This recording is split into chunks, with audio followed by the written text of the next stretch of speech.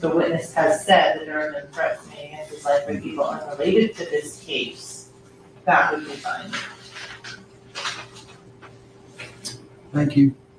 So my thought is, as far as the instruction was prepared by defense counsel, the first page reads, the court has ruled that the next witness, I'm just going to say Mr.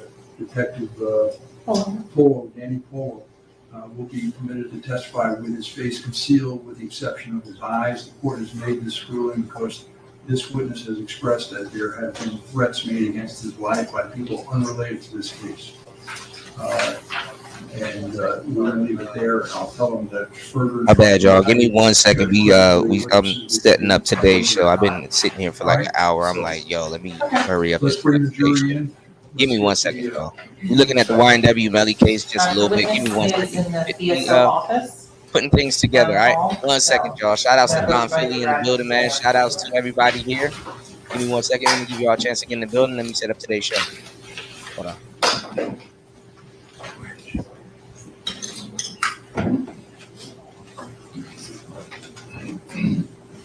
Can we approach to grab any items, Jordan?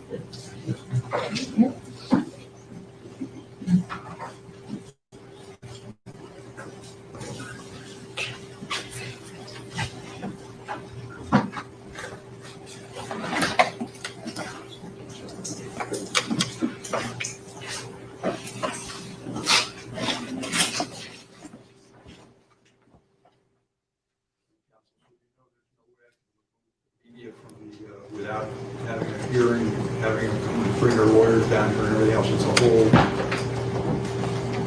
it's a major move. Understood, Your Honor. We believe the stakes of this matter are high. Jury entry.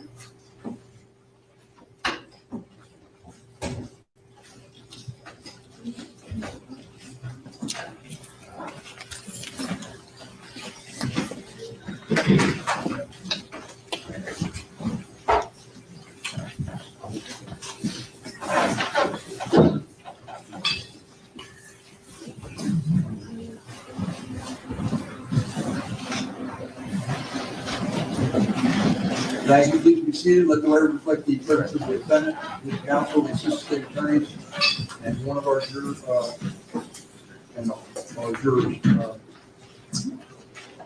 we need to get the witness. So, ladies and gentlemen, in your absence, I was asked again to instruct you regarding the witness Danny Polo and the fact that he's wearing a mask. I have ruled that Danny Polo would be permitted to testify with his face concealed with the exception of his eyes. The court has made this ruling and this decision because the witness has expressed that there have been threats made against his life by people unrelated to this case.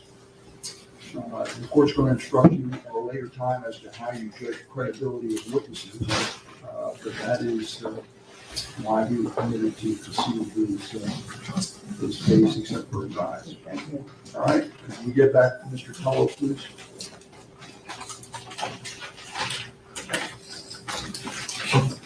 One of the case sidebar.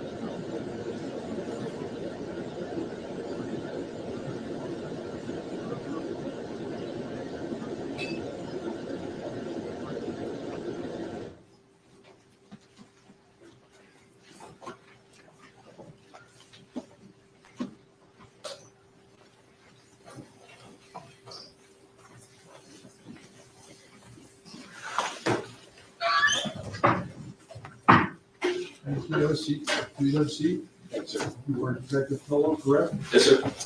Detective, you were previously placed on the road to remain on the road.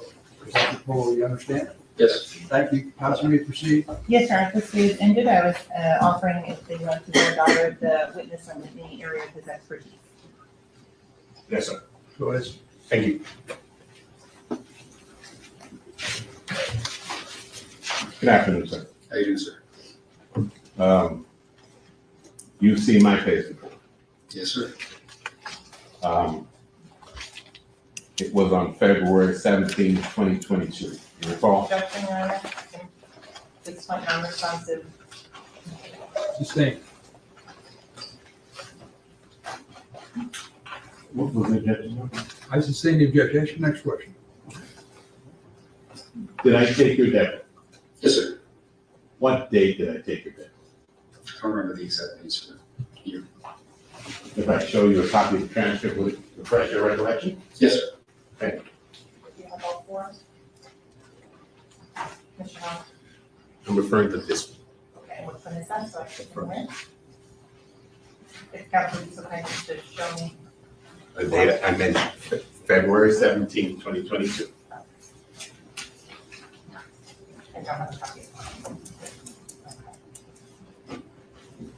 Okay.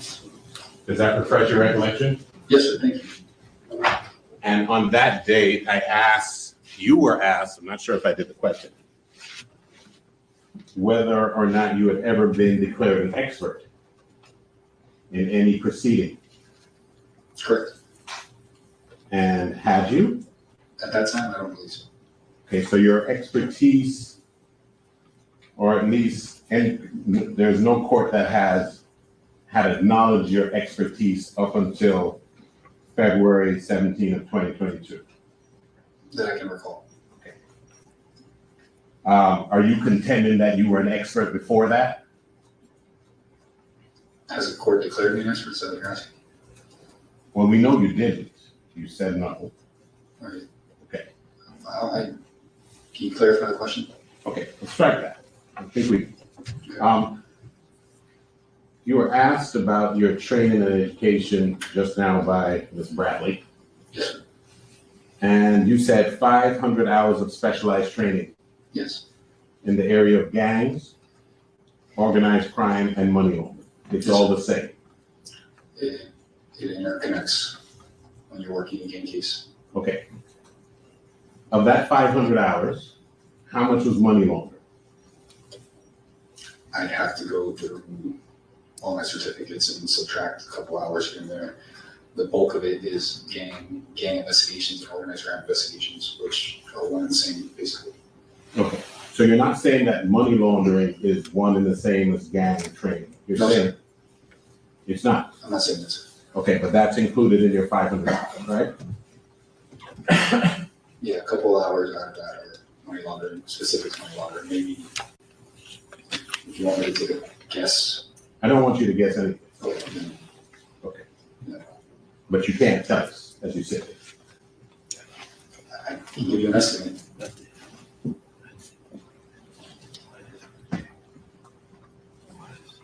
And can you tell us how much of your training was actually gang related? The majority of it, bulk of it. How much? Time-wise? Do you Exact know? hours, over 400 hours. Over 400. Yes, sir. Okay. So 400 was gang. And you have certifications that indicate that. Yes. Did you bring them with you? No, sir. And you were telling us that you also have a certification from an association of some sort. What's the name of that association? The Florida Gang Investigators Association. Is that a law enforcement exclusive organization? I think, do you mean, do people other than law enforcement go to those trainings? No, I mean, can someone other than a law enforcement officer get certified as a Florida gang by the Florida Gang Investigation Association? Yes, sir. You know that happened. Yeah, prosecutors, other attorneys that go to the conferences, victims and victim advocates, they all go to these trainings. I'm asking if they can get certified. Yes, sir. And you're saying prosecutors can, Yes, and police officers can, yes. and you're saying defense attorneys can? I don't see why not. I'm not sure if they would bar a defense attorney from going to the training. I haven't seen that in their website. Okay, but you can't tell us that. No, I can't, sir. And when you said other attorneys, then you mean civil attorneys? Yeah, attorneys like the attorneys that represent victims in certain crimes. I'm not sure what they fall under. Okay, and you're representing that civil attorneys that represent victims in crimes can get certified by the Florida Gang Investigation Association. They can take the trainings, yes, sir. And then the trainings result in getting your certificates. Okay. And how many hours do you need of training to get certified by the Florida Gang Investigation Association? The exact hours, I'm not sure of, sir. They put on basic courses and they put on intermediate courses, they put on advanced courses. You take them, you get certificates for those, and then they put specialized courses on specific gangs. You do all those as well. So exactly the amount of hours, I don't know exactly the amount of hours, sir. How many hours did you go train or get instructed with the Florida Gang Investigation Association before you got certified?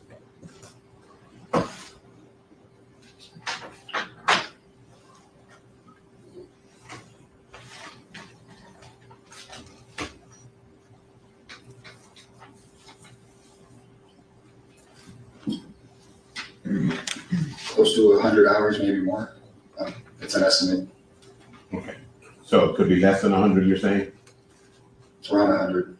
Okay.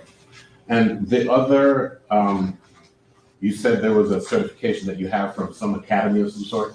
And it's called the National Gang Academy. It's a 8-week-long gang specialist course that's put on by a company called the National Gang Academy, a training company. And the National Gang Academy Training Company? It's called the National Gang Academy. It's a training company. They provide training. Okay, and the National Gang Academy Training Company, who are the people who give instructions? What is their experience? The person that runs the academy, I'd have to look at his bio. I don't remember exactly what his experience was, but usually the people that run these organizations have 20, 30 plus years teaching their gangs. Like I know the Florida Gang Investigators Association, their president is one of the lead gang detectives in the state of Florida. Okay, but where I was asking about the academy, you don't know the credentials of the people who give instructions and credential you? I don't recall, sir. I don't recall the exact credentials this person had. Okay. And were they gang members? No. Okay. So it was some other people who professed to have expertise then conferring certification upon you. They're putting you through a course. You have to pass tests. You have to, it's not just multiple choice tests. There's written exams. There's videos. There's interactive portions of the class where you have to call the instructor and discuss what you've been doing in your game training. So it's an 8-week interactive course. Okay, eight weeks, you said? 8 weeks, sir. Okay. And you said that some of the knowledge that you gleaned in order to deem yourself an expert is from gang members that were in custody trying to work off their time? Some of the interviews are gang members in custody. Some are gang members not in custody. Let's start with the gang members that are in custody trying to work off their time. Not all of them are trying to work off their time. Well, the gang members that are in custody, Yes, sir. some of them are trying to work off their time? Some, Okay, let's start with that. Mhm. Have you ever experienced a situation where you're talking with a gang member or any defendant that's trying to work off his or her time and they're being deceptive with you in order to achieve some ulterior motive, like taking off their time? if they're being deceptive, I don't want to talk to them. Well, I know you don't want to, Yeah. but you judge whether they're being deceptive or not based upon stuff like their facial expressions. Overall, this is what When I interview people, I will give them baseline questions that I already have the answers to, things that I might already know about them. Intimate details about their lives or people they associate with, other gang members, things about their specific gang. And if they're being deceptive in those questions that I already have the answers to, then my interview is basically over. Or I call them out on the fact that they're lying to me and then see if they want to change to being honest. Okay. And then at that point, maybe we can reestablish a connection. But if they're lying right from the get-go, if I ask them a question about their affiliation or about someone they associate with who's a gang member and they're lying, I usually don't want to keep talking to them because it doesn't benefit me to be working with someone that's going to lie to me. I understood. But essentially what you're saying is your assessment of their credibility governs whether or not you pursue the interview. Right? Yeah, if I find, then I continue. All right, hold on, y'all. And then I continue. All right, give me 1 second. We in here is Player Talk Radio. Shout outs to everybody here. Just had to get some stuff straight. I should have done this before I started today's show, but we setting up tonight's show. Today's show. Good afternoon. My bad, y'all. I got some music and some stuff that I'm putting together right here. So give me 1 second. We'll be live soon, and we're gonna go over Dr. Umar, and you know what I'm saying, the conversation that he had with Daily Wrap Up Crew. I'm gonna give you a little bit of backstory on both Dr. Umar and Daily Wrap Up Crew, and my thought, and how I've introduced them here on the channel, and where I know them from, and then we're gonna get into the reaction. So give me 1 second. Shout outs to the Game Show Podcast. What's going on, Knight and Bishop? Shout outs to you, Paul. What's going on, player? Azrael, what's going on? Link, what's going on, man? Shout outs to Don Philly. Make sure you guys hit the like button and subscribe, and most importantly, support tonight's show. Got a great show for you guys, so let's go. It's Player Talk Radio. Give me 1 second, y'all. And it's an incentive for them to. If you don't know what we're looking at the this is a little bit of the court proceedings from the this is some of the court proceedings from the YNW Melly case. So I'm gonna kind of get into that real quick, and then we're gonna get into today's show. So definitely brought out a couple of the cameras on today's show. Hold on, let me I know it's kind of muted for y'all, but definitely brought out some of the cameras on today's show because I don't have my switcher with me. My switcher got stolen when I flew out here. So look, we got a bunch of different camera views. Some got more lighting than others, obviously, just sitting and playing with the new setup. Obviously we got the laptop camera here, which isn't bad. Oh shit, let me turn that down. We got the laptop camera here, which is not bad at all. Apple, shout out to the War Master. Apple's doing some good stuff. All right. We got another camera that I told you guys to get. This is a really good camera, really cinema-like type camera. So this one is good here too. Getting back to the tech shows, man. I got a lot of stuff to run by y'all. And we got this camera that takes a minute to cut on, which is another good camera that I told you guys to get. So give me 1 second, man. We're going to get to today's show. We're going to talk about a bunch of stuff. Off-air talk, this Player Talk Radio. Let's get it. Let's go. And you were asked about your hands-on investigations, and I think your answer was suspects or special investigations. You remember that? Correct. And you said over 30 suspects you have engaged in investigations since 2022. You never gave us a number of your involvement in special investigations themselves. What's that? The number 30 was a reference to just, I believe, the amount of blood gang members we've investigated this past year. The reason I separate investigations from suspects is because a lot of these investigations, if it's an investigation into a criminal organization, that's one investigation might involve 20 subjects. So it would be misleading for me to say I only did one investigation when it was really 20 separate investigations that are all linked together into one organization, charged as an organization. Understood. Now, my question to you, however, was how many special investigations have you engaged in yourself? Give me a second to think about it. Please. Thank you, sir.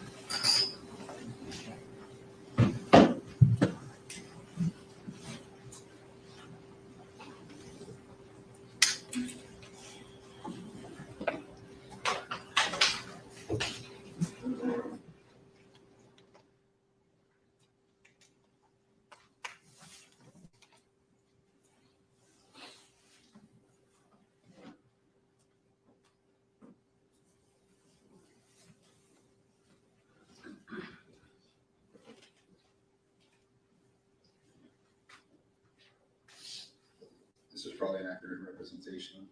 I might be missing one or two. A couple. What are you looking at?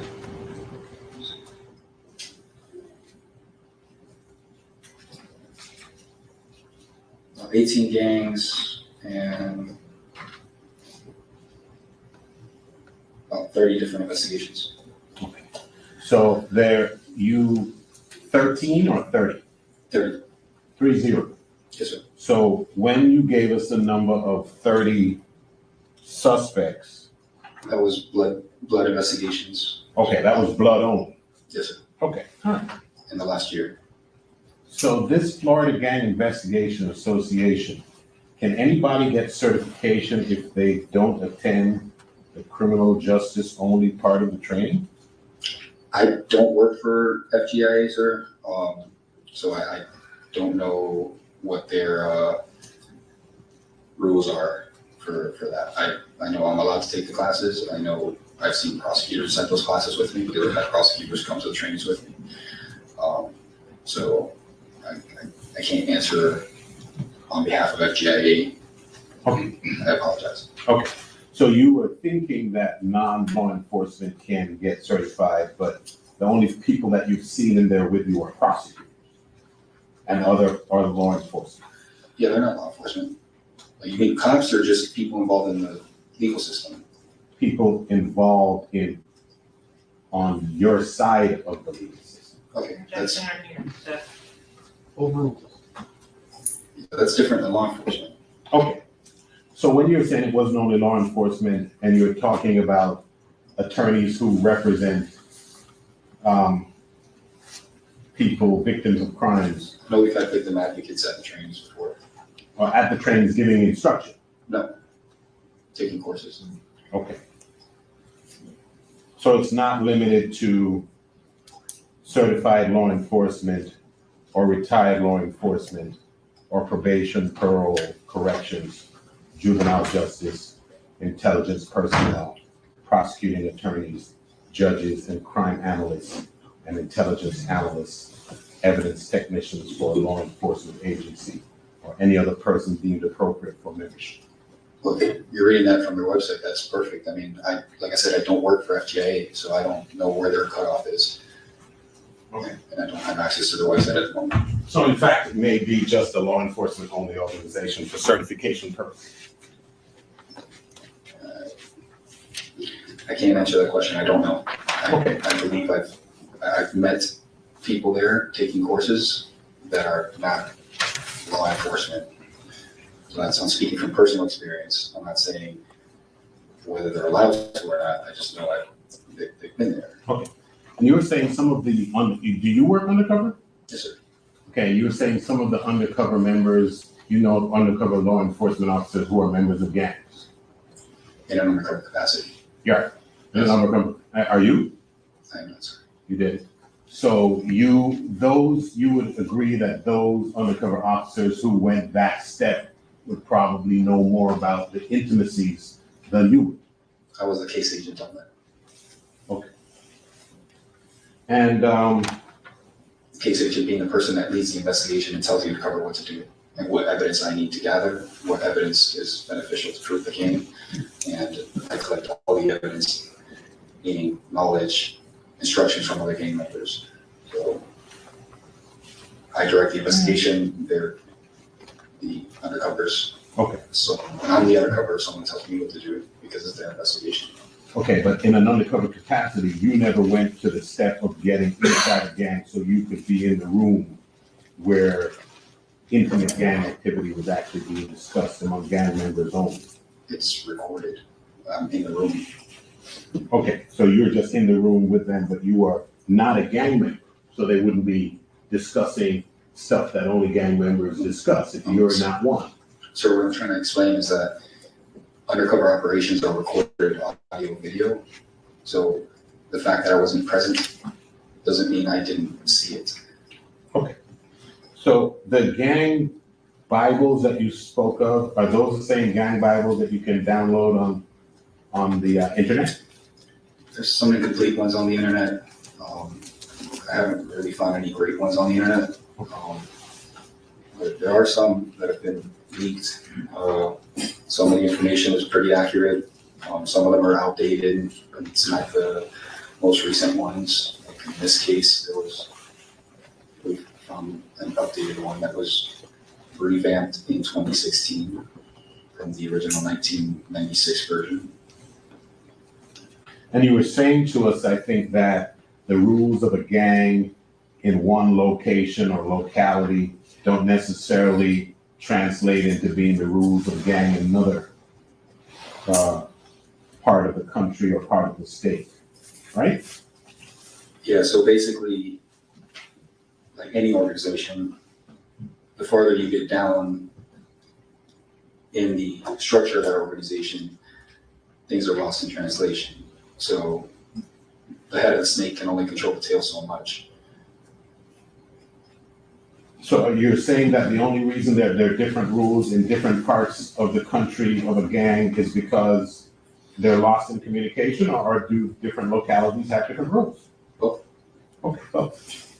And you're saying that part of the information that you gather is by just walking up to somebody that you see and see if they'll talk to you and tell you all their intimate gang stuff? I've done that before, yes. And even when they don't speak to you, you said you look at the way they dress and the way they stand? Sometimes. What about the way they stand? So specific to, let's say, the bloods, they align, some of their symbology is. All right, let's start today's show. It's Player Talk Radio. Let's get it. So they might stand and crossed her arms. Let's go. I'll only date a guy if he makes 6 figures. No, 7 figures. Because of inflation. Yeah, because of inflammation. Yeah, and he has to be over 6 feet tall. No, 7 feet tall. Because of inflation. Yes. And he needs to be okay with me having an OnlyFans. 2 OnlyFans. Yes. Because of inflation. This stupid. This stupid. I am not. This stupid. This is stupid. I am smarter than the hot 18-year-old. We smart, she's stupid. I spent my most valuable years allowing my body to be used because no one ever taught me what love is or how to respect myself. And all you can do is make fun of me for it. You stupid. Stupid. This stupid. Oh, God. This stupid. Stupid. Is stupid. The stupidest of the. This stupid is so stupid. This stupid. This stupid. This stupid is so stupid. Leave her alone. I'm over 7 feet tall. I make 7 figures, and I do want her.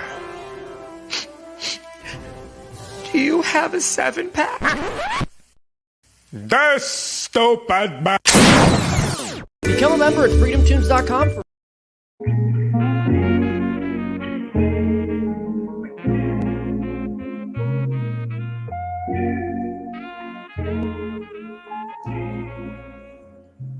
What's going on, y'all? It's Player Talk Radio. It's DJ Kuda right back at the helm of today's show. Got a great show for you guys today, man. All right, let me get my levels together. Goddamn. All right, shit. I mean, what's a good show if you can't hear it? I mean, shit. All right, man. We in here chilling out. It's Player Talk Radio. I don't know why, but every so often I have the urge to like just start setting up. What's going on, Miss Queen? I'm gonna switch my mic. I got this little small ass this little mic I gotta hold with my hand at the moment. What's going on? Oh shit, wrong camera.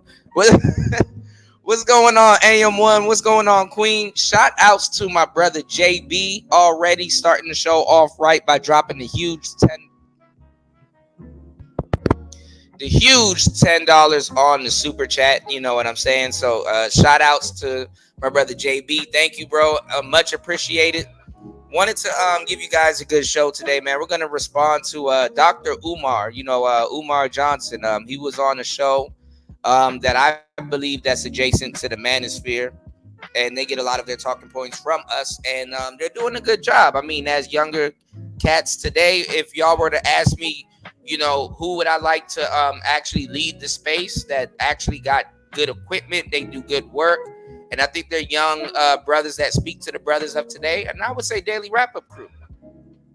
Easily, you know what I'm saying? I've had my thoughts on some of the stuff, and you know, it is what it is. Shout outs to the Brother Love Show in the building. Shout outs to everybody here, man. We're gonna have a great show today. Make sure you guys like and subscribe, and definitely partake in today's show. And I guess you guys can answer the poll once you guys have a little bit more clarity on what Umar Johnson is talking about with these young brothers. And at the same time, too, like, you know, look at the equation. Dr. Umar and these young brothers, you know, where did you guys discover Dr. Umar? I discovered Dr. Umar back in the day, being a part of what Tariq Nasheed had going on. You know, so I know Dr. Umar from something completely different that may be unrelated to what's going to be discussed today. I haven't heard the show, so I'm reacting to it. I haven't heard it. I heard a little bit of it. I heard a lot of people reacting to it, so I said, hey, might as well go ahead and do it. I was supposed to do it last night, so I guess this is why I feel a little guilty. And I made sure to set up a bunch of cameras and say, hey, you know what? Let me give you all a real full show today. Now this thing blanks out. I don't know why, but there we go. Like I said, let me give you a yeah. Okay, so yeah, mostly everybody knows Dr. Umar from the Hidden Colors series, and that's how a lot of people found out about Runoko Rashidi. Rest in peace. That's how a lot of people found about. Sadly, found about found out about Dr. Francis Cress Welsing and also Sister Shahrazad Ali. So, you said on Sarnetta. Yeah, I think he did do a little bit of work with Sarnetta. Speaking of Sarnetta and the whole conscious community and, the Brother Polite case, that shit's going to be crazy. And also, too, we got a lot of stuff to talk about. The reason why I said I wanted to bring up Dr. Umar in today's show is because the conscious community has been losing their minds ever since, like, real staunch, like real black women said that, hey, you know what, we're gonna divest. That first time when y'all always talked about divestment, but that last good time before this last time, that one good time y'all talked about divestment really heavy, and everybody was jumping on it. Like, everybody now is jumping on it, like Rebecca Lynn Pope. Who else just recently jumped on it? Even April Mason jumped on it. Ayanna Van Zandt didn't really jump on it, but a lot of sisters was jumping on the divestment movement, right? Because a lot of the older sisters that I'm talking about, they found out what the hell a pick-me was. So that's exactly why they jumped in on it, fellas. If y'all really want to know. But it got back to dudes like Umar and Tariq Nasheed and a whole bunch of other people. And instead of Jason Black, and instead of them discuss it openly head on that, okay, our sisters are openly, and it was a trend on public forums talking about divestment. They had nothing to say. Some of the biggest ones even divested. Even right now, you mean to tell me, and he's responded to her a couple of times, which is actually funny. You mean to tell me Dr. Umar don't know Cynthia G? Cynthia G has jumped on the divestment movement. You mean to tell me that Dr. Umar does not know that all the women that were just like super pro-black, I'd never mess with the pink man and the blah, blah, blah. What's going on, Curlin? Super pro-black. You mean to tell me he did not know? He did not know that you had a whole bunch of sisters. Hold on. You had a whole bunch of sisters openly talking about divestment. You mean to tell me he did not know that? So what I'm saying is that, hey, they already knew about it, but they didn't want to talk about it. And they still kind of covertly just kind of, talk about it. But guess what? They put it back on men. They put it back on black men, and they put it back on, quote unquote, tethers. The tethers. They rather go in on the quote unquote tethers, or people that they believe is tethers. And I'm gonna tell y'all why a little bit later once we get more deeper into this conversation. But obviously, you know what I'm saying. They know about black women openly saying that, yo, I'm gonna divest. I mean, are they wrong to code switch and jump into something else? No, they're not wrong to code switch and jump into what they jumped into, but they did it in a way where it says they don't know what to talk to you guys about. You know what I'm saying? They don't know where the black community is going right now. Obviously, the men in the manosphere at that time, they were openly talking about getting on airplanes and doing the whole SYSBM thing. And like I said, Umar, Tariq Nasheed. What's going on, D-Mac? Umar, Tariq Nasheed, Jason Black. Those brothers are smart. So they obviously, are not dumb. They obviously kind of knows that SYSBM and some of the stuff that we talked about over here for years makes sense. But the thing is that they got to hold on to the whole, community talk instead of accepting, being modern day men. That's what it really is. It's about them accepting, community talk instead of being modern day men. They're not going to talk to you about being modern day men. They actually agree with the manosphere more than they disagree with the manosphere, because they also are trying to restore the patriarchy instead of saying, hey, you know what, we need to be new modern men, and maybe we can get back to that, but we need to update at this point. So a lot of times they're not updated. D-Mac said if he knew Cynthia G talks about aborting black male babies, he knows about all that shit. And what I'm saying is not like What I'm saying is that it's not like it's regular random people that just jumped on their side. There was people that they actually did podcasts with. There was people that they actually talked to about. There was people that they actually deal with on a day-to-day basis. And Michi X, all them other people, they all of them code switched at the same time, and they didn't address it. They didn't address it.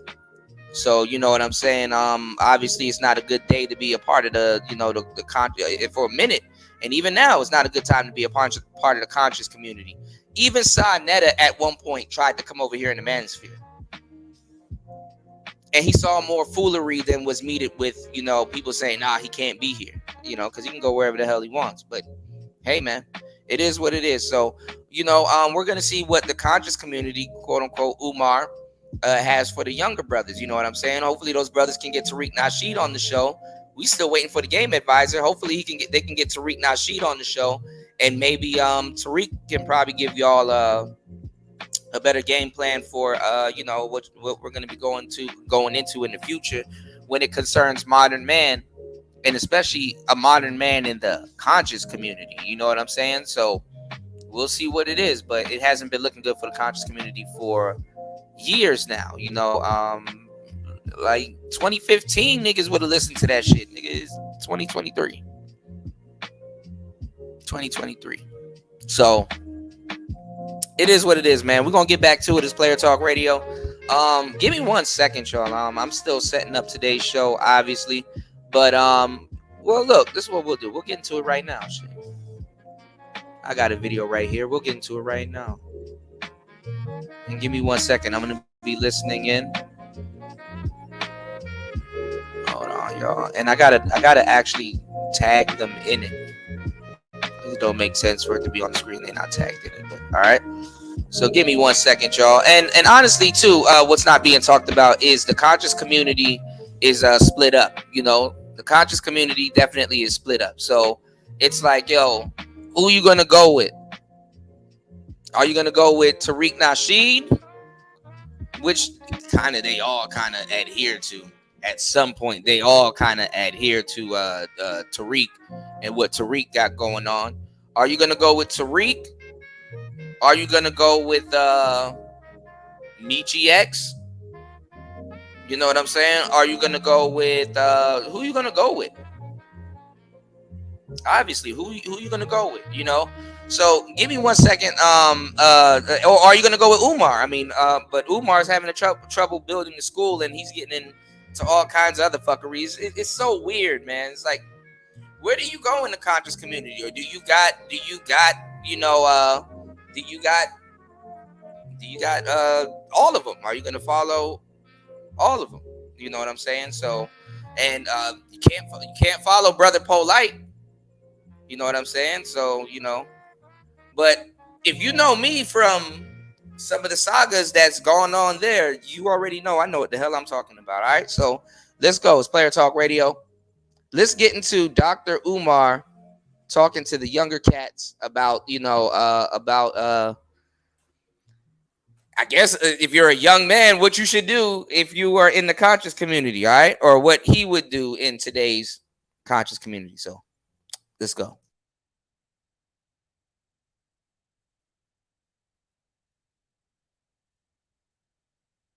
Got my good brother right here, you know, who's an advocate, and he says that you can be pro-black and did outside. Impossible. You cannot. Marriage is a business. When you get married, you commit your mind, your body, your heart, your soul, and your pocketbook, your savings, your estate, your wealth. You commit that to that person you're married to. See, when you marry, you don't marry an individual. You marry into a race. You marry into a community. So I didn't marry a Jewish woman. I married into Jewish society. I didn't marry an Asian woman. I married into an Asian family. There's no way you can claim to love black people, especially as a black man, knowing that only 1 out of every 4 black women will get married in her lifetime. We have the lowest female marriage rate in the country. 25%. That means 75% of black women will never, ever know what it feels like to be proposed to.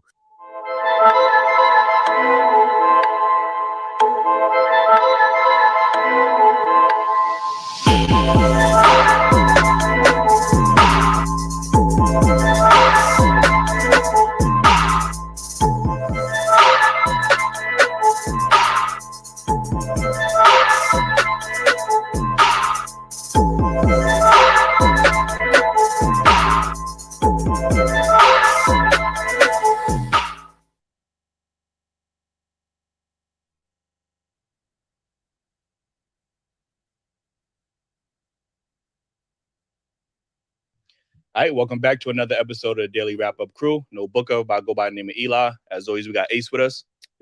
Yes, indeed. You know who it is. It's the only podcast that's relevant. We got Umar on the show. It's Black Excellence. You know what I mean? We out here. Okay, I respect that. Last but not least, we got Jew. What it do? I'm here with my crew, Dr. Umar, too.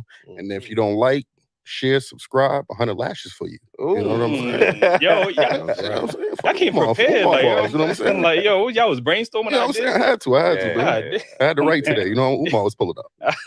Listen, man, we got special guests in the building. We got the Prince of Pan-Africanism, King Kong Consciousness. So y'all know the man. Dr. Umar Johnson. Glad to be here, fellas. Thanks for inviting me. And real quick, can you let the folks know that sleeping under a rock that might not know who you are? Absolutely. Dr. Umar Ifatunde, certified school psychologist, doctor of clinical psychology, founder of the National Independent Black Parent Association, Team Pan-African, the international movement for the independence and protection of African people. I'm probably most known for helping Black parents learn how to protect their children from the special education crisis in the ADHD to prison pipeline, author of 2 books, Psychoacademic Holocaust, the Special Education and ADHD Wars Against Black Boys, as well as Black Parent Advocate, The Art of War, for dealing with America's public and charter schools. I'm also a Pan-Africanist, a Garveyite, and I'm currently putting the finishing touches on the first school in American history to be funded exclusively by the African diaspora, and that is the Frederick Douglass and Marcus Garvey Academy. If all goes well, we'll probably be having our community grand opening during Kwanzaa 2023. Listen, before we get into these topics, you got to make sure we get an invite, man, so we can pull up. Oh, for sure. Before we get into these topics, make sure you hit that like button, subscribe if y'all not already subscribed, join the YouTube membership, man. We got some exclusive behind-the-scenes footage, access to early episodes, and then cop the merch, man. DailyRapperCrew.co, man. Make sure y'all go support. Listen, let me get to this first. I ain't got no shirt for me. Oh, definitely do. We definitely got definitely do. you know 2XL, don't give me no bra. I told you. See? You did. I did. You know what I'm saying? I appreciate it. Listen, get into this first topic, right? I know you're very big with the Pan-African community. What is your ultimate goal that you have in mind for the overall Pan-African community? Great question. The vision, the mission, the goal of Pan-Africanism is to unite all African people globally into one unified and organized system through which we can protect ourselves politically, economically, socially, culturally, spiritually, academically, so forth and so on. So unity is the foundation and independence is the elevation.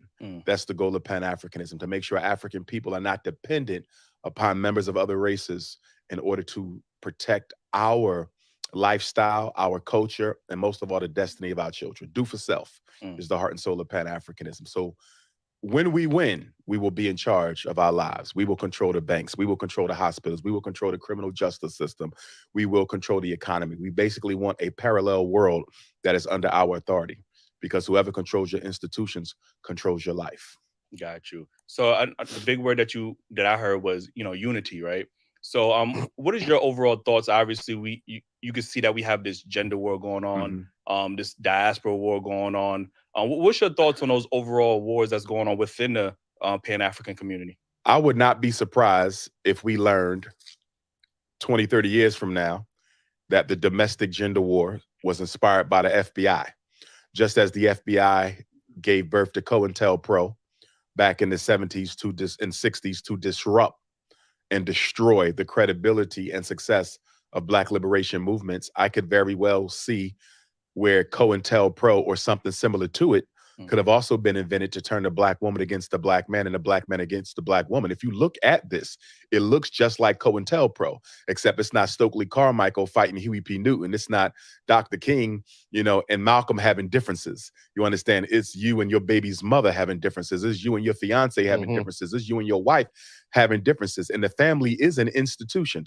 no different than SNCC, no different than CORE, no different than the Panthers, no different than the Garvey movement, no different than the Freedom Riders. So I'm keeping an eye on it, but I really do believe that at some point we're going to find out that the U.S. government had a hand in the gender wars and the promotion of it, because I don't think it's a coincidence that this black male versus black female gender war is being initiated at the very same time that the U.S. government is pushing transgenderism on elementary black public school children. So is that a coincidence that while you're trying to disintegrate the black family through non-traditional forms of life, through black on black crime, through police genocide, through poor nutrition, poor healthcare, all these weapons, the Snow Bunny crisis, along with that, you see so many commercials now where it's the black man with the white woman or the black woman with the white man. Clearly, there's an agenda to brainwash our children into either being with someone of the same sex or someone of another race. And I think the gender wars coming at this time plays into the hand of the government's agenda to destroy the black community. On the other side, when we look at the diaspora wars, I think that's a CIA inspired situation. You know, I wouldn't. One is within the states, and another one is FBI international. Okay. doesn't have a charter to operate internationally. So if you want to disrupt locally, it's the FBI. CIA has no charter to operate domestically. So when the CIA interrupts, it's internationally. So the CIA is outside of America, FBI is inside of America. If you're a Pan-Africanist like the Honorable Marcus Garvey, El Hajj Malik El Shabazz, Malcolm X, Stokely Carmichael, Kwame Ture, you're Pan-Africanist, you're automatically going to be watched by the FBI domestically and the CIA internationally.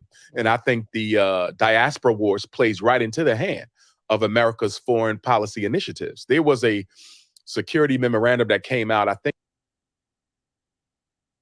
Now, I think this is very true. So he's actually really given he's given the brothers some really good game. You know what I'm saying? He's letting them know. He's like, yo, you know, he's showing them the levels of you know, he's actually giving them some good ass information. Like, this shit can get you killed type shit. If you everybody kind of knows this. You just got to read. But he's actually giving the brothers some really good game. If they're actually listening to what's going on, you know. But shout outs to Cartel in the building. What's going on, Ed? Ed Unchained in the building. Y'all are having a really good discussion in the chat. What's going on? Fasting is life in the building. What's going on, man? All right, so let's get back into it, man. I think this is starting off on the good foot, but he kind of is going back into like some old history that I think brothers should know about today. I guess he's kind of assuming that they know, they know about, I guess he assumes they know about what he's talking about. But if they listen back to this, this show, and they actually go look up the people that he's talking about, Marcus Garvey, he's throwing out some big names. Anyway,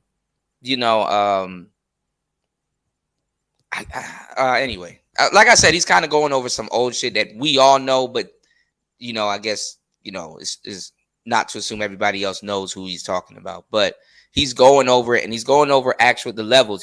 CIA is at this level, FBI is at this level, and the disruption. And he's talking about COINTELPRO. If y'all don't know what COINTELPRO is, damn, I was gonna say watch a YouTube video on it, but nah, do some actual research. You know what I'm saying? Do some actual research. So, all right, let's get back into it. My bad, y'all. Give me 1 second. I'm back. All right, let's go. I think it was in the late 70s, early 80s, where the U.S. government, in a private security memorandum that has now been published now, said the greatest threat to American foreign interests is what? The operational unity of Africans in America and Africans in Africa. This is the government. Our biggest threat is if we let the blacks on that side of the Atlantic Ocean organize. This is a memo? Oh, it's a memo. Oh, absolutely. Okay. I could probably get you the numbers. It's not on the top of my head right now. Absolutely. Right. Some people have even published it in books. It's definitely on the internet. People have referred to it. So they basically said, in essence, Pan-Africanism is our only problem. They don't care about nothing else. People pushing religions, people pushing socialism. They don't care about that. Pan-Africanism is the only threat to white supremacy. So that's crazy. So what would you say about, obviously when we talk about the diaspora world, there's a sense of, African people or Caribbean people using the word, well, I'm not black, you know what I mean? I'm Caribbean or I'm African or whatever the case is. And they kind of associate negativity or negative stereotypes with Black Americans per se, and they feel like they don't want to identify as Black because Black usually is the term that Black Americans call themselves. So I don't want to be identified as Black, so I am Caribbean. You know, it's like they're separate people over there. You know what I mean? So what's your thoughts on that whole, you know, that divide and just that whole blatant negative stereotype that some Africans or Caribbeans or other Black people feel towards Black Americans? Well, the white man's original tactic of divide and conquer, separate and rule is still his most cherished weapon against African people. You see, understandably, when people look at America up until now being, quote unquote, the most powerful country in the world, if you want to get down with the most powerful country in the world, you're going to have to despise who they despise. And since America has done such a great job despising African people, anybody who wants to come to this country, even if they are African, are going to seek somebody else's company other than ours, right? That doesn't make what they do right. But we have to look at the fact that we as African people in America haven't done a whole lot collectively to make ourselves the power base we should be for all African people. With our education, with our income, being the richest group of African people in the world in terms of take-home pay, we should be the power base for African people throughout the world. Y'all need institutions, we're going to fund them. Y'all have a problem with your water, we're going to fund that. You understand me? You got a medical crisis, we're going to take care of that. We have the resources, we got the personnel, we got the expertise, we got the money. We should be the power base. So when an African comes to America from outside of this country, they say, well, wait a minute now. If I align myself with the African American, what is in that for me? Because I don't even see the African American doing anything for themselves on a collective basis. We have success, but it's all individual. Right? There's very few institutions that we run and control independently. Let's take it to Little League. When you go for the Little League football team or the basketball team, do you go try out for the team that's losing every year? Or do you want to be on the championship team? Most children want to be on the championship team. So when Africans from the diaspora come to America, they see two teams, the Black team that has lost 157 straight Super Bowls since the end of slavery, right? And the white team that seem like they still winning and doing great. I want to align myself with the white team. Now, the mistake that Africans in the diaspora are making is that if you do not link up with us, your national homeland will never be free either. See, what they do to African people anywhere, they do to African people everywhere. So if you come from Nigeria, you come from Ghana, you come from Jamaica, you come from Turks and Caicos, you don't associate with African people, you go get you a snow bunny, move up on the west side, you can do all that. But understand, your life is only as sacred as white people allow it to be. At any minute, they can turn you into a Breonna Taylor, whether you have a U.S. passport or not. You've seen it happen here in New York City years ago with the Abner Louima and Amadou Diallo cases, where the police, abused African immigrants right here in New York City. So when it comes to white people, we're all African. They know who we are. But they will use one group against the other as long as it is in their best interest. And once they're done using that group, guess what they do to that group? They destroy them too. It's no difference than looking at the Black community compared to Black celebrities. They used Bill Cosby as long as they could. And when they no longer needed him, they turned on him. They'll use Whitney Houston as long as they could. When they no longer needed her, they murdered her. Michael Jackson, they murdered him. Prince, they murdered him. Jimi Hendrix, they murdered him. Kobe Bryant, they murdered him. You understand? So all of us are nothing but tools in the hand of white supremacy. We have to wake up from that nightmare, from that imaginary illusion of inclusion that has Black people think. All right, goddamn. All right, well, he's not holding back on this damn show. Okay. Oh, I like this. Well, shit. All right, damn. I like this. All right, so he's giving them the game. He's actually really giving them some good ass game. Shout outs to Black Men being brutally honest. Shout outs to Shannon B. Shannon B said, America like Africans, they can't stand niggas. Man, look.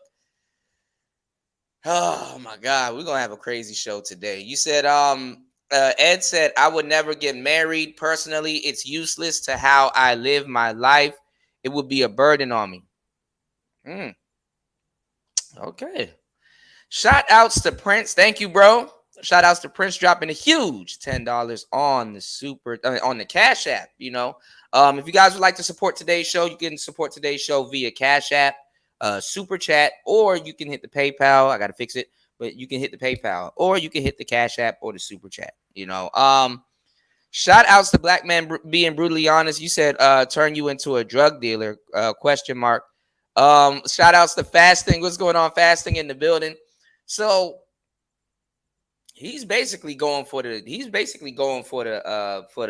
jugular. You know what I'm saying? He's actually like just he's throwing it out there. Like he's just saying that shit unapologetically, which is crazy. And what he said about the Africans, with the how they sided with the white people basically to create basically another generation here, and basically he's saying how where they messed up at is that their generation is going to be born in a society that's going to be trapped also. So it's like it's better you fight the fight now instead of being on some backdoor. It's backdoor season and shit. It's summertime now. Instead of you being on some backdoor shit and basically fight the fight. That's some real shit. So let's see how Modern Man is accepting it, because like if you look at the people in my chat room, and I'm not trying to say single anybody out, but if you look at if you've looked at any of my chats and you've seen the temperament of like when we talk about quote unquote the community, the black community and where it's at, it's been dead for a minute, and they know it. Umar knows it.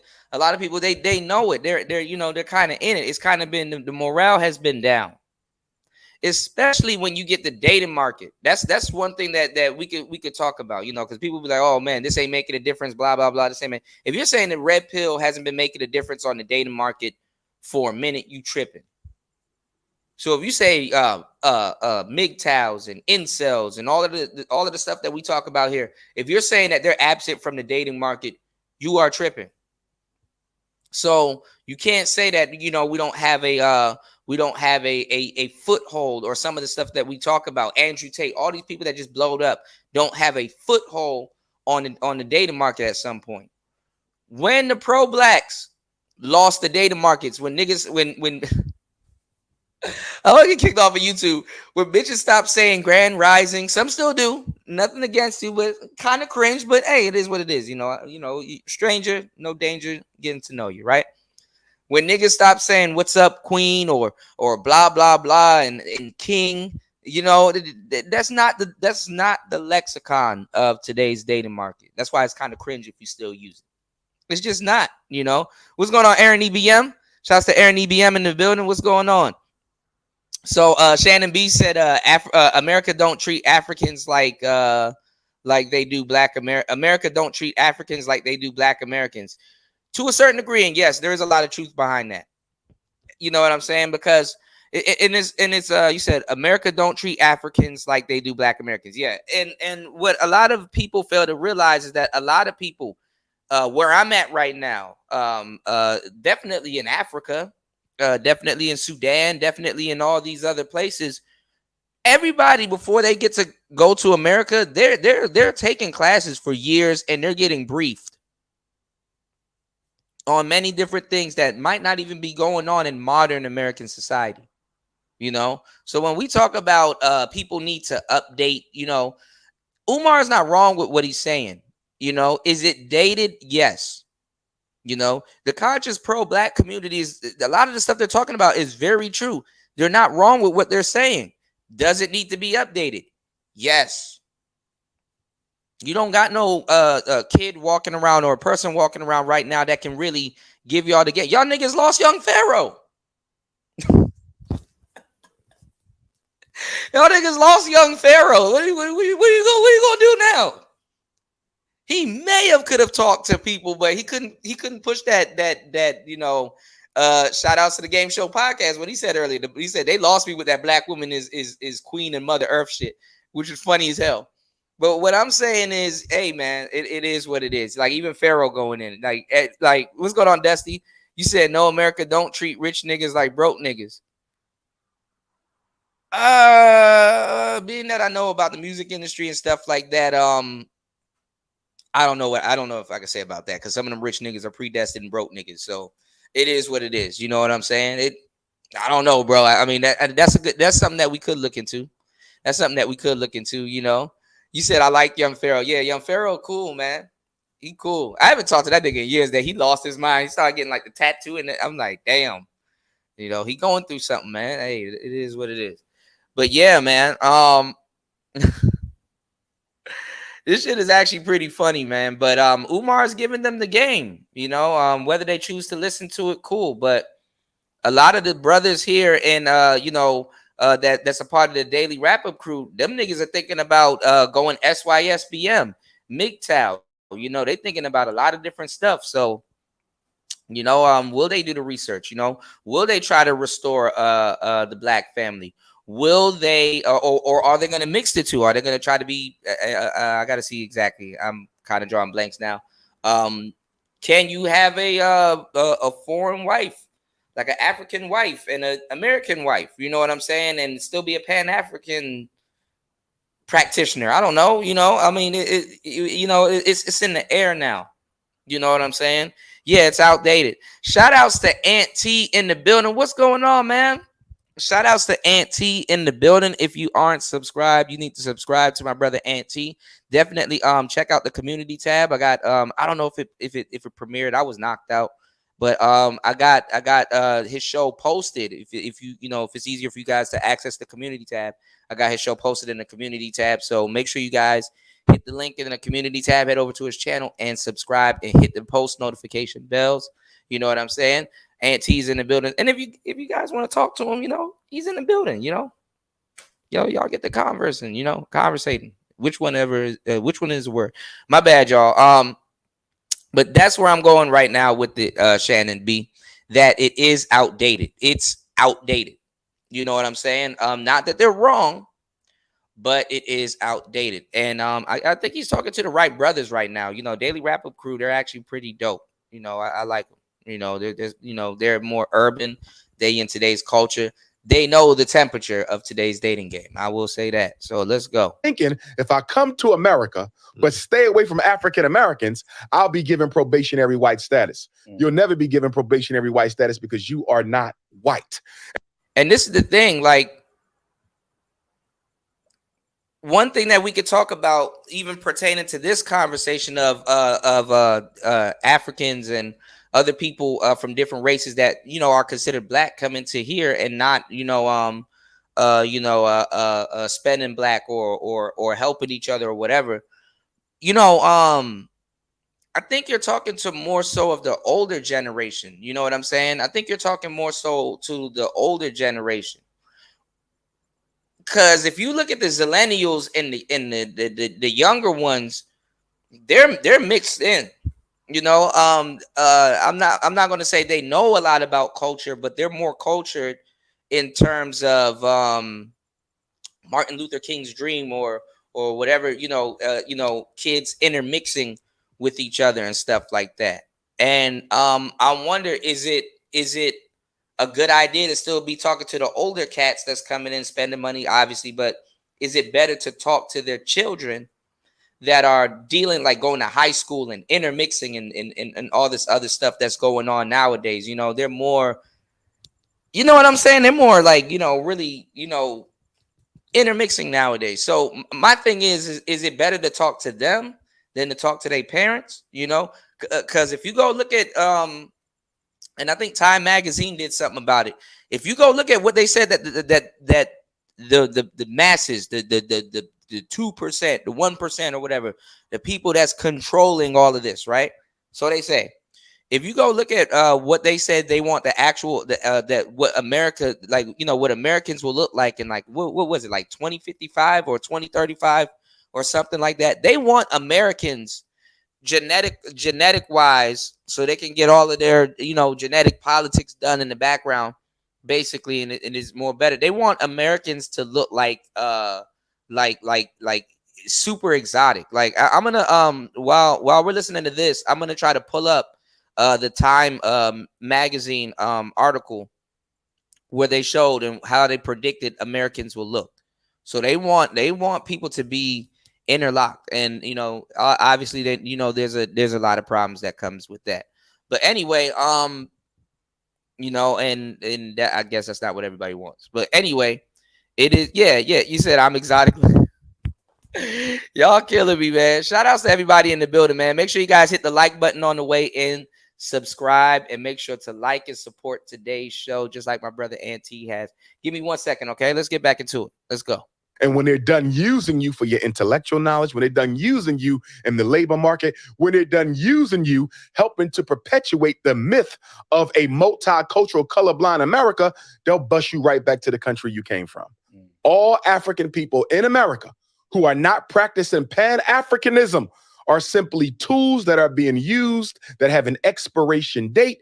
And when your utility to the white power structure expires, you will too, and they will send you back home. And this is why they hate blacks in America so much, the white power structure. We're the only non-white people in the country who cannot be sent home. Right. All right, like I said, Umar is giving Umar. Why he choose this show to do this song? They must have paid Umar well. Okay, hey, don't hold back, Umar. Just go. You know, he on go time right now. You know, and he always on go time. You know, I've always liked that about Umar. Very bright brother, right? Now, Fasting said something very interesting in the comments. He said, "DJ Kuda, we gotta have a stream to dispel the myth of Africans looking into staying away from African Americans." So he said that we have to do a stream looking to dispel the myth of Africans looking into staying away from African Americans, and I believe that is true. You know what I'm saying? But Ed said, "Fasting, why do you hate us?" Nah, but to speak to Fasting's point, like I said, like, you know, they get briefed. I don't know what else to tell y'all. They get briefed, you know, before they come to the United States. You know, they get briefed, you know what I'm saying? And let me tell y'all something too. You know, speaking of you know, SYSBM and passport bros, you have a lot of black people that travel. Okay, you have a lot of black people that travel. All right, I'm gonna keep it 100 with you. You have a lot of black people that travel, but us, like African Americans, like that are in the urban culture and stuff like that. Unless you're like a rapper or just a nigga that's probably doing YouTube or doing something else, we not traveling like that.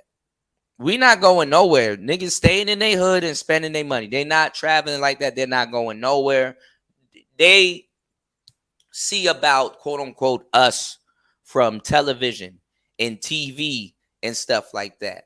This is why this is why like the greater manosphere. This is why like you have these kids here, the suburb kids that like red pill content. You know what I'm saying? And it's like a mixed batch. That's what they kind of call the greater manosphere.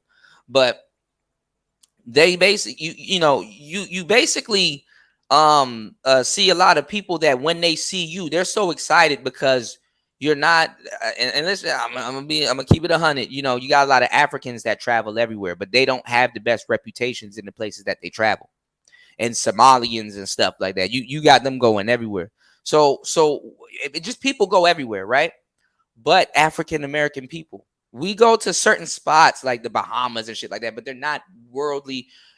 What I'm trying to explain to you is that you're worldly known and you don't know how known you're worldly known outside of the States. You know what I'm saying?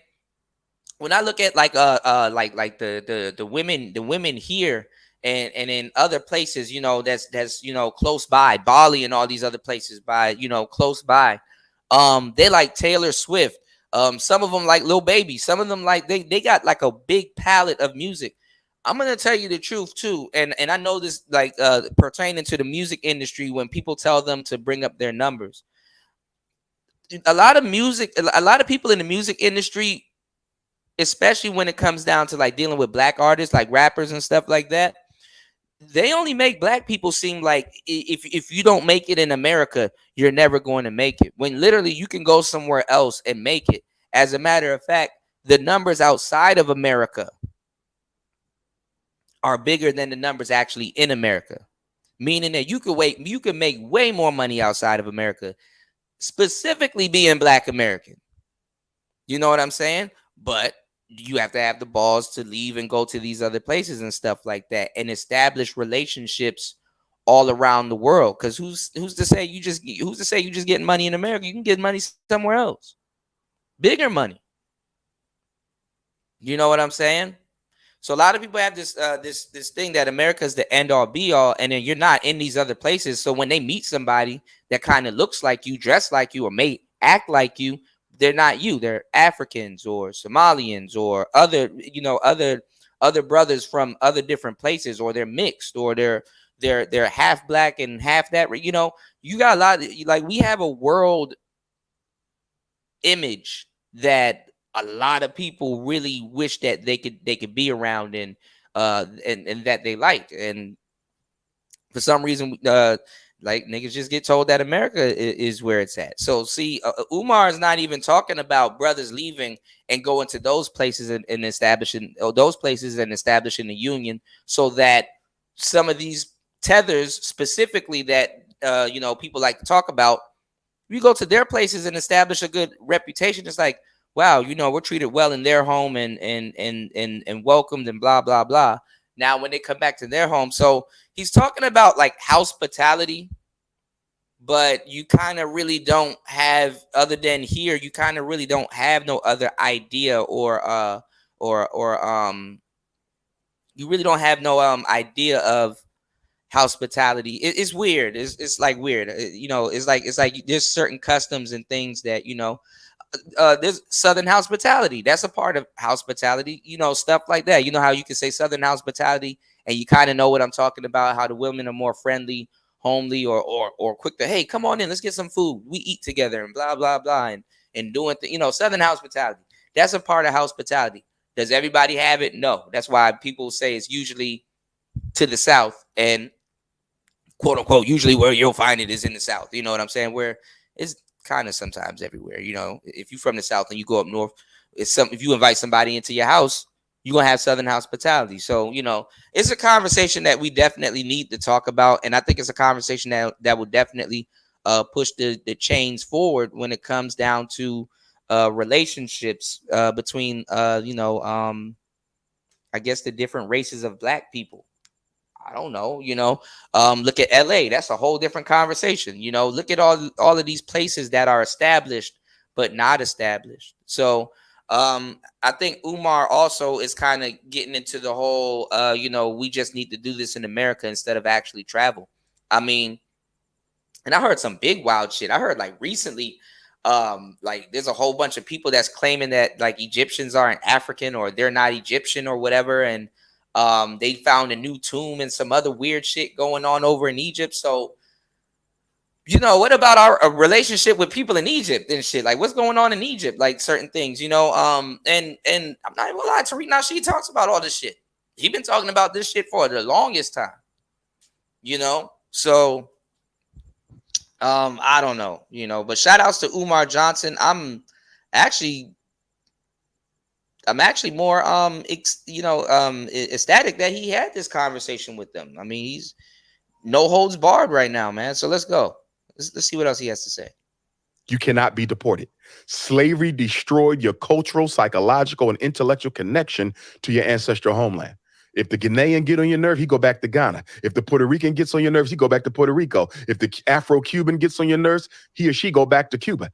Right? If the Chinese get on your nerves, send them back to China. If the East Indian gets on your nerves, send them back to India. Yeah, that's true. If the Arab gets on your nerve, send them back to one of the Middle Eastern.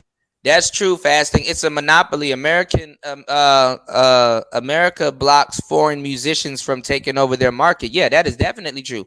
Like look at Burna Boy and the other dude. That song been stuck in my head all day. That Rima dude, Calm Down, Mr. Calm Down himself. You know what I'm saying?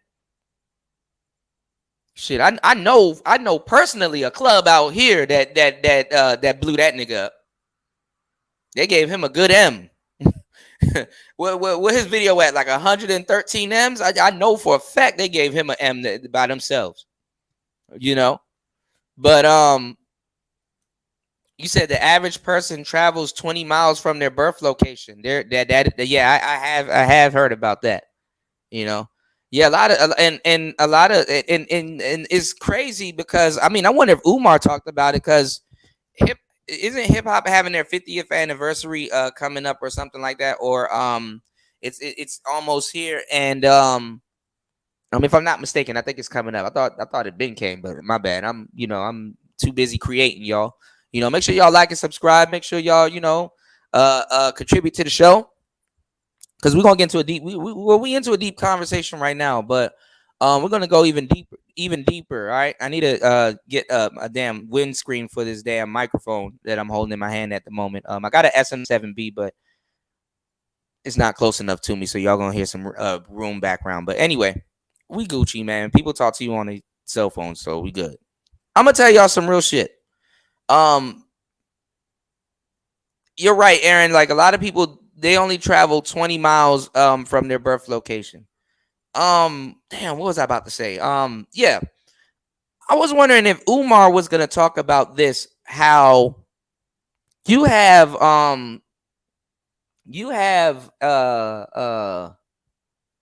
artists like Burna Boy, I'll say Rima or whatever. Remember how I was telling you guys how a lot of those artists are literally rapping. They're literally rapping at this point, but guess what they call the genre? They call it Afro beats.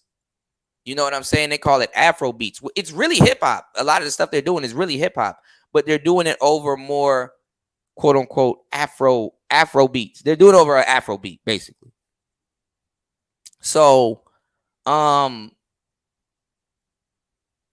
they're getting a bigger check right now in the music industry. I mean, honestly, I'm a producer. Obviously, more music shows on the way, but I'm gonna tell you right now, nigga, they rapping on them Afro beats and calling it a different genre and making stupid money. They're not making hip hop money.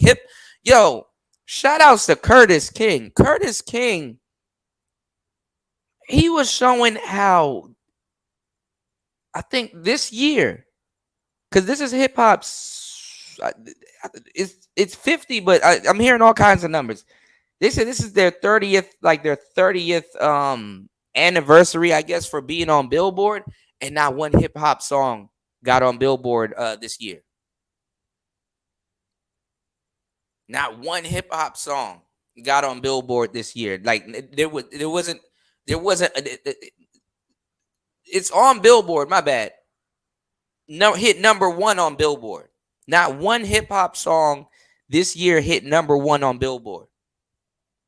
And remember how we were talking about how music is changing and how that is going to evolve, and we got to turn it. It's going to turn into something a little bit different. It's still going to be hip hop, but it's going to be hip hop samples. So the sound is going to change because hip hop is known from borrowing from other genres. Even though artists usually borrows. You're in a genre that borrows. That made it a thing to borrow. All right, so this is why they can do Afro beats. They can rap over Afro beats and then call it Afro beats and make stupid money, whereas hip hop artists are getting fucked over. Burna Boy making stupid money.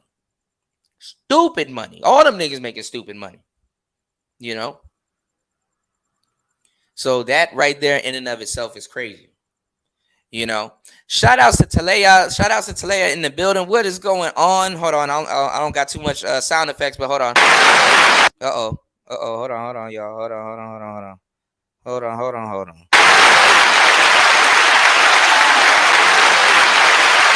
Shout outs to Talea. He said, Shalom, brother Kuda. Umar had a point on most of the things that he said, but lost me on trying to blame us for the choices our women made. Exactly. That's another thing that I heard. So I'm gonna wait till I guess we're gonna get to that part of the podcast. We've been live for 1 hour and 25 minutes. Make sure you guys hit the like button on the way in. Come on in, man. Let's get to this game. All right. Get to this game before the weekend. Okay. You said the difference. You said black men are trying to break from the system while our women participate in it. That is very true. What's going on, Spawn? Spawn in the building. What's going on, player? Welcome to the show. Welcome to the show. Yes. Yes, that is very true. Now this is the thing now, y'all. This is the thing now. You know, obviously, you know, he's talking about the you know, the relationships that, you know, we have with you know, people here. And he's talking about it in a way that we're you know, that we're sure that, okay, you know, black business and black politics are being practiced, and it's not being practiced. And shit, the other races are aware that it's not being practiced. That's why they practice what they practice. And we were talking about not super openly, you know what I'm saying? But in pockets, hell yeah. Um,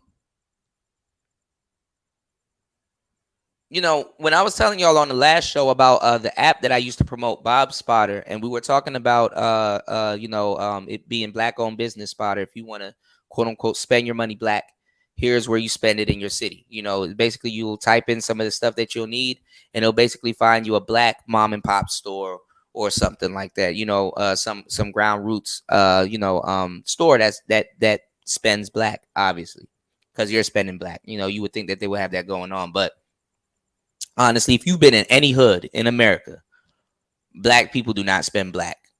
So it's kind of like not a backdoor way. It's actually a smarter way to address the hood on, you know, certain things, because, you know, definitely where you're giving your dollar to, you know what I'm saying? You will give your morals to, you know what I'm saying? Because you're obviously, if you're going to spend money on something morally to a certain degree, it has to make sense, you know, or help or contribute to something. Honestly, you know, companies do this, stores do this, advertising. It all goes it to a certain degree, whether you think about it or not. Even when it comes down to the color scheme of certain things, you know, it plays to your morality. Okay. And where you spend your money, and not even just that, convenience. You know, how do you view convenience when it comes down to your morality? Do you think that, hey man, these grits should take 30 minutes to make, and or are you okay with grits taking 3 minutes to make? You know what I'm saying? So it plays on that also. That we need to spend our money black.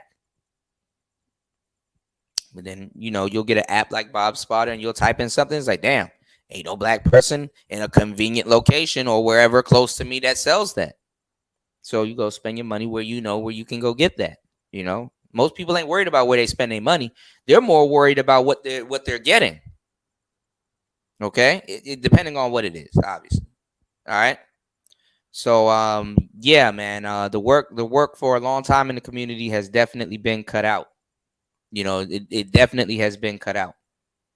You know, and like I told y'all, it's unfair. Like some of those grants that if you were to hear it or hear about it on the internet or whatever, that you think are going to black people, when you actually go to apply for that or you know, go down to the offices, you know, to basically, you know, fill out paperwork and things of that sort, and what you're going to be doing with it and blah blah blah, you'll be hard pressed to realize that nobody black gets those goddamn resources.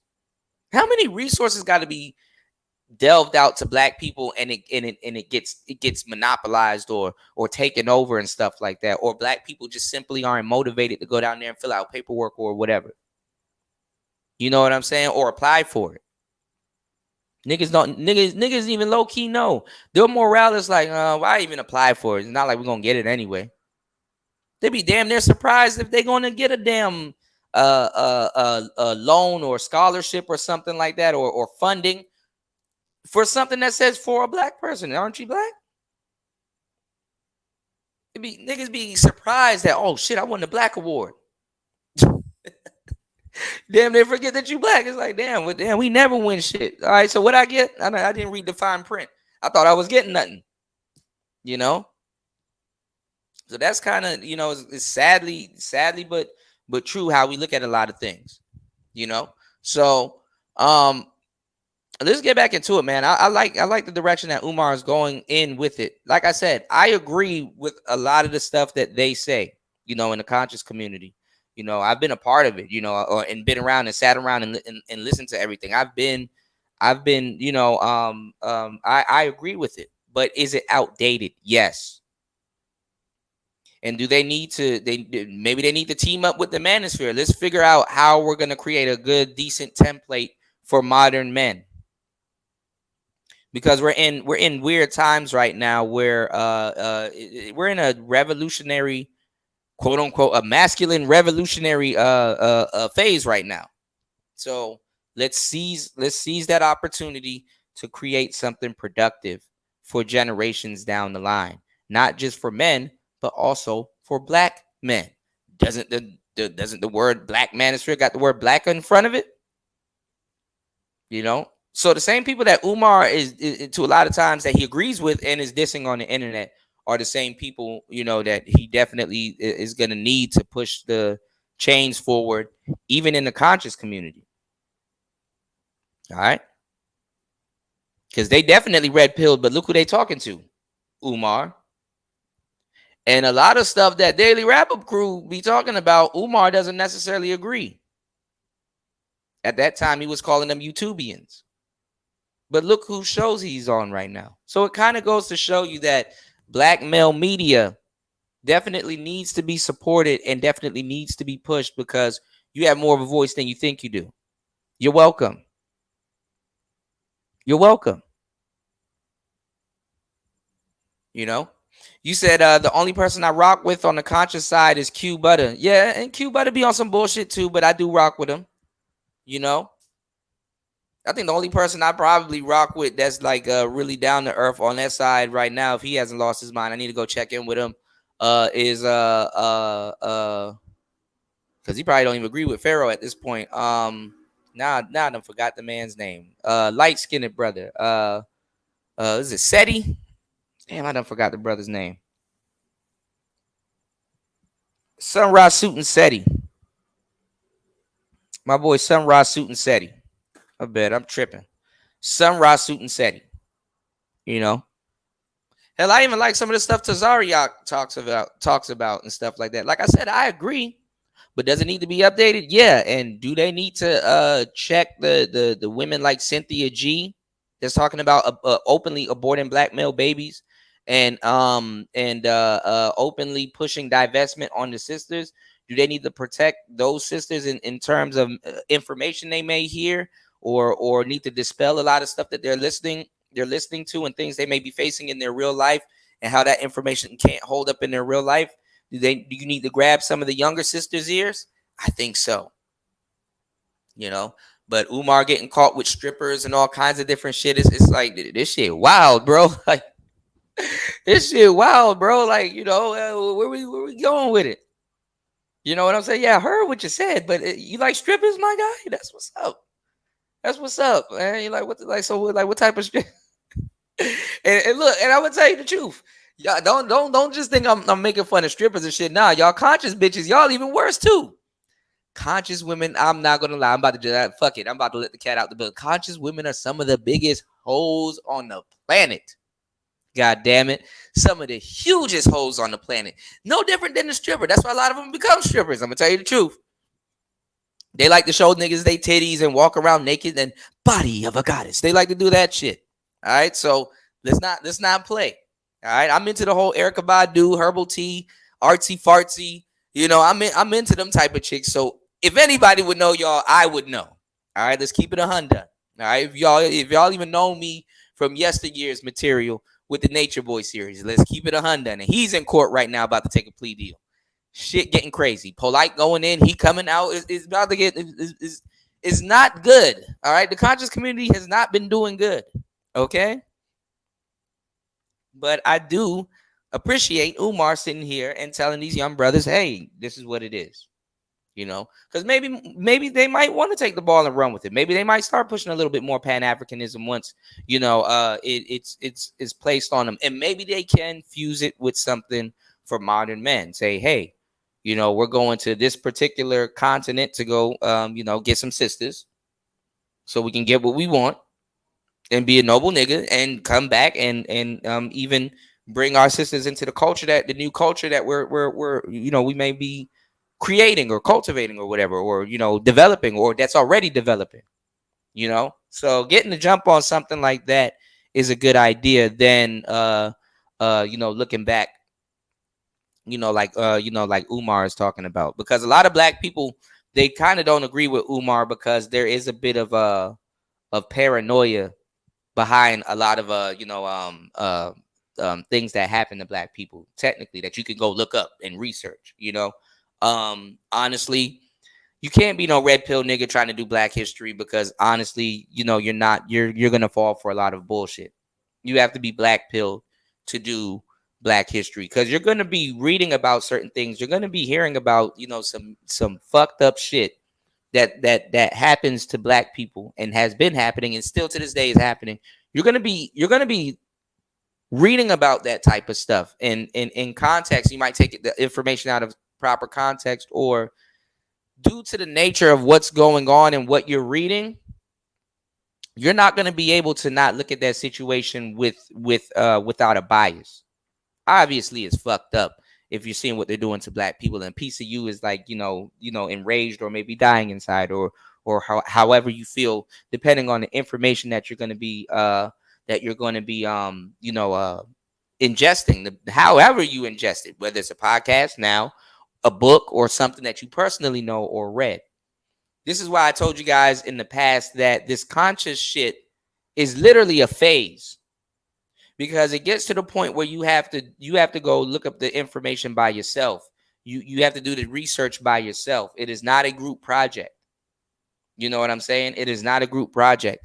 But you being abreast to a lot of the things that's going on and understanding what it is for what it is by yourself, you'll be more of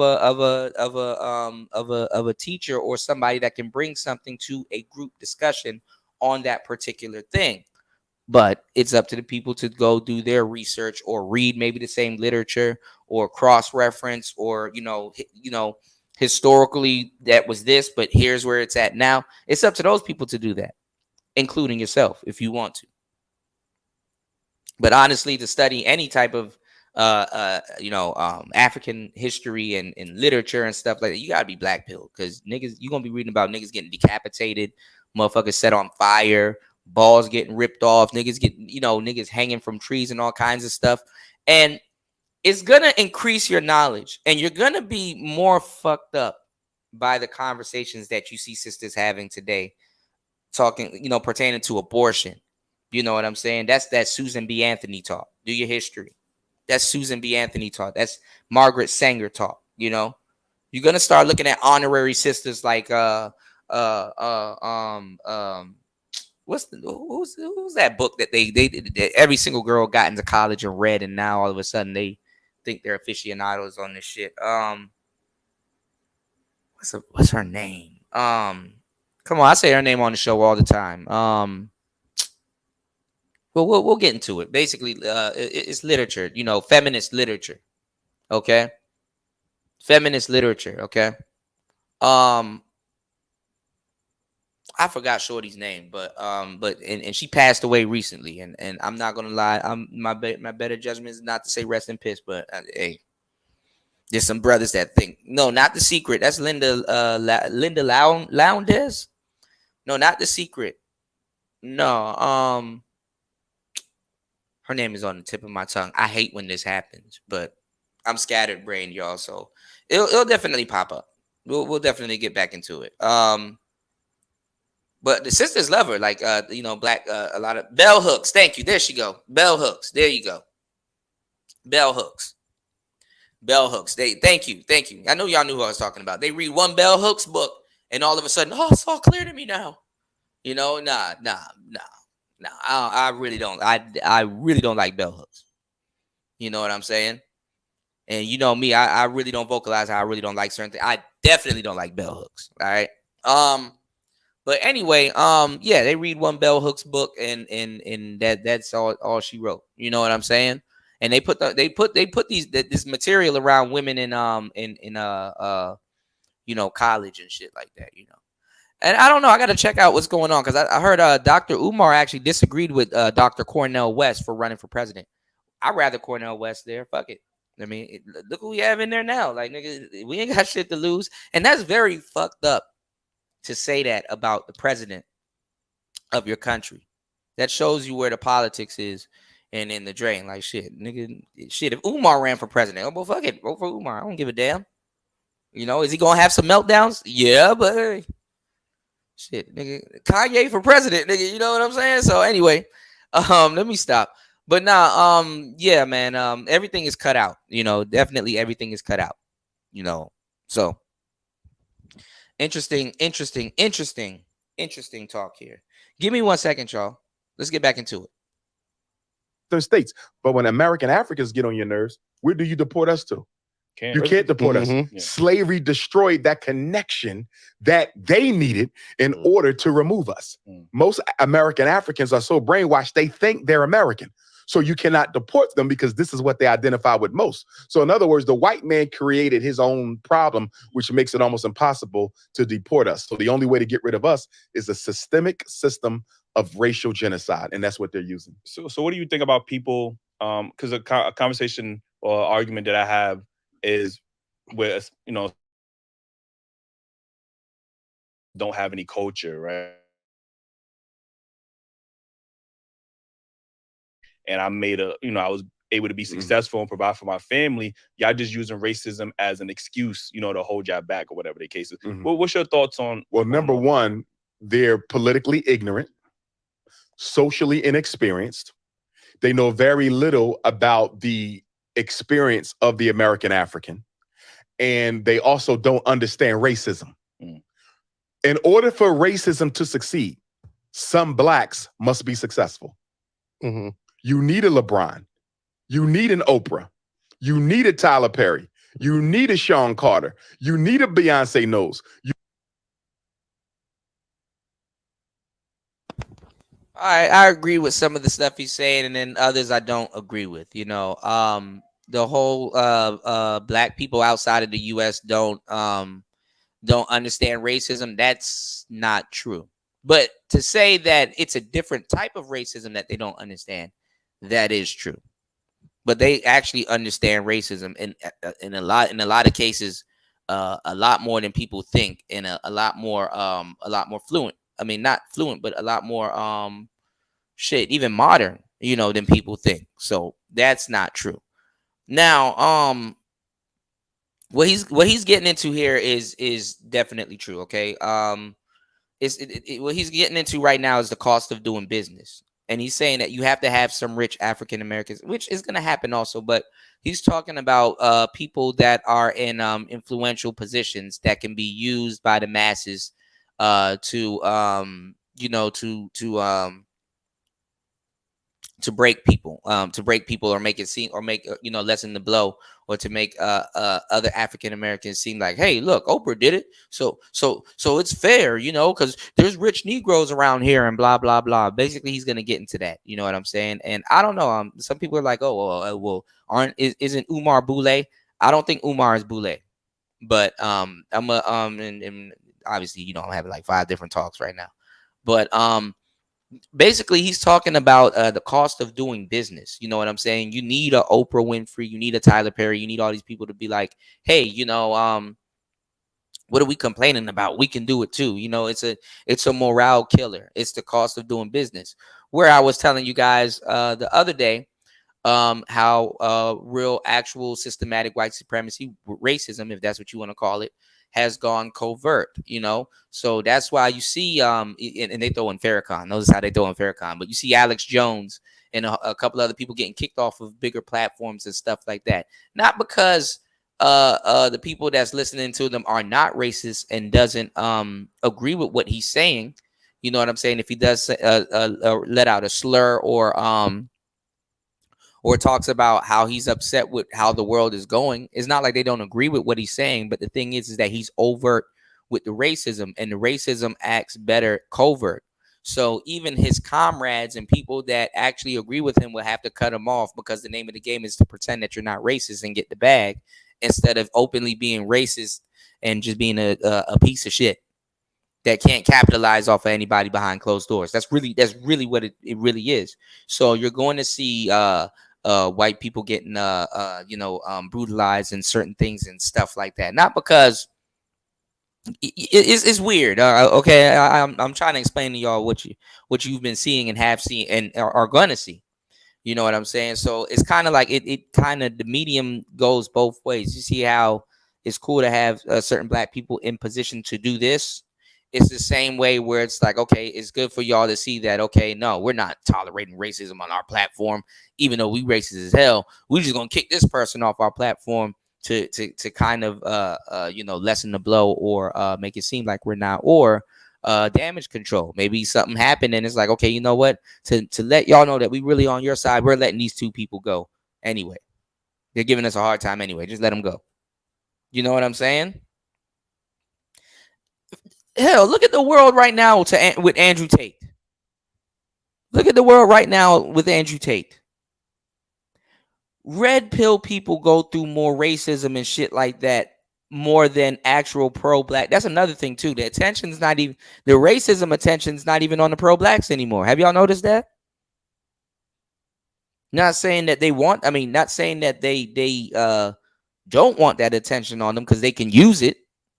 But the attention hasn't even been on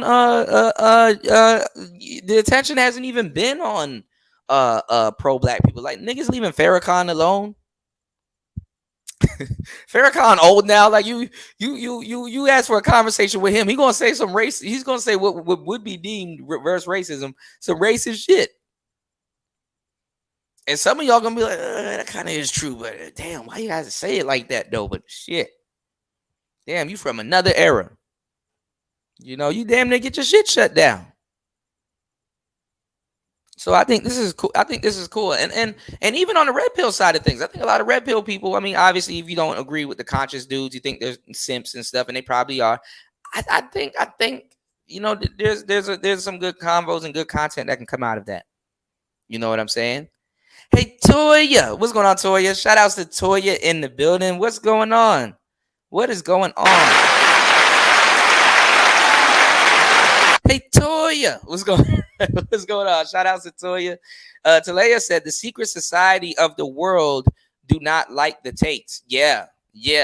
And I think people need to do a little bit of investigation. Investigate that. Why not? And shit. Fasting's in the building. Why don't y'all ask Fasting? Fasting, why don't you think the secret society of the worlds don't like the Tate? And Fasting will probably tell you if you don't watch it, it probably leads back to bloodline.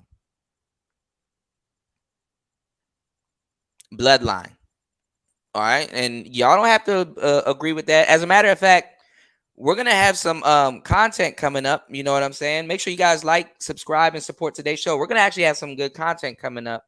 That's kind of gonna get into zodiac signs, astrology.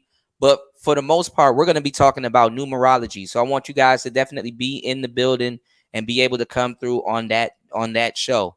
I want to do content that's going to help enhance my audience's life and even give them some give them some insights and stuff. And obviously, at some point I will be doing consultations, but it's like I can't talk to everybody individually at once. So it's better to talk to everybody together. But we're going to go over numerology. Okay, and I want everybody in the chat to participate. We're gonna find your life path number on that show. We're gonna find your life path number, and we're gonna go look at a couple of people. We're just gonna kick it, hang out on YouTube. We're gonna look at a couple of people, talk about that life path number, and if you don't, I know you don't have to agree or believe in all of this shit, but for we'll say entertainment purposes, for entertainment purposes, just getting into an entertainment move for entertainment purposes, we're gonna figure out, is it true? And definitely I will open the panel and we can sit there and we can kick it. We can find our life path number and stuff, because I know mine is crazy. And I've seen mine played out. So we're gonna definitely, I want you guys to be there for that show, because we're gonna definitely get to the bottom of some shit when it comes to this numerology shit. So my number, I actually have 3 numbers, me personally, that I need to pay attention to. And I kind of been paying attention a little bit too much to one number, which is nothing wrong with that. But my life path number is definitely an 8. But as recently as I know it was another number, but as recently, there's 4 numbers that I know I need to watch out. Actually, there's 4 numbers that I need to watch out for. I need to watch out for 7. 7 is always going to be around, but the 3 numbers that are my number that I need to pay attention to that I know for a fact is 8, 9. I'm definitely my actual, if I add everything up, my life path number is actual 9. But 8, 9, and 11. And when I look at my birth date, there's 2 8s, there's 2 9s, and there's 2 1s, which is 11. So I know I gotta focus on 8. I definitely gotta focus on 9 because 9 is definitely my life path number, and I gotta focus on 11. I gotta focus on 11. It's so weird, and you'll know a little bit more of what I'm talking about because I'm gonna go more in depth when we do that show. I'm a 8, 9, and 11. What was I about to say? And there's some other stuff. Obviously, I need to get into. Toya said, "Lovely afternoon. It is definitely." Shout outs to Toya in the building. Fasting said Andrew Tate is controlled opposition. I wouldn't be surprised. That's an interesting take. I would like to hear your thoughts on that. Fasting. Toya said yes. Spawn said that's what's up. Yeah, man. Make sure y'all come through, man. Maybe this can help you in the future, and maybe this can help you in the past. My thing is to be here to be of service and help you guys also, and we all help each other. That's really what it is. Okay. There is nobody better than nobody else. We can all help each other. Okay. You don't lose any power off your candle lighting other people's candles. Okay. So that's definitely my aim with that show. Not to push mythology on you. Hey man, you're a Cancer or you're a Capricorn or you're this, not to push that on you, but to maybe bring some clarity to certain things, man, as we navigate this thing called life. Okay. Toya said, this is my bag. My life path number is a 3. Jesus Christ, I can see that. Now that makes a lot of sense. Wow. That makes a lot of sense, Toya. Toya's life path number is a 3. Wow, that is interesting right there. That is interesting right there. What's going on, Kwafi? Shout outs to Kwafi. I really want to do that show. I really want to I've been super interested. This was supposed to be that show, but I definitely wanted to talk about some other stuff that I'm behind on in the week. But yeah, we're going to get into it. Yeah, that show is going to be awesome. I want you guys to be there for that show. Do not miss that show. Okay? Because you're going to have a lot of questions, going forward. Do not miss that show. Okay? We're going to sit here and we're just going to kick it and definitely, and if it resonates with you, man, and you feel compelled, like, hey, man, you know what? Damn, that's crazy. I learned something new. Make sure you guys hit the like button, share the show, and support it. Okay, share the show and support the show. Like, I really want to do more, over the top, real things with you guys. You know what I'm saying? Definitely want to bring some clarity to anything. Okay. All right, so let's get back into it. You said, okay, my notifications are on. Okay, yes, because I definitely would like to open the panel and talk about that because number 3 is a really crazy number. Even just from a numerology standpoint, number 3 is a crazy number. You know what I'm saying? Number 9 is also a crazy number too, and number 1. But the thing is, the whole premise of that show. I know a lot of y'all don't agree or believe in that shit. Cool, I got you. You're red pill, got you, right? But just in the context of entertainment, I want you guys to, I'm giving you guys a disclaimer. I want you guys to just really kind of take in the information that you're seeing. You know what I'm saying? And I'm not going to do it through zodiac signs, even though we're going to get into zodiac signs. It's just inevitable because that's going to be a deep conversation. That's going to be a deep show. My thing is that, really look at it from a numerology standpoint, because that's how I'm looking at it from a numerology standpoint. Okay. 18 people in the building. Told you the number 9 follows me. All right. Because you got to add the number. Now 19 people in the building. Cool. All right, let's go. It's Player Talk Radio. Let's get into it. We're going to get into that, though. Toya, I need you to be on my ass. Don't let me forget to do that show. And I need to email nicer because I would like Nicer to definitely be a part of that show. Can't do that show without Nicer. But let's get into it. It's Player Talk Radio. Let's get back into it. Okay, we're talking about Dr. Umar talking to a Daily Wrap Up crew, younger brothers that are in the red pill space, and definitely at the helm of basically a lot of modern day red pill production, one of the hottest shows out right now. And these are younger brothers that are dealing with the they go outside, they deal with the world today. They're young, they jiggy, they know how to dress, they know, what I'm saying, no homo, you know what I'm saying, they brothers that's into it, whatever it is, all right, that's going on today. And like I said, I agree with a lot of what Umar is saying, but I agree that it needs to be updated. It needs to be updated, because even conscious brothers are going to have to learn how to modernize what they're talking about and still be able to retain the history. I'm never going to advocate for you guys to forget history. You know what I'm saying? And we're going to talk about nines and history on the show, because history is, and I'm very guilty of it, being stuck in the past. But the reason why a lot of people are stuck in the past is because the past determines the future. And there's nothing wrong with being stuck in the past, but don't stay in the past. You want to stay present. So you gotta cross-reference the past with the future, but also be present. So that's what it is. A lot of people be I'm trying to be younger. No, you're trying to be present. You know what I'm saying? You're trying to be present. Today is the oldest and the youngest you've ever been in your life. Ever. Today is the oldest and youngest you've ever been in your life. Ever. You know what I'm saying? Yeah, the past can definitely hurt, and this is why people get stuck on it. And it affects us today because we're harping on it, and it's affecting you in the present, which is soon to be the past and soon to be the future. You know what I'm saying? So, like I said, today is the oldest and youngest you've ever been in your life.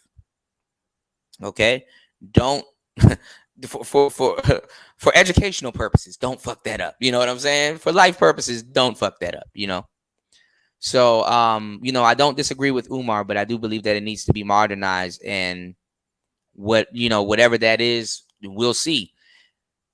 Also, y'all, I hold that same sentiment for the manosphere. This is why I try to, really give y'all the real good game and the information on what's going on, okay? I do agree with the manosphere that, okay, we need to modernize. We need to move the chains forward, and we need to, certain things we need to, just update our update manhood. Obviously women updating themselves every fucking day. That's why you can't keep up with them. They update every single fucking day, okay? All right.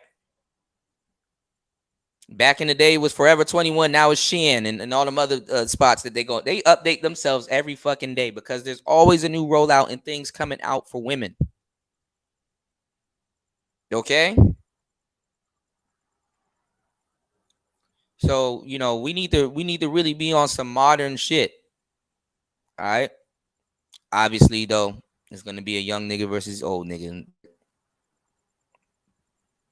Maybe we could flesh out the good in it. All right. So let's go. It's Player Talk. You need a Sean Puffy Combs. You need a Robert Johnson. You follow?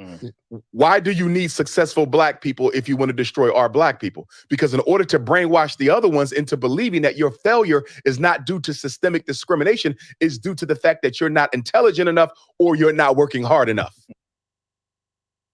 So this is what I warned you guys before I went on that long ass monologue and digressed. This is what I warned you guys what he's talking about. He's talking about the business of white supremacy and how it gets into psychology, okay, for morale.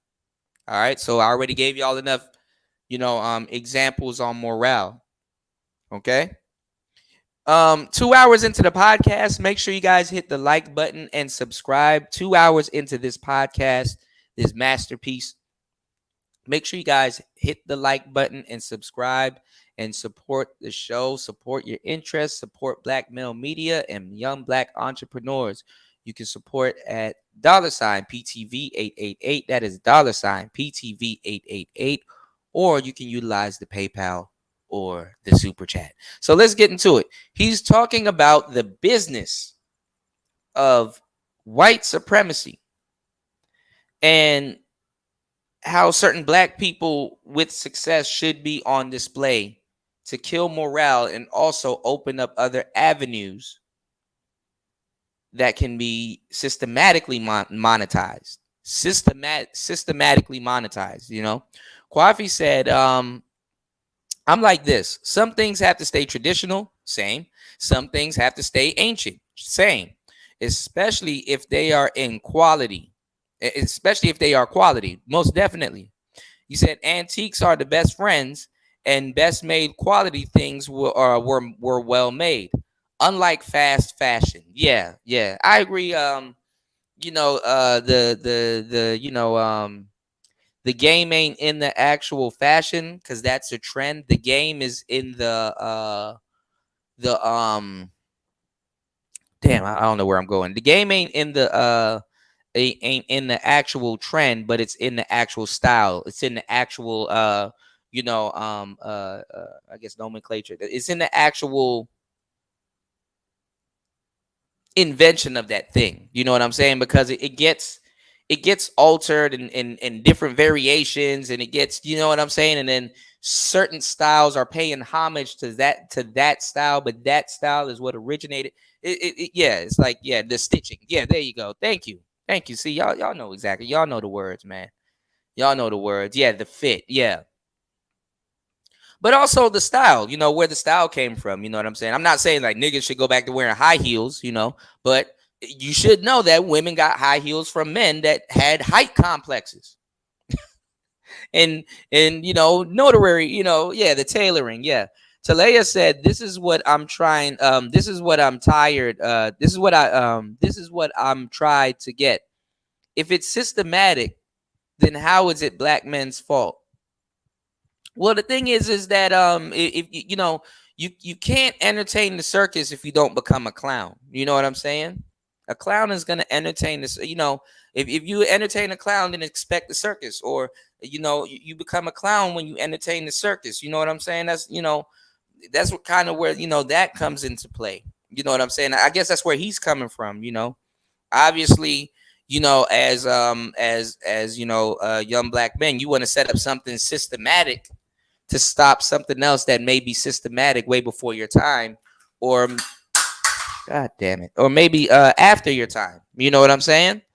So I guess that's what you know, that's what he's, you know, talking about. You know, don't play into the systematic part, and basically going into what I was telling you guys about how they will use Oprah and stuff like that. So that's why when you hear people call them coons, you may have heard them getting called coon or a token more so than, you know, you've heard them being praised, because there's just black people that don't know how to vocalize what they're trying to say when it comes to certain people in our community that may be rich or may be a staple of being rich, you know, or not even just rich, or wealthy, success. You know what I'm saying? Success. You know, some women may want to model themselves after Oprah or whatever, and never get married, or you know, it ain't even about the marriage to them, or take their business serious. This is why that, you know, we're talking to the generation of women that Oprah has created. You will have a millennial / zillennial woman right now that's like, hold on, y'all. You will have a millennial or zillennial woman like right now that, like, you know, has like, you know, that's trying to get into corporate America, and probably has failed, or has modeled how she's gonna, you know, get into corporate America probably after, you know what I'm saying, Oprah, and don't even know it. But she's disagreeing with you, and it's like, listen, you know, we know where you got your handbook from, you know, we know where you got your blueprint from, you know, because she was used for these purposes, you know. So and she's disagreeing with the today's manosphere, and we got that type of information to even teach people, you know, hey, this was coined by Oprah when she did this, or when this happened, or when this was going on at a point in time. So like I said, there's nothing wrong with the history, but you do got to update yourself. You got to update what's going on. So he's kind of just showing y'all how these people are there to really distract you. Most people are not business savvy or business wise. So sometimes this new information is like, oh, damn, didn't even know that. You know what I'm saying? A lot of people are consumers, not entrepreneurs. So you can't blame a lot of people for not having a huge interest in learning about business. It's kind of weird, but when you think about it, it makes sense. You look how much artists and rappers and stuff right now get fucked over in their record deals and all kinds of things that they got going on because they're like, look, I'd rather be an artist instead of a business person. But going into the future and what we got going on right now, y'all, you got to learn business, like for real. And at some point, I know y'all like watching YouTube and enjoying YouTube, but at some point, it's going to be, depending on what area you going into with your life, we'll figure it out during the numerology show because that will definitely reveal a lot of stuff to you. You're going to have to start creating content. If you're a musician and you're like, well, I just want to be the musician and it's motherfucking 2023 and you talk about you make music, but you don't have a TikTok. I was looking at something where niggas would spend a whole year making a damn album. They spend years making a damn album, but haven't spent 15 minutes to make a TikTok promoting that album. So if you are a young businessman or whatever, at some point you're gonna have to learn how to do promotion and advertising. You're gonna have to go on YouTube or something at some point. I've been telling y'all this for years. I think the average person, even if you're getting on panels, what's going on, Sandman? Even if you're getting on panels, you're gonna have to get some type of equipment. You're gonna have to interact with it. This is why Facebook and all them other people are talking about the damn metaverse. You're gonna have to be interactive and have to interact with something other than just picking up your phone. So I have a big analogy about the whole picking up your phone thing because it's actually an inside joke because it's actually funny that Mark Zuckerberg and all these other people are investing in y'all putting y'all phones down when they told you to pick up your phones and look at your phones for hours in the first place. But we'll talk about that. We'll get into that a little bit later. I'll let y'all breathe for today. We'll get into that a little bit later. Let y'all breathe for today. We'll talk about it. Shout outs to Link. Link said, I know this is shout outs to Link in the building. Link said, I know this is an old talking point, but where that school with the kids in it? Bro, I look, at this point, even if Umar is scamming and ripping people off, I'd rather the black community lose their money to another black man at this point. So at least we're making some type of progress knowing that we're spending our money black. I've openly said that. Even if Umar is ripping off the community, I'd rather get ripped off by a black man at this point. You know what I'm saying? At this point, just we got to make some type of progress. At least we gave our money to a black man. At least you can say that. You know what I'm saying? I was like, yeah, it's fucked up. You got ripped off, but at least you can say, well, at least I'm a heart in the right place. Can't get niggas wrong. You can't get mad at niggas for that. Like, well, hey, look, y'all can't say I didn't donate my. Now I want you to go forward and still do it, but I'm not saying that's why you should stop. But you know what I'm saying? At least a nigga can say, yo, at least y'all can't say we didn't donate our money to a black man. You know what I'm saying? You walk out with more integrity at that point. Spawn said, I don't like shorts, but I got to get with the times. Me too. I got to make sure I can fit a whole song in a YouTube short.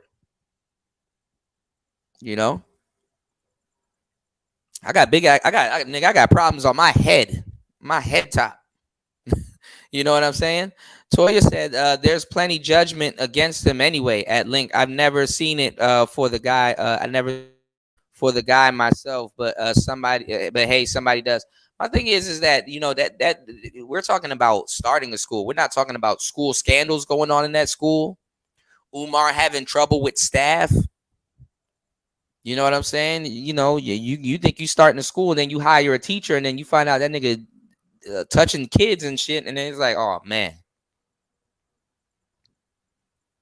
So I have full hopes for it, but it's shit. The whole other side of it, dealing with faculty and kids and disruptive kids and kids bringing guns to school and all kinds of shit to that particular school. Like, come on now. You know, yeah. You also got to know branding. Branding is the beginning of the bullshit that I'm telling y'all. Hell yeah, hell yeah. You are your own brand. Yep, yep. 100%, Coffee. 100%. Yeah, like the musician, you really got to know how to play the instrument. Although although you don't know you know the technology part. That's the thing. Like the internet is your instrument at that point. Actually, it's more. I'm gonna tell you right now, and I hate to say it, but I'm gonna say some real fucking shit. I'm gonna say some real fucking shit. It's to be a musician today and get discovered and stay independent and stuff like that. It's more important you make the internet your instrument more than you actually know how to play an actual instrument. It's very more vital and important to use the internet as an instrument to your success than it is to know how to play a fucking trumpet or a trombone or whatever the hell you call yourself playing, or whatever type of musician you call yourself, whether you speak or whether you play an instrument. It's more important to learn how to play the internet than it is that instrument that you're trying to play. You said man, songs about to be 60 seconds in a minute. Yeah, they're already 60 seconds. They're already 60 seconds. They're already 60 seconds. They damn sure ain't 4 minutes anymore. You know what I'm saying? I'm telling you. You said, is this an interlude? No, this is the album. This is the full thing, man. You missed it? Play it back. That's how you get stuff to go viral. Let me give y'all a tip. Put out a 15-second video and a 60-second video and watch that 15-second video get more views than that 60-second video. Yeah, they repeat it hundreds of times. They've fallen in love with repetition. This is why like songs and certain things in certain cultures were banned, because it's a chant. TikTok videos are virtual chants. It's a virtual chant. And it's a visual chant. Think about it. Take as long. We're gonna talk more about this stuff on that show, Toya. Take as long as you guys want to think about it. It's a chant. I'll be telling y'all, go write the word chant in the comment section, like to comment on the video. Write the word chant and then highlight it if you're on iPhone and go look up. Hit the highlight it. Maybe scroll over to the next page on the highlight page and hit look up. And go look up the definition of chant or a chant. And then try to apply that back to the concept of what you think TikTok is. It's a virtual chant. Link says spells. Yeah, exactly. Exactly. You said that's deep. What people gonna be saying, Toya. Toya said, and they repeat it hundreds and hundreds of times like it's profound. Exactly. That goes back into the chant. Playing something over and over and over again. That's why when people do soliloquies and stuff like that, they chant, and sometimes saying it over and over again puts it in a different context, even though you know what's being said. The brain has a weird relationship with repetition. It has a weird relationship with repetition. It's the same thing like when you're making music. If I make a beat and stuff like that, I know for the first 2 counts, you guys are going to think it's one way, or you guys, you have to repeat or loop certain music in a way so that it's familiar to the brain because it's repetitive, but the brain can't easily guess what's going to be said or what's going on next. Even my brother Pete, when we talk about certain concepts like math rock. Like math rock is a song made in a certain format that, you know what I'm saying, that you're never going to hear one thing over again unless you start the song over. But it's only that one little interlude or that one part or that one bridge or certain things that belong to that song. You see what I'm saying? So these things are happening behind the scene. Your brain falls in love with repetition. You don't have to know how to be a musician. You don't have to be a musician, but you don't have to know or have a specific interest in something to become, I wouldn't say a pro, but not have a pro experience in something. Like your ears are pro. You know what I'm saying? Of course, You like the type of music that you listen to, and what somebody may say is music is not music to you, but it's music to somebody. And your ears and everything have been conditioned long enough, and your brain you've been listening to music for, look how long you've been listening to music or been familiar with the concept of music. Since as a kid, music has been with you as a kid. So one may say, yo, I'm an expert in good music or bad music, or I know I like what I hear, or I don't like what I hear. You know, you guys are it's true and tested to a certain degree. You know, tried and tested.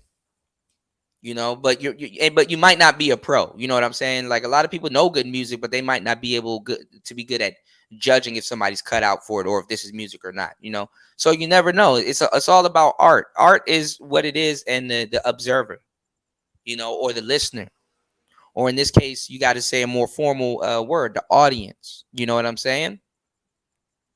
Because it's consumed by many people, and what you may see might not be what somebody else may see. I'm going to talk about it in more depth in the show when we talk about numerology.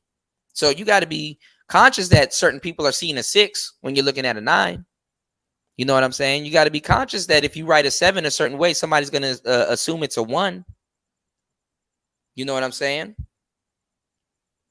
So it's a lot to unpack when we get into those type of esoterics, you know, and deep conversation. Quavi said, got to know the difference between a musician versus a beat maker. Yeah. I told a guy to do a show about that. One of the guys that I want to sign to Internet Money. I told Taz, the president, you know, CEO of Internet Money. I asked him to do a show on the difference between a music producer, and a beat maker. You know what I'm saying? He said a beat maker can't even beat drums or find the authentic sound of a drum. Shout out to Questlove. There's a lot of truth in that. Yeah, there's a difference between a producer and an actual beat maker. And somebody even answered the question and was saying some real stuff. I may have him on the show at some point, talking to him behind the scenes and setting that up. You know, the difference between a producer and a beat maker. You know, there's a big difference between a producer and a beat maker. But he was saying that a beat maker is somebody that doesn't even necessarily care about who jumps on their beat. And we're going through a lot of stuff in the production, on the production side of music right now, where it's like, are people enjoying making beats, or are they making beats more simple now, or is rap becoming more simple now? Because I can even tell you how rappers are rapping at this point. But is rapping have become more simple now, and is it all about the money?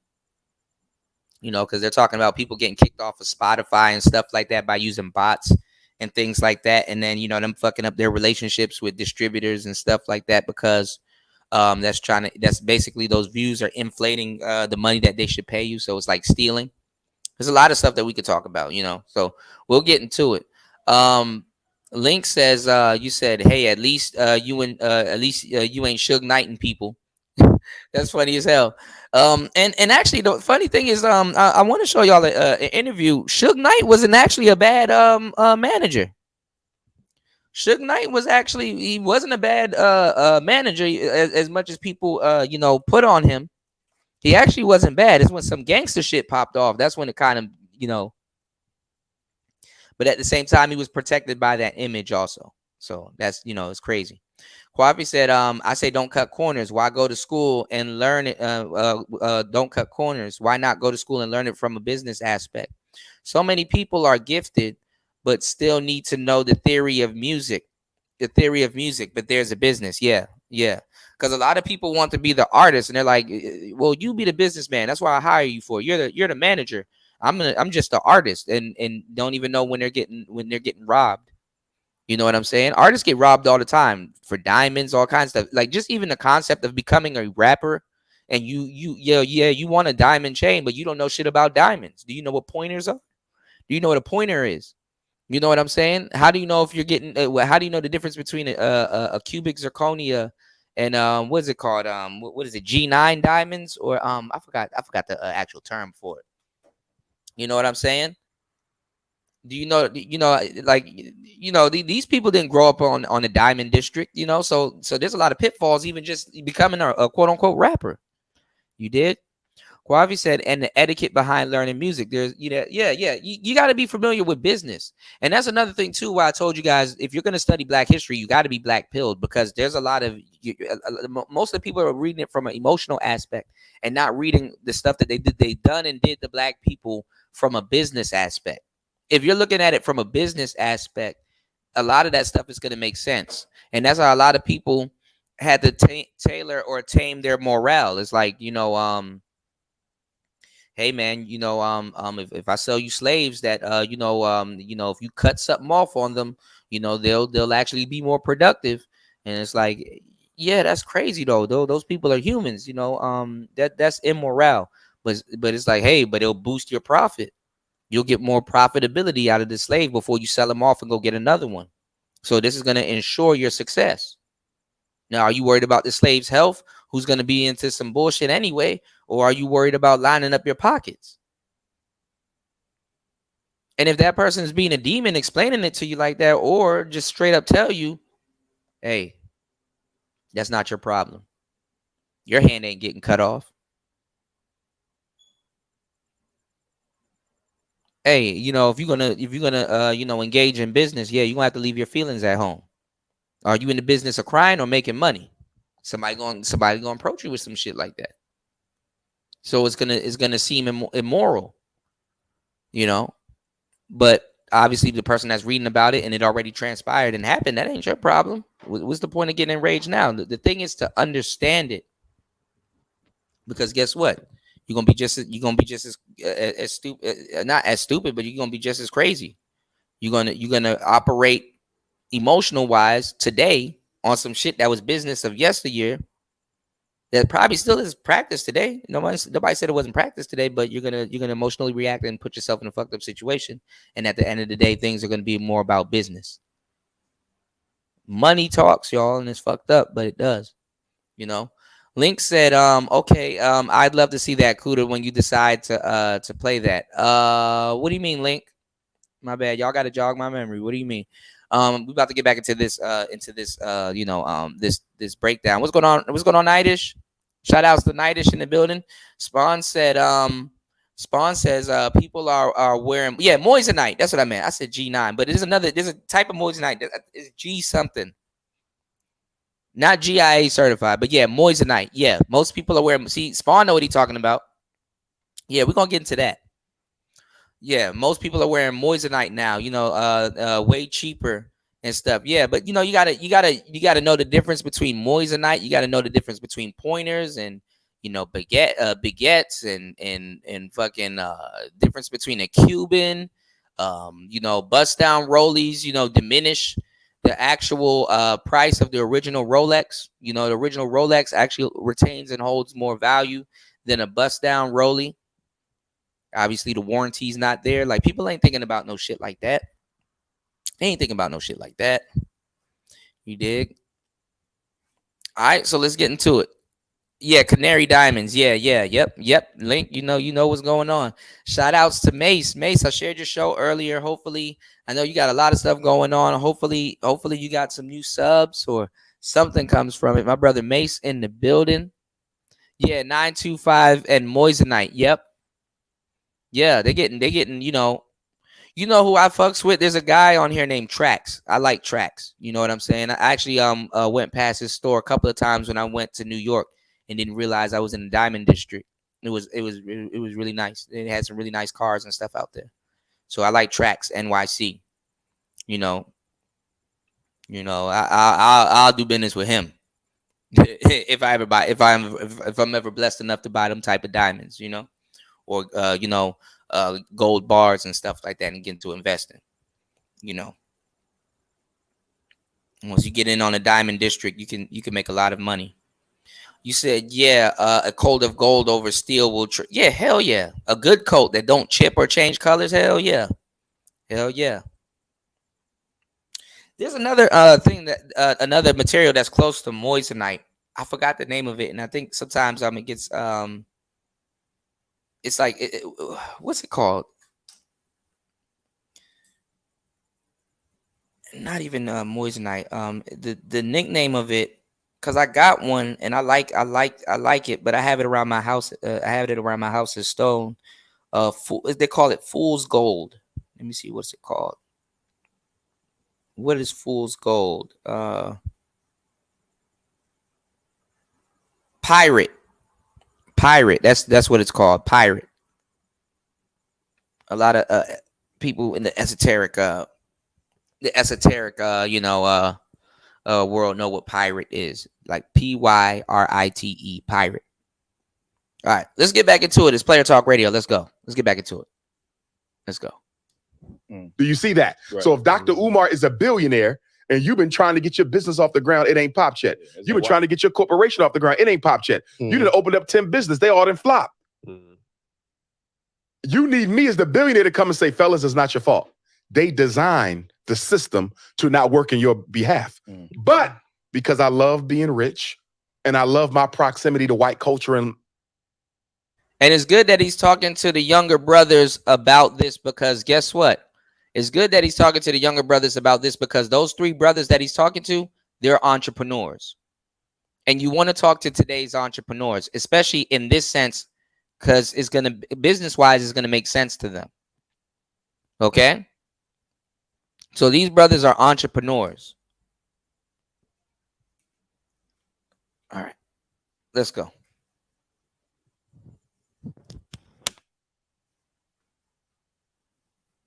in lifestyle.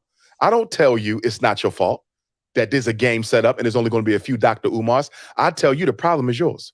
Obviously, you didn't do your business plan right. Obviously, the reason why the bank didn't give you the business loan is because you didn't have your numbers right. Your credit wasn't high enough. You see that? And so the Black millionaire and billionaire class is one of white supremacy's greatest arguments to defend itself against accusations of racism. Because Oprah Winfrey is not going to indict the system. LeBron James is not going to indict the system. You understand me? Tyler Perry is not going to indict the system because they made their money through the system. And because they're at the top of Black society, they know how powerful white folks really are. They know how unfair the game really is. They know me being here is a privilege that white people gave me. Yes, I worked hard to get here, but I would never be here without their help. At the end of the day, all of our Black millionaires and billionaires are owned by the white power structure. I don't say that to be disrespectful because I respect LeBron James, right? I appreciate the image of a Black man with a Black woman with Black children who's never been in any trouble, entered the league at 17, 18 years old and never had a single scandal. He's a good example of a responsible Black man.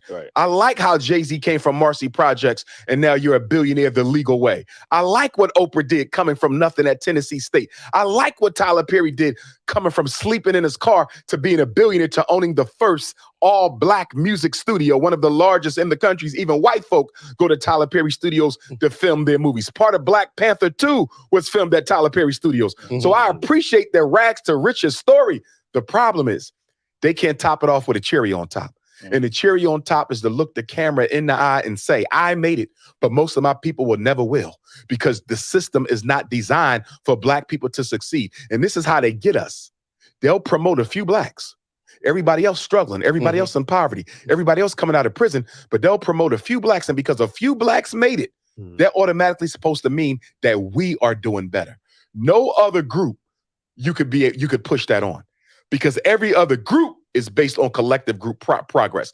Black people, we are totally rooted in selfishness and meism. We don't have weism like the Latinos or weism like the Asians or weism like the Anglo-Saxons or weism like the European Jews. We have meism. And as long as we have meism, a few successful Blacks automatically means y'all all must do better. Like I think I saw Jay-Z do an interview one time and they said, well, what have you done for Black people? And he said something to the effect, and I don't want to misquote him, I'm paraphrasing. He said something like, me just being who I am is enough for Black people. Is enough for Black people. Okay. Most ridiculous, arrogant, ignorant statement I ever heard. But that's what Black millionaires and billionaires feel. Because I've made it, I'm a benefit to my race. And it's that same ridiculous Black bourgeoisie illogical thinking that ushered Barack Obama into the White House, who did nothing for Black people, but steal everything we worked for and give it to the gays, the immigrants, the Latinos, and white women. A lot of people don't, I'm sorry. Go ahead, Joe.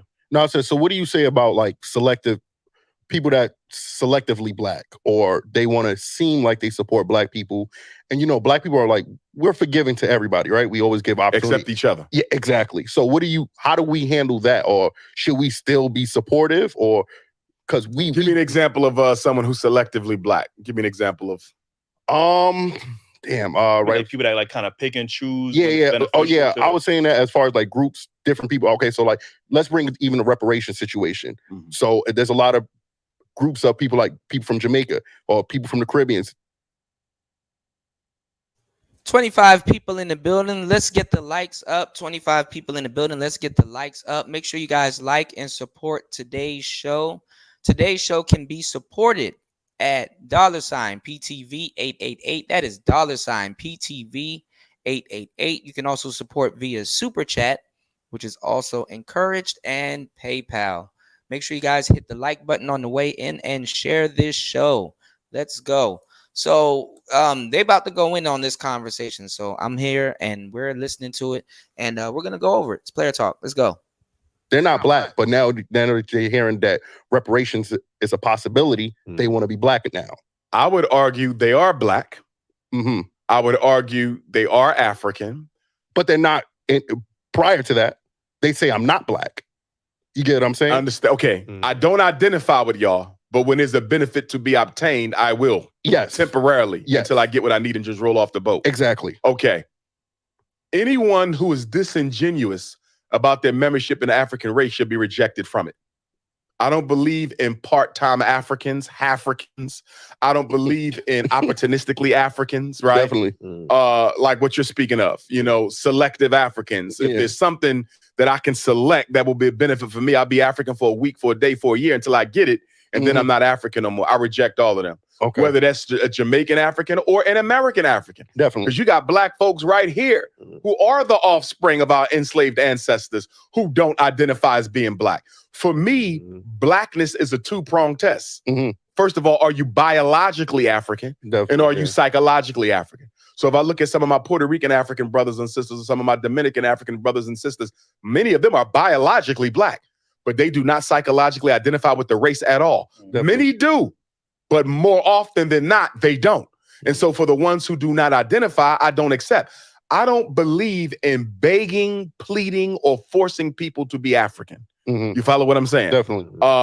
It's an honor to be God's original people. It's an honor to have the strongest DNA. It's an honor to be the oldest people, the most creative people. It's an honor to be who we are. We're God's first children. We are the chosen people. So I'm not forcing nobody. If you think being ultra light skinned is a benefit, run with it. You understand? If you think speaking Spanish makes you better than black people speak English, you run with it. Or if you're an American Negro like Supreme Court Justice Clarence Thomas, who goes out of your way to support the white power structure at the expense of African people, you run with that. You follow me? Anybody who wants out, I'm letting them out. Because the worst thing you can do is force a black person to be black when they don't want to be. Because the minute they get a chance to stab you in the back, they're going to do it 2 times. You follow me? So anybody who don't want to be, you're free to leave. And let's deal with the people who are 100% 24 hours a day unapologetic. And if you say this to our aunties, our grandmas, they're going to forgive them. You get what I'm saying? So it's like, okay, let them back in. You get what I'm saying? But the issue... But don't you well, think? Well, let me go back. Let me take a step back. For me, this should only be one reparations movement anyway. I don't support the tribalistic approach to reparations, where the American Africans got their own fight, the Caribbean Africans got their own fight, the continental Africans got their own fight, the Australian Africans got their own fight, the Brazilians got their own fight.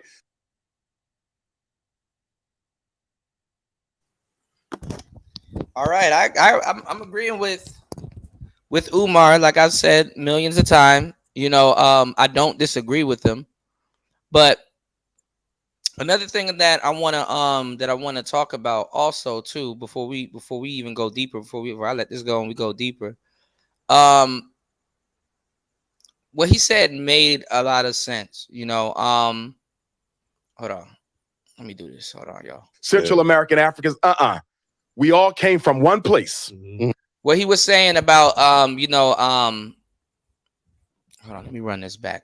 Let me make sure I heard what he said so I can hold on. Give me 1 second, y'all. You get what I'm saying? So it's like, okay, let them back in. You get what I'm saying? But the issue, But don't you Well, think? let me go back. Let me take a step back. For me, Yeah. this should only be one reparations movement anyway. I don't support the tribalistic approach to reparations where the American Africans got their own fight, the Caribbean Africans got their own fight, the continental Africans got their own fight, the Australian Africans got their own fight, the Brazilians got their own fight, Central American Africans. What he was saying was true about the quote unquote Africans, and what he was saying was true about you know hold on, let me see. Why is it doing this? Hold on, y'all. Because the worst thing you can do is force a black person to be black when they don't want to be. Because the minute they get a chance to stab you in the back, they're going to do it 2 times. You follow? Exactly. And that part, you know what I'm saying? People having to act like something, you know what I'm saying? You know, that's what it's saying, go where you're celebrated by your tribe. Sidebar before we get into this conversation, and I want you guys to definitely write your thoughts. I'm gonna ask the audience a question, and I wonder if he responded. We'll probably see a little bit later on in this podcast. Have you guys heard what Candace Owens came out and said about Juneteenth? That she said it was stupid, and they were getting in. I saw her trending on Twitter. I didn't know what it was for, but I knew for some reason they were getting in her ass. And I just did a show on the last show where we were talking about Pearl, and you know, a lot of us you know, a lot of us, you know, had questions about, you know, why did BGS, you know, and a lot of dudes in the community, but especially BGS, it was asked about BGS. Why was he riding Pearl's nuts, trying to get you know, recognition from Candace Owens, or trying to get her beside Candace Owens so we can get her to write some, you know, some type of law or whatever, or we can get like a political connect. Obviously, basically aligning the manosphere with Candace Owens or what he thinks, right? Y'all didn't see what Candace Owens said, literally tweeted, you know, Juneteenth is stupid. Like, she was saying that it was dumb, and basically kind of just, you know, she was just kind of on that type of shit. You know, yeah, money pool fetch. Yeah. But basically, Candace Owens was supposed to be like the in girl for the manosphere. Long story short. It's like, come on, come on, man, come on now, come on, y'all. Like I said, it's a fucking phase, and slowly but surely, this red pill shit is a phase too. So that's why I'm trying to talk. I'm trying to get us to talk about, you know, that shit is a phase, y'all. That's why I'm trying to get us to talk about, like, you know, modern men. You know, what about, okay, we get it. Red pill, pro-black, this, that, and the third. Modern black men going forward.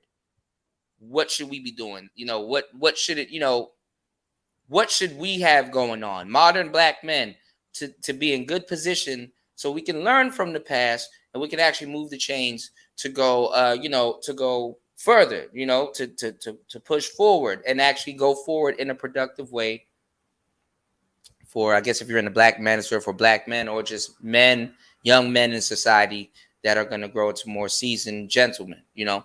So it was good to see Umar talking to the young, you know, to these young cats. These are some young players, you know. It was good to see Umar up there talking to them and fucking no holds barred.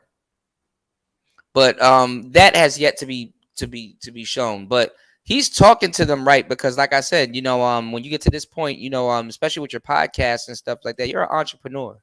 So breaking down, you know, systematically how white supremacy operates during, you know, and even weaponizes other Negroes that we like or grown up with, you know, weaponize them against, you know, the race. So he's, you know, he's educating them. Hopefully they get it, but for what it's worth, you know, whatever that means. And that is true. That is true. The Game Show Podcast, Juneteenth is a Texas thing, you know, but even though it don't apply to everybody, you know what I'm saying? It's unethical to say it's stupid. And she knows that. This ain't the first person to tell her, hey, yo, I wouldn't say that. She got people around her, but hey, I wouldn't say that. Hey, don't do that. Hey, do this. You know, if she wants to continue to be Candace Owens, wait until somebody look at you differently. Oof, Candace Owens. Wait until that's associated with oof. And I understand why the older black folk, the older black cats like her. Like, oh, nice little cute girl with a little suit on. Reminds me of my daughter. Oh, she dates white men. Ooh, that's crazy. But I like what she's talking about, you know. And I like some stuff that Candace talk about, but nigga, that's what you were gonna sell the manosphere out for? That's right there. That's what you that's oh okay. Okay. I mean, hey, cool story, bro. If you say so. You're a fan of Pearl to get her to talk to. All right. Hey, my bad, bro. Don't let me step on your toes. Cool. You know, Kewl. You did. You know, she said things about black people are on every big. She said things about black people on every big event. Well, it goes down to it. I mean, like like they were trying to say, are you, SYSBM, but are you still pro-black if you sleeping with a white woman and stuff like that? And I'm gonna tell you, it's a little bit different when it comes down to sisters. And I'm gonna tell you why. Why it's different when it comes down to sisters. Some of that stuff that she's blurting out, that's what her husband thinks.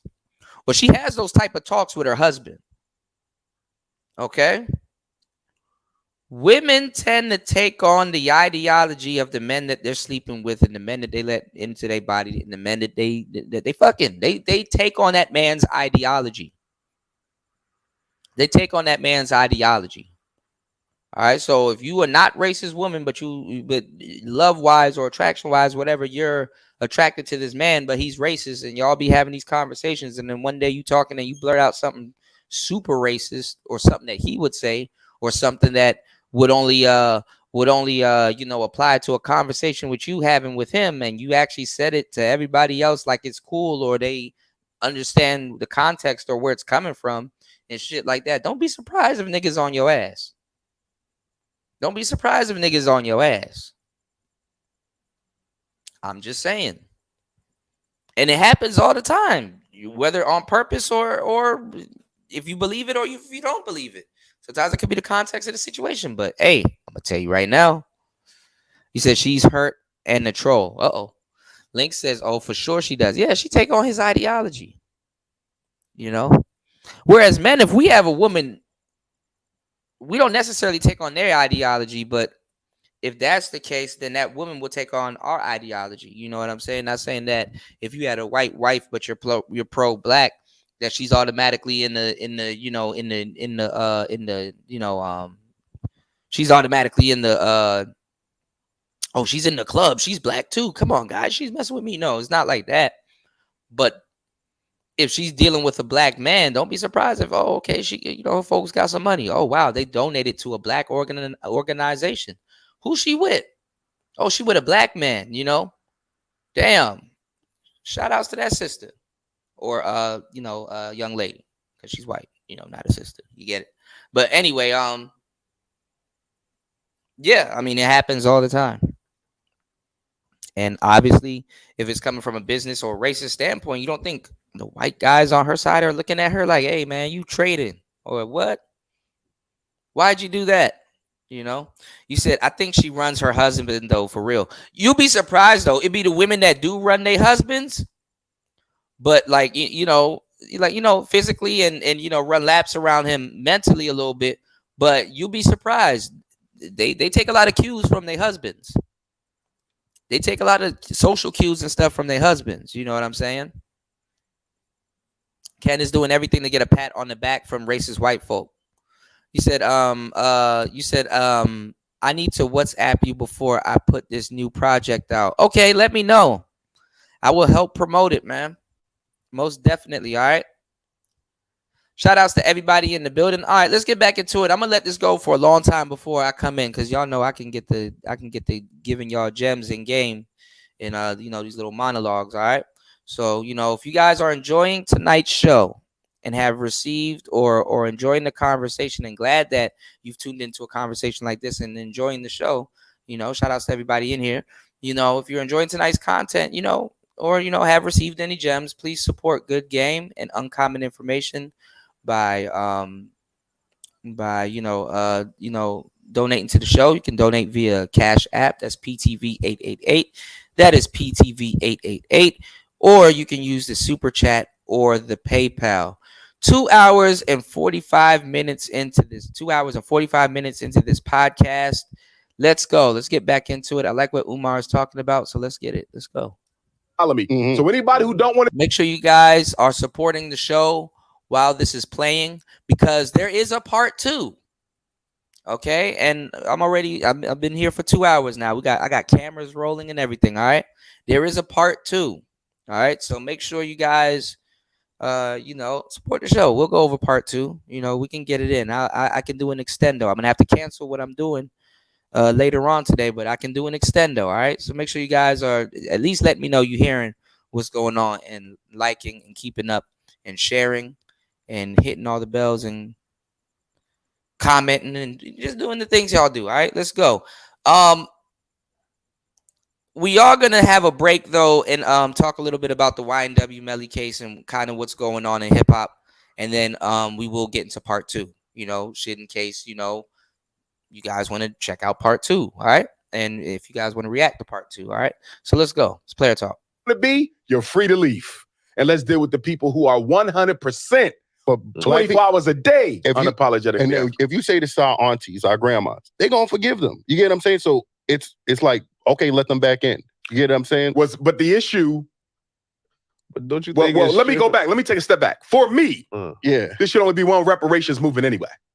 I don't support the tribalistic approach to reparations, where the American Africans got their own fight, the Caribbean Africans got their own fight, the continental Africans got their own fight. The Australian Africans got their own fight. The Brazilians got their own fight. Central American Africans, We all came from one place. One place. And there should be one organized system for reparations. The reason we don't have a global approach to reparations is because everybody favors the tribe over the race. And that is why Pan-Africanism is so revolutionary, because we're the only ones to say that being African is more important than being a Jamaican. Being African is more important than being an American African, a descendant of a slave. Being African is more important than being a Brazilian. Until you elevate the family above your nationality, then we'll never get what we need. You have to have a unified approach for something as important as reparations. And I'm going to be honest with you, and this is something that a lot of us are not looking at globally or locally, and that is what we are demanding for reparations, you normally only get through an act of war. If we get all that we are entitled to, it'll be the first time in human history that one group of people. Oh my God, Umar cooking. This man cooking right now, bro.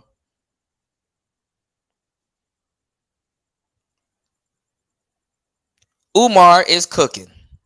All right? This nigga cooking. You usually only get that through war. All right? So let's go. People received from their oppressors that type of a settlement, that type of a resolution without no bloodshed. People go to war for less than what we're owed in reparations. And I'm going to be honest with you. I believe it's going to take war for us to get it. But so what about... They will give you reparations, but it will not be anything near what you were entitled to. Because I'm familiar with the U.S. paying, obviously, the Native Americans, the Japanese, the European Jews. Yeah, exactly. So, of those... And they give reparations to people who they haven't even harmed, like the Afghanis, the Ukrainians, and everybody else. Right. So, how should reparations be paid? And, why do you think that, because there was a poll recently where they asked, non-Black, Americans or just non-Black people if Black people deserve reparations, and overwhelmingly they said no. So why do you think that non-Black people said these are non-Black people? Non-Black people. Why do you think they don't think that Black Americans deserve reparations? And how would you go about giving reparations to Black Americans? Good question. First of all, why does the opinion of an Asian matter at all? You are not an enslaver. You are not an enslaved. You understand me? What does the opinion of someone who had nothing to do with my tragedy, why does their opinion even matter? I'll tell you why it matters. America wants to create this illusion of a multicultural society where race don't matter.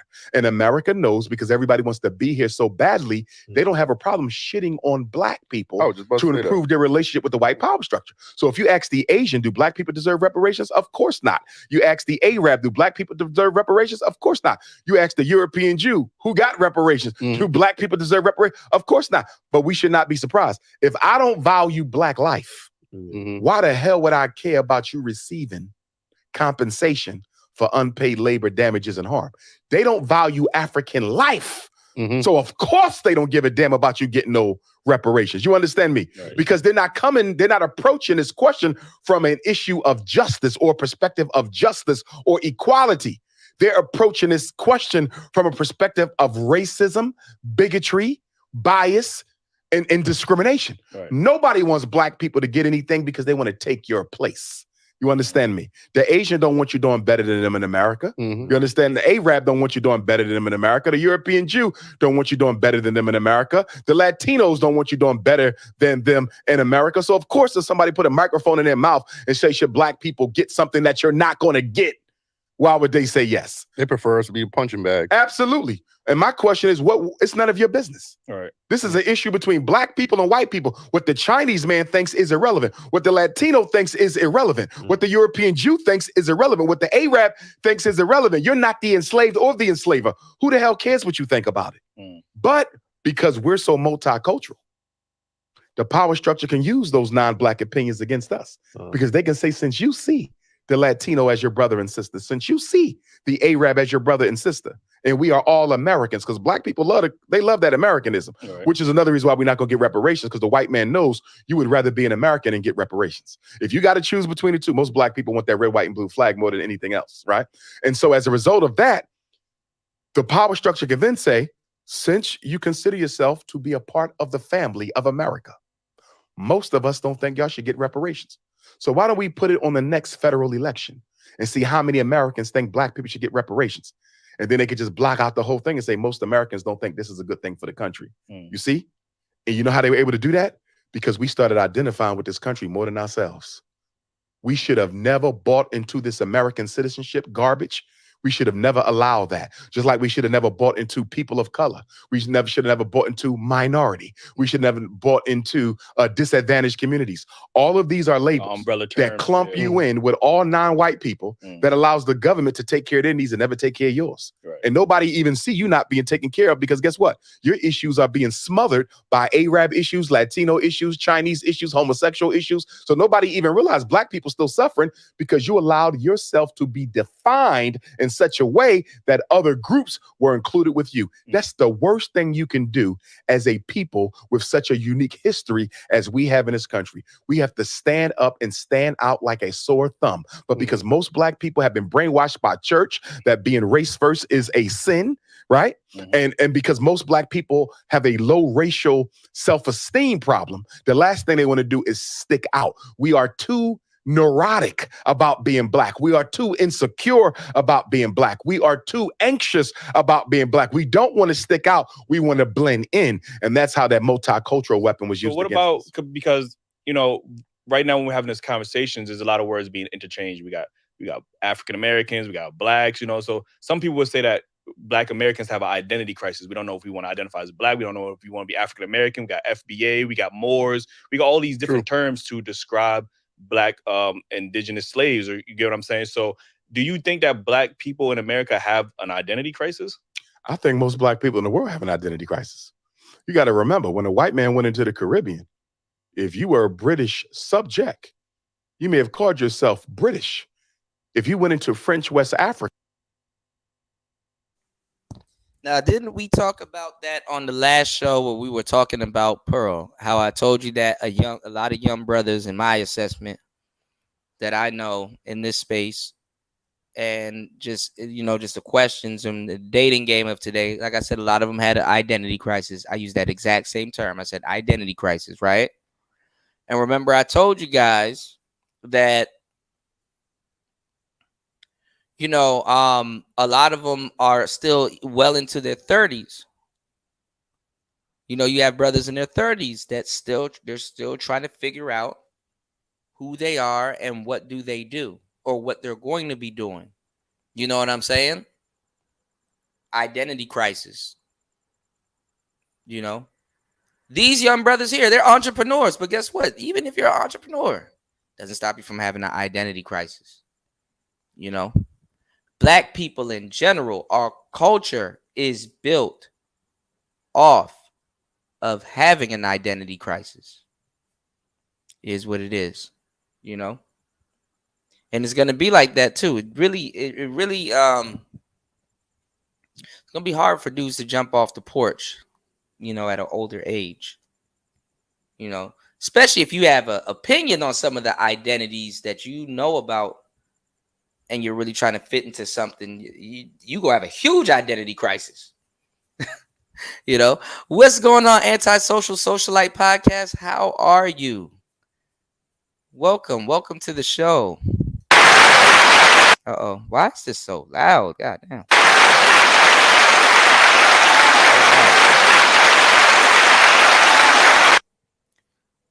Yeah, that's true. Fasting. A lot of Asians have. I'm finding out here. A lot of Asians have enslaved Africans by the billions. I'm finding that shit out here. I'm reading about some stories and shit. I'm like, God damn. You know, I'm like, shit. We everywhere. You know, and I've seen the relationships. I've seen the relationships out here.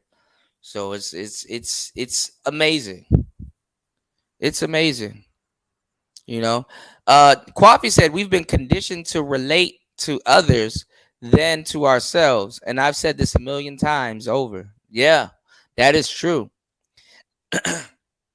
Shout outs to Antisocial Socialite Podcast. Yeah, blessed and highly favored. Yep. Shout outs to Antisocial Socialite Podcast dropping the huge 5 on the super chat. Let's go.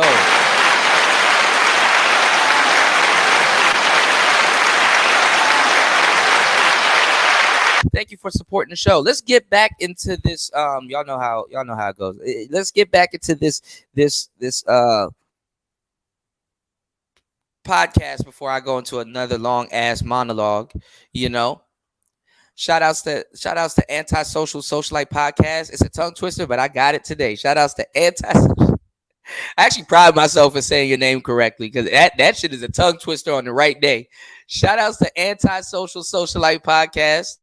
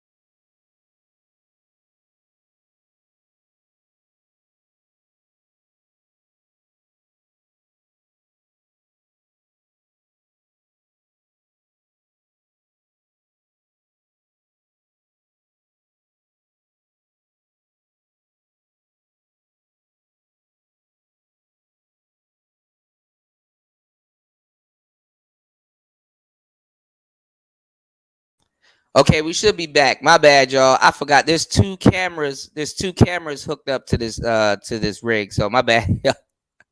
That joint cut off. I was just about to plug it in and charge it. I'm like, damn. Okay, shit. That joint cut off. That joint said, "Fuck it." That joint just cut the fuck off. All right, we back. All right, let's get back into it. I gotta reshare everything and re-put everything out. Make sure you guys like and subscribe. Yeah, we're back. Hold on, y'all. We're back. Computer just shut off. You know what I'm saying? Because I should have had it plugged in, but I'm not even gonna lie, y'all. Today's show, I'm y'all pray for me. I'm in a uncomfortable I got this whole wire shit hanging over my shoulder, so I gotta move where I got my damn cord. So anyway, but we back. All right, let's get back into it. Like I said, let's cover it. Let's go. Black indigenous slaves, or you get what I'm saying? So do you think that black people in America have an identity crisis? I think most black people in the world have an identity crisis. You got to remember, when a white man went into the Caribbean, if you were a British subject, you may have called yourself British. If you went into French West Africa, there are Africans who might still consider themselves subjects of the French Empire. You understand me? Most Africans globally have an identity crisis because we have been conquered by white people. Remember, only once upon a time, the only independent country you had on the face of this earth that was black was Ethiopia. That's the only free black country on the face of the earth at one time. And we were forced to do what? Speak our oppressor's language, wear his clothes, worship through his religion, and identify with his flag. So we all had, and many of us still have, an identity crisis. Now, as far as all the different ideologies and political ideologies, here's what I say to that. I don't give it a lot of attention because I think most black people know they're from Africa. So when people lie and say you're not from Africa, you're a Cherokee or a Choctaw, this or that, most black people have enough common sense and command of the history to know where they came from. I mean, you have DNA analysis now. We don't even have to debate this philosophically. We can find out genetically. Give some blood and let's see if the Cherokee Nation comes up on the damn paperwork. You understand me? It's not going to come up because you're an African. But again, nobody wants to be on a losing team. So look at the contradiction. We'll get mad at a Jamaican African brother or sister who doesn't identify with us. We'll get mad at an immigrant Nigerian African brother or sister who don't want to identify with us. But you got American Africans right here who will tell you they're not African. I'm a Cherokee. Crazy. I'm a Native American. I'm an alien. I'm a this, I'm a that. And we don't say nothing to them. You see, so how is them not wanting to be an American African any different than a homegrown American African telling you I ain't African? You see what I'm saying? The harm is equal. So why separate it? See, as Pan-Africanists, we don't see, there's really no differences. The same isms and schisms and self-hate that we have in America, they have it in Africa. They have it in the Caribbean. There's Jamaicans who will tell you they're not from Africa. They got over in there, they don't really, they have racism, obviously, but since the majority of the continent is black people, they have a whole thing called xenophobia now, like, where you discriminate from another African because they live in a different country. Like, you get what I'm saying? So they do, but a lot of the xenophobia, and it's not justifiable, but a lot of the xenophobia is economically related because what happens is you live in South Africa. He lives in Namibia, hypothetically. It's the classes you mean? No, stay with me. Yeah. So you are boycotting your job because y'all want higher pay. So they come to Namibia and tell you, get me 100 Namibians, come to South Africa, we need y'all to break this protest. You hungry, you got kids to feed, so guess what you do? You come across national lines and you break the South African protest. Now you just gave birth to that xenophobia. Why would you bring your black ass to my country and sabotage my fight for better pay? You see that? So a lot of the xenophobia in Africa is economically related. It's the white man, again, putting black people against black people. It's the same thing they do over here with us. It's no different. So which division you think is more important to fix first? The division here in the US or the division in Africa? It's always global because we do not live in a isolated box. And that's the problem when people say you got to take care of the African-American thing first. That's ridiculous because you may never take care of the African-American thing. So the whole African world goes to hell because we didn't fix this first. And you'll find that you can actually do a better job of fixing local issues when you tap into the global issues, because you're cutting yourself off from ideas, you're cutting yourself off from strategies, you're cutting yourself off for resources that can be put in play locally. And the thing that I always get with people, why can't you do two things at once?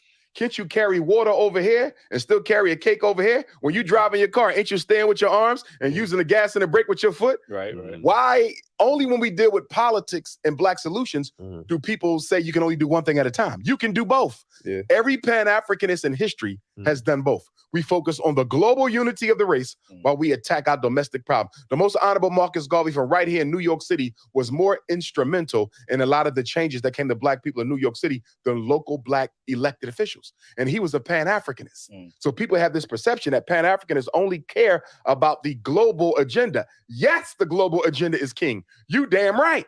But my local issues matter just as much. Because if I'm trying to organize people to join the global fight, what better way to do that than to show and prove where I am?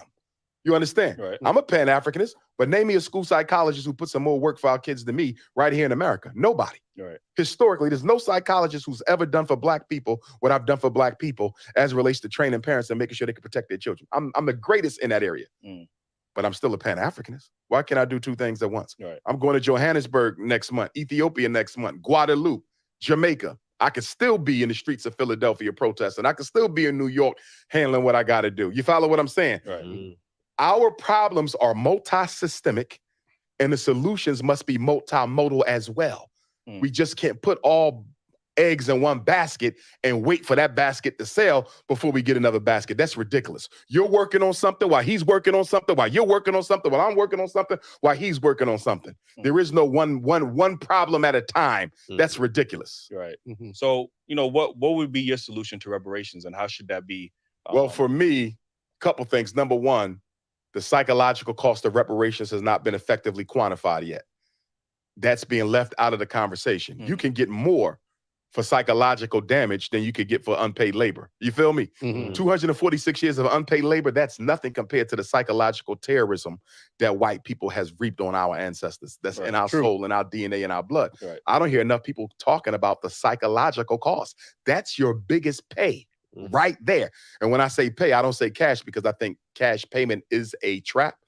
I don't have a problem with cash being on the list, but it should not be primary, especially now, because you have BRICS, Brazil, Russia, India, China, and South Africa, who are about to float their own currency. They're going to tie it to the gold reserves in their countries, and that's going to drop the value of the dollar. So if the US dollar is about to plummet, why in the hell would you accept payment for your ancestors' dehumanization through a worthless American dollar?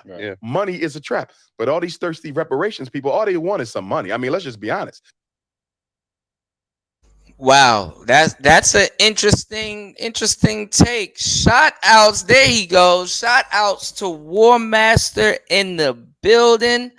War Master 7 in the building, coming through with the huge $20 on the super chat.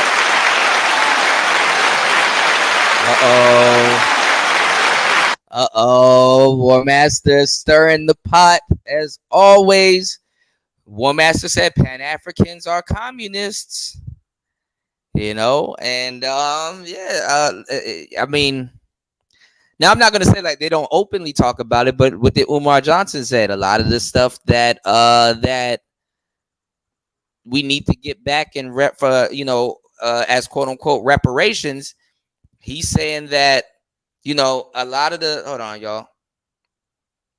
Let me do this. He's saying that, a lot of the stuff that we need to get back, turn this that way. I think that'll work.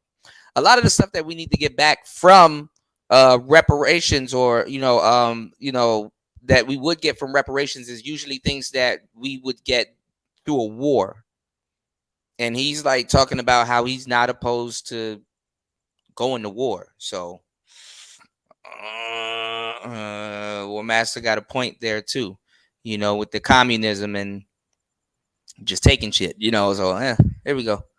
Half the people talking about reparations just want to check. They have no vision for changing nothing for Black America. They have no history of grassroots struggle. They're YouTubian opportunists, most of them. They're not deep thinkers. I honestly don't think Black people would be financially responsible enough to use that money. I think we just gonna get that money right back. That shit gonna be cars and chains. We are, Cars and chains, which is Jordan. another issue that I have with our approach to reparations. When did we come together and choose people to represent us in this conversation and in this negotiation? Who is it though? People are self-selecting themselves. You know why? Because we are disorganized. So before there's any reparations conversation, before there's any distribution of reparations, we have to first organize and elect the people we want to represent us. You just can't have somebody on YouTube popping up, I'm the face, I'm the face. That's why Black America always gets exploited. Because we are disorganized, anybody can claim to be the leader. You can go out here right now and say you're the leader of Black America, and guess what? Nobody's probably going to oppose you because we are so disorganized, and a disorganized people are ripe for opportunists. Opportunists love disorganization because it gives you the right to do anything and not be held accountable for it. So number one, we need to be organized. And until we get organized, there should be no conversation on reparation. Because I'm going to tell you what the white man going to do. We already know what he's going to do. He's going to look for people he can use, and he's going to give the reparations to them, and he's going to dictate how they use the reparations. Y'all follow what I'm saying? Yeah, definitely. So he's not sweating this. He said, okay, this is how y'all want to handle this? No organization, no conversation, just a few, okay, well, let me select him because I know I own him, and let me select him. I know I own him, and y'all going to use this money just for basketball and football. You understand me? Right. It'll be a joke. Right. A disorganized people should never go to war with an organized people. Right. That's fair. There has never been a war in history where a disorganized group of people won against an organized group of people. Show me where. We can't. And reparations will be no different. On top of that, you need an infrastructure to catch the reparations, to make sure that the black dollar circulates several times before it leaves your community. Right. The black dollar leaves our community in less than 24 hours. So if you accept a cash payout, all you did was serve as a middleman between the Federal Reserve and every thirsty merchant in the black community raping us financially. Because every penny you get from reparations is going to go to the Chinaman, to the Arab, to the Jew. It's going to Mercedes, it's going to Nike. And then black people say, you don't know that that's true. Yes, I do know that that's true. You know why? Because as a psychologist, the best predictor of future behavior is current behavior. Right. So you mean to tell me we're going to radically change our spending habits with the reparations money? Yeah, it's not going to happen. When you've never been responsible with your own damn money? What happened to all the stimulus checks Black America got? What we do with that for the people? What about our tax returns? What do we do with that for the people? What have we done since Dr. King's murder 55 years ago, financially and collectively, to transform our reality? Nothing at all. And that's why I've said I do not believe that the current generation of African people should be responsible for the dissemination or discussion over reparations, because we haven't done anything worthwhile that will entitle us to that type of responsibility. Right? So we should get our land back. All the land that was confiscated from African people between the end of slavery and the end of Reconstruction. You're talking about tens of thousands of acres. All the land got to come back. All of the inventions that black people invented, everything from the gas mask to the stoplight, refrigerated truck, the golf tee, the ironing board, all of that reverts back to us as a permanent patent. And whenever you use it, we got to license it to you. We get paid for it.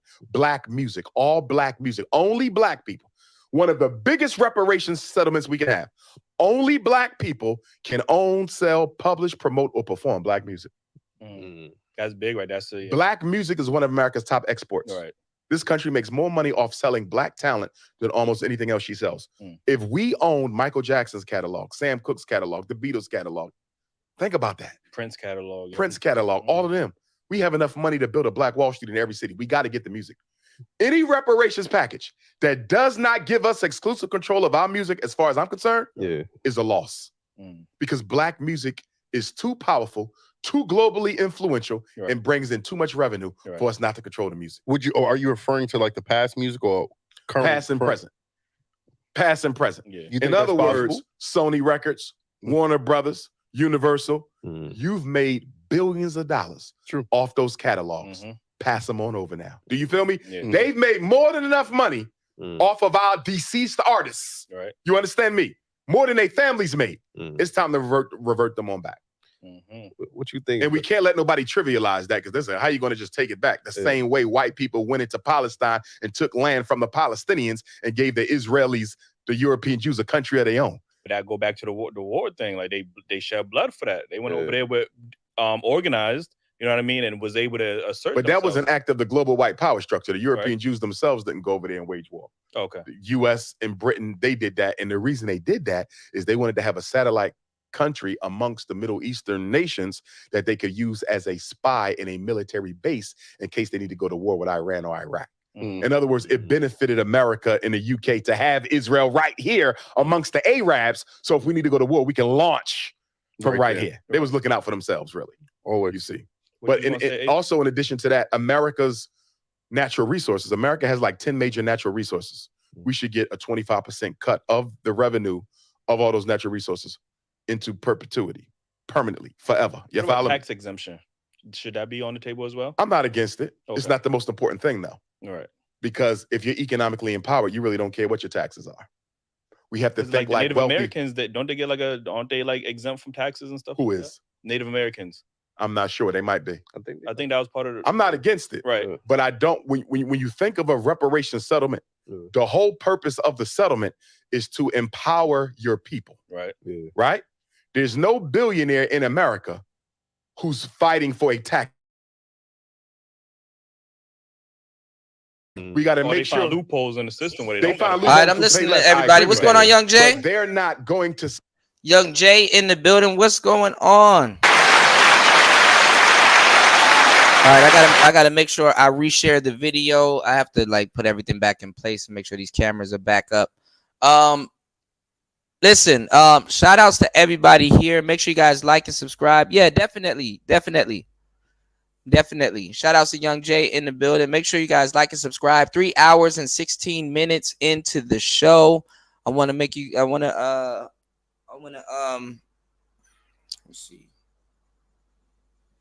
want to make you guys kind of,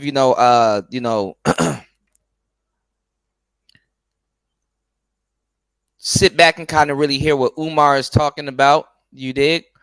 Oh shit, everybody here. What's going on? RG3 in the building. And what is going on to my brother Wes? Wes, where you been at, man?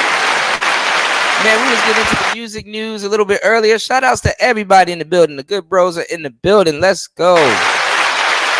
Definitely, Young Jay. I'll definitely open up the panel if you guys would like to, to join. I definitely would like to hear your thoughts and stuff. And like I said, I got something to do, but if you guys want to get into part 2, because I see now BGS then fired up a show about it. Funny as hell. We'll definitely get into part 2. Thank you, Antisocial Socialite Podcast. Hit the like button, smash the like button. Make sure to like, subscribe, share, comment, and all that good stuff, okay? If you'd like to support the show, we've been going for 3 hours and 18 minutes.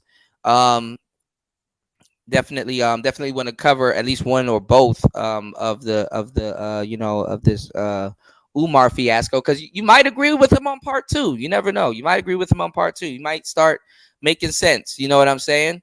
But make sure you guys like and support today's show. You can support via Super Chat, via PayPal, via Cash App. That is $PTV888. That is $PTV888. Yeah, I've been working this grave shift and I ain't made shit.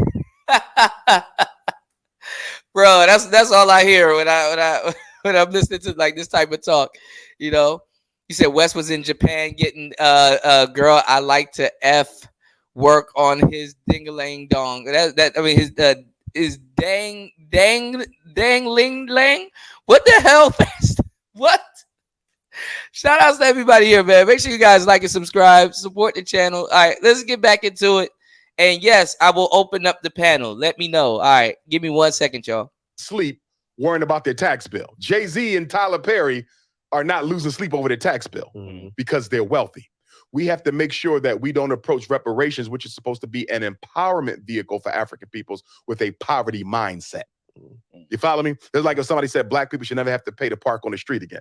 Who the fuck cares? Right. Do you feel me? If you got enough revenue coming in, who cares about that? Right. If we have to be concerned about a tax exemption, then you're automatically telling me that whatever we're getting for reparations isn't enough to sustain our families. You feel me? Yeah. If we got to be concerned about a tax exemption, whatever we got on that reparations list is not enough to sustain us. Because if you still got to hide from your taxes, you're not making enough money. You feel me? That's right. So that means we got to go back to the drawing board.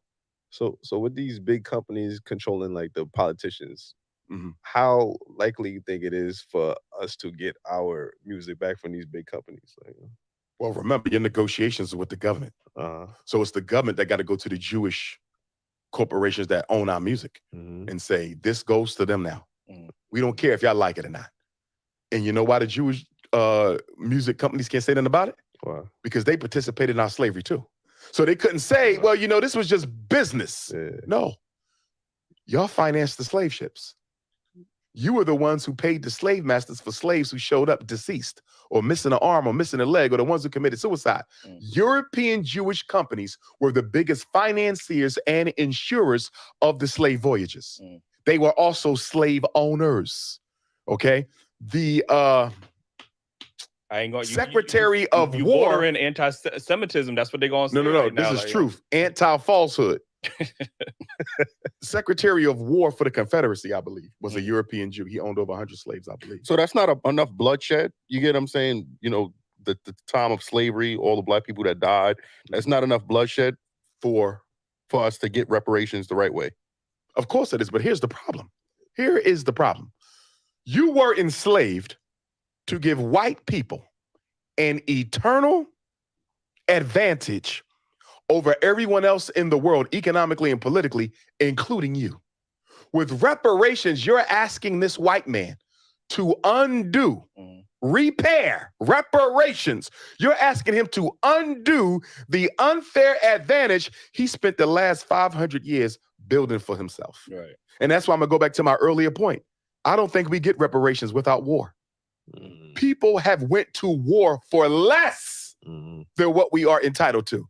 And here's the big question you got to ask yourself, because from a Garvey perspective, it's all about power.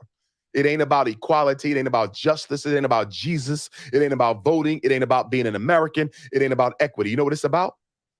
The power you have to force the white man to do what he don't want to do. And here's my question. What are black people going to do if the white man gets on television right now and say, I'm not getting anything for reparations? We took a poll and most Americans don't feel it's necessary. Enjoy the rest of your week. Tear up their own community. Yeah, that's what I was going to say. We're going to protest and tear up our own communities. And And the very next day, you'll be having lunch and cheese with the same white folks who said you don't deserve reparations.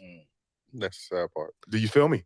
You have to understand something. We haven't had a comprehensive, sustained movement for systemic change in this country since Dr. King. No matter what people may say or think about Dr. King, he was the last leader to give us a real movement. Nobody has given you a movement since Dr. King. You've had your Million Man marches for one day. You've had your Al Sharpton rallies for one day. You had your Jesse Jackson get-togethers for one day, but you have not had a movement, not a sustainable one, not a comprehensive one. The last time was Dr. King. The point that I'm making, black people are politically lazy and white people know it. That's why I find it hard for, us to be patriotic for a place that doesn't love or care for us. But we are the most patriotic. Yeah, that's what I'm saying. And you know why we're the most patriotic? Because we're the most psychologically homeless. Black people are very neurotic about their identity. We hate Africa, where we come from. We cling to America. We will go around the world and brag about being an American, although you enjoy almost no rights. Immigrants who are not even citizens have more rights than you. You have Ukrainians right now getting the Social Security checks, free housing, free medical care, free education. But you have the highest black homelessness rate since the 1960s. How you got Ukrainians who not even citizens living better than black people who built the country? And the reason it's so difficult for us to change that is black people care more about their American citizenship than they do about justice. The minute you bring up, maybe we should disidentify as American citizens, it's certainly an option. It's certainly an option. You have a whole refugee law in the United Nations that would allow us to say we're not being treated like Americans. We no longer identify as Americans. We are Africans in exile, or whatever name we want to give ourselves. But we are definitely not Americans, and we are protected by the United Nations under their refugee laws and their anti-genocide conventions. We we would get more rights as refugees in this country than we do as so-called American citizens. I mean, everybody else have the location. They got Little Italy, Chinatown. There's no place. No for Little Africa. Nowhere in this country where you go where Black people own the school, the hospital, the bank, and the supermarket. Facts. 4 major institutions, not to mention manufacturing and distribution. But we are $2 trillion a year. $2 trillion a year. No institutions. Half your HBCUs are supposed to be closed in the next 30 years. God forbid that doesn't happen. But you want more money. But you want more money. To do what exactly? You mean to tell me you can't spend the $2 trillion you got responsibly? But now you want the ancestors' money so you can splurge that too. If I had a vote, I vote no. That money, none of the restitution package gets disseminated amongst Black America until Black America organizes itself and begins to act responsibly. I would say this: build the institutions with the $2 trillion that you got. And once you build the institutions, then you get the reparations. Prove that you can handle this. Prove you are responsible enough to deal with these reparations. Build some institutions. Until we get those 5 major institutions in 20 major Black cities, no reparations should be disseminated because we're going to do nothing but waste it and give it back to non-Blacks. That's fair. Listen, let me get to this next topic. You know, Dr. Umar, I had a lot of conversations with people about this topic, a lot of heated debates. People want to know, can you be pro-Black and date outside your race? Absolutely not. And I got my good brother right here, you know, who's an advocate, and he says that you can be pro-Black and date outside. Impossible. You cannot. Marriage is a business. When you get married, you commit your mind, your body, your heart, your soul, and your pocketbook, your savings, your estate, your wealth. You commit that to that person you're married to. See, when you marry, you don't marry an individual. You marry into a race. You marry into a community. So I didn't marry a Jewish woman. I married into Jewish society. I didn't marry an Asian woman. I married into an Asian family. There's no way you can claim to love Black people, especially as a Black man, knowing that only 1 out of every 4 Black women will get married in her lifetime. We have the lowest female marriage rate in the country, 25%. That means 75% of Black women will never, ever know what it feels like to be proposed to. And if you care about the Black community, you got to care about saving the Black family, because the family is the essential institution of a community. And the only way you can save a family is to build a family. You can only build a family with a Black woman. Absolutely not. You cannot talk Black and sleep white. And why would the original man want a member of the race that enslaved and dehumanized you to carry your seed? Why would I, after the rape and the lynching and the slavery and the Willie Lynch and the Jim Crow and the police brutality and the economic apartheid and the gentrification and the AIDS and the Ebola, the West Nile, the COVID, the genetics, the eugenics, why would I want to take my original seed, God's seed, and put it in a cave-dwelling organism? Why would I want to do that? Go ahead. Yeah, we need to hear you, brother. The mic is yours, Ace. Yeah. I want to incubate my son, my daughter, in the womb of the people who have destroyed my people in this world. Now, let me say first, when I made this argument, I wasn't necessarily talking about white women, obviously. Now, I mean, there's other races out there, but and they hate you just as much. But what I'm saying, all right. So you said yourself earlier that there are Black people among us that are not for us. True. So with that being said, there are people of other races that are more for us than there are our people. Describe for us, please. When you go to protests for Black rights and police brutality and stuff, and you see other races that are out there and there are Black people that would never be caught out there. I mean, okay. So because an Asian, I'm just all right, go ahead. Or a Caucasian showed up for a George Floyd march, right? That means they give a shit about Black people. I'm just saying. Let me ask you this: according to the Pew Research. They said 1 in 5 protesters during the George Floyd protest was Black. Okay. 4 out of 5 were non-Black. Right. At least 3 out of the 4 were white. So the George Floyd protests were mostly white people. Okay. If white people care that much about black ain't folks, no changes. why didn't that woman who got Emmett Till murdered, why was she never arrested? Still, if white people care that much about black after the life, confession. why all these police that's going around killing black folks are not being held accountable? If white people care that much about black life, why don't we see it in the political and economic realities of black people? Facts. You know why they showed up to the George Floyd March? Why? To dissipate the power of black people and to redirect the focus of those marches. White people outnumber black people 5-1. So if you let them in, they automatically take control by virtue of their numbers and redirect it. And so Nancy Pelosi, the Democratic Party, turned the George Floyd March into a damn celebration for Joe Biden. Joe Biden votes in the Democratic Party. We got nothing out the march whatsoever because we let it get diluted. Right. You have to keep it all black. The minute you let white people in, because you can't control how many join. There's more of them than us here. You can't control how many join. So the minute you let them in, they now have the power to remake this into whatever they want. And because most Negroes who participated in the George Floyd March made it multicultural, every time we get on the microphone, this is not just about black people. I'm so tired of hearing that shit. It is, though. Everywhere it is you about go, us. it is about us. Yes. But if you notice, when it's about us, it can't be about us. Yeah. Can't just See, when the Mexicans shut down the highways in California, nobody tried to multiculturalize that. You understand me? You're not welcome here. Absolutely. This is our thing.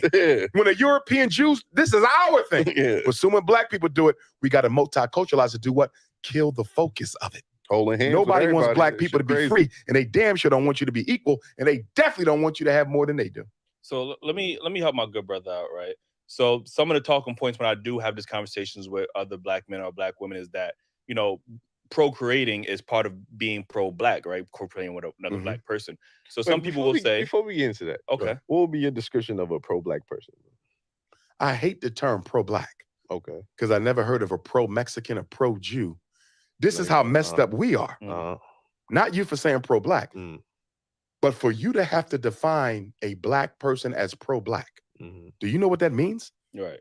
That automatically means by contraindication that most black people are anti-black. That's a fact. Do you feel me? If I walk in and you say he's pro-black, because this is what people say when they see me, it'll be 1,000 blacks. He's pro-black. Do you know what you're saying about everybody else in here? Nah, they're fucking coons. Do you see what I'm saying? Yeah. We're the only people, we're the people who are for us are the minority. Think about that. But I think you have to describe people who care about black people as pro-black. No other group has to do that. And it speaks to how much most of us are anti ourselves. I don't necessarily think that means you're anti-black, because usually when I think of the word pro, usually is the most extreme of something, right? This is why when you have pro-life and everything else, when you put pro in front of something, that means the most extreme. I think people confuse being proud to be black with being pro-black. I think people are proud to be black. I don't see how one could exist without the other. What? If I'm proud to be black, I'm pro-black. I'm for my people. Yeah, but some people might say, like, when you look up the definition, it might say only supporting black-owned businesses or only to support everything all black. So when you say pro is the most extreme, I'm only buying from black people. I'm only reproducing. I'm only loving black people. It would be impossible to only buy from black people because we don't manufacture and sell everything that somebody needs in order to survive.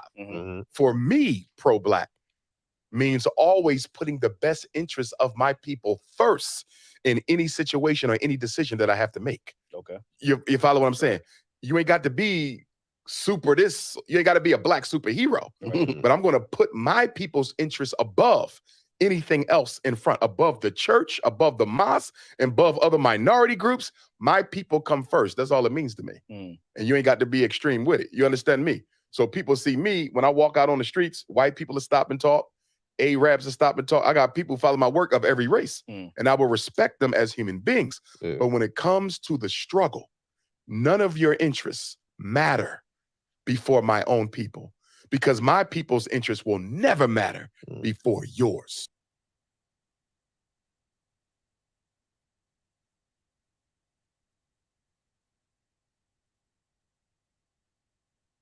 I got in an anime fight before.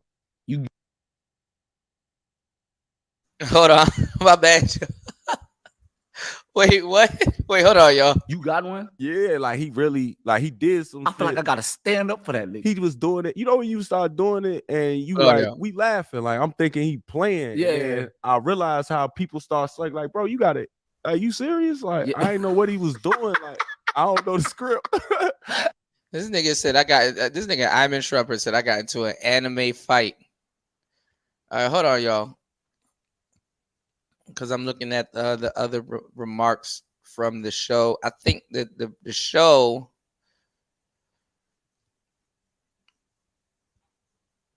that we're looking for is part 2, which is right here. All right, hold on, y'all. Let's get into part 2. And racism is a group system. Yeah. Of exploitation, discrimination, oppression, bias. All right, hold on, y'all. Where one group seeks to deny all members of another group their fair share of resources, opportunities, and privileges. You know why you can't be a racist? You don't own a damn thing white people need in order to live. True. White people need you for nothing, but you need them. Mm-hmm. Whose schools our kids go to? Theirs. True. Our money in whose banks? Theirs. Who's building the houses we need to rent and buy? Them. Who's shipping our stuff around the world that we need to order to live? Them. You follow me? Mm. They don't need us. We need them for everything. We are as dependent on white people today as we was when slavery ended 157 years ago.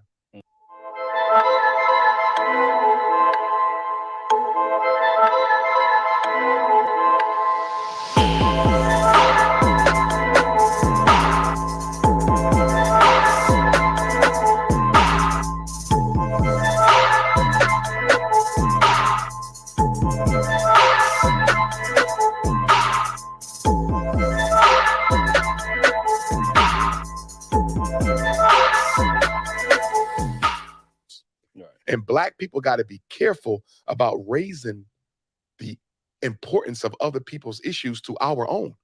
Because by doing that, you reduce the quality of your own fight. Right. Because nobody else has been through what you've been through here. Everybody in America showed up as an immigrant. We're the only people who showed up as imports. Mm. Why would you dare make the gay struggle equal?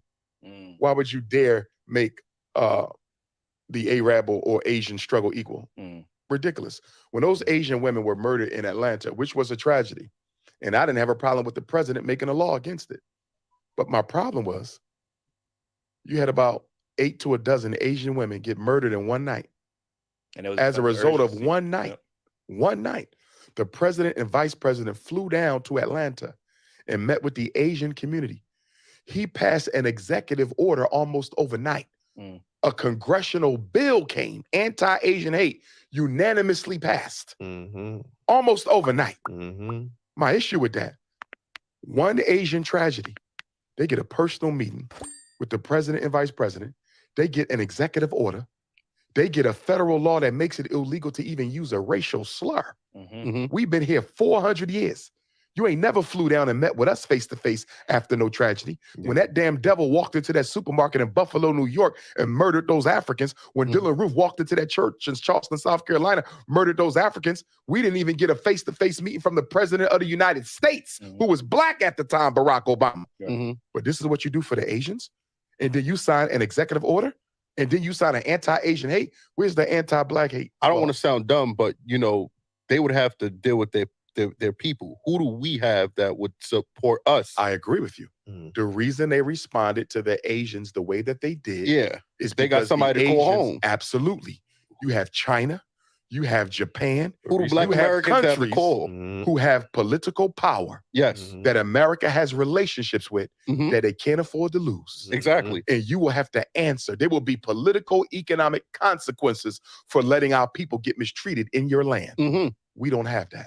And the reason we don't have that is because we have not helped to build a single African state into the power base we need her to be so she can speak out for us. We have used our money to empower Understandable. all these nationalities and use almost none of it to empower Africa, the very continent we need to do what you just said, be strong enough to be a diplomatic voice for American Africa. But this is why I asked you before which one is more important to fix first. Because if we had that power behind us, wouldn't it be easier for us to make moves over here? You know what I mean? If we had that power in Africa, absolutely. But we're not building the power, though. In other words, we should be in Africa right now. I'm sending you to Ghana. I'm sending you to Nigeria. I'm sending you to Namibia. I'm going to go to Ethiopia.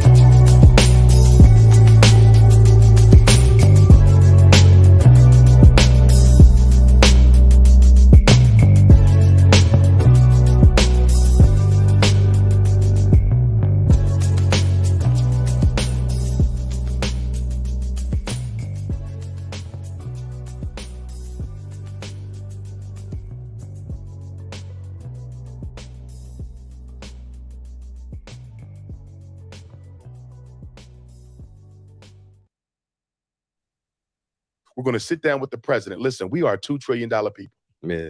We need you to be able to speak up for us. Would it be hard to get dual citizenship? What are the economic slave chains that America has around your economy? What are the economic slave chains America has around your economy? And what could we do with our education and income to weaken those chains so one day they can fall? Africa would love to do business with us instead of the World Bank or the International Monetary Fund or the French government or the Belgian government or the German government. They would rather do the business with us. But the problem with Black folks, we are comfortable and content being American slaves. We're not looking at the global ramifications of our irresponsible behavior. We're not looking at the global needs of our people. We are content with this America the way that it is. We are comfortable being treated like 21st century slaves. Because if we were not, with the resources we waste every day, we would be going crazy. Go down your social media feed. Does it look like Black America's in a crisis? Go down your YouTube. Does it look like Black America's in a crisis? Go through your Twitter. True. Go in. If you did not know how racist America was, and you went to Black Twitter, Black Instagram, Black TikTok, Black Nothing YouTube, important there. could you tell? No. Don't it look like we live in the best times of our lives? Because Black people are like overgrown children. Slavery arrested our psychopolitical development. Slavery arrested our psychopolitical development. The slave system turned us into eternal children in this country. What do children do? They spend their money on the things that they like, and they beg their parents for the things that they need. Is that not Black America?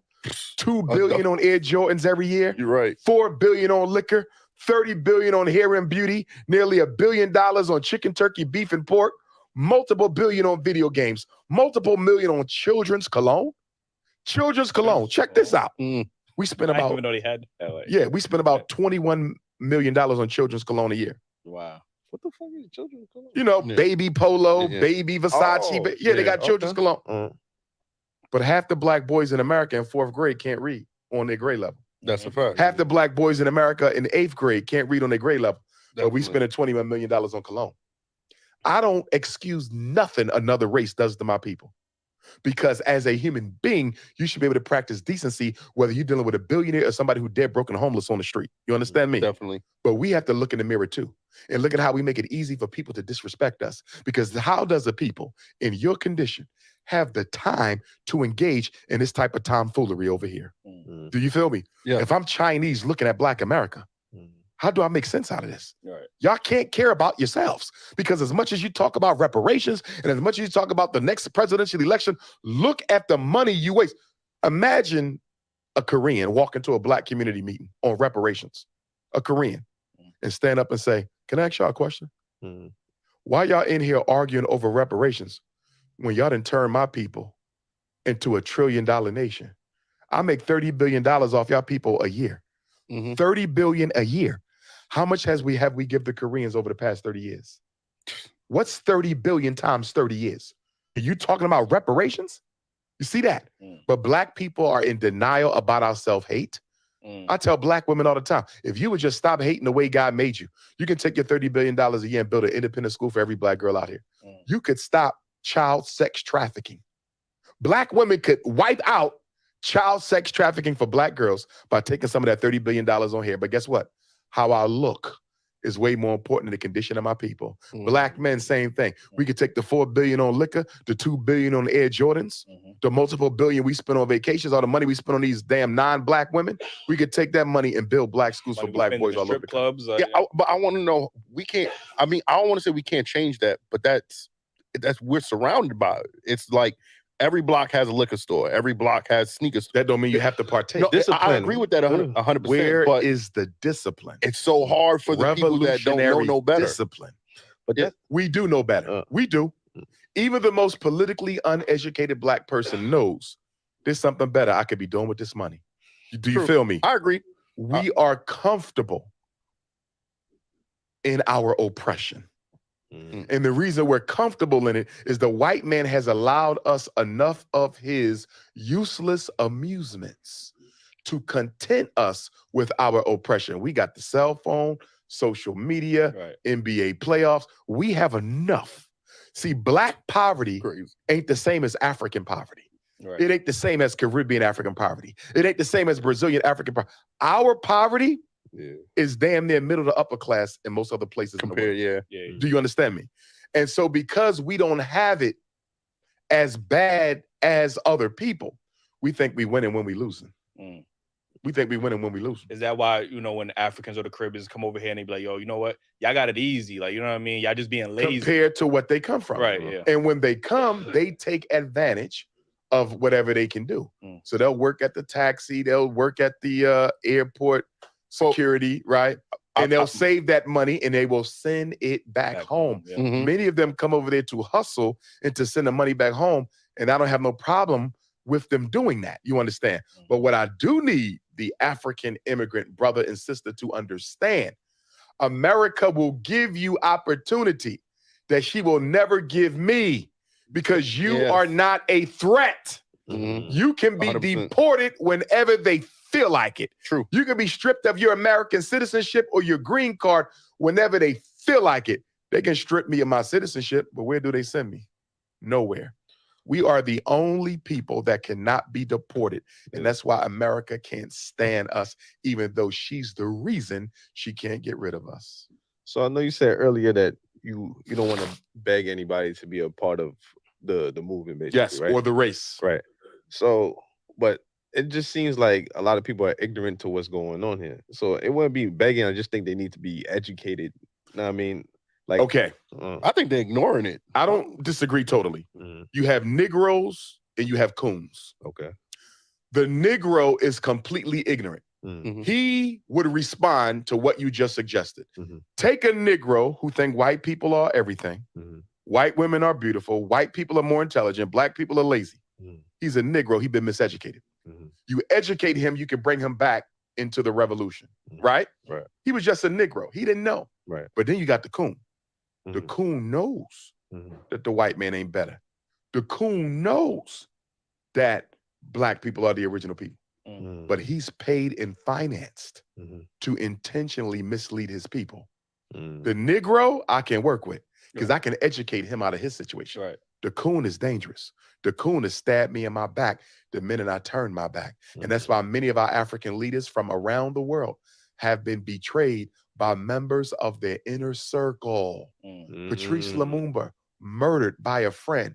Thomas Sankara, murdered by a stepbrother. Malcolm X, murdered by people he trusted. Dr. King, set up by people he trusted. When you look at the Black struggle globally, because you got to look at all of our heroes and sheroes, not just the ones here. Many of them were set up and sabotaged by people they grew up with and who they trusted. Kwame Nkrumah was overthrown in Ghana with the assistance of his college roommate at Lincoln University in Pennsylvania. The State Department found his roommate, sent him to Ghana to help overthrow his roommate, who was the first democratically elected president in Africa post-colonization. That's like the Fred Hampton story I've seen recently. Right. Now, that informant wasn't a friend of Fred Hampton, but to your point, he weaved his way into his trust, sold him out, gave the FBI a drawing of Fred Hampton's apartment, drugged his Kool-Aid. Yeah. You understand? So when you get in this movement for Black liberation, you don't have no friends. I have a quick question for you that may be personal. Do you feel like, since you're a big impact to the Black community, that you're in danger? I'd say this. I get death threats on a regular basis. I know the FBI and CIA tap my phone. They've been doing it since my first trip to Africa, 2005. There's about 6 people who come around me on a regular basis who I'm pretty certain are paid agents. Some of the women who have expressed interest in me over the past 6 months, I definitely believe that they are paid agents. But I'm going to say this to you. When I look at Malcolm and Martin, and I listen to their friends who survived them, they often talk about how those 2 great Black leaders, 2 of my heroes, got to a point in their life where they were so spiritually and emotionally exhausted from the threat of death that they felt they secretly wished for it to come to get it over with. Because like always looking over your shoulder kind of situation. They got tired of it. Right. Dr. King got tired of it. Malcolm got tired of it. And I think they asked the Lord, just make sure when they hit me, they don't hit my daughter and children, my wife and children. You feel me? I don't ever want to get to the point where I'm that fatigued from the threat that it takes away my commitment to the struggle. Now, they never lost their commitment to the struggle. But they basically died before they died, if you understand what I'm saying. Because once you psychologically exhausted with the threat of death, there's nothing else to live for. I'm still struggling, but I'm not enjoying my life. My wife can't really enjoy me. My kids can't really enjoy me because my mind has become beaten down with the prospect of death. Remember, they bombed Dr. King house twice. They bombed Malcolm house the day before a week before he died, right? I don't ever want to get like that. So I discipline myself. I practice traditional African spirituality. I try to stay as rooted as possible. I need to do a better job, but that's my walk. The biggest thing that insulates me, though, is I believe I was born to do what I did, what I'm doing.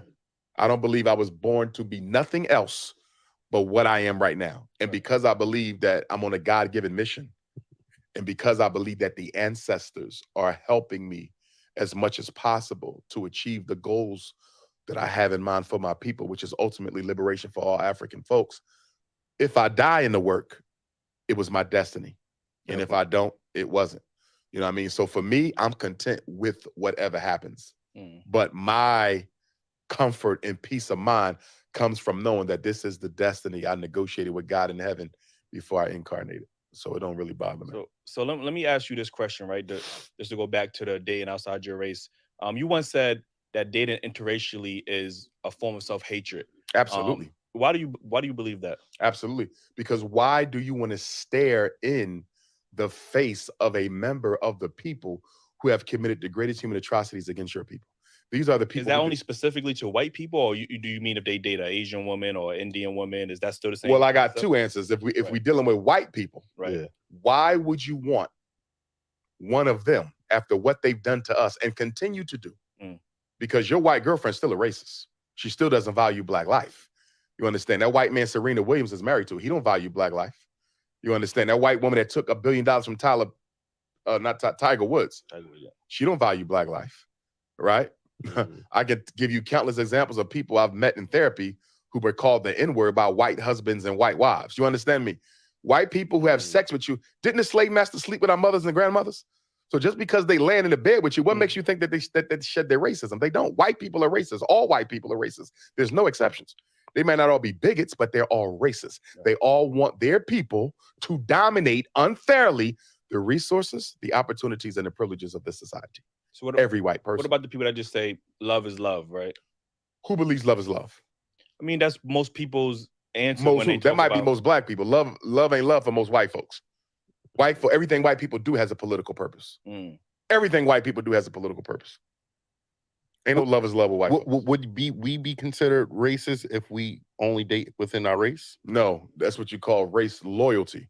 And racism is a group system of exploitation, discrimination, oppression, bias, where one group seeks to deny all members of another group their fair share of resources, opportunities, and privileges.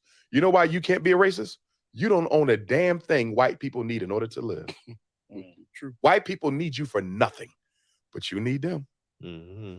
Whose schools our kids go to? Theirs. True. Our money in whose banks?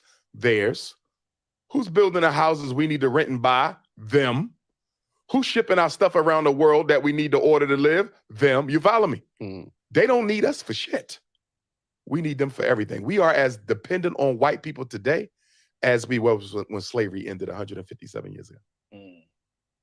So, in my opinion, if you talk to an integrationist, and say, how far have we come since slavery? Oh, we've come very far. We got a black president. Now we got a black vice president. We got a black Supreme Court justice. We got about 10 black billionaires.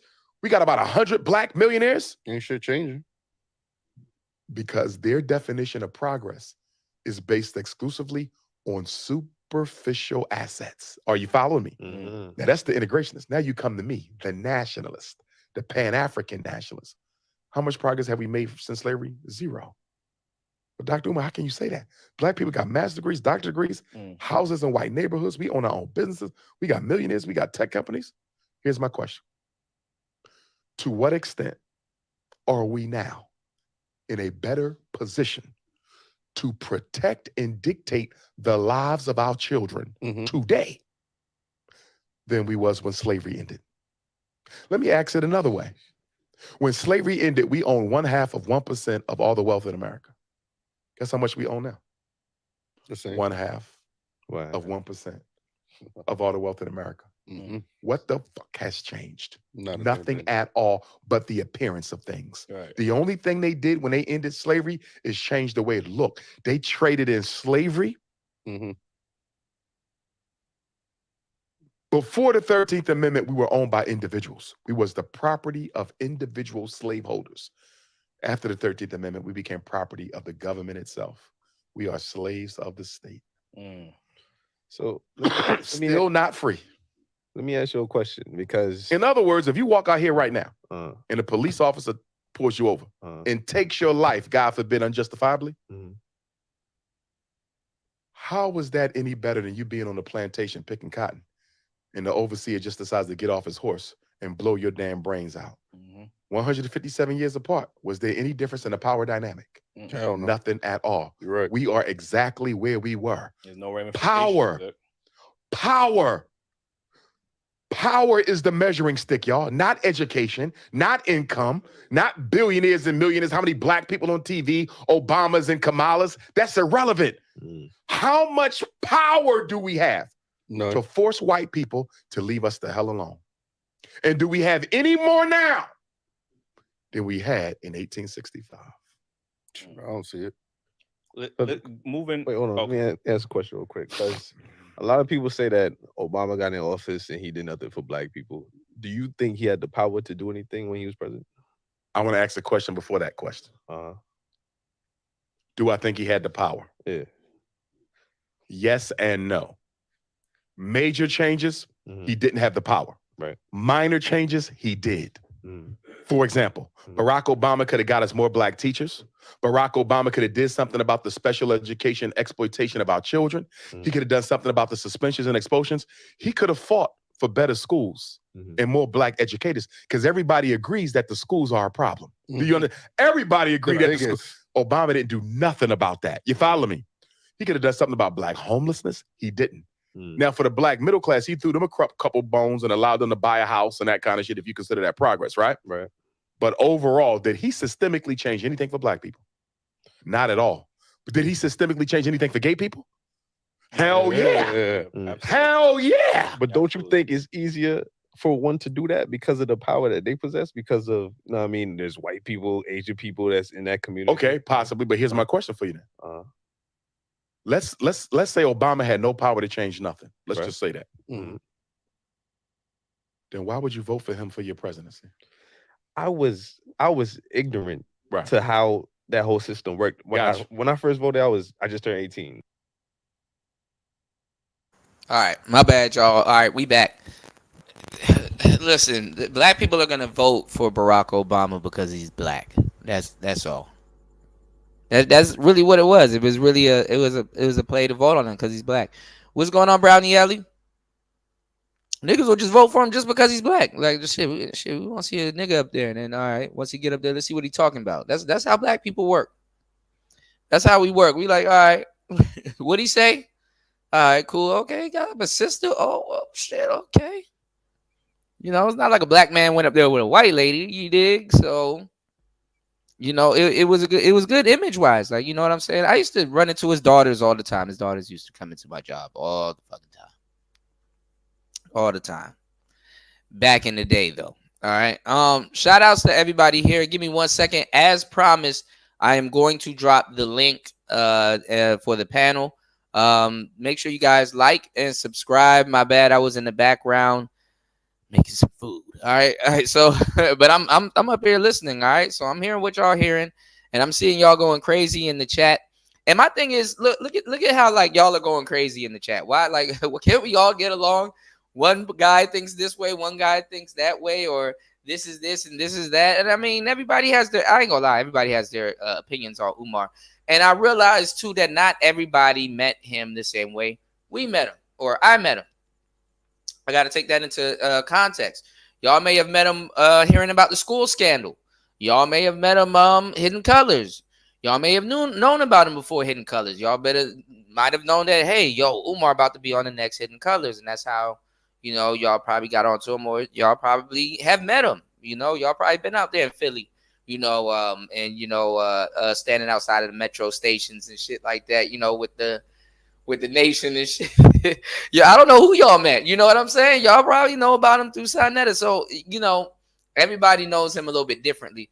And it's kind of cool to watch that play out in the chat, whether you guys agree with him or not. That I know. I think I find that cool.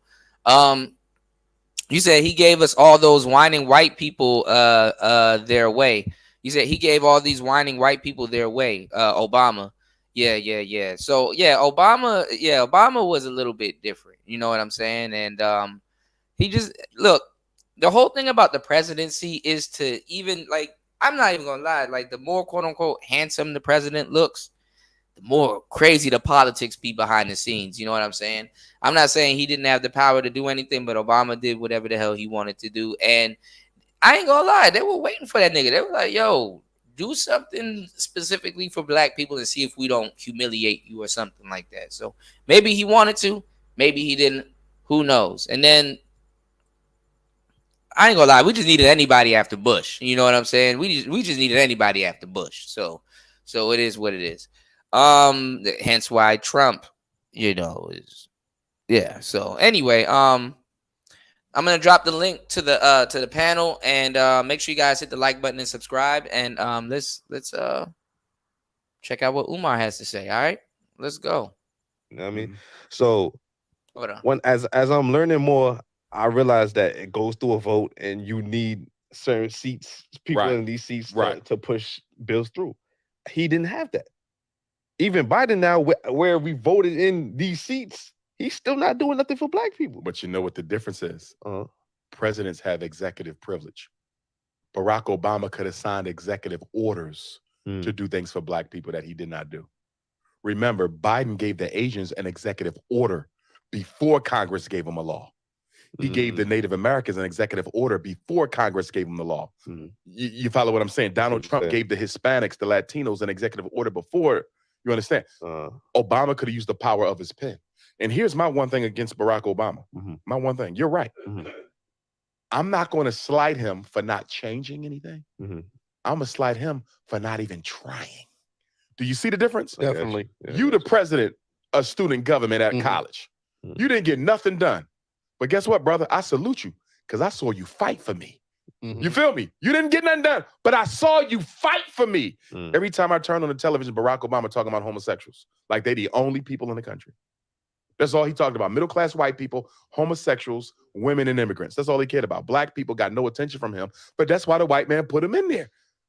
When Obama was running for office, I'm one of the only scholars of public stature that said when he's done, we're going to be worse off than we was before he got in there. You go to I did a lecture at Black and Nobel bookstore in Philadelphia. It's on YouTube. Go watch it. People still watching now. They say, Dr. Umar, everything you said in the Obama, and this is why he was running, everything you said about him, it has all come to pass. Why? I'm not no genius, but what I do know is every time we get elected officials, the condition of Black people gets worse. It never gets better. Rarely do we do better when somebody Black gets elected. You don't think he was personally hand selected, especially after the whole Bush situation? Yeah. They selected Barack Obama to make make the Black community in America safe for homosexuality. And they needed him internationally when back Africa support because America needs Africa's resources. So he was a stooge and a puppet. He knows it, but he did it willingly.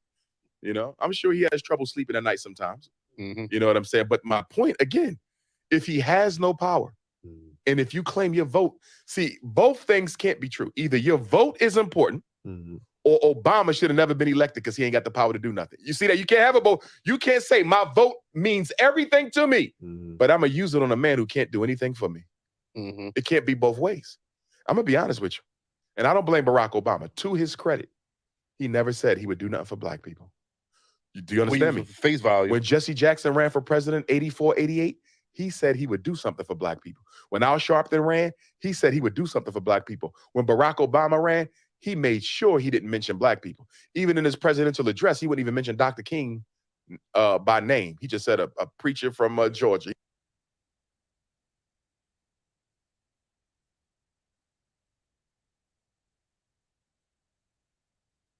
All right, we back. Hold on, y'all. I'm trying to get this hissing out the way. Hold on, y'all. What the fuck? Hold on. Shout outs to Young Jay. What's going on, Young Jay? Are you there? What up, fam? How you doing? What's going on, man? Man, I'm sitting here watching your show and laughing my ass off at O'Shea Pan-African dating show. Oh yeah, O'Shea do got a Pan-African dating show. Yep. Yeah, What's going on, Nicer? Niggas over there live right now trying to talk to African women and shit. Shit's funny. Yeah, that shit is borderline kind of weird. But shout outs to Nicer. I'm a what you call it? I'm gonna have to do another show because I've been telling you guys I've been looking for Nicer. Finally, Nicer's here. I need to email you. I have not gotten your email, and I needed to email you and let you know I haven't gotten your email. I don't know what's going on. I can't see anybody's stuff, and I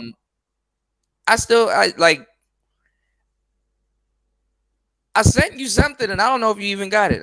So shout outs to Nicer in the building. We were just looking for him. Nicer said, DJ Kuda, can we take a moment to shout out Mace? Yes. Mace was in here earlier. Shout outs to Mace. He had his first monetized show last night.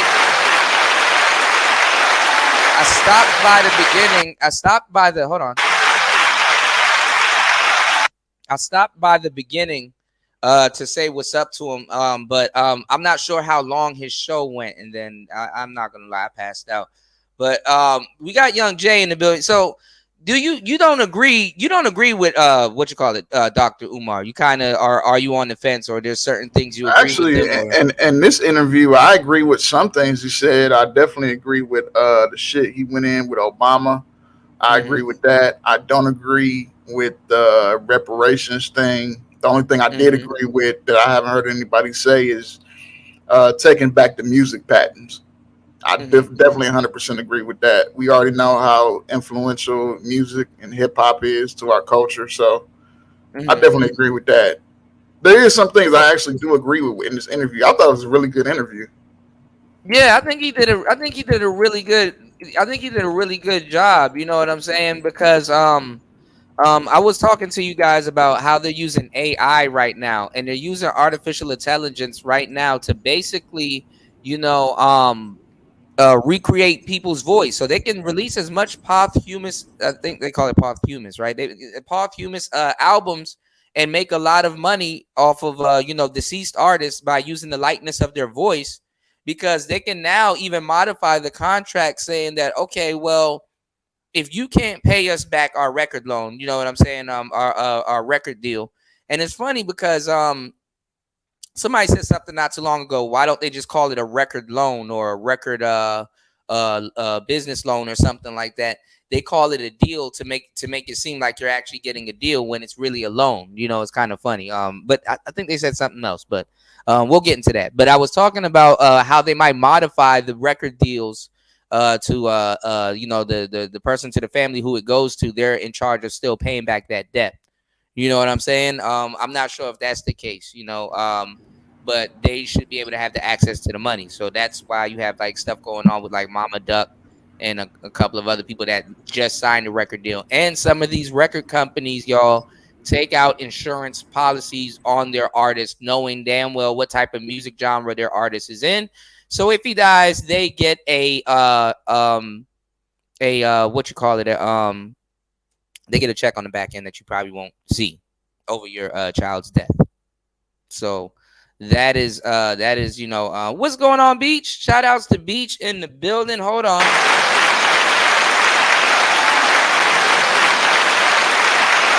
Shout outs to Beach in the building. Yeah, nicer. I'm not, for some reason, I'm not seeing any of your emails. I typed in the thread and everything and nothing. Nada. You know? Man, you know, you don't even check them emails. I just sent you like 3 emails. Bro, I wouldn't even know. I'm like very horrible with emails. That's why I try to be live as much as possible. But I started checking my email last week and I haven't seen anything from anybody. So I don't know if it's in a certain folder. I'm not gonna lie. If I go on my computer, the tabs and everything is different on the computer versus the phone. So maybe that's probably the problem. But I be checking the email and I don't see anything. All I see is spam. And I go into my spam folder. I'm thinking, okay, put it into the spam folder. Not there in the spam folder neither. Like I literally will have to type in everyone's name for their email to come up. So I don't know if I've been hacked or anything, but I get a lot of like, you know, sign up to this emailing list, sign up to that emailing list. So I'm gliding through the you know, through my email. So he said you may have been hacked. I think I've actually, there's an actual website called You May Have Been Hacked or Pawned, and I think my email shows up in like 2 or 3 of them, because some of these companies, y'all, that y'all be signing up for on the internet, they be having data leaks, and your email is in a data leak. You know, the credit lady was telling me about it, and I was like, shit. Okay, and it came up. Shout outs to Beach in the building. Thank you, love. Beach coming through, dropping the huge $20 on the Cash App. Hold on.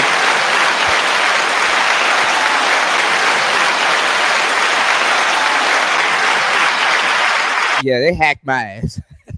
I think I've been hacked, y'all. I've been officially hacked. War Master said, cool to weird. I'm just saying that I mean, it happens. You know, getting hacked is horrible. What's going on, Gone Fishing? But you know, back to the Dr. Umar thing. You know, do you think he has the answers? Would you donate to a school? You know, like what's your thoughts on? Because he's going radical. He's going radical right now. Like I mean, to be honest, I'm 31. I actually, before I discovered the manosphere, I was in the quote unquote pro-black sector heavy. I was over there too. Heavy with Brother Polite, even though he just got charged with rape and all that kind of stuff today. Yeah. Okay, I was wondering because remember I was asking. I thought that case went away, but yeah, I saw that he just got charged, and I think he's taking. Yo, it's crazy. Niggas is going down, bro. Polite going down. Boosie about to go down. Yeah. Tate his brother went down. Yeah, Tate just went down. And who was the first name you said that went down? Boosie. No, before Boosie. Polite. Yeah, okay, you said Polite. Okay. Yeah. You said okay, so Polite went down. Yeah, Polite's going down. Tate Tate and his brother may go down. Shit, even the dude from even one of the Island Boys went. One of the Island Boys got arrested. Kodiak Red went down. I'm just gonna throw him in there. Who else? What you call it? Boosie going down. Yeah, yeah. This YNW Melly shit done got crazier. So they found new evidence in the YNW Melly case, and they're trying to say that there should be a cutoff date. Like they found the evidence like last month type shit, or early this month, like June 4th or some shit like that. And they're trying to use it, and like the defense is trying to say there should be a cutoff, and they're trying to force like a mistrial. All kinds of shit is happening right now. So a whole bunch of brothers are going down. All of these Ricos, yeah, Quando Rondo went down. Who next? You know, shout outs to Beachy in the building. My girl Beach in the building. I wonder what Beach thinks about Dr. Umar Johnson. But you know, everybody is going down. You know, shout outs to Nicer in the building. Thank you, love. You said you forwarded the last email again. Okay, let me check while I'm here. Okay, because I damn, I almost said something. I type in your name and it does not come up. So you said I'm hitting the big wow. Shout outs to Gone Fishing. Hold on, man. Shout outs to Gone Fishing. Gone Fishing said, I'm hitting the big 5-0 tomorrow. Happy birthday to Gone Fishing. Damn, Gone Fishing summer baby, man. I know you had fun coming up, man. Shout outs to Gone Fishing, summer baby. Summer babies in the house, man. So Big J. I said Big J, Young J. My bad, bro. I'm thinking of Big J Triple X. There was a guy. Actually, niggas have called me that. If you see how tall I am and big I am, you niggas have called me that. Yeah, you said you were like almost like 6'5", right? Like 6'5". Yeah, 6'5", like 250. Damn. Yeah, big truck driver, tall dude, man, strong brother. You said you said that Dr. Umar, what was I about to say? So what exactly is Pan-Africanism? Like from what you understand, you know what I'm saying? Because I know he's Shit, ain't you a yachty nigga? You should know that. I mean, it looks. Explain it. I mean, what is it in 2020? From what I know, it is. I don't know if the definition has changed, but basically the diaspora linking up with the continent and dealing with economics, looking at it from a big global perspective. If we're all black or we're all African. Okay. You know what I mean? And helping each other out, you know what I mean? I guess fight for the liberation of African people, from how I interpret it, you know. I think it's stupid. I think Pan-Africanism has never been successful and never will, because if you just look at the continent, there's thousands of different tribes that don't even like each other, but they're the same race, though. Right. So it's basically what I thought is what I'm thinking. All right. So, but my thing is so you're saying the brothers can't pull it off if it was up to brothers? It's never.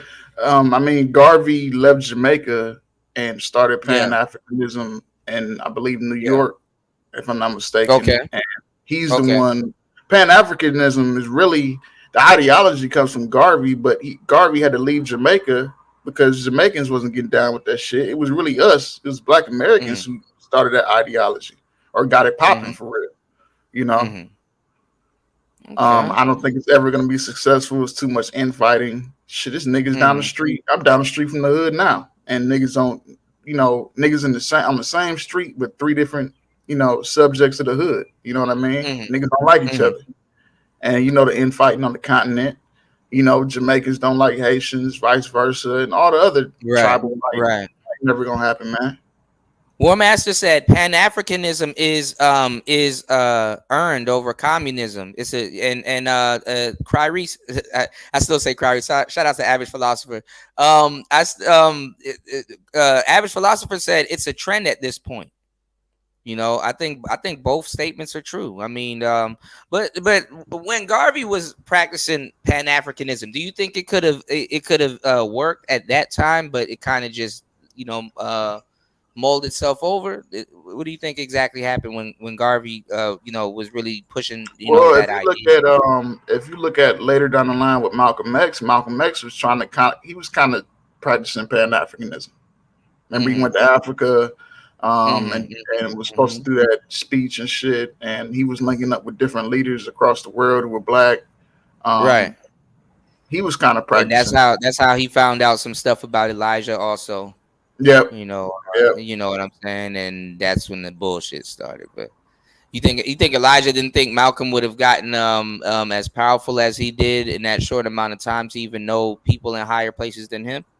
Well, I remember Brother Sanchez. There's been information out there for a while, but I remember I seen it first with Brother Sanchez on YouTube that Garvey had linked up with the Klan, and there's also rumors that the NOI had linked up with the Klan too, and had a little truce and all that kind of stuff, and did business behind the scenes. But do you believe in the Boule or Masonry?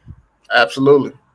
Okay. In fact, I just wanted to go look at. I'll give you an example of it. They just did a video. It's an old video that came out last year with Young Blue, Chris Brown, and 2 Chainz. The song is called, I think, "Baddest." The whole fucking music video. These niggas standing on a damn black and white chessboard, and if you know what that means, you know. Okay, yeah. Cause I mean I don't keep up too much with Young Blue, but I know he does you know, kind of circulate. He's Haitian, right?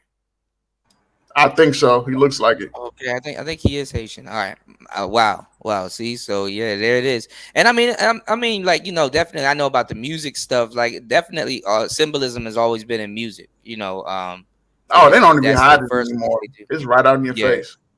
Yeah, they don't have to hide it. You know, I mean, if you don't know what certain things are, then you know, personally, then what's the point of hiding it? You know, so that shit is crazy right there in and of itself. And then at the end of the day, you know. What are people gonna do if they find out? Like, they don't give a damn anymore. So did you get to the part? My bad. I just want to say this real quick.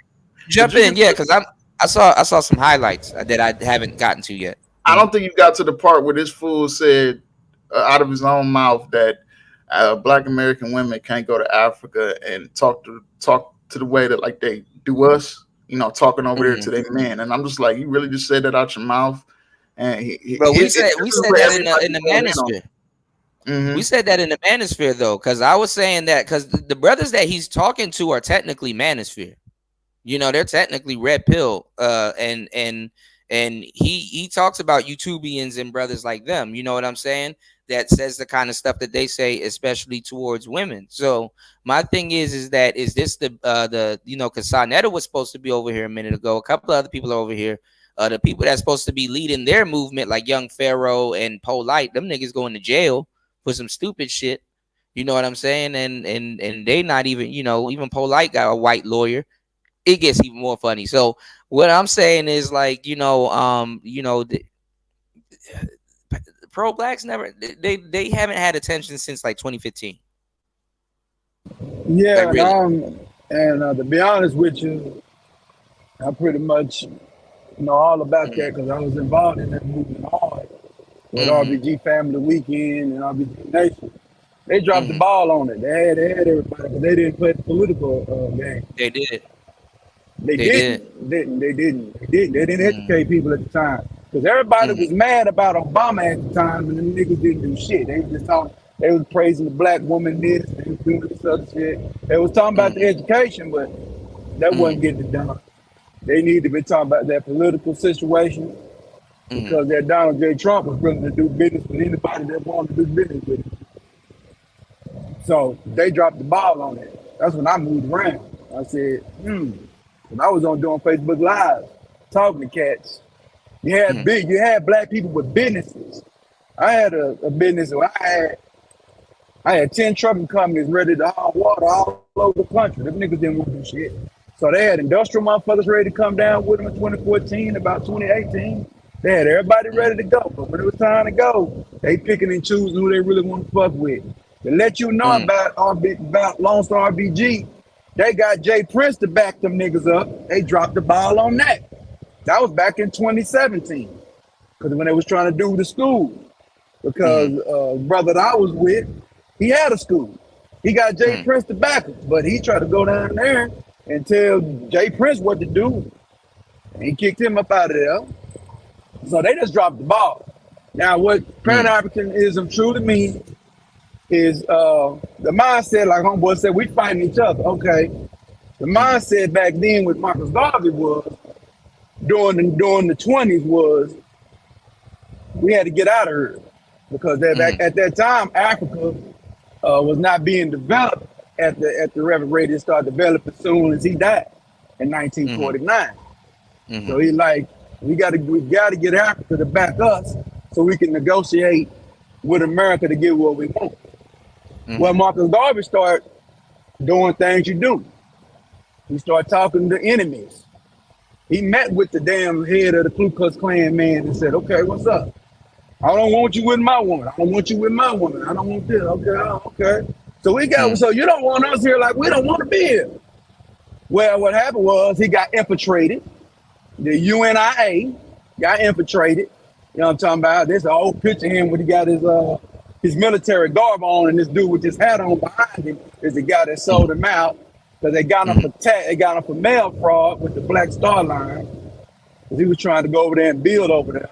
I forgot the name of the country that was going to let him build over there, build a new nation over there for black folks, and that ended it. They tried to revive it, but it was a whole different mindset. So my thing is at the time they were doing it, would it had succeeded if they had done it within that time frame? Do you think it was like a time frame? Yeah, because he had over 7 million. Yeah, because the UNIA had over 7 million followers in there because of the black. I forgot the damn name of that damn paper, but it's the Negro World newspaper. If you was a black man in the time and got caught with the Negro World newspaper, a cracker would kill you with that shit. You know, is that the paper that they be handing out at the mosque with the other paper? No, that actually that descended it because who was part of the UNIA was Elijah Poole, and another people that was part of the UNIA was the mother and father of Malcolm X. You understand me? So, so when Malcolm got killed, he was talking about black. He changed to black nationalism. He didn't use Pan-Africanism, but he also was trying to talk to Patrice Lumumba at the time. That's when both of them got killed in the same week. You know what I'm saying? 1965. Then you come around. Then you come around with Dr. Martin Luther King. Before he died, he went to St. Jude's, Jamaica, visit the Marcus Garvey tomb and the history of him. Yeah, you're right. Jamaica wasn't fucking with him. But wait, yeah, Jay, Jamaica, you were gonna say something. What were you gonna Go say, ahead. Young Jay? Oh, I'm listening. My bad. I was laughing at something else. Yeah, it's the history of it, man. Because I study it, man. Read the books and everything. I was embedded in it. Yeah, man. I gotta get back up on my black history because, like, you know, if you were to ask me this a couple like several years ago, I would have been like, you know, on it like a whip. But I'm like, I know a lot of stuff has changed. Yeah, I know a lot of stuff has changed, but not too much has changed. You know, so that shit is crazy. So the key to Malcolm and Martin, both of them got killed because they was trying to go to the UN to get the reparations package. Same as Muammar Gaddafi tried back in 1995. Muammar Gaddafi sent some money over there. Supposed to be trying to send $1 billion to Minister Louis Farrakhan. Mr. Louis Farrakhan talks about this on an old Donahue show. It's a latest one, I think around 95, 96, about 98. He did that interview. And he talked about how Muammar Gaddafi tried to send him $1 billion. He couldn't take that because he would have got that would have been a death warrant for Louis Farrakhan. But he did took the $5 million, I think, to do what he wanted to do with the farming and things like that else. Then you got Johnny Cochran, who's a lab person, to try to do the UN deal with it. See what happened to him. He had a brain aneurysm. So. Well, a lot of people said too. Even Kennedy, you know, what Kennedy was doing would have, benefited black people also. But you see what happened to him and his family. Well, what happened to him wasn't nothing to do with the black folks. What happened to him? Yeah, because I always remember this. Barbara D. Gregory talked about that. That he did get killed because he didn't do what the Godfathers didn't want him to do. You know what I'm talking about? Part 1, Part 2, Part 3, the Goodfellas. You know what I'm saying? Wanting him to do was get Cuba back so they can do their business. The mob got him up out of here. Yeah, the mob got him up out of here. But on top of that, He tried to put the dollar on the silver standard, though. He put the that's what dollar I'm on the saying. silver standard. Yeah, I And then forgot the look at what, executive order. And 6 months and then look later, at he right. died because he did it when he got And look killed at in what, November, and 6 months wasn't even passed yet. So that's why I went. and look at what Gaddafi was doing. So you Oh know what yeah, I'm with the saying? dinar. Yeah, with the dinar. Yeah, You had to get rid of yeah, him when he tried to yeah. be the United That States of Africa. that type of talk would get you up out. That should get you up out of here real quick. You Yeah, know. yeah. But I was saying Clinton Obama administration. at least we should have had a coin going forward, like nigga Bitcoin or something like damn, you know, like shit. How into are we into if we don't even have a coin at some point? Oh yeah, it was deep, man. It's deep. Yeah. Yeah. So, shit. I mean, and if we don't, Muammar that's the closest we're gonna Gaddafi, have to having our own currency. and the closest person and a couple of people that did run Pan-Africanism over there in Africa was Robert Mugabe. He took control of the diamond mines, and Muammar Gaddafi. He adopted Pan-Africanism as well. But they got them up out of there. They killed him. So we can't even say we'll accept our reparations in our form of currency, our own coin. Right, we got to know what currency to put it in. I talked about that a long time ago. We don't want reparations right now. No, dollar's trash. You better get. But it's like what War Master said, which is true. War Master said the dollar is going nowhere, and there is some truth to that because I guess at some point, pay me in gold, pay my reparations in gold. Right, but I guess at some point the dollar goes down, then they revive it. Then that's what it's been doing for the longest time. It goes down, then they revive it, and it goes down, then they revive it. You know what I'm saying? Well, Wes said the blockchain. The block. We're not even on the Wes, we're not even on the block, bro. Huh? You know about them BRICS trying to put the money on the gold standard. You know, China, Russia. They're trying to do social. They're going towards the social currency shit. So no, okay. They're going to the currency. Okay. Yeah, they're going to social currency and stuff. So. All right, hold on. All right, let's get back into this real quick so we can see where else Umar is going with, and if you would like me to pause it, let me know, and we all chime in. So let's go. He wouldn't even say his name. Obama stayed as far away from black issues as possible. So to his credit, he didn't lie to us.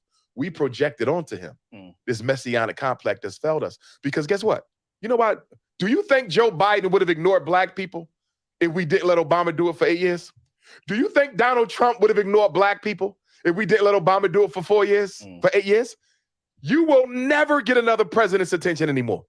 Because the whole world watched Black America catch hell and give Barack Obama a pass for 8 years. The worst thing we could have ever done was publicly say it was okay. How do we bring for him value to not do nothing and just be black? How do we bring value back into our vote?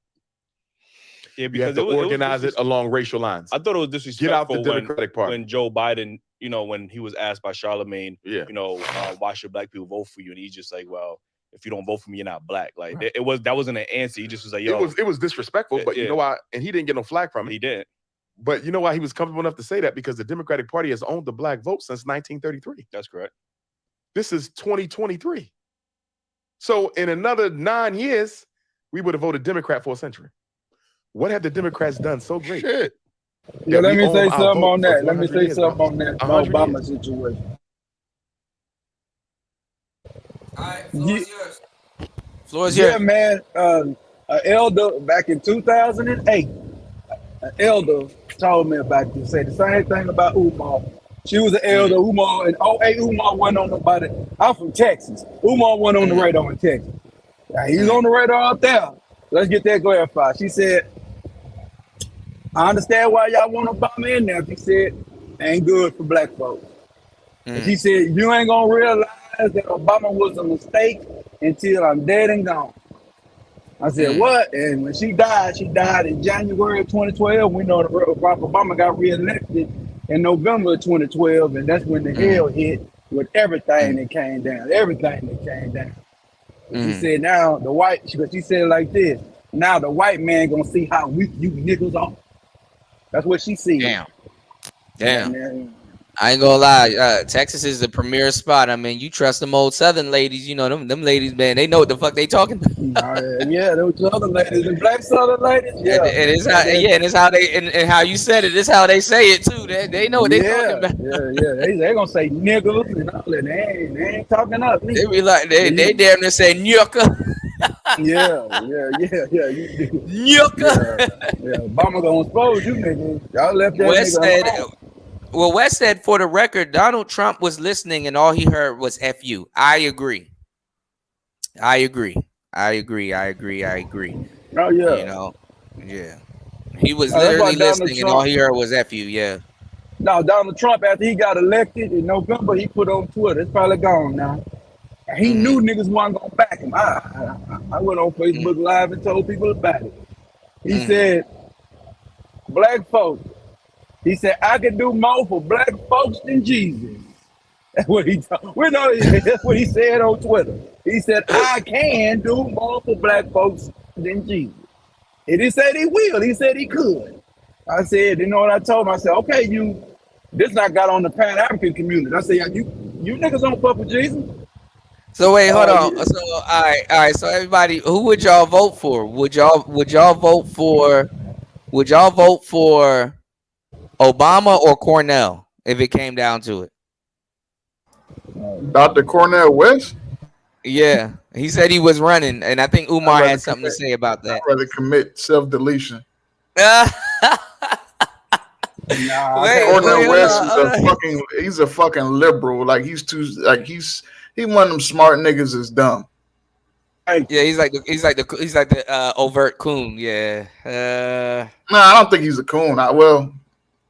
Yeah, he is. He's a reverse. Yeah, I seen him cooning a little bit. I gotta dig back down into my deep freezer and find out. But yeah, him and Eric Dyson. Anytime I hear them two niggas speak, I'm just like, bruh. I'm saying, if you look at I just want to say this to y'all. If you look at ever since King got killed, if you look at everybody who's left, they're either coons or they're agents, if not both. Al Sharpton, Jesse Jackson, Obama, Farrakhan, that's what I call them. All these niggas, they got all the real niggas up out of here, man. The rest of these niggas, old niggas left, are all coons, all of them.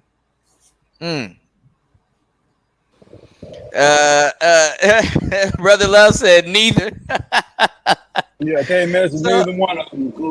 I mean, Cornell, y'all are gonna see the biggest display of coonery, but Cornell would be cool. But yeah, I'd take Donald again. I think we know what we getting with the Don a little bit. You know what I'm saying? Maybe average Americans could get back to balling and shit like that because Biden got us fucked up. But fucked in the game. Yeah.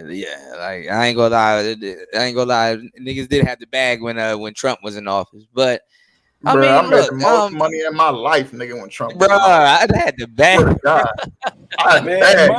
Money. Hey, he was picking gold out the street fucking with Trump. Bro, what? Yeah, I was like, oh shit.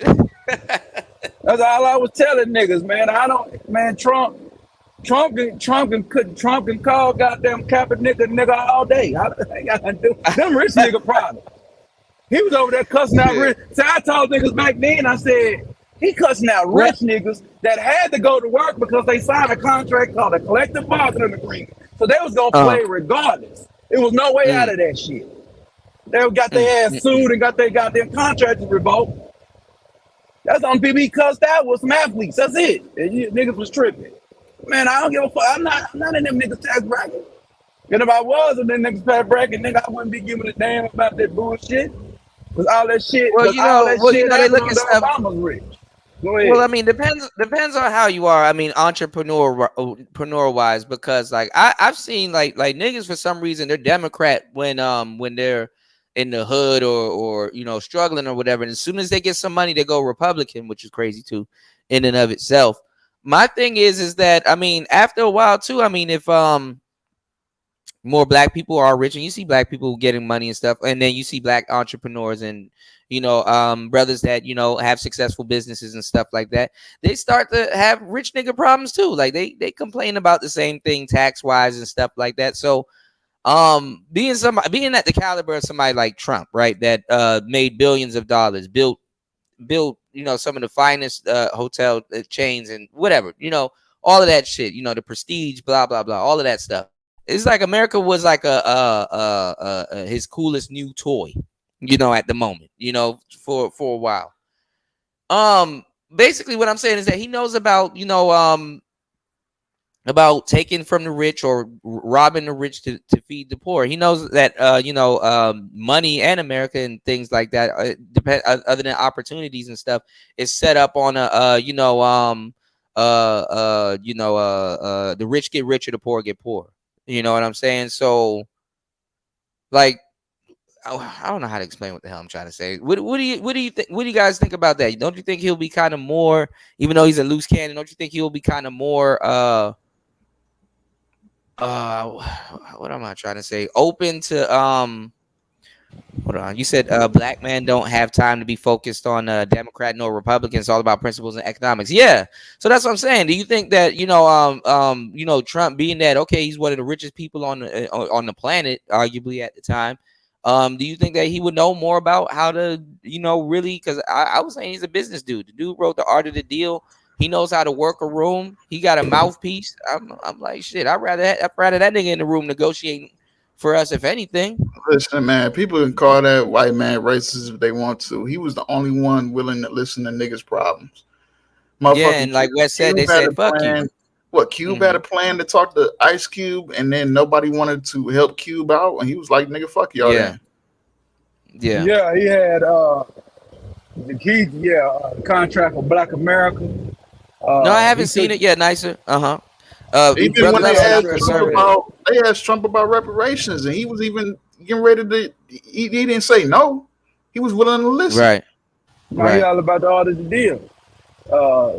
And see, I didn't know that. Wes said Trump has been involved in politics as long as he's been rich. You said, and that's been his whole life. Wow. Yeah, since the 80s. He's the one that did got the tax abatements and all that when he built his first structure in New York back in the early 80s. I was listening to this guy. I got a numerology show coming very soon, right? And it's for entertainment purposes if you guys are not, moved by any of that stuff, right?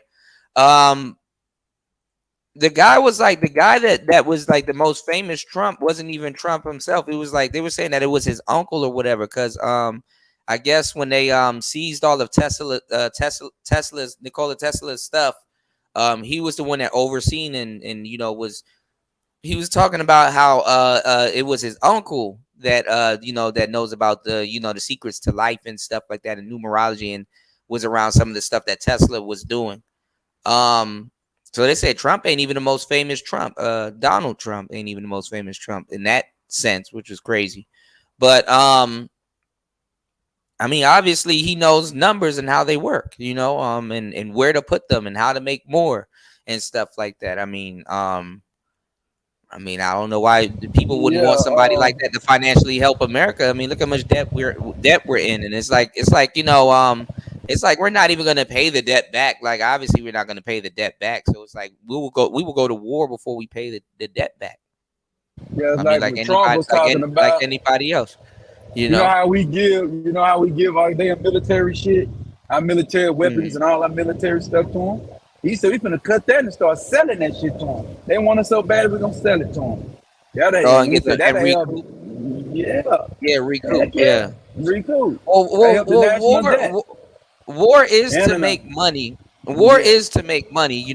Somebody's getting rich, somebody's getting their resources depleted or whatever. War is to make money, but hold on,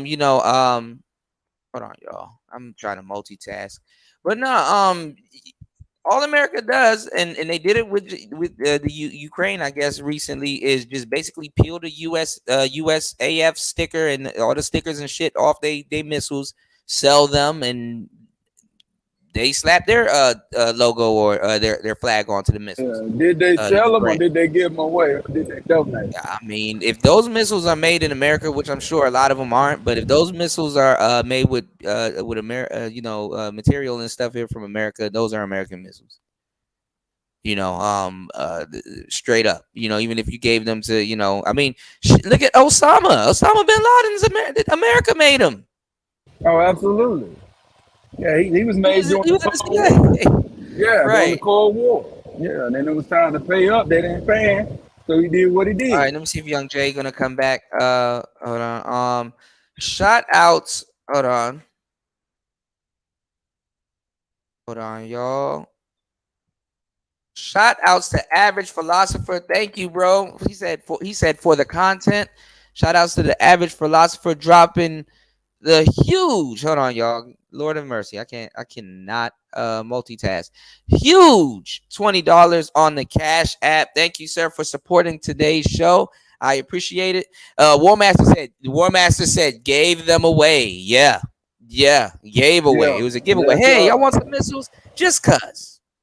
You do know Yeah, when you win, yeah. you owe us though. So I mean, they charge for missiles, I guess, But yeah, They Wes supposed to said, for the charge for record, Trump loved his black supporters and had them in the at the White House a few times to sit and talk. I remember that. And if the reparation niggas would have gone, they would have had a platform. That's true.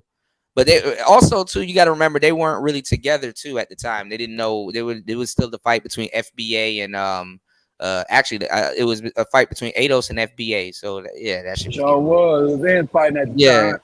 The people got There on, was infight. Yeah. the people was criticizing Steve Harvey for going up there meeting with him because he was on the Hillary Clinton side. He went over there and There's met a with him. there's a lot Kanye of went funny up there. stories. I almost Yeah, got that's what I was about to say. Larry That Hoover. I was just about to get into that, and I because I didn't know Nick Fuentes was there, but there's a story that I wanted to share with you guys a while ago, with Nick Fuentes and Kanye, and Nick Fuentes was talking about like meeting Trump and stuff like that, and like what type of guy he was, and the same thing with Kanye, and it was actually a pretty cool / funny story. So if I could find it, that would be cool. All right, let's get back into it. Obviously, I'm gonna drop the link again, Young Jay, if you can join again. And if you guys would like to join, hit the link. We would like to hear what you guys have to say, whether you agree, disagree. Hey, let's talk about it. Also, too, I'm gonna drop the link again. So this is I guess Umar's take on Obama.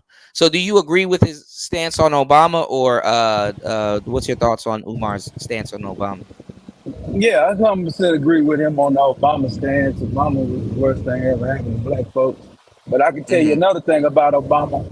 I predicted Obama was going to be president in 2004 when he was down there at the Democratic National Convention in San Antonio. And Rush Limbaugh. Because I was down in San Antonio and I was coming back up and heard Rush Limbaugh. And Rush Limbaugh said that, oh shit, we in trouble. Obama will be president. That was prediction in 2004 that he was gonna be the I'm guy. not gonna lie, if y'all go back and they probably scrubbed YouTube of it, but Rush Limbaugh is actually a funny ass dude in hindsight. After what's occurred, if y'all go back and listen to some of his old shows, there is some funny shit on there. It's fun. I do that. I'm black people. I'll listen to Alex Jones. I'll listen to like a Rush Limbaugh or a Imus or some, Howard Sternish type, radio station. Yeah, I you would better listen to listen that to shit because him. You didn't know how to live in if you want to know what's really going on, that bullshit racist shit aside, you want to know what's going on, and it's actually funny.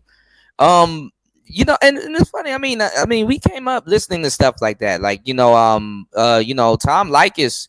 Some of you guys are from the West Coast. Tom Likas had a show that literally you can listen to on the way home from school and shit. Tom Likas was on the airways. So what I'm saying is that is no different than the shit that we grown up listening to. So. He said, War Master said, black folks forget all the black people that get into positions of power in Republican administrations. Dems just, that is very true. War Master said that black folks forget that all the black people that get into positions, when Republicans are in the office, black folks get into more positions of power. When the Democrats are in the office, they black people are just seen to do photo ops and stuff like that. I mean, it's true. Even look at Hillary Clinton with the damn hot sauce and doing the Dougie and shit. This bitch did the Dougie, y'all. Had This the bitch boule bird pulled out up there and did the dancing. Dougie. Soft shoe Cooney. Yeah, like that's where the shop suit Cooney came in. What's well, that fool name? Hillary Clinton not gonna do none of those. She can't do the dance move of today. She can't do the backpack boy in the juking and shit like that. The Memphis niggas in today, so Oh yeah, she got to revert back to doing the Dougie. Rolling Martin. Yeah, Rolling Martin over there. Yeah, she can't do none of them dance moves today. Gonna require she too old for that. She's like, I'll just two-step. Let me just two-step. Yeah, she don't know how to dance. though. She had to Can't switch to pull hot it sauce. off. I ain't gonna lie though. If a motherfucker do pull out some hot sauce in a clutch situation, that all right, man, you ain't that bad. All right, let's go.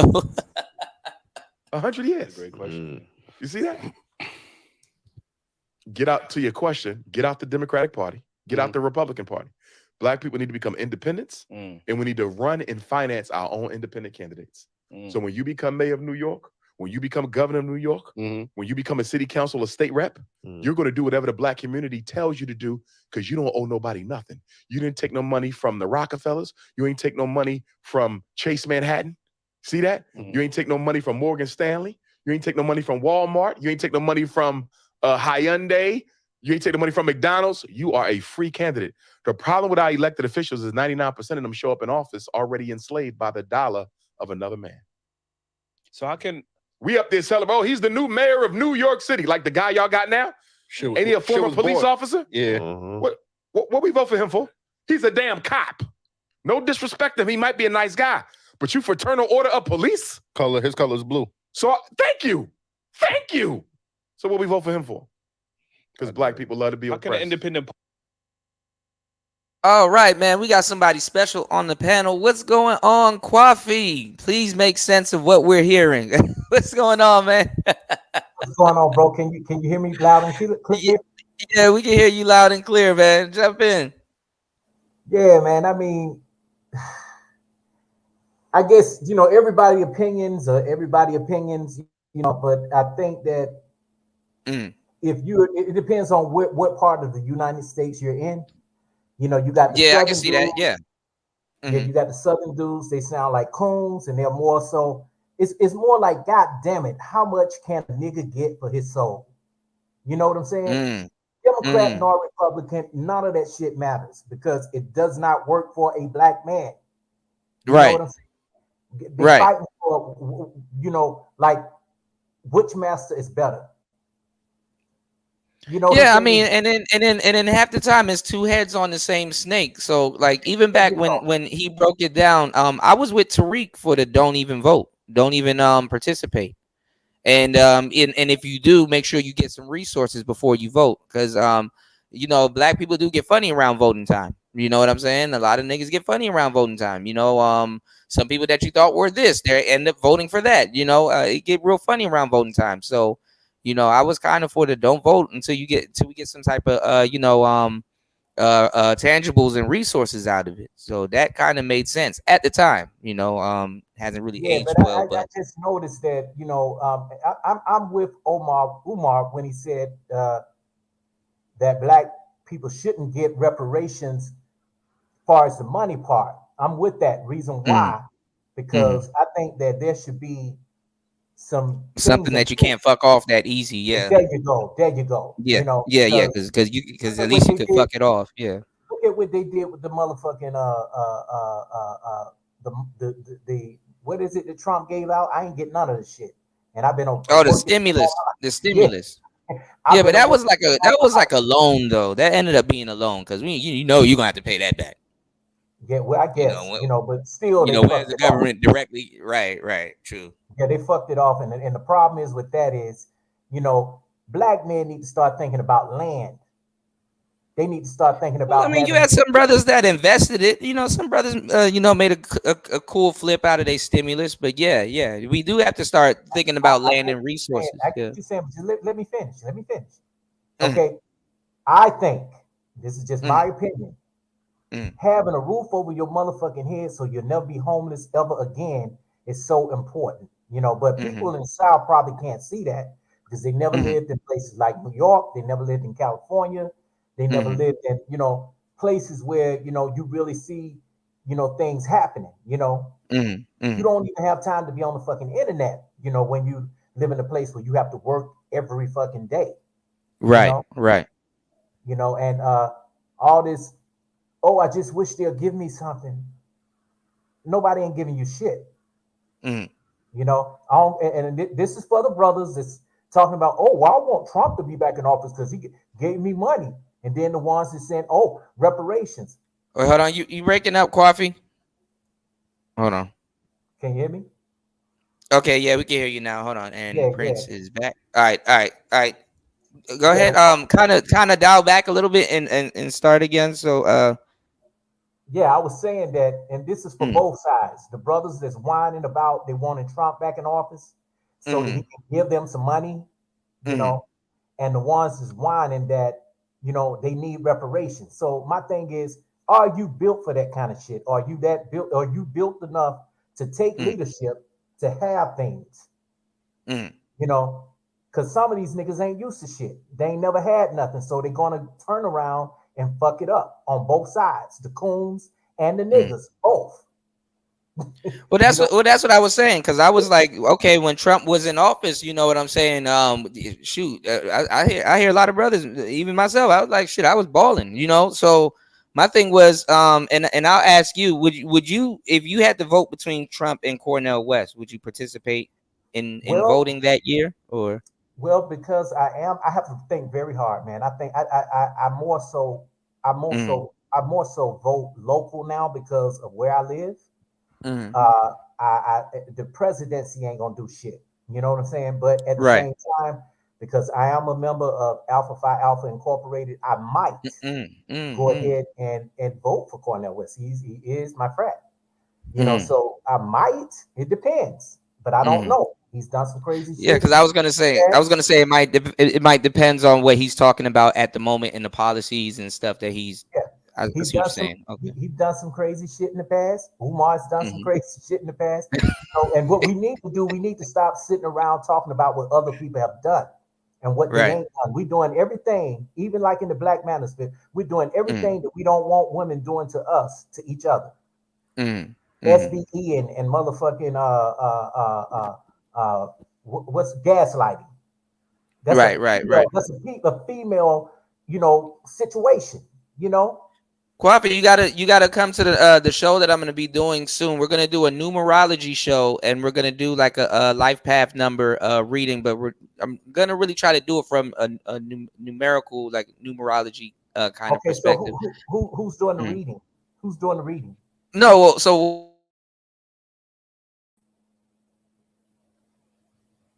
okay. Hopefully you guys can still me. I was gonna say, you guys don't have to, put your actual birthday in the chat, but you can use your birthday. You can do it at yourself, and you can, you can put your number in the chat. But we're gonna add up the birth, huh? I guess it's a fun thing to do. I don't really believe in. There is a content creator by the name of Queen Sankis. She's a tarot card reader and a spiritual person. I have her in the next documentary too. Okay, wow, okay, damn, okay. It's supposed to be dropping today, man, but I tell you, it's hard work. Yeah, trust me, I already know, and you done dropped like 3-4 of them, so you know what I'm saying. We gotta keep up with what you got going on, man. It's hard work, but people don't understand. You know, it take.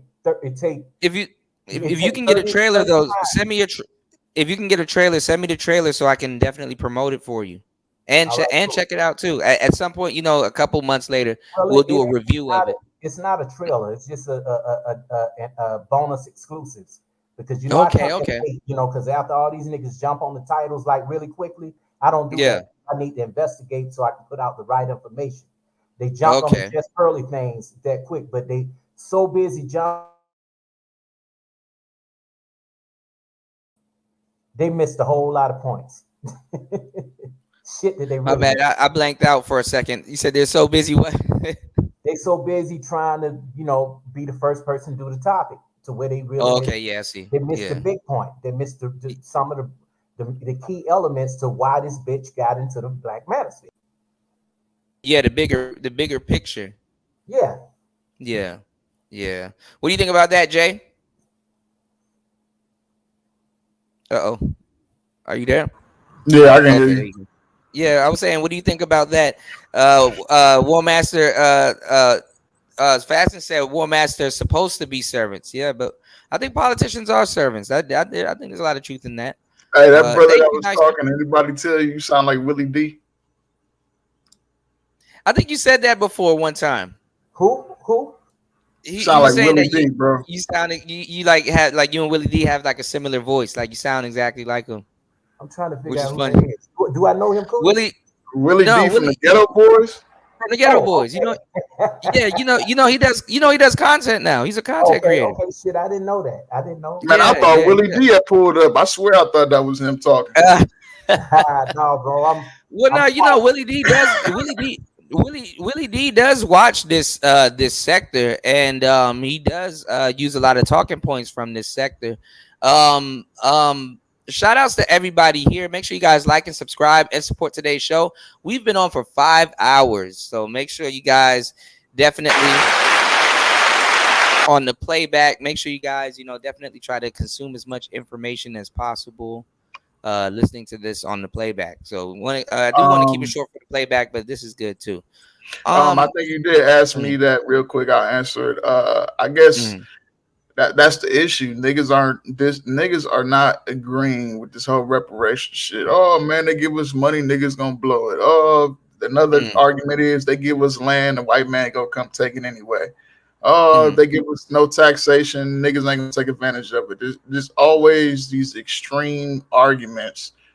If they give us money, in my opinion, if they give us money, the people who want to do the right thing, I don't even think there's a right or wrong thing, but morality behind it. But if they give us money, dudes or people are gonna do what they need to do, make investments, whatever, and some niggas gonna fuck it off. Niggas get land. A lot of niggas ain't gonna take care of that land anyway. So it's like to me, they're not good arguments, like in my opinion. No. Because you're not answer that governing. question. You know what? Because you're not governing nobody how they get their money today. You can't govern me. See, the key is you can't govern me how I get my money off the truck. I can have a right to fuck my money off if I want to. If that other guy want to invest, that's how it goes. Right there's the problem. That's gonna be the but no. It ain't no problem. What's the problem now? It's a problem now. Cats out there fucking money off there now. It's over there slinging dope. I see what Pierre is talking about, because like if that was to happen, that's gonna be I didn't know that. Yeah, that's gonna no, but I'm saying that's gonna be the mindset. You know what I'm saying? That the people going. What he's saying is that you guys aren't governing your money now. So once they get they hands on that money, that's definitely gonna be the mindset. But you know what, Kuda? We can't worry about those who don't want to do the right thing, who don't want to come. They just don't get it. Amen. Right. I heard about it, but see, I also hear about a concept which a lot of people don't talk about, though, that they're saying that the money gets put into like a bank account for the future. What do you think about that? So obviously you don't get it this time around, but you have secured it for a future date. But like what Umar Johnson said, you need somebody who you're going to be able to trust to be able to govern that, because the problem is right now you got to defend that money, because that money going to be up for grabs. Let me say this. The coon type motherfucker that's gonna go in there, he's gonna go give it to people that's none other than black, and then the black motherfucker who really is stingy, who ain't really worried about the black community, is gonna take the money and do what the fuck he want to do with it anyway himself. So we got to get people in there that we really vote for, not because just they them being black, but black who's going to do something. You know what I'm saying? So with me, it's never been just black. But you said the right thing, the resources too. So and then I mean they put a set of laws in place so these niggas won't be asking for shit else, but being able to get out there and make it for themselves. You know what I'm saying? And that's just the whole point. And a black person in government who is really for the black community is the ones that need to do that. Make sure this motherfucker buy a house, have land, Don't go in nobody else's community where you're gonna be robbing and stealing and killing and doing all kind of shit. You know what I'm saying? This is how you do that. And if anybody in that community after getting reparations do that, they need to go to motherfucking prison and stay there. Well, Nicer asked the question. She said, question for you guys. What is more important then, unifying or organizing? Which one is the most effective? Unifying for me. Unifying, okay. What she asked? I missed it. She was saying, which is more important, to unify or organize? But I guess there's a bit of organization and unifying, right? Yeah, she mean unifying means unionize, basically. That means there's organizations. Yeah, because unifying is some organization, right? Yeah. That's what I said. You have to unify in order to organize. You can't organize without unifying. That's true. Yeah, there's a higher version of organizing. It's like the Teamsters or any kind of union. You controlling trade. You have shout outs to my bad. Go ahead, Coffee. Yeah, in order to organize, you have to unify first to make sure that you're on the same page, because some people just want to be on the same page. And I want to tell Wes, because I like Wes. Wes is cool as fuck. It's not that I'm caring about, what people do with their money, but we've seen this happen too many times. We've seen black folks who look pitiful even when they get their taxes. You can do what the hell you want to do with your money, but we tired of people that where the money is coming out of our taxes to give people welfare, food stamps, and all of that shit. If you do the right thing with a lump sum of money and for that very thing that you've been praying for, have y'all ever seen the movie A Raisin in the Sun? Heard of it, haven't seen it. That was a nigga move. That dude got all that money and fucked it off. That's a problem. All right, now I gotta go watch the movie now. All right, it's called. The key is the mindset you gotta have. That means it's gotta be pre-education on reparation. So we gotta shout outs to Evan Duncan. Evan Duncan said, "Unify to do what?" But I think when Nicer said unify, I mean, I think she means like kind of getting together. But what's going on, Vinny? Shout outs to Spawn. Spawn said organize. I think you can't go wrong with choosing, one or the other. Wes said Nicer. The best thing to do is fully assimilate to the system and learn its rules. Yeah, so you can properly know how to bend them. I know what Wes is talking about. If you listen carefully, you hear people have no clue how the system, no clue as to how the system even works, but want to control their people. Yeah, I get there's some truth in that too. I get where Wes is coming from too. I like what he said there, because I do shout outs to Evan and Vinny. I do have a master's in criminology, so I do know about the law, both federal and state. Have worked for some of the best attorneys, and I'm ex-law enforcement, so I do understand about knowing the law. So that also comes with educating yourself. Now, once you're educated, you should know better what to do with your money. But because we have so many people that do mess money up so bad in the black community, I do think that there should be regulations. That's all I was saying. Mindset you just gotta have, man. 9 pillars of human activity, man. So it's gonna be some guys you can regulate. Hey, man, it's just certain guys get the money. They're gonna mess it off, man. And then some guys it's gonna be guys that's gonna mean well. They're gonna invest in things and they're not gonna win. What about those guys? You gonna shit on them too? They might invest in something that's supposed to be hot and lose. Some guys gonna lose off so-called proper investments. No, I wouldn't. I wasn't shitting, because I wasn't shitting on us, man, because I love us first. But the thing is, I have an issue with, even when I saw the money. Here I am, a man who's worked all my life with businesses and everything, very successful, and I see dudes who couldn't even pay their rent, and I'm looking up and I'm like, God damn, he got on the Gucci suit that I paid for that was $800. Yeah, because the price of the fabrics and where they had to go get it, and And I'm like, weren't you about to get put out last week, bro? Then you just borrow your $100 from me? Come Oh on, yeah, you know, yeah, your light yeah. He bill didn't was your light prioritize bill was money. $200. Your light bill was $250, and you only out of that whole $40,000 to $50,000 that you got, you only paid $60 on that bill, and you fucked it off and went and bought you. It's just crazy. Well, I mean, that's the problem. I mean, and that's the problem too. I mean, even Yeah, nowadays, that's like I that said, the personal average. responsibility and personal accountability. Yeah. Yeah, I mean, yeah, like Wes said, gator boots with the pimped out Gucci suits, right? Like it's like, I mean, the thing is that like you're gonna have to learn how to invest these days instead of just save, because saving can't beat inflation, man. And Okay. that dollar don't Can't go beat as far, man. I mean, you can't get shit out of the store nowadays, man. Out of the supermarket, man. You Shit, can't I get bet shit. you I can, boy. I can go to look. You Well, know I mean, you gotta. I know, you gotta know your shit now. You like, I Kwame can said, "Oh, dress I'll get that everybody on this dollar." motherfucking Yeah, panel. I can dress yeah. everybody on this motherfucking panel according to their budget and still make it look like a Coffee Nino special. Right. No, I'm hip. I Oh, mean, yeah, that's your job, especially as a producer. You have to learn how to make some shit stretch. But I mean, to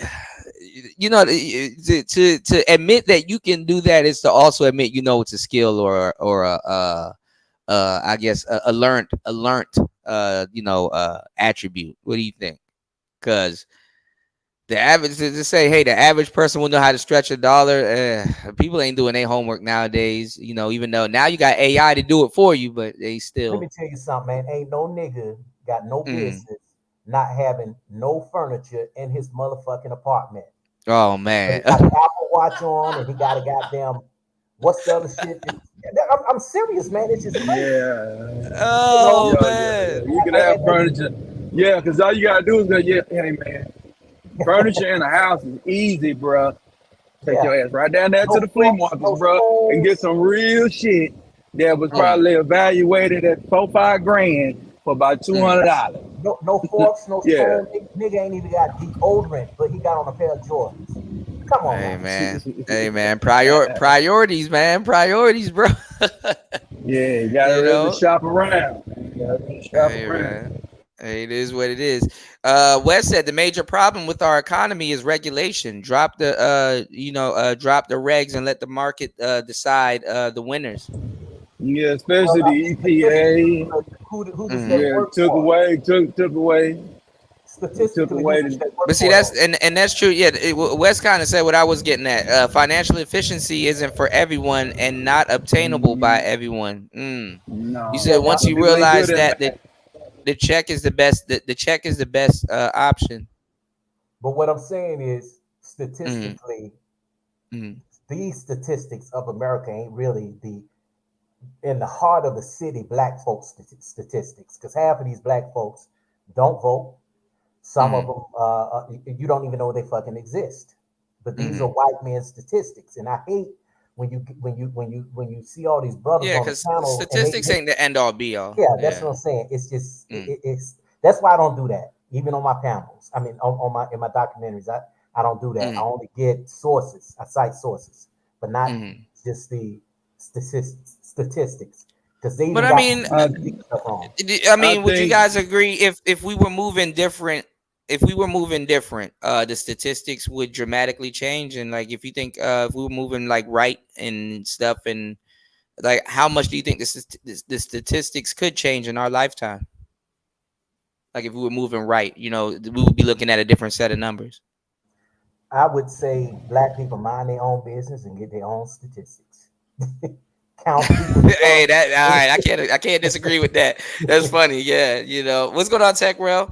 He said it ain't doing no stepdaddy shit. Well, I was telling you guys that. Look, I know in the manosphere we're like, don't do that, don't do this, don't date that, don't date this. I don't fully agree with the single mother stuff. I mean, obviously be caution around every woman, but especially to a certain degree, the caution with single mothers is a little bit different. But somebody gonna have to be the stepdad. I'm sorry, it's gonna happen. Somebody gonna have to be the stepdad. I mean, now I respect you if you said it ain't gonna be you. Like shit, I ain't gonna be the stepdad, but Umar Johnson but I mean, around about 7 years ago talked about how polygamy should work. In his mindset, I'm paraphrasing. He said, first wife, yeah, that's the regular wife with no kids. He said your second wife, she got to be a baby mama. Yeah, he said you got to pick up. That's actually interesting, and I know they got that Yeah. shit down to a science. So he said the second wife should be a baby mama. So basically, like you and your wife basically kind of like adopted a family. Yeah, adopted a family. Yeah, you know, it could be based off. You Man know could have what got though? You know killed, what all though? kind of shit. You know what though? That's it. Tony? That was his take on. We're gonna get on. We're gonna get on that, Brian Will. Shout outs to Brian Will in the building. Go ahead. That now that's an interesting concept. Cause a guy with a side piece, kind of like baby mama, basically a stepwife. Sister that wife, probably they would call it. yeah, sister wife, sister wife. That probably would take care of another woman and the kids. So a woman and her child will be taken care of, or a woman and her children also. Yeah, the issue with having multiple wives, you gotta have the money to do it. Yeah, the And capital. it also You gotta have the shrinks capital, the average man from getting most women. So it would shoot down. If you think guys are complaining now about not getting women, if you implement polygamy, it shrinks it even more. That's a good point. That's a good point. But I didn't even think about that. Wow. Okay. Let me say this. Now, No, he missed it. He missed the concept. He missed the concept of it. No, Okay. I know what you're thinking about. A brother getting all the chicks with no kids. No. Your first wife can be a wife like that, no kids. Or you can get, but your second wife, she gotta have one kid or more. Your third wife gotta have 2 or 3 more. Yeah, no, they gotta have kids before they come in the door. So the pure pool. No, we know that, brother. We just talk. Okay, wait, hold on. So the guys in the chat. Realistic. I know he looking at it. Yeah. No, but the guys in the chat. Shout outs to War Master. War Master said, I'm not. He said, I'm not being a step simp. But let me say, if we're moving forward as modern, men, right? Because it's about moving the chains forward. Do you think that if a guy is married and him and his wife is like, okay, we kind of can adopt a family and he can, get his little side stuff and, we're building a bigger family that way. Would his position be promoted from side simp or being a step simp to somewhat of a, I wouldn't say a king or a player, but like a team player, I guess? Would he get that respect? Like, okay, kind of. Yeah, he get that respect because he could get the respect because she went to a husband. Yeah, if he got out the game the first one, and took one with him, took one with another one with him. He took a family with him. Yeah. But what Young Jay was saying was true though. Like, so who would the single dudes really date? But I guess they would have to be trying to set up that situation, right? The single dudes that have to date the ones that ain't got no kids. But see, that's where the game would come in, where you ain't gonna be able to trip on, Tech Rail said I ain't no step cuck. Younger women. They ain't doing none of that. Tech Rail said I ain't no step cuck. Spawn said, hell no, I want my woman as fresh. He said, I want my woman fresh as possible. Only way I see her. Your first wife. Yeah. So he said the first wife is. But Spawn says the only way I see is if her husband is no longer here. Oh, okay. So Spawn is saying that the second wife should probably be a widow. Yeah. What about that? So you get two women that did it right. Two women that did it right. One woman was married, but let's say her husband got killed in the war or something. So let me what say do you this. think? Let me say this. Now, go ahead. Tech Rail said, I'm not being no step cut. I know that probably being a stepfather is a hard goddamn thing. Because hell yeah, it's a thankless job. I'm just saying. I'm not saying today's generation and men that are younger than us, younger than 35 or whatever.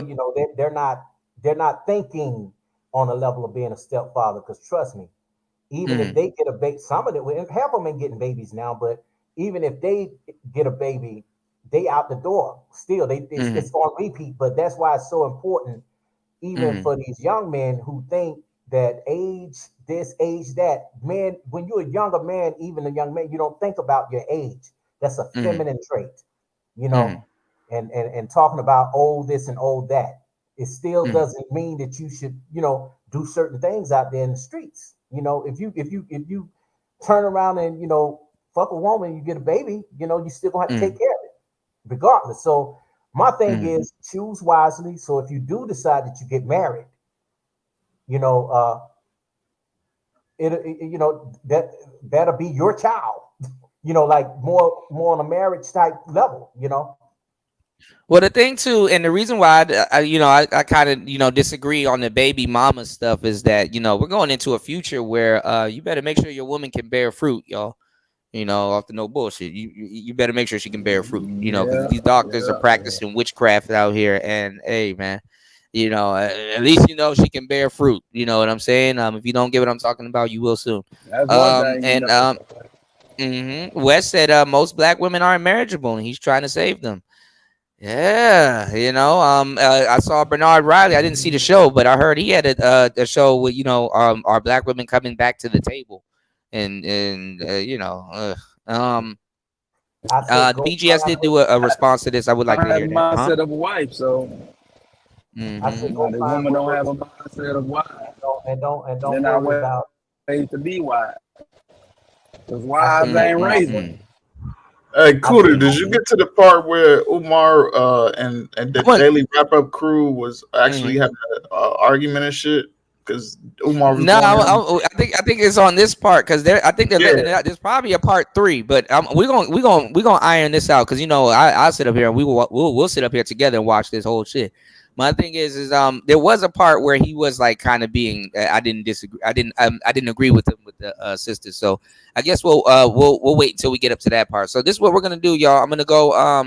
I'm gonna let this play for a minute. I'm gonna leave for a while, but I'm gonna be back in like probably 2-3 minutes, real quick, because I need to go grab something and run right back. But I'm listening. I can hear it. I'm not gonna have my headphones in, so I won't be able to hear y'all if y'all are saying something. But make sure if you wanted me to stop or you wanted to chime in on something, you hold that thought. So when I stop and you chime in, we can run it back, or you can kind of reiterate what if you wanted me to stop. So within the next 3 minutes, if you want me to stop, I won't be here to stop it, but I will be able to come back. So hold on to your opinion of what he may say, so I can run it back and we won't miss a second of it. Fasting said your wife is sterile. Send her to me so she could. Yo, he got me. All right, Fasting. Yeah, I'm not gonna start reading out the first of it. I'll read it all through. Fasting said, fellas, if your wife is sterile, send her to me so she can drink my heavenly milk because it cures infertility. Because it cures infertility. Do not send that man your wife. Don't say fasting shit, bruh. Sick motherfucker. Okay, War Master says say no to dope and to baby mamas. Say no to dope and baby mamas. Okay, War Master says say no to dope and baby mamas. Kwapi says say I go find what works for you and don't try to out for your way through a Cardi B when she's not your match. Kwapi Nino, I'm gonna say this too, man. So y'all be tripping, man. Some of these baby mamas out here bad as hell. And he's like, I knew somebody done put a baby up in you. I shit right on. I did the same thing. My brother, and it doesn't be the same girls. Oh, men are up here trying to trap us. Yeah, okay. That's to be determined. determined. There was a chick I used to smash. That bitch got 4 kids, and I swear that bitch got some of the best box I've ever had in my life. Bro, I'm trying to tell you, bro. Bad as fuck. Yeah, turn that girl into a portal. Turn that girl into a damn portal. Now she got that turn her to man. She got portal energy, man. Hey, man, what do you feel when you look at me, portal? I'm gonna be watching from the audience. I'm gonna get down. I just wanted to get up here because this was a good show. And no problem. Thank you, Kwafi. I like what Umar was saying on some things. I know a lot of brothers don't like. I want to know where the goddamn money at too for the school, but he making some good. Yeah. I was saying I'd rather a black man. I was saying it's better a black man screw us over, so at least I know we making some type of progress. Shit, if we get scammed by a black person, I'm like, well, at least we gave our money to a black person, so we're making some type of progress. Well, I ain't gonna That's say good. that because I don't play about my money. But the thing is, I feel you. No, we'll get to it. I'm just saying the morality piece, because look, let's say if you, yeah, but what I'm saying is, we could sit here and have the argument all day about what he did this, he did that, right, she did, right. Okay, let's get to the motherfucking point. What are the solutions? This is why Nysa asked that question, and I'm glad she put it up there about which one is more important. Unifying or organizing. Both of them, but you got to take this shit in steps and be a grown ass man and not be a nigga. You know what I'm saying? Be a grown man and just see if you can work together. If it doesn't work out, move the fuck on. Right. You know, straight up. He did this. Well, somebody was saying too that Umar is trying to go viral now to recoup the people are saying shit to recoup the school money. But hey man, they've been on Umar's neck about the school money for the longest, huh? If this man has been, he in the headlines every other month. So I mean, just about or going viral for something, Yeah, I think he need to, just take those moments and let it work, and cough up the money, save face on that. At this point, so now we need to know where the money. Well, I mean, I think at this point, I mean, my thing is that even if the school is open, there's going to be other type of nuances and problems that we're going to have to deal with also, and with staff and who's going there, and if kids are bringing guns to school and stuff like that. It's a different day and age now, or do you fully agree with the rubric, that he's teaching? So I don't know, and I don't know, but yeah, I guess people are looking for him to cough up the money. I guess Look at you, man. You using the big word rubric. Yeah, rubric. Well, yeah, I said rubric. Yeah. I'm mad you caught on to that. I said rubric. Yeah, rubric. The rubric. Yes, but hey, I mean, what's being taught. People have that concern because I mean, black people really don't care what happened to their kids in school, but as soon as they send it to his school, oh, now I'm a concerned parent. It's like, here we go. So, but I don't know. I don't know what's gonna happen. Well, I say that it's good. I say if you're gonna be a stepfather, be one like he gonna be to all the kids and put them in a motherfucking school and get paid for it.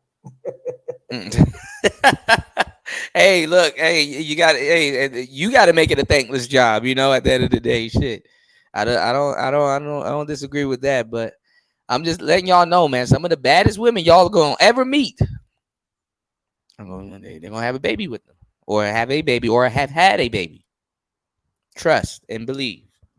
Okay. And remember, when I said that if you want to stick to a black woman in this country, it's gonna be a lot of niggas gonna be stepfathers, and most black men, black women. I mean, at a high rate. Yeah, there's niggas that smash white hoes and marry white bitches and non-black chicks, but most of us deal with black chicks. It's gonna be a lot of niggas that's gonna be stepfathers, man. It is. I mean. Being a stepfather ain't that bad. I mean, sisters do be buying their kids, the good chicken nuggets, some Capri Suns, and the numbers just don't. It's just not the numbers. Is we know the numbers. The numbers is not in niggas' favor. So a lot of the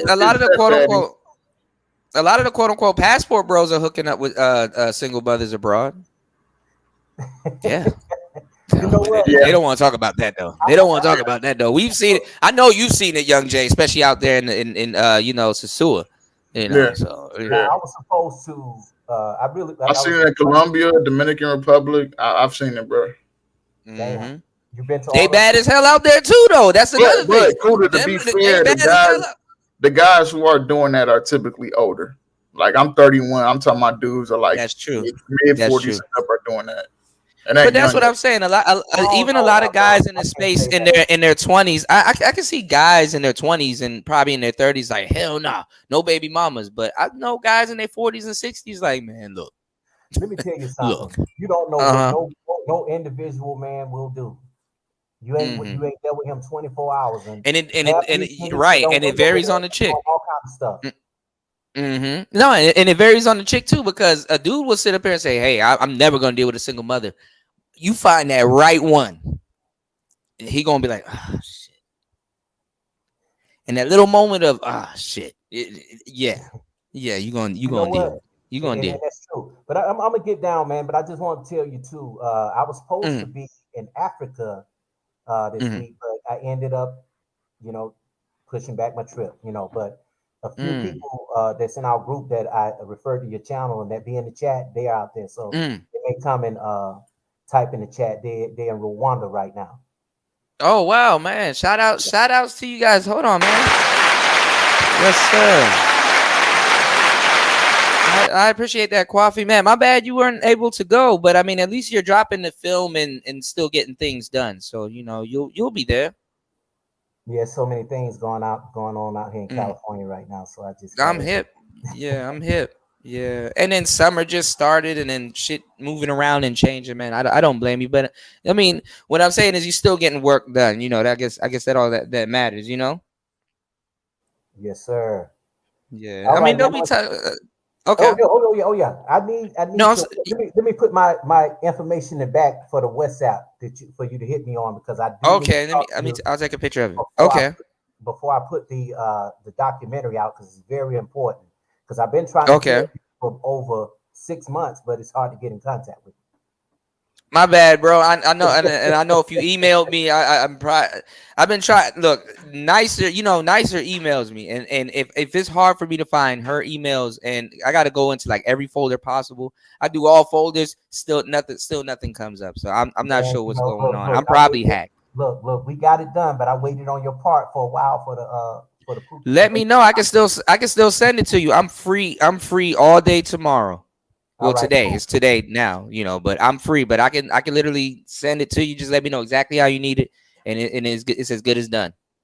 Yeah, but it'll be for the next one that I do, not part 2, because I already got the lineup for part 2 for Pookie's and Radiant's part 2.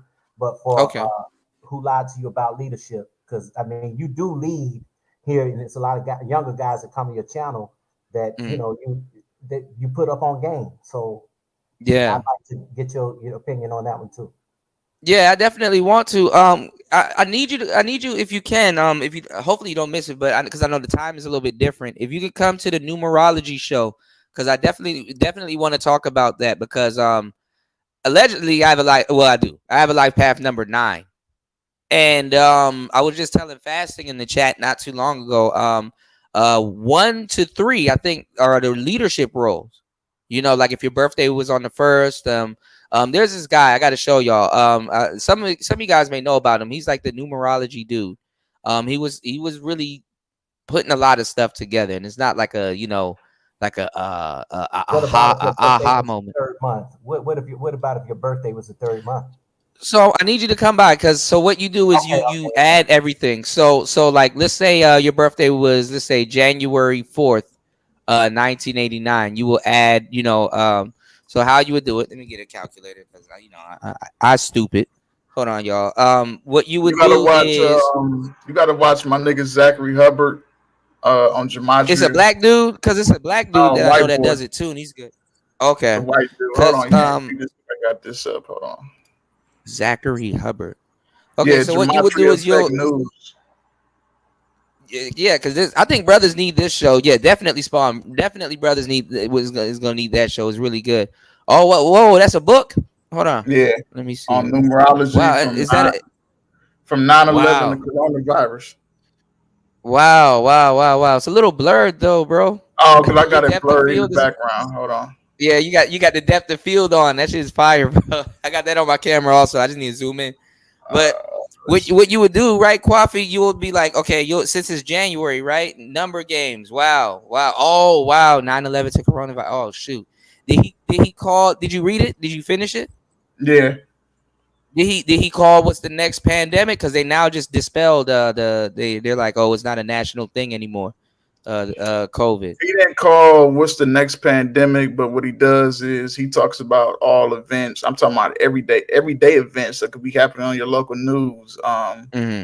That shit is gematria, numerology. It's all the same thing. It's crucial. And they told you the shit when Michael Jackson was on the Jackson 5, A, B, C, 1, 2, 3. A1, B2, C3, and you add it all the way down.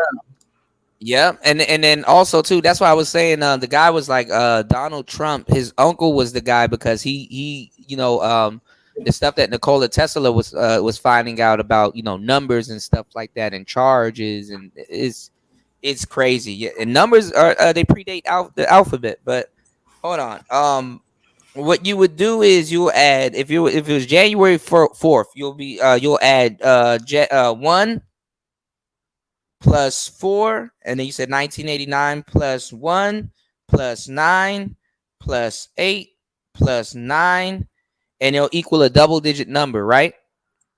They'll equal a double-digit number. Yeah, like the submarine story. I think that submarine story is crazy too. We're gonna talk about that. It'll equal a different number. Yeah, the Titanic. Yeah, and then a whole bunch of rich people that was on it. Okay, and then rich people went down with the Titanic too. Okay, it'll equal a double-digit number. So the numerology for the life path only goes up to 33. The only double-digit number is if it's like a 44, but I don't think 44 is a part of it, but we'll get into it. But the highest number is 33, I think 11 and 22. Those are the only two numbers that accept it. So when I added all those numbers together, it equaled 32. And then you do 3, because it's a single-digit number, plus 2, and that's 5. So that's a life path number 5. And you know what else I've noticed, y'all? You basically your number is usually the number that's plus your number, but it's weird. Like my birthday's on the 8th, but my life path number is a 9. You know what I'm saying? And actually, I got 3 of them. I got mine is 11, 9, and 8. You said, what if I use the solunar calendar instead of the Gregorian? I don't know. That's interesting. I mean, what we're gonna do on that show, y'all. My goal is to, because only you guys know what's going on in your life. You know what I'm saying? And what your powers are, or probably don't. Maybe maybe it might change your life. Maybe you might run into some information. So if you don't believe in it, right? My thing is disregard it as entertaining at best, for entertainment purposes. It's nothing to believe in. I'll give you an example. LeBron James won his first championship in Cleveland, Ohio in 2016. The same day he won Game 7 was King James. King James in the Bible. Yeah, the 16. Yeah. Yeah. Wow. King James. Wow. That was King James's birthday. What do they call LeBron? King James. King James was King Charles, I believe, son, right? If I'm not mistaken. And King Charles's army was called what? The Cavaliers. Case closed. Yeah, see, and that's why I said, Coffee, you got to be there for that one too, because and maybe the show too, a little bit might go into a little bit of masonry, y'all. You might get a little bit of boule-ish masonry out of it, because Masons they believe in numbers, huh? Were you a Mason? Are you a Mason? I'm being sought after like badly. Okay, there's a couple people from Prince Hall Masons. Yeah, there are LeBron James broke Kareem Abdul's record on he had to get 38,000 points, if I'm not mistaken. And LeBron was 38 years old. Yeah, he got it. Yeah. 38,000 points, 38 years old. Kareem Abdul-Jabbar set the record 38 years ago. I mean, dude, the numbers that add up to this shit is impossible to say these are coincidences, man. I believe a lot of this shit is all scripted. It would make sense. It well thought it out. Yeah, well thought out. Yeah, I agree with that too, Coffee. Yeah. But look, I put the information in the back, man. I'm gonna get down, but I will be for the next show. I'll be around. Spirit just says ordained. Most definitely. Yes, sir. Shout outs to Kwafi Nino. Make sure you guys, I'm gonna run his commercial again. Make sure you guys head over to his channel, like and subscribe, and check out the documentaries, man. He got manosphere documentaries, you know, not necessarily manosphere documentaries, but damn near if you want to say manosphere documentaries is something like it, but a lot better, you know what I'm saying? So I don't want to put manosphere because it will seem like it has a bias on it. But Kobe Kwabi has passed the interesting torch to LeBron. The look. same night, LeBron passed Kobe in scoring for the all-time scoring, or passing him on the NBA scoring list. He broke the record in Philadelphia, where Kobe Bryant was born. 24 hours later, Kobe Bryant's dead. Come on, man. Like, I gotta go over it too because guys, the dude was talking about even the Chinese calendar, like the year of the snake, like the snakes and the pigs getting to it, like the opposite, you know, zodiac. So he kind of went over that, like how Shaq is I think a rabbit, the year of the rabbit or whatever. Like I gotta show y'all all of that shit. I know it can get into some conspiracy. Oh my god, epiphany type shit, but I'm going into it with the mindset of helping and disregarding some of this stuff as just pure entertainment. That's all, you know. So it's not really for me to run conspiracy theories and stuff like that. You know, I'm not the type to do that. But hey, when you do that, when you gonna do that show, bro? I think it's gonna be the next show because like it's really on my brain. It was supposed to be this show, but I was supposed to do this show last night, and my ass fell asleep editing some shit. So I want you to when you do that next show, I'll put it in the chat once you go live on that show. I'm gonna pull up that dude's I definitely need you to be here for that. The dude who wrote that book, he breaks down Kobe Bryant's death and how it all syncs up. How it all syncs up and shit. It's somebody crazy. even said that Kobe was split into 8 pieces. I don't know, y'all. Oh yeah, the day. I'll give you another one. The day he retired, the game he played when he retired, I forgot who was. I think it was against the Jazz. Guess what they gave out at halftime? Yeah, the Jazz. A toy helicopter. What did he die in? A helicopter. No, but there was a cartoons out there there's 2 cartoons out there that was out before he died, saying that he was gonna go down. Saying he was gonna go down in a helicopter crash. So yeah, like that shit is crazy. I don't even see 50 Cent taking his helicopter. Hell no, I wouldn't take my goddamn helicopter if I seen some shit like that. But you know, it makes no sense. You know, it makes no sense. And then at the same time, it makes a lot of sense. So you know, and like I said, maybe you guys may see something I didn't. You know what I'm saying? So when we go over that, man, that's gonna be a crazy ass show. What's going on, Degenerate? Oh, Degenerate, you definitely got to be there for that show. All right, let's get back into this real quick. You know, Young Jay, definitely come through on that show because you know your stuff. You know what I'm saying?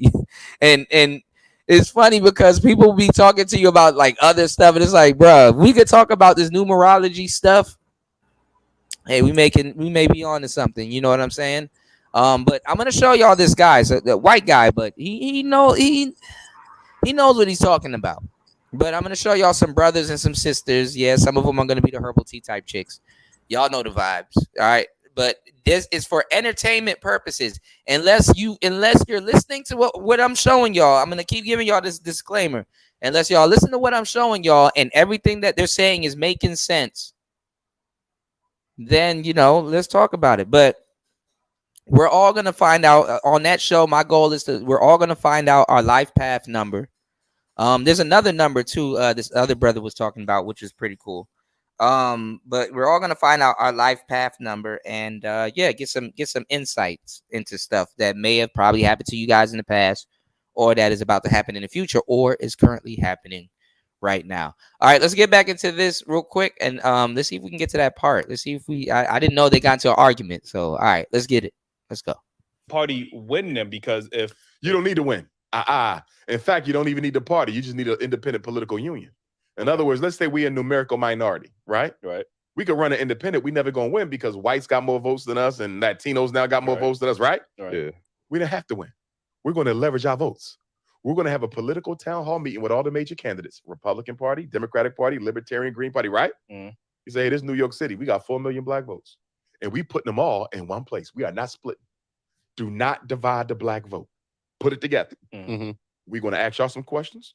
After y'all leave, we're going to talk about y'all behind y'all back. We're going to have a big community town hall debate. But when we walk out of here, we agree that majority rules. Right. And whichever one of y'all we vote for, that's who's going to get the votes. And if you do not deliver on what you promised, very next election, you're gone. They're going to have to deliver. Can they survive without your 4 million votes? Hell no. Hell no. That's why they said save us for the end and start Absolutely shit to make us Listen, happy. here's what y'all need to understand. Nobody wants an organized black vote. Let me say that again. No black governor candidate wants an organized black vote. No black U.S. Senate candidate. No black U.S. rep. No state rep, state senator, city council. Nobody, black or white, in politics wants an organized black vote. You want to know why? Because you now got the power to hold them accountable. If we was organized, your mayor would have to go to war with the police department on our behalf. He wouldn't have a choice, or he's going to be unseated. Right. Do you understand me? You think he wants y'all to be organized? These handkerchief head-ass black politicians who don't fight for us and these governmental systems, do you really think they want your vote to be organized? You will make them turn their slave master into an enemy. Do you think that's why they give women and trans people so much leverage when it comes to like separating them from an actual like black man or the black family? Yes. I do think they want the black female vote because she's the biggest constituency in our community, right? Brothers don't vote, brothers in jail, brothers know the vote ain't gonna mean shit until we organize it. So yes, they would rather have a black female vote than a black community vote, hands down, because black women vote more than black men. That's a fact. And that's why we need our sisters to come back into the fold and say, you know what? We're not voting as women. We voting as black people. And we voting with our men. Do you know how powerful that would be? Right. If black men and black women stop the dumb shit on social media and say, we're going to fight because we got a common enemy, white supremacy, and we're going to put our votes behind a candidate who offers to do the most for us, that would be revolutionary. Definitely. So speaking of that, you know, I've seen a video of yours where you said that feminism has conditioned black women to view black men as the enemy. It has. Feminism was financed by the CIA. Gloria, what was her name? Gloria Steinem, I think she was. Right, yeah. Mother of modern feminism, because traditional feminism goes back to the 1800s, right? With Susan B. Anthony and those white supremacists. But Gloria Steinem was a CIA agent.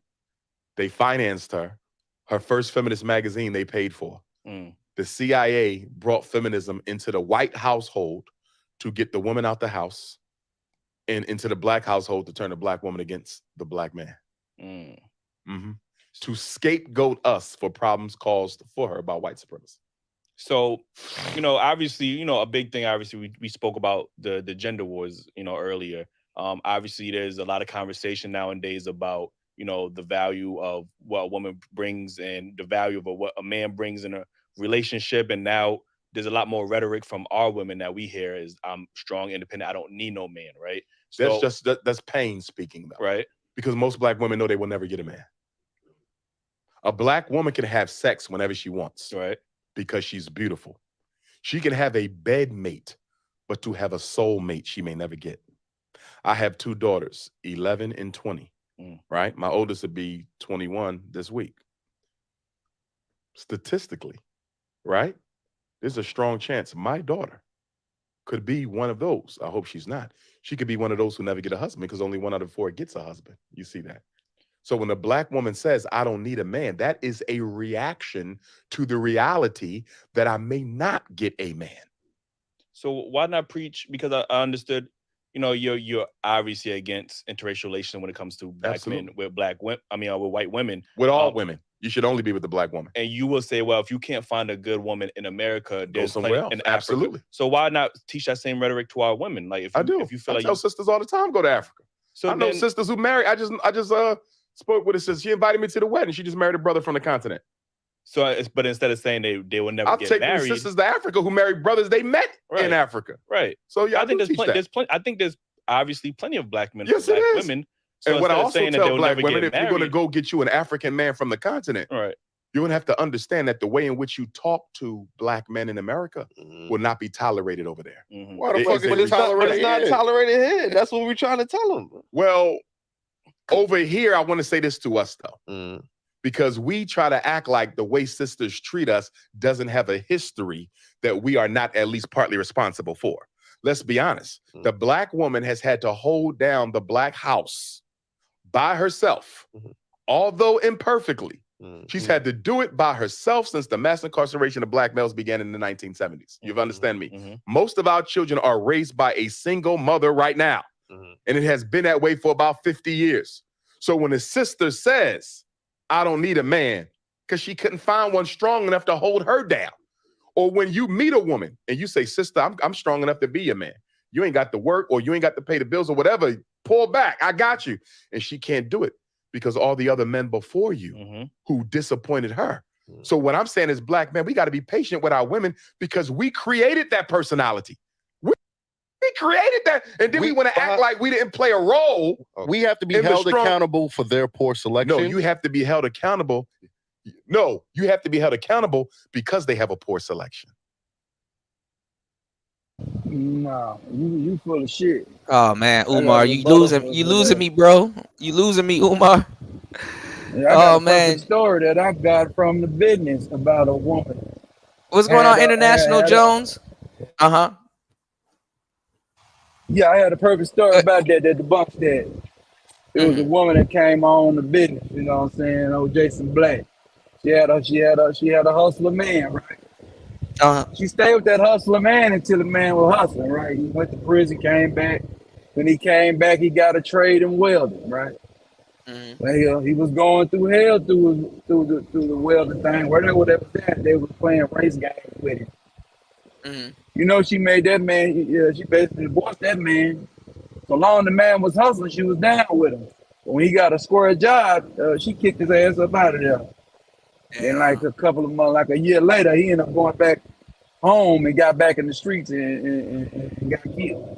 What the hell is Umar talking about? Well, a lot of street cats though teach they women not to deal with square ass dudes. So some of those dudes forget that when they square up, they you know what I'm saying.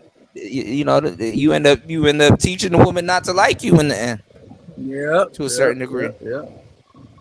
They forget, like, yo, I've been teaching you for years not to fuck with no squares, or no square-minded ass nigga. And then as soon as you square up, you just became the biggest hypocrite to her. You know. That's what it was. Yep. That's what you thought about. Yeah, that's a pitfall of the game. Yeah, that's the pitfall of the game. What attracted her what's gonna keep her, or what's gonna make her leave. The same thing that attracted that woman will be the first thing that make her leave too, in proper context. You know. Yeah, I'm trying to start how you finish, right? So he started as a dope boy, he got to finish as one. Yeah, that shit crazy. When he squared up, he should went on and let her go. That's what he should have did. That's what some niggas do too. They square up, they get another bit. Yeah. I see that. Yeah. That type of woman, you can't stuff her in no Bentley, not like that. You know, the Bentley woman is a different type of woman. So yeah, I get it. Wes said Hotep SBE. Spawn. What do you? What's the question, Spawn? If you want to jump on the panel, bro, let me drop the link. Shout out to the brother Spawn. Kwafi, give me 1 second because I'm gonna run and come back, y'all. Kwafi said during a break, DJ Kuda, you don't have to pay. You don't have to play the intro on my page. Just play your part from the Pookies and Ray Ray Part 1. Okay, I gotta I clean a certain side of my computer so I'll have space. I gotta download all of the videos from your page too, Kwafi, because the video downloaded that I have, this is some geek shit. The quality is okay, but I can get your video for in a higher quality. So the commercial will be a higher quality on here, you know, more detail visually, you know what I'm saying? And I think sound wise too. I think the sound wise is perfect. So I'm gonna definitely download. I'm gonna have to download that and definitely throw that on, or I could share it here through an intermission, so I can always share it. So that's a good thing that it's on YouTube, y'all. So make sure I'm gonna give y'all a tutorial. Make sure y'all head over to Kwafi Nino's page and make sure y'all like and subscribe. We got a bunch of documentaries over there that I think you guys should watch.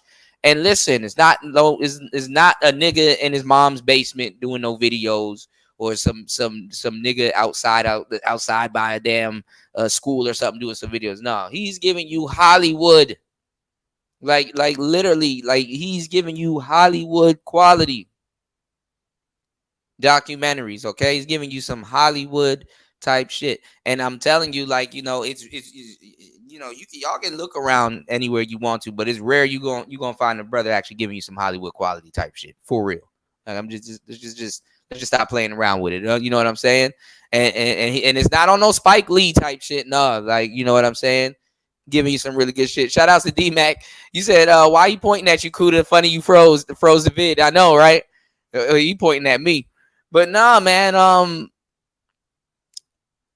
I know what Umar is talking about, but it's still a story. I mean, obviously, as an adult, you are in charge of your own self. You know what I'm saying? You are in charge of your, you know, your own choices and stuff like that. Of course, black men and black women have a history, but come to the manosphere, baby. We could show you the other side of the history.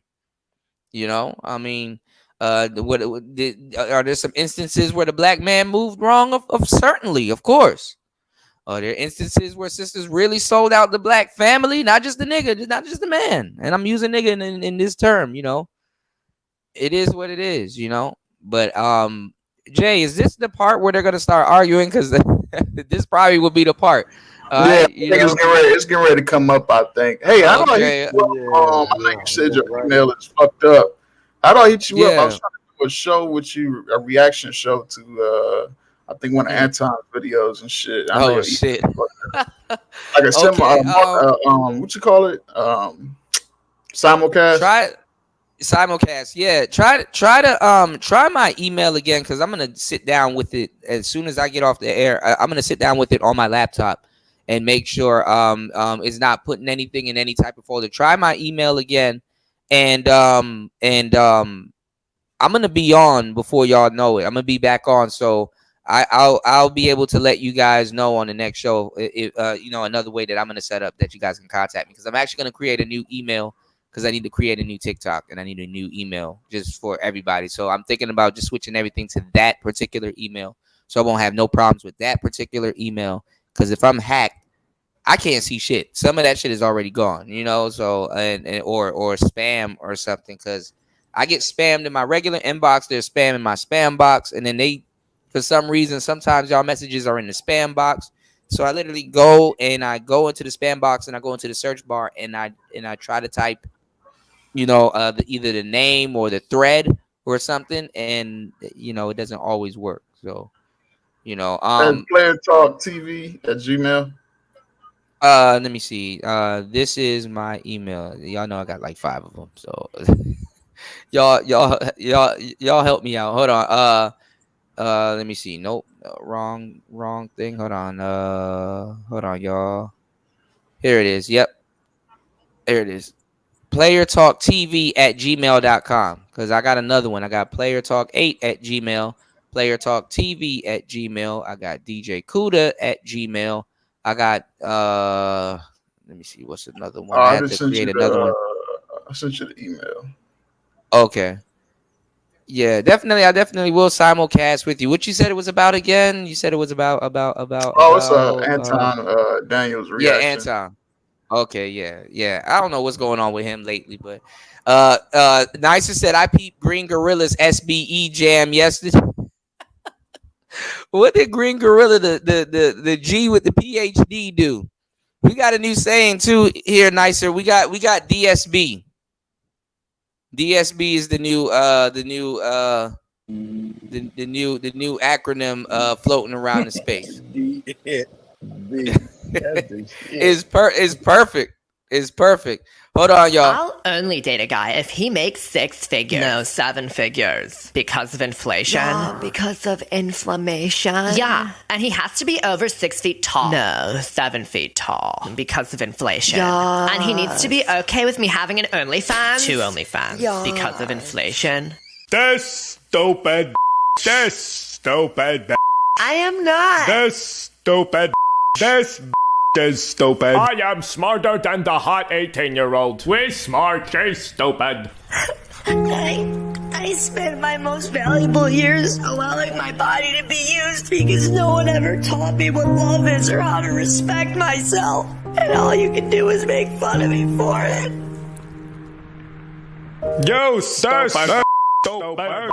That's stupid. Stupid.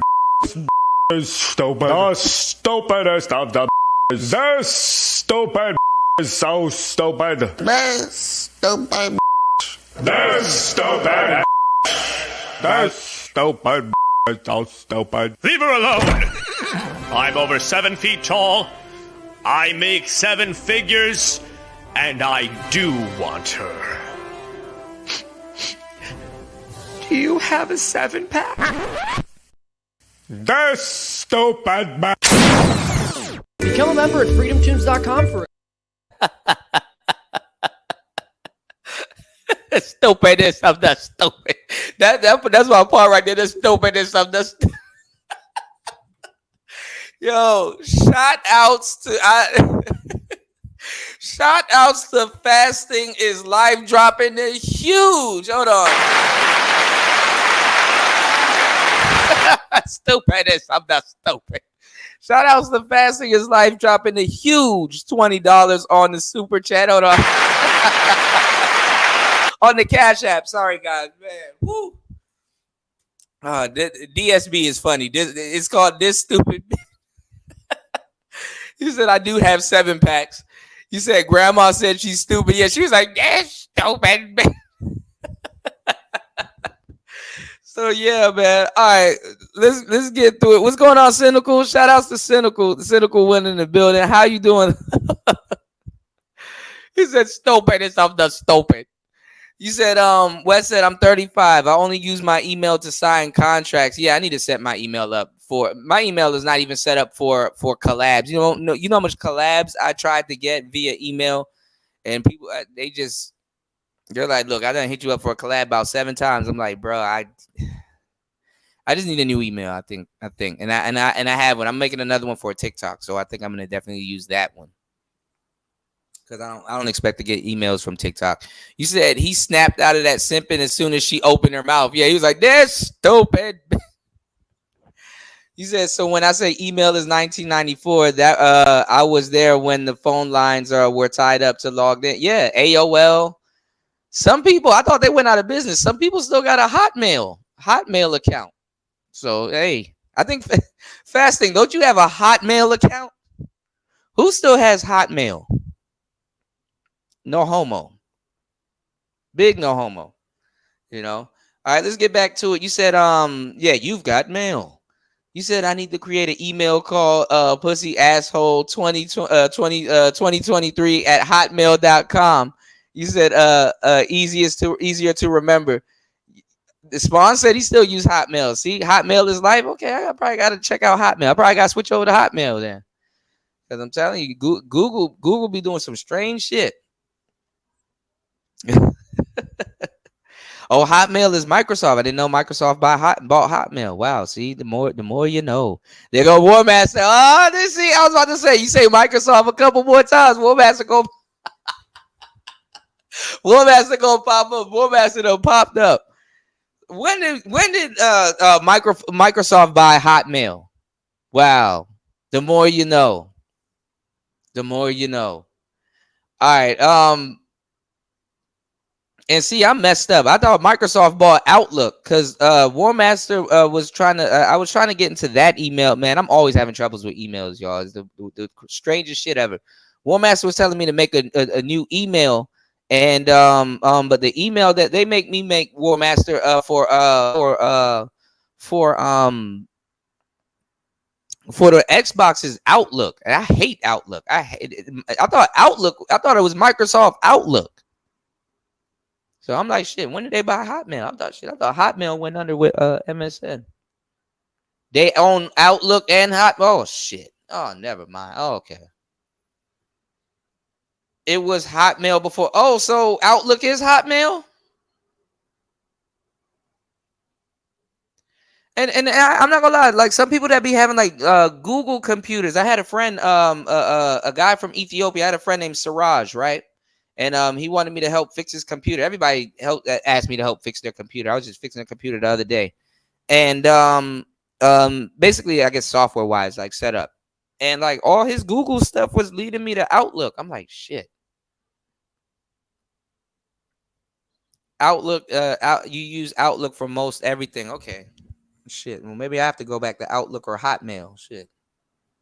I'm kind of getting tired of Google. But see, the only good thing about Google is that you can look at all of your mail. But in my case, it's not showing me all of my mail. I have to go to my specific inbox. And after I go to that specific inbox, I have to look around. So that's what's messing me up. And I try to tell everybody to send everything. I have this banner. Everybody send it to playertalktv@gmail.com. Because at first I was saying Player Talk 8 because it was working, but Quappy said I got Outlook. You said text me. I'm a damn show hit you back. You said my phone stay on me just like everybody else. So they do texting out here in Laos, but they do it through what Quappy's talking about. They do it through WhatsApp, and then Thailand is Line. Thailand, they use WhatsApp and they use Line. So they use so there's 3 ways out here for them to get in contact with you that they usually do. They do Line, WhatsApp. I don't know how to use both of them.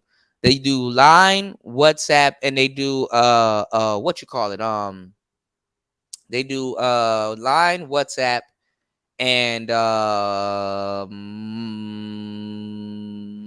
Facebook Messenger. And I've always wondered. I was like, but see, I got to have a phone number, so that's why every so often I have a phone number. Sometimes I don't. You know what I'm saying? Or sometimes I need to put minutes on the phone that I have out here, so I miss calls and I miss text messages. You know what I'm saying? Because I'm like, okay, well, this month I'm gonna put this on my loud telephone number. But I technically don't have a phone with the loud telephone number because I have that SIM card in a pocket Wi-Fi. So basically, it is a telephone number. I think if I put it in my phone, I try to put it in my phone and see if it'll work. And I haven't really checked it. But it is a telephone number, but I use it for the Wi-Fi. So when I'm out, I got Wi-Fi. Or I can stream or whatever if I'm out. If I see something cool, I'll just randomly go live and show y'all, hey, look at this, you know. But and then I have a Thai number, but I'm paying for the Thai number, but I'm not in Thailand, so technically I'm paying for roaming. It's ridiculous. And Thailand's like right across the damn street from me, but they that's how they make their money. Yeah, I heard of Telegram too and Discord. Telegram and Discord are kind of like in the same category for me, but people wilding out in the Discord. You know what I'm saying? People wilding out in the Discord. He said, DJ Kuda, Outlook can get Google emails. How? Both Hotmail and Outlook. So they own both. Okay. Yeah, Telegram is crazy.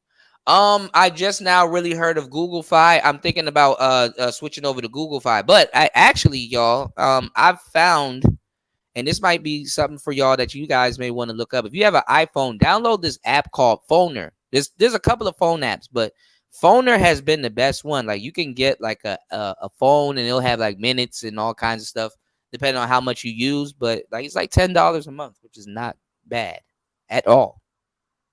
It's called Phoner, and you can switch your numbers and stuff like that. You know, because I had a lot of the stuff that I'm doing now. And it's changing for me now because like I'm not paying for one, but I'm using a I'm learning how to really use VPNs. You know, like productively, you know. So yeah, I'm gonna look into Google Fi though. Google Fi I heard is better than any phone plan, and you can use it anywhere. You know, I'm trying to do that now too, y'all. I gotta fix my miner. I bought the Bobcat with me to sit up there and try to mine some goddamn helium. And if you guys know about the helium, shout outs to Lightbearer. Lightbearer really was putting us on back in the day. I listened to some of that shit. I was like, yo, I'm trying to retain all this information. He's like, look, don't worry, just go get the miner, blah blah blah. I bought a helium miner, and I know the place I put it is not the best, but it's in my window, and it's like shit. I need to. This thing been on for months now, nigga. How much helium have you mined? You know. Call me VPN swipe god. Look, I'm gonna be in New York in like 2 minutes. Let me stop. Let me stop. Shit. You flip one switch. I'm in New York now. That shit's scary, man. Shout outs to Nicer. Yeah. And then I gotta sit down for a whole week and put up my whole catalog on Vivo. So I've been getting a lot of footage and stuff like that. That's why I've been sitting down editing, y'all. I got some videos on the way for y'all, some more videos, Y'all go check out the last couple of videos that I put out with the mansions out here in Laos, man. They're pretty cool. I put a video up if y'all can check it out, of this mansion, but it's flooded. You know what I'm saying? LaShawn had a good comment on there. I need to respond to his comment, but it ended up getting flooded. I was wondering, I was like, y'all, is this a fixer-upper? Like, would you guys invest in this type of property? So every once in a while on my travels, I'm going to see if I can find a house and either display it or ask you guys, like, what are your thoughts on it? Because, if you ask anybody else, people out here are living in huts. And I'm not going to lie, there's some people out here living in huts. But look, it's not the way y'all think it is, It's not the way y'all think it is. Like, where y'all at be like 2023 and y'all be thinking like shit out here be in the 70s and shit. Man, I ain't going there, Cuda. They still driving Bonnevilles. You know what I'm saying? That's a joke. Wes said, for helium to work, you need other nodes in the area. Yeah, there's other miners out here. I just need a bigger ass wire, and my landlord gonna kill me if I try to put a big ass wire on the side of my house. So she'll definitely kill me. She'll be the one to kill me. All right, let's get back into this real quick. I'm gonna I gotta grab something real quick, like in 2-3 minutes. I'm going to be in the background listening with you guys. All right, give me 1 second. All right, I think this is the part where they fight. Shout outs to Young Jay. Make sure you guys like and subscribe, Young Jay. I saved the tab that you put in the chat, so we'll go over that also. And and we can jump into other topics also. All right. Shout outs to everybody here. It's Player Talk Radio. Make sure you guys like, subscribe, and support as you have been. Shout outs to everybody that supported tonight's show. I'm gonna shout you out in the chat. Give me 1 second, y'all. Let me drop this link one more time if you guys want to join. And give me 1 second. I'm gonna I need to grab something and I'll be right back. I am here listening in with you guys. All right. So let's get back into it. So hopefully, let's see if these young cats are gonna choose the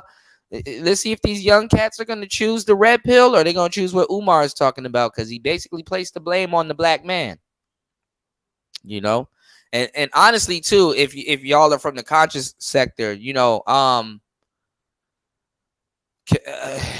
I mean, y'all talk about the slavery and some things that happened during slavery. I mean, obviously you can blame anybody you want to blame, but can you blame the black man? Did the black man have a choice in some of these relationship matters? Did the black man have a choice? Did the black man have a choice? And did sisters have a choice? If so, who was wrong? I mean, I'm in the manosphere. I'll tell you how both of us were wrong, but we're gonna have to get into gender politics a little bit. But anyway, there's certain things that women can do. I'm just gonna say it like this: there's certain things that men and women can do that's a little bit more wronger than others. That's a little bit more inexcusable. Meaning that, okay, anybody can steal from you, but if a man steals from you, that means this, for the most part, or that. You can place it in the ballpark or something else. If a woman will steal from you, if a guy steals from you, I hope you're not laying down with other men, no homo, but that means something else. I mean, that motherfucking woman that stole from you, she actually goes to sleep with you. You actually got money tied into certain things. You probably have a kid with her. You understand what I'm saying? So there's certain things that both sexes can do that's inexcusable. You know what I'm saying? Because don't people will try to, oh man, what about equality? Cool. No.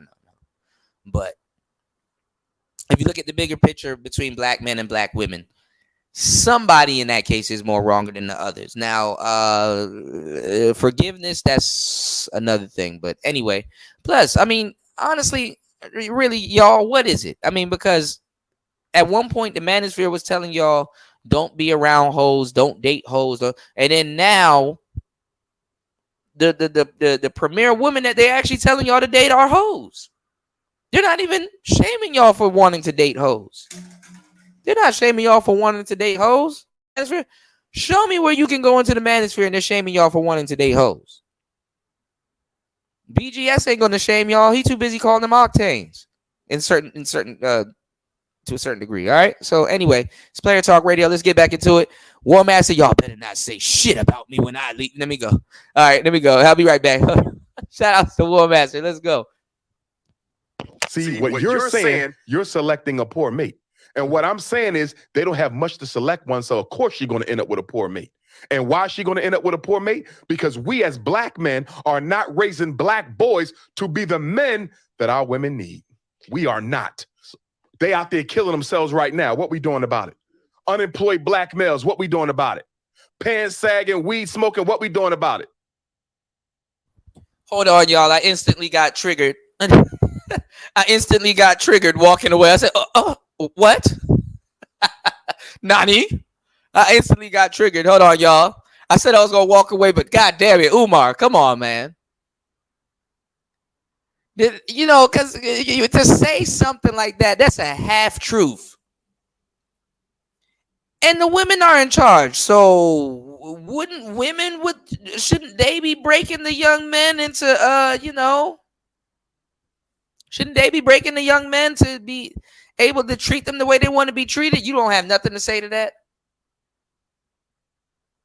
You don't have nothing to say to that because a man grows up with a healthy amount of women in his life, a black man.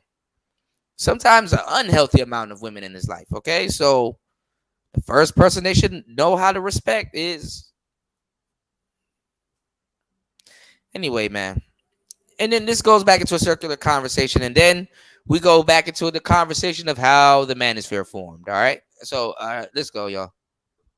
Black men are not raising black boys to be the men our community needs. That is 100% our fault. What I'm saying is she got a right to be angry with us. She got a right to be angry with us. We have not been on our job as black men. If the men are the providers, what have we been providing for our community? I'm not speaking you individually. Yes. Because you may be a damn good father. You may be a damn good father. You may be a damn good father. But guess what? What are we doing for the community?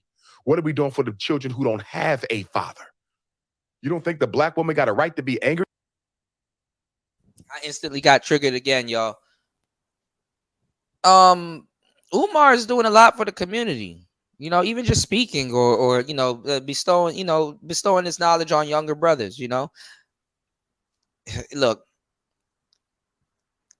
I'm gonna tell y'all not gonna believe me today. It's gonna take me to pass away before anybody will even mention that. But people like myself, definitely, this is community work. Trust me, this is community work. Shit. The manosphere has done a lot for the community, you know, to a certain degree. You know, I mean, call a spade a spade. But whatever, we're not there at that on that conversation just yet.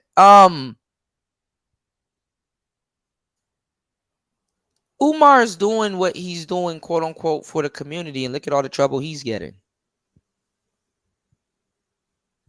Just open up the door and let that sink in. All right, give me 1 second, y'all.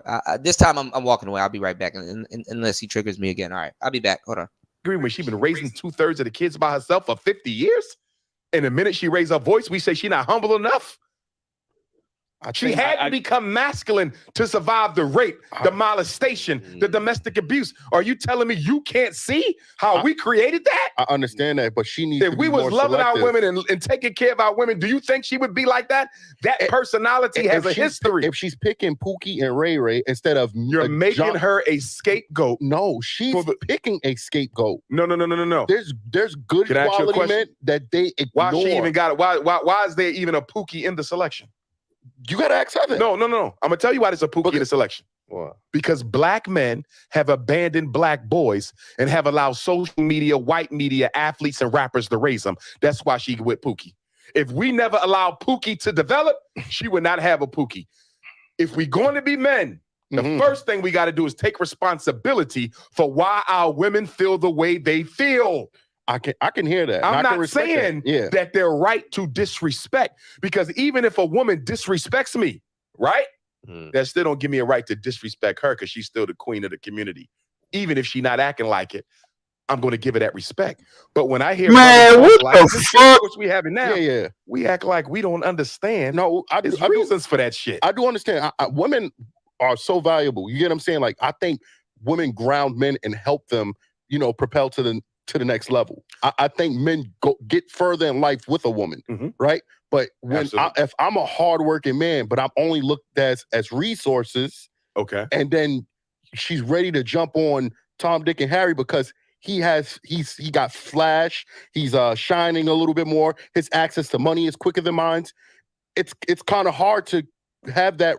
Well, no, one, I agree with you, but that's not all sisters. No, it's not. And if you're constantly running into that type of woman, then the problem is you, because you're attracting a certain low vibrational energy. Why not have that same energy for women? You just again, you have because the man we having a responsible. conversation as men. Yeah, I got plenty of interviews with all women where I check them too. All right. But as a man, you should not be concerned about what I say to them. No, as men, we should be concerned of what we're going to do to produce a better generation of black males for tomorrow.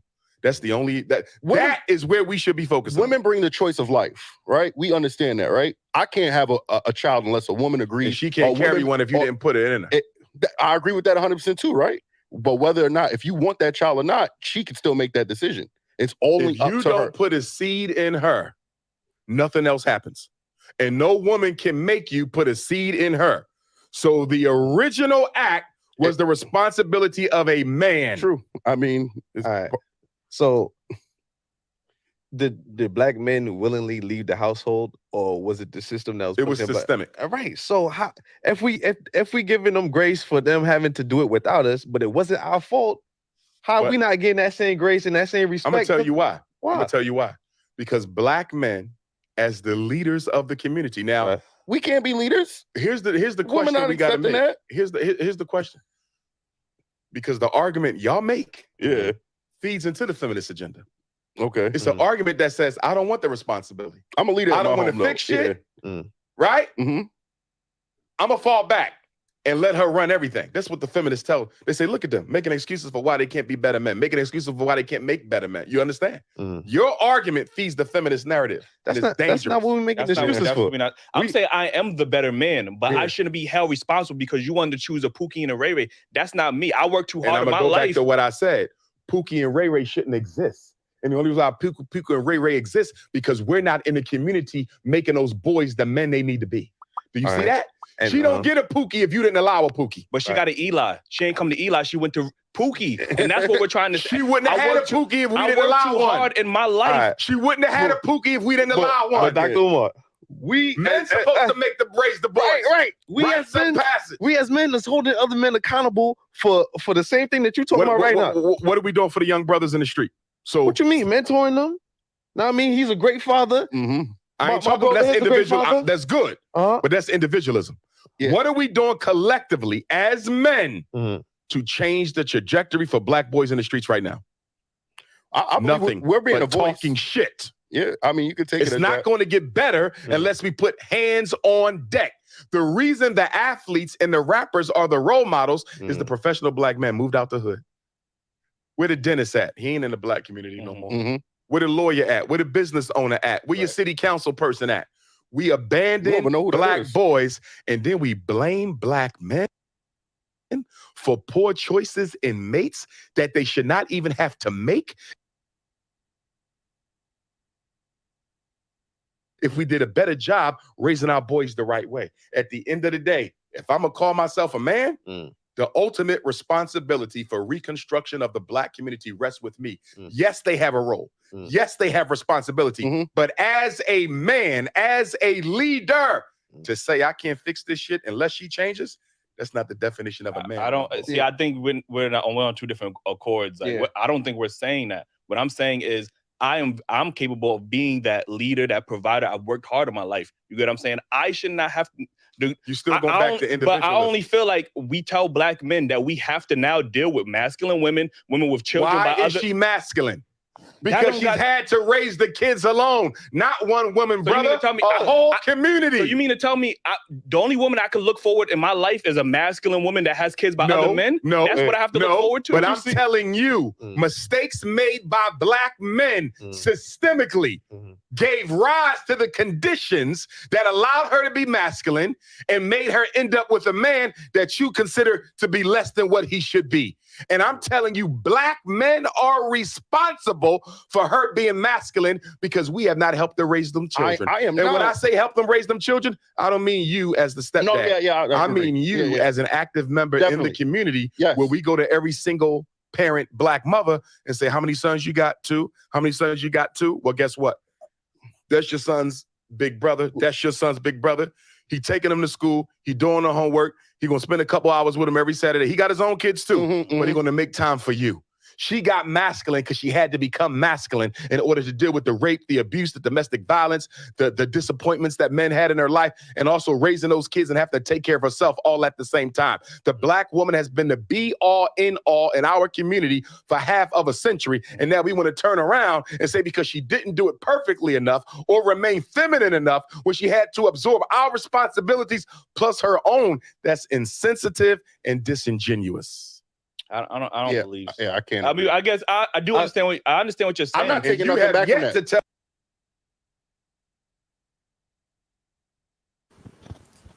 All right, hold on, y'all. All right, y'all. Umar is tripping. Umar Jackson.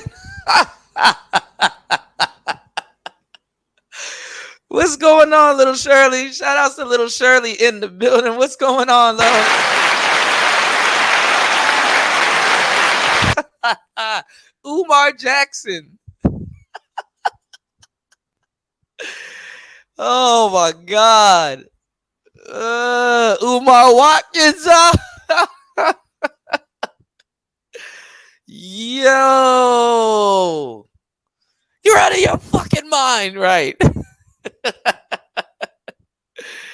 Yeah, they were feeling them up until then. It was like, hey, man, look, man, what do you think about that, young Jay? They agree with you, man. Oh shit, hold on. By his same logic, the women being masculine should be the mother's fault, right? Because he said that our only responsibility or our main responsibility is raising these black boys to become productive and masculine men, right? So by his same logic, that should apply to the women raising the women to be productive and non-masculine women. Right. You can't blame a woman being today's women ain't gonna accept that. Today's women ain't gonna accept that. Yeah. I mean, you can't blame a woman being masculine on the dude not being there. Like if the woman, I think a lot of the issues that women have with our women have with their behavior is due to the women raising them, or not raising them properly, rather. Wes said Like niggas because scared to like get into it with them. my mother was a single mother. My mother don't act like no ratchet bitch in the streets. Right. Never So you has know in it my can't life. be. Right. So you know it can't be. You know it can be done. You know. Right. Yeah. Well, I do agree with him on certain points when he said that the men need to get out here and raise these boys properly. When he brought up black boys only reading on the 4th grade. Yeah, because I agree with that. Yeah, I think black brothers should have like some type of mentorship or something, set up. You know what I'm saying? Like a each one teach one kind of thing, brotherhood type thing. But yeah, I mean, that's kind of, Umar is Wes said they scared to get into it with them. The thing is though, I want Umar to show us if he can, brothers actually going in the community and doing that, and women accepting it. Because I know sisters like the back of my hand. And you walk up to a woman and be like, you see that? That's your brother, and that's your sister, and that's your blah blah. Man, women gonna be like, oh nah, oh hell nah. I mean, you had the Detroit 300, the brothers out there that was doing the work. and black women fucked that up.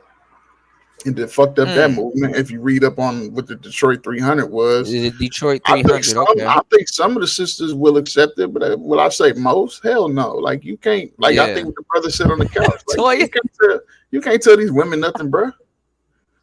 Toya came out of nowhere. Toya said, "Laugh out." You know, Toya know some of these sisters gonna be like, "Girl, oh nah."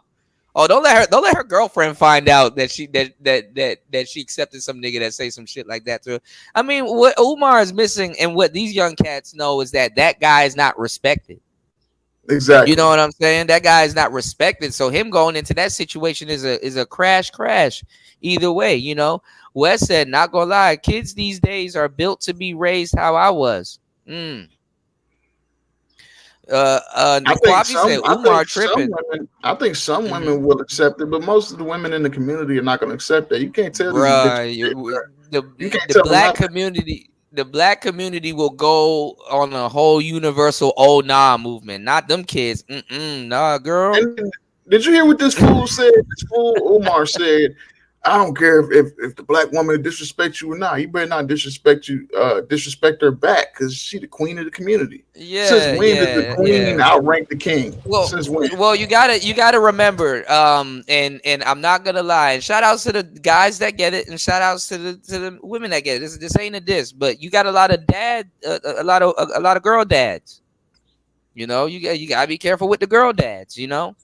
Hell, even boy moms got to be careful with the girl dads, you know. So you know you got to be careful with the girl dads, you know. I mean, and he's a girl dad. He's a girl dad. He got 2 daughters. So that's what he said. That's why I was like, right. That's why I was like, he got 2 daughters. He gonna spout out stuff like that, you know. That's what it's about. The pro black they help spread a lot of the misinformation that we helped clear it up in the red pill. You know what I'm saying? Nigga, my papa be on that simping shit, nigga. I'm the only motherfucking boy. I got all sisters. Yeah, and that's another thing, right? What's going on, Gems? That's another thing too that a lot of people don't talk about. Some of y'all, if y'all father was in y'all life like that, think about it. Would you treat women the same way? Some of y'all got to think about it like that. You know what I'm saying? Some kids grow up knowing their dad's a simp. Like, oh man, you want some hold hands kicking. Yeah, I always say dudes with daughters are simps, man, flat out. Yeah.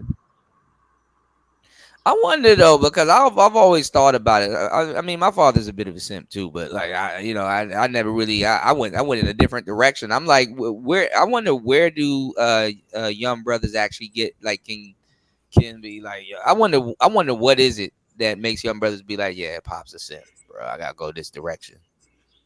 I don't know. Maybe your preference in women might be a little bit different, but they say a lot of your preference in women is handed down hereditary. I don't know how true that is, but there's something about what type of women that you're attracted to is a bit hereditary, so it's kind of crazy. Wes says if you tell a biatch these days you gotta kill her brothers and cousins and uncles, she'll listen. Oh yeah, if she fears you, yeah. If she fears you, she'll have more respect for you. I think that's the thing. Like brothers need to start building more relationships on respect than love. You know, you can do everything after after you get the respect. But I'm gonna tell you some real shit. A guy talking about some, hey, these kids, just some random kids with boogers and shit and snot in their nose. These are step sisters and step brothers. It's like, you're not even coming in the door with respect. You know what I'm saying? For a woman to accept that. And honestly, if you think about it, I'm not saying that women should not or shouldn't feel no type of way about it, but it's like a setup. It's like, bruh, like, let her accept that into her life and then go with it, or at least make it trendy or something so they can go with it. But just to show up and be like, hey, look, we're gonna have a union here. These are your brothers. These are your sisters. Oh, you tripping, and think you gonna get that type of submission? Oh, fuck no, you tripping. That's why these niggas looking at him like, yeah, this nigga, he out of here. He out of here with that, Hey man, y'all New York niggas need to chill, bro. This man got the fucking giraffe print with the camo print. If y'all haven't figured it, y'all niggas wild, bro. All right, I'm catching on, man. Y'all young dudes, wow. Yeah, this man mixed the giraffe print with the camo. Okay, I just caught on to that. Shout outs to little Shirley. She said my dad almost had all daughters. Wow, but definitely not a simp. The shit that man got away with is legendary. That's what's up. The way that the shit that man got away with is legendary. I don't approve, but damn, there should be an award for that shit. I'm saying, I guess you get to a certain age where you realize, yeah, I kind of had a simp father, or I kind of had a feminist mother, or it is what it is, y'all. Kwafi said that's Umar. That's Umar money grift move. That's funny as hell. Yeah, well, Umar has to pander to the sisters. I mean, it's in his best interest to do that, but at the expense of what?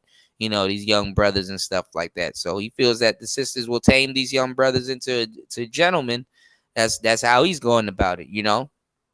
Spawn said, I don't like the Pookie conversation because they got problems with her too. Yeah, Pookie definitely got problems with her too. War Master says, listen, anybody can simp, but it ain't gonna be me. I'm not the simp of the family. You dig? Hey, I can respect that. War Master said, no single. Little Shirley said he had his girl. He had girls on girls. Yeah, some of the girl dads do make it. Some of the girl dads, they know the bullshit, but some dudes, it's at a tender, they at a tender spot in their life. And what's I mean, ain't nothing wrong with being blessed with some girls, but they tend to lose their mind after that. Kwafi said DJ Kuda, both of them are off in this video. What do you mean? The young dudes and and Umar? If you could elaborate on that one. The young cats and Umar, both of them are off. Because the young cats are really asking them for guidance, like, yo, what should we do? They're literally posing the question of what should we do, and then they get this answer, and it's like, damn, bro, crapped out. It's not the answer they want. Them young dudes going, bruh. These dudes grew up listening to me and other people in this space, whether they admit it or not, and Angry Man and shit like that. In damn near the attitude era of the space. These young dudes are gonna throw that shit up. Like anything. If Umar says anything remotely close in the ballpark of what he's saying, they're gonna spit. They're not even gonna swallow that. No homo. They're gonna throw it up. They're gonna throw that shit. They're right not out even. These young dudes not built to take any of that shit that Umar is talking about. They're the red pill that they got is designed. They're designed to throw. They're gonna throw that up. They're gonna be like, no, that's not the way. That's not even. Let's get to it though. See, Omar gonna talk about systematic racism, white supremacy. Okay, they're gonna say, I get it, but I quote an elder again. She says modern days racism, white supremacy is bitch ass shit too. This ain't got none of that 60 shit, because guess what? Omar didn't go through that 60 shit. He's a damn he's a Generation X. He grew up in the goddamn era of fucking Apple and shit, nigga. When he was a kid, he probably a third grader when Apple was in. He was at a good school. He was getting Apple and Commodores and Ataris and shit, nigga. What the fuck is you talking about? You can't run that game on them, nigga. And yeah, he can't run it on them because the cats from the 80s, y'all were true latchkey kids. Yeah. You know what I'm saying? Y'all were true latchkey kids. The millennial latchkey kids, that's a joke. That's a joke. So shit. that was some of Gen X's babies and what you call it, boomer second See, the kids. difference between our era is that because I went to school in a majority white school. If a white kid called me a nigga, I could whoop his ass, go to the goddamn principal's office. The principal would call my grandmama and ask me to do corporal punishment, take 5 pops and go back to class. In the white schools, nigga, in the 80s. You know what I'm saying? I don't know, now some of the black schools you get into a fight, they gonna kick your ass out and send you on your way and shit. But a lot of them white schools, what happened? Nigga, so yeah, they called me a nigga. They gonna let you, y'all had a fight? Oh, okay. So you gotta take these 5 pops, go back to class. And then they'll tell Right. They motherfucker ain't even now. try to do. They ain't even try to do the paperwork. Definitely Hell not even try to no. do the paperwork. So No, so you you could know. able to racism, yeah. So the little nigga calling and all that, you was able to handle up on that on the street.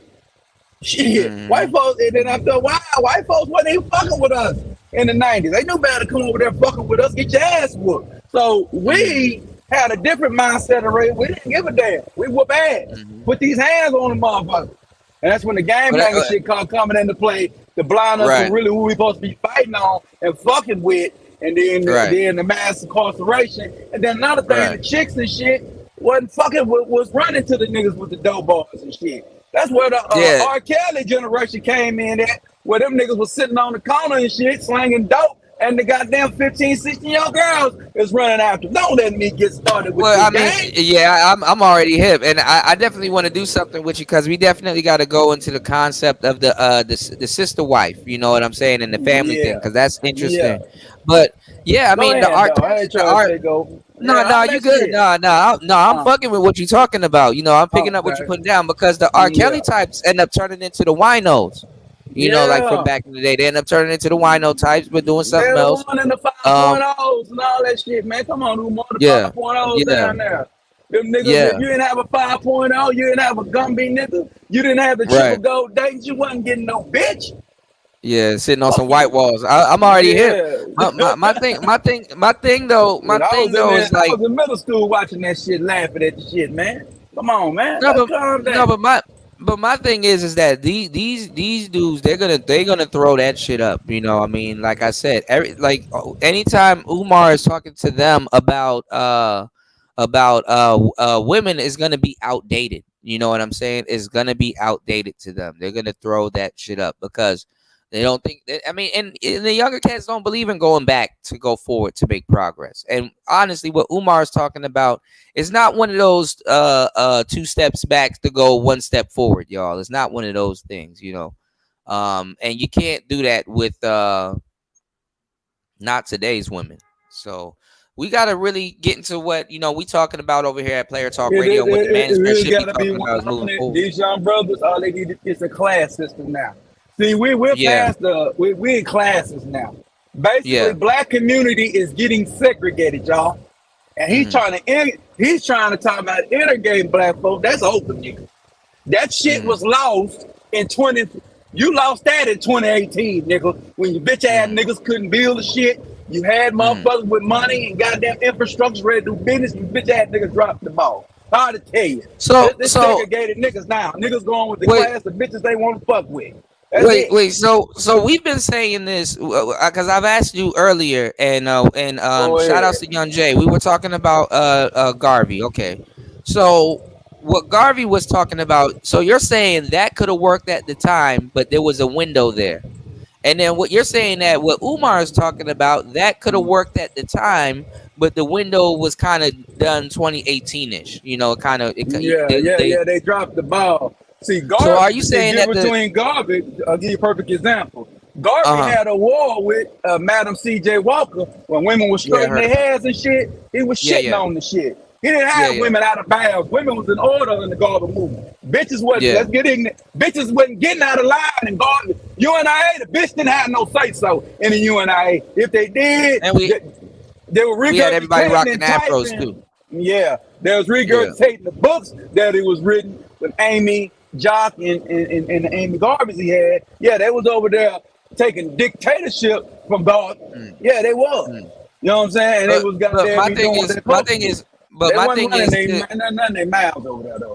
thing is for both of what you're saying to be true. So basically, black people's problem can be boiled down to they need to. So we're in a constant circle saying that we need to recognize the problems and execute it within a certain time frame or window.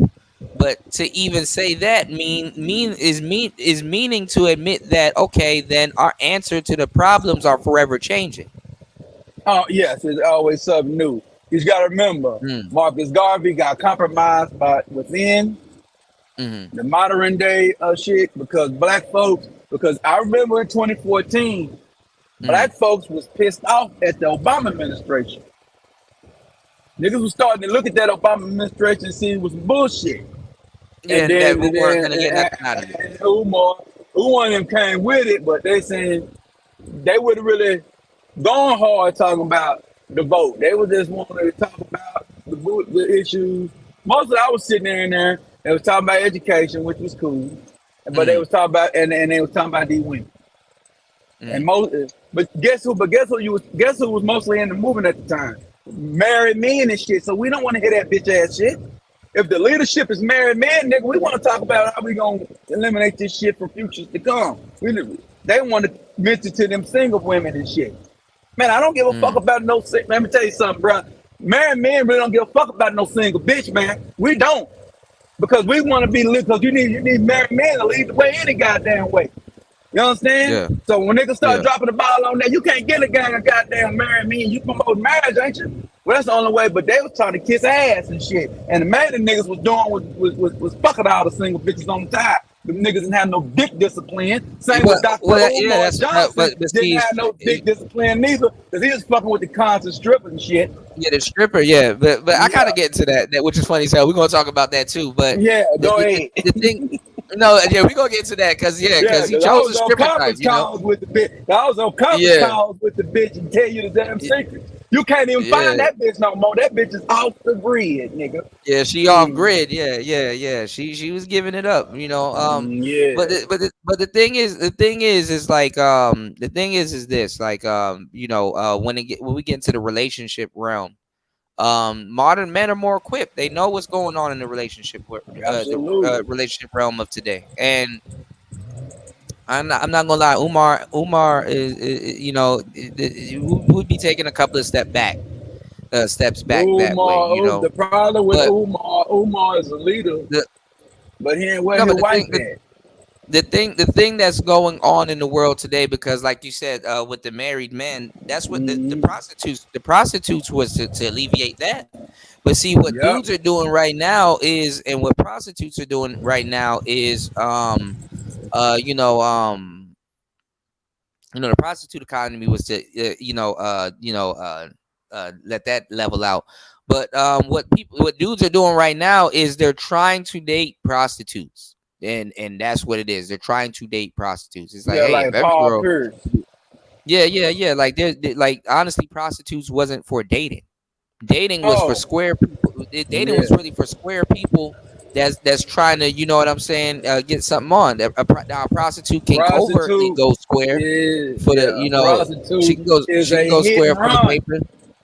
But that's why they call it the girlfriend experience, because you should know the game that she's not going square. Right. You know, she's supposed to sell a fantasy. So even one of her you know, one of the services she provides is to square up. You know, she's the square's troubled secret, you know, because she's not supposed to be in that position or a fantasy. You know, she's a getaway, you know, to a square. You know, if you're a square cats, don't be fucking with prostitutes like that. You're a prostitute. No, you know, they on that type of shit, you know, even if they're square. So it's funny that, you know, we're telling square dudes that, hey man, you know, we forget. And then the thing is that you got young brothers like this that probably don't want to talk to no woman that's just up there just selling coonch like that, right? But you got the sisters acting like prostitutes. So the women that they would get with are knock off prostitutes. Called them, TMC called that back in 06 and 07 perpetuity. Yeah. So what I'm saying is, like, I mean, can you get mad at the younger brothers now for saying that, hey man, well, if I might as well fuck with a real joint. You not no fake square bitch that listen to Megan Thee Stallion and thinking she's doing something. You know, I'd rather fuck with the real shit. You know, shout outs to Tony. Tony Anthem's in the building. Shout outs to Tony. All right, look, this is what we're gonna do. Tony, drop your new song in the chat. I know you released something recently. I can't keep up with it. Tony putting out more music than me. I'm like, God damn, all right. Let me start producing more. You know, I mean, not produce. I gotta load this gun. I just need to shoot. All right. Oh, you breaking up, bro? Okay, Prince probably driving. All right, let's get back into it. All right, let's go. Tell me something that we've done systemically to combat that.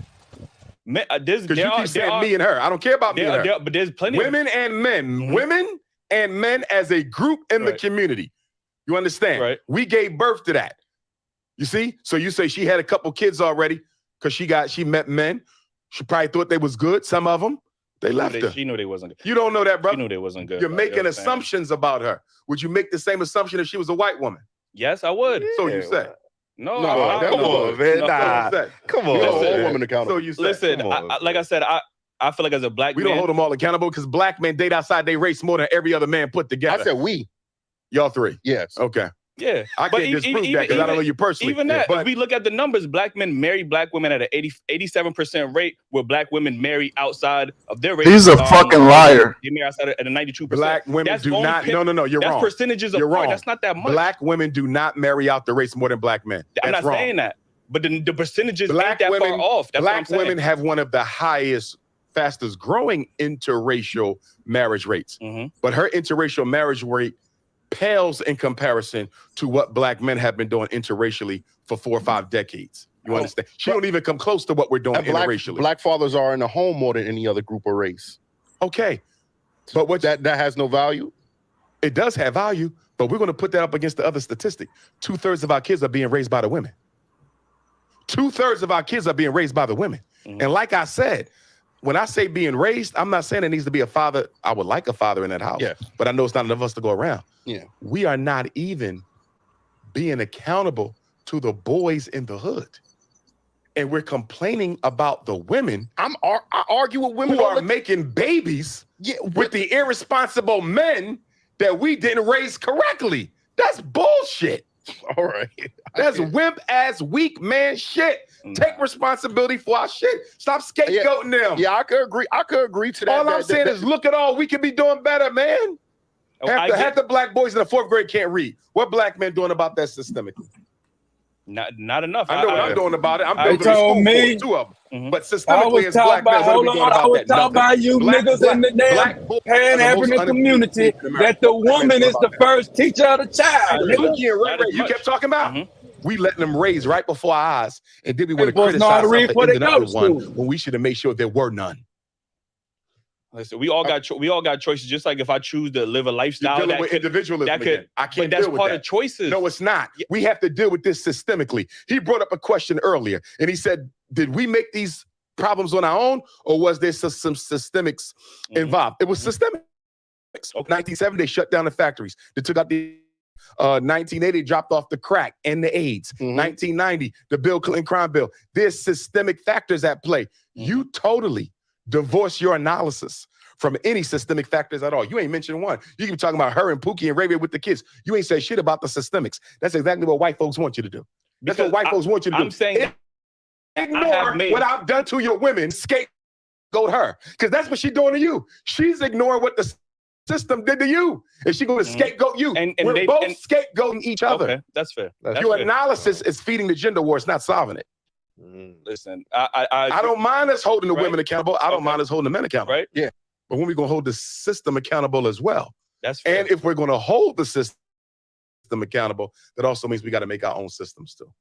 Black men have not been manly in quite some time when it comes to raising boys. How would you suggest that black men on a role of leadership, especially when there's an attack on black masculinity, without women willing to listen to us? You get what I'm saying? How do we prove our worth or take back the Take care leadership of the boys. role? You want the women back? Take care of these damn boys. They run in the hood, kill people at will, flunking out of school, following the lead of the gangster rappers. There's a whole bunch of stuff we can do that ain't got nothing to do with the women, boys and men. Do you understand? Deal with the boys and the men. Leave her out of it and go straight to the boys. And you'll get her respect back. Give them jobs, give them education, give them training, give them your time. They not getting none of it from black men. We don't give a shit about black boys. And then we're gonna get mad at her for ending up with one later in life. It's ridiculous. like you I said, create we the product and get mad for her for ending up consuming the product. She could consume whatever.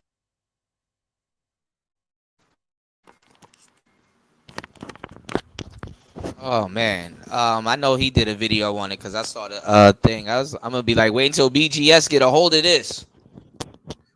What are you talking about? Toya, I hope you're not at work because I don't want you to. I don't want you to bust But out see, laughing. I know it's Friday. BGS gonna eat his microphone. What are you talking But about? What are you talking about, man? yeah, What are you cool. talking Listen to about, man? that. Yo, I'm gonna start doing parodies where I'm like imitating people. I'm gonna have to do it on a channel where only a few of y'all know who the hell it is because this shit is gonna be funny. Oh my god. I want to get Black Toya in trouble. woman.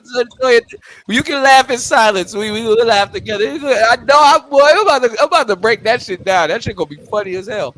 I'm gonna do a parody and then see if my parody lives up by reacting to what I did a parody on. But anyway, my bad. Go ahead.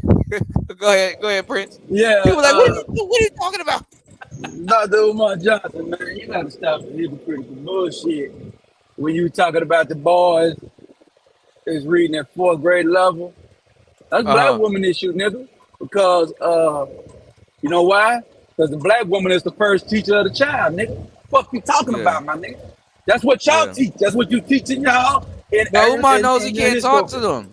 He can't No, talk he to not. them. He He can't can't talk to talk them. to him. Now they gonna whoop his I don't ass. even know if I don't even know if Umar can address Ayanna Van Zant stepping away from. Look, if Ayanna Van Zant steps away,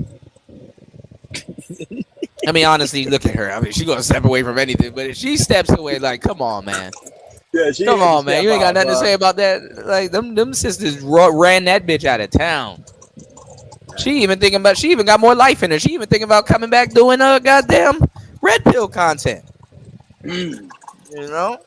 And she can come back because the brothers will listen to Ayanna Van Zandt. You know, she Yeah, probably like gonna ask for forgiveness. Shahzad Ali. See, Shahzad Yeah, Ali was checking them bitches back in the 90s yeah. about that dope game. He said But see, back a in lot of them but niggas back are selling that dope because of you women. Them niggas ain't no, out there selling that dope for themselves. but see, back in the '90s, Shahrazad Ali would have had to win up against Ayanna. Yeah, she You did go up know, against and her. what you call it? You know, who was on our side, and he's kind of, I think he's trolling. Jesse Lee, Oh yeah, Jesse Lee. Jesse Lee was yeah, there. Jesse Lee, yeah. Yeah. He was on there. All Sure. right, y'all. All right, let's get back into this. This is funny as hell. I mean, but these young cats, you know, I don't know what they Jesse on be point. doing. Yeah, I don't know Jesse what funny as Jesse. hell. Yeah, man. He's a Jesse funny good. guy. He's a funny guy. But you know, all He right, be let's go, checking y'all. them fools. Mm-hmm. I'm just saying, as a black man, It's not about her consuming whatever she want, brother, because if we're trying to fix the black community, everybody and everything matters. It's and that's not individual. understandable. You're an But what- individualist. You're not thinking as a community. Your whole analysis is based on me and her. Step out of that shit. This is systems at play. You understand? Right. Multiple black men screwed up. Multiple black women screwed up. You understand me? Look at the systemic nature and say, what system do we need to create as black men to prevent the Pookie and Ray Ray from coming into existence? Or I, as a black man, can just look for a woman that is healed, that is leading in her femininity, that doesn't have a child by another woman. But that doesn't solve community problems. We're talking about community solutions. That's individualism. That's fair. Let me get to this last topic before we get up out of here. I do want to talk about your school because this is a great transition. You know, how difficult was it to build your school? And obviously you had the detractors and the haters saying that the school didn't exist, or, you know, you were scamming people. So what was your biggest, I would say, disadvantage or hardship about going about building the school? First of all, this water was good and it better not be FBI water. Bilal, take all their pictures. Okay. Yeah. Frederick Douglass Marcus Garvey Academy. First thing I want to say to your listeners is, please donate to the Academy. Indeed. Get on your Cash App, $FDMG School. Get on your PayPal, paypal.me/FDMG Academy. You can mail check. Hit the Cash App to FDMG Academy, P.O. Box 9634, Wilmington, Delaware, 19809. You can get that information on my website, drumarjohnson.com. You can also text message me for that, And for my parents out there who having issues with your children, learning disabilities, autisms, ADHDs, IEPs, 504s, white teacher racism, psychological evaluations, pre-referral intervention plans, behavior intervention plans, any issues you're having with your children, education and mental health, you can reach out to me. 215-989-9858. That's 215-989-9858. Frederick Douglass and Marcus Garvey Academy. The idea had been with me since I was a psychologist with the School District of Philadelphia. The idea began to take form in 2014 when an associate of mine gave me a phone call and told me that the historic HBCU St. Paul's College was for sale in Lawrenceville, Virginia. He said they only want $2 million. I said, a whole HBCU for $2 million? 118 acres. I went down there, told them I need this school for our boys, the white people at Motley's auction in Richmond, Virginia. And they said, if you can get us $500,000 in about a month, we might could work with you. So we started a fundraiser. As soon as we started the fundraiser, my detractors attacked it. They called Motley, tried to disrupt the sale. In 2015, a year later, we started a GoFundMe. They sabotaged the GoFundMe, said I was spending the money on my own. So they stopped the GoFundMe, even though I supplied GoFundMe with all the account statements and gave them permission to speak to the branch manager to verify the information. GoFundMe didn't even check it out because they wanted to shut me down. God damn. They didn't want to support a Black initiative. So then we learned in 2017, I want to say, 16, that a Chinese corporation bought the St. Paul's College. I couldn't believe it. That In the Black process people, of you doing it. yeah. I couldn't believe that Black people let Chinese people buy a historically Black college built by our ancestors coming out of slavery by Father Russell, who was friends to both Booker T. Washington and George Washington Carver. Chinese own it now. So once they bought the school, I said, okay, Black folks are donating. We've always got a lot of donations. They're just low amounts, quantity versus quality, right? Yeah. Quantity low. Or should I say the quality of the donation low, but the quantity vast. Yes. Okay, get you. So, a lot of 10s, 20s, 50s, 100s, but if you're trying to buy an institution, that ain't quite enough. Right. Got you. Right? So anyway, we said we're just going to get us a day school. So I used up all my frequent flyer miles flying all over America. I thought the school was going to be in Detroit because Detroit had a couple Catholic schools in great shape that we could afford. There was around the $300,000 mark. I said, we're going to end up in Detroit. Black city, I'm ready for Detroit. Roman Catholic Church wouldn't sell them to me. Then we had a school in Philly. Roman Catholic Church wouldn't sell it to me. Then we was going to lease a school in money earning Mount Vernon, New York. Clean Catholic school. White man said, I got to call Rome. I said, what? He said, I got to call Rome. I said, you got to call the Vatican. He said, yeah. I didn't know this. He said, half the Catholic schools in America are still managed directly from the Vatican. That's crazy. Did y'all hear that? I didn't know that. Yeah. What else he told me? Yeah, absolutely. The Roman Catholic Church is the second largest owner of real estate on the planet Earth. White man told me this. So he called me back. Rome said, we can't give you the school. Right. The Roman Catholic Church refused me to lease the school in money earning Mount Vernon, New York. In other words, the school could have been open years ago, but we kept on getting Is that because, do you feel because you are a Black man trying to purchase because that? I'm Dr. Umar. Yeah, what he's trying to, Remember something Napoleon Bonaparte said during the Haitian Revolution? When Napoleon said, we got to crush the Saint-Lô Overture and Jean-Jacques Dessalines, one of his subordinates said, Commander, why are you so interested in destroying the Haitians? Is it to prevent them from destroying our investment on the island? He said, nah. We must stop and crush the Haitian Revolution to forever prevent the march of Blacks forward into the world. The Haitian Revolution wasn't about the Haitian Revolution. It was about white supremacy. They can't let me succeed because they don't know how far I will go. You see that? When white people see a fire, they put it out. You feel me? Who is this Black man coming up here who can afford to pay this type? What Black man is thinking about opening up a school for Black boys independently? Now, you might do LeBron James, public school you just give some money to. You didn't buy, you didn't build it, you don't own it, you don't control it. Puffy, get you a charter school. Jalen Rose, get you a charter school. I'm not doing that. This is independent. We own it. Right? Then I went to Detroit, tried to buy a public school. They wouldn't show me none of the public schools in good shape. Chicago, couldn't get none of the public schools in good shape. That's when I realized there must be a national thing out. Right. He don't get no school. You feel me? We had the money and they still wouldn't sell them. So then finally, I come back from Benin, Togo, and Ghana, 2017. Remember the Great North American Eclipse, August 21st of 2017? Mm-hmm. Which is my birthday, Nat Turner Day, Haitian Revolution Day, George Jackson Revolution Day. I'm on LoopNet. I see the school in Wilmington, Delaware. So this school looked brand new. I go to it on my way down to Nat Turner, came back from Nat Turner, went to Cuba to get my initiation.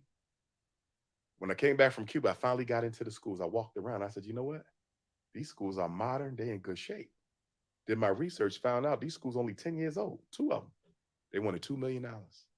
We didn't have, we only had $500,000. But that was August and September of 17. We bought the school February of 19.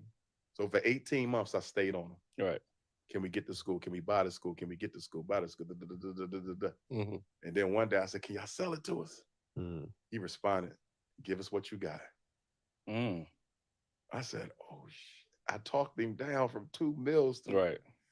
We got to school 2017. I'm happy, jumping for joy. Little did I know, the black contractors was not going to do us any justice. Man.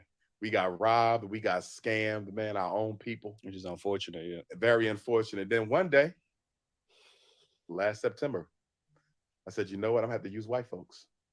I waited 3 years to try to get my people. We got to school in 17. We got to school in 19. I saw it in 17. We got it in 19. This is 2023.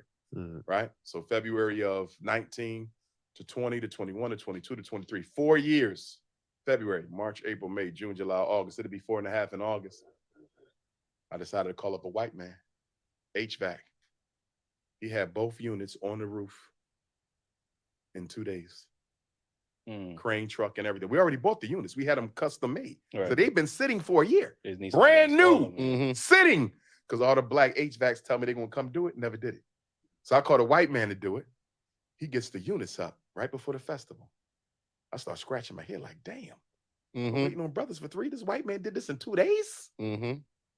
So then I asked the white man, I said, you know any plumbers? He said, I got a plumber for you. Boom. Electrician? I got him there. Boom. Security? Boom. Fire come? Boom, boom. Wednesday, I go to the school to get the final HVAC repairs done. HVAC is on. We got air. We got AC. You got to do some final stuff to get the inspection. Once that go through, we done.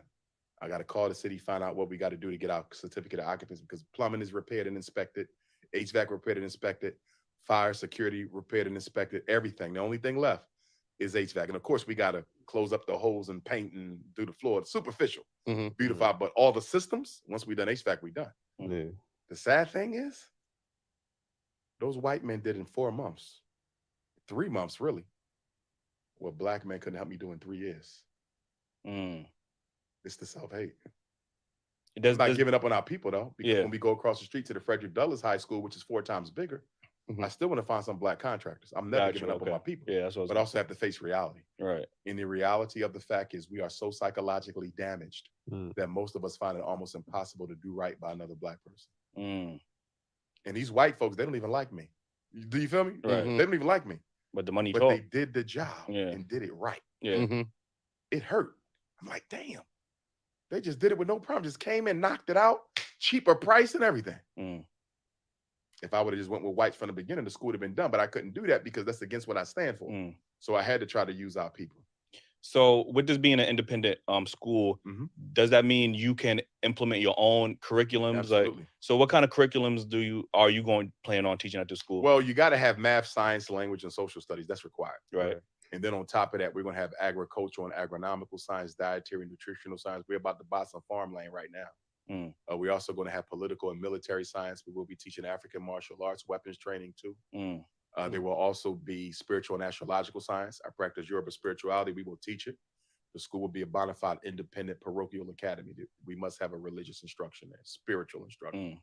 It will also be dietary, nutritional, agricultural, agronomical, spiritual, and astrological, military and political, science of the black man, woman, and child. Right. So we're going to teach the boys how to be men, how to be gentlemen, also how to be men, how to be fathers, how to be leaders in the community.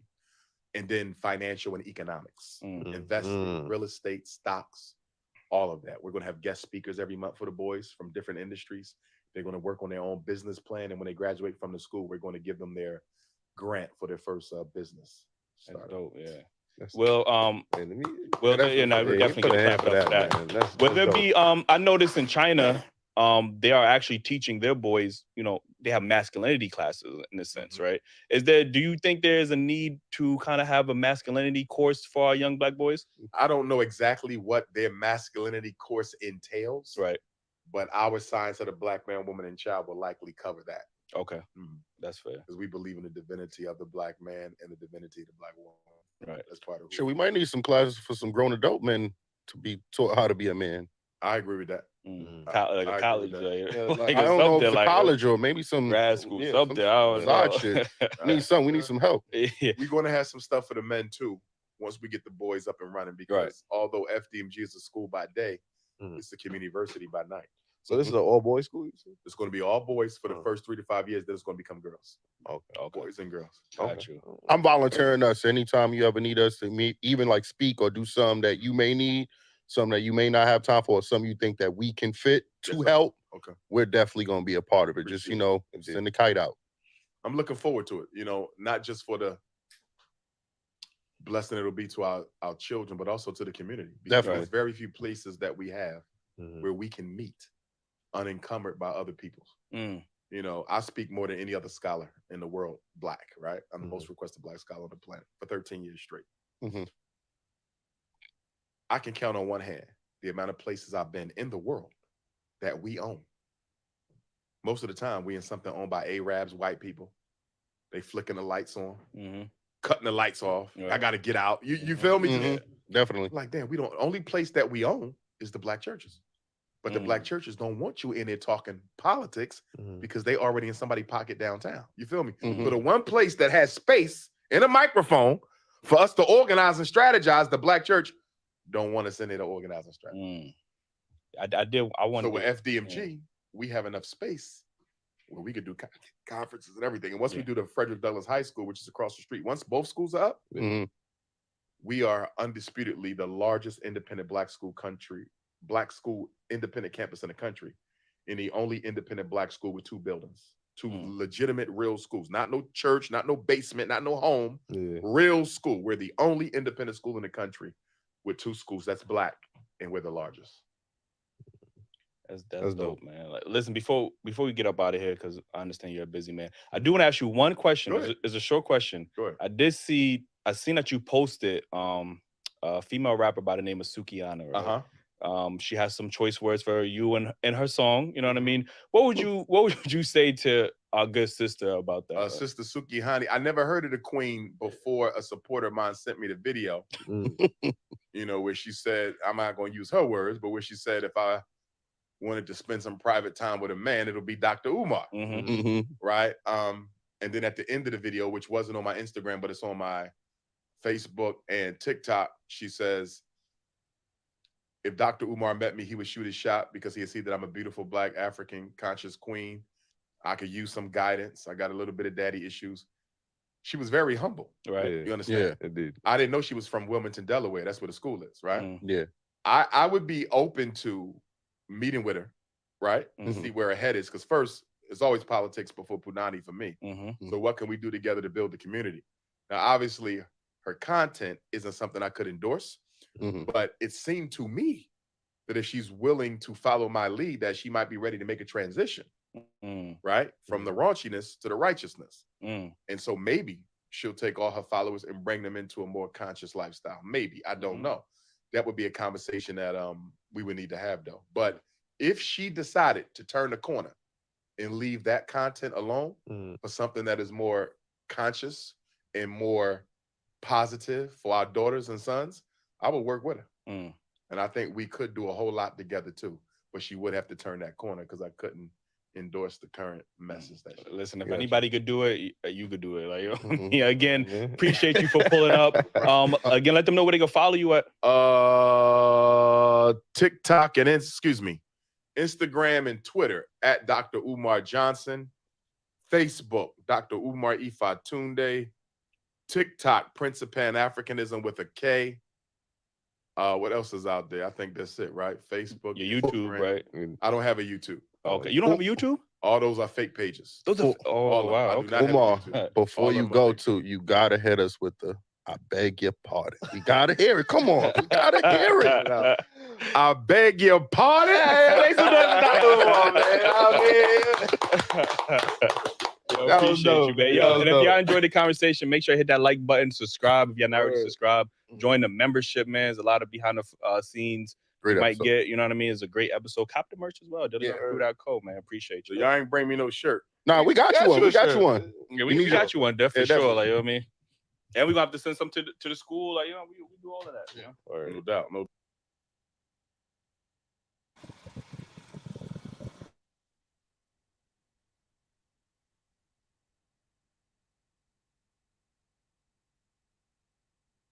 All right, here's another Manosphere grifting type. Hold on, y'all. Hold on. Oh Lord, have mercy. Oh man. Wow. That was a No, I didn't fall asleep. I'm here. That was a trip around the sun. Yeah. I see at the end of the game, you know, at the end. Because I'm gonna be honest with you, 2014. I'm happy that he got to school. Because I donated $400 to that situation back in the day. So Uh-huh. yeah, I'm glad he got the schools up, so that's good. But it's crazy, man, when them guys got humble about the game, boy, that you can't get nothing done unless you put white folks in there to compete for the bid. I mean, You that's try something that black folk been saying for the longest time. But it's sad, you know what I'm saying? I mean, that is sad, and that is a big reason why a lot of black folks don't trust other black folks, you know? Can't get no business done. Yeah. Hold on, y'all. Give me 1 second. I gotta run. I gotta go into the other room and dig up. So I gotta go find something that I know is under a stack of papers. Give me 1 second, y'all. I'll be right back. Young Jay, jump in, man. Young Jay said, "Queen?" Question mark. Uh-oh. You know. And Pierre, definitely jump in, chime in. Give me 1 second, y'all. I'll be right back. Hold on. Yeah, you know, that queen shit them niggas be talking about. I consider that a sister. To me. And that's one area out the other to me. That shit don't trigger me. So that's what they gonna always do. You should just use sister. That's the best thing to say. She can be your sister. She can't be your queen because she ain't married to you, my nigga. Yeah. Next thing about it is, yeah, man, you know, that's really pretty much what it is because you got a business going on, man. You ain't gonna get shit done. I'm perfect testimony for it. You know, I had a, well, I still got it, but at the time I was ready to go.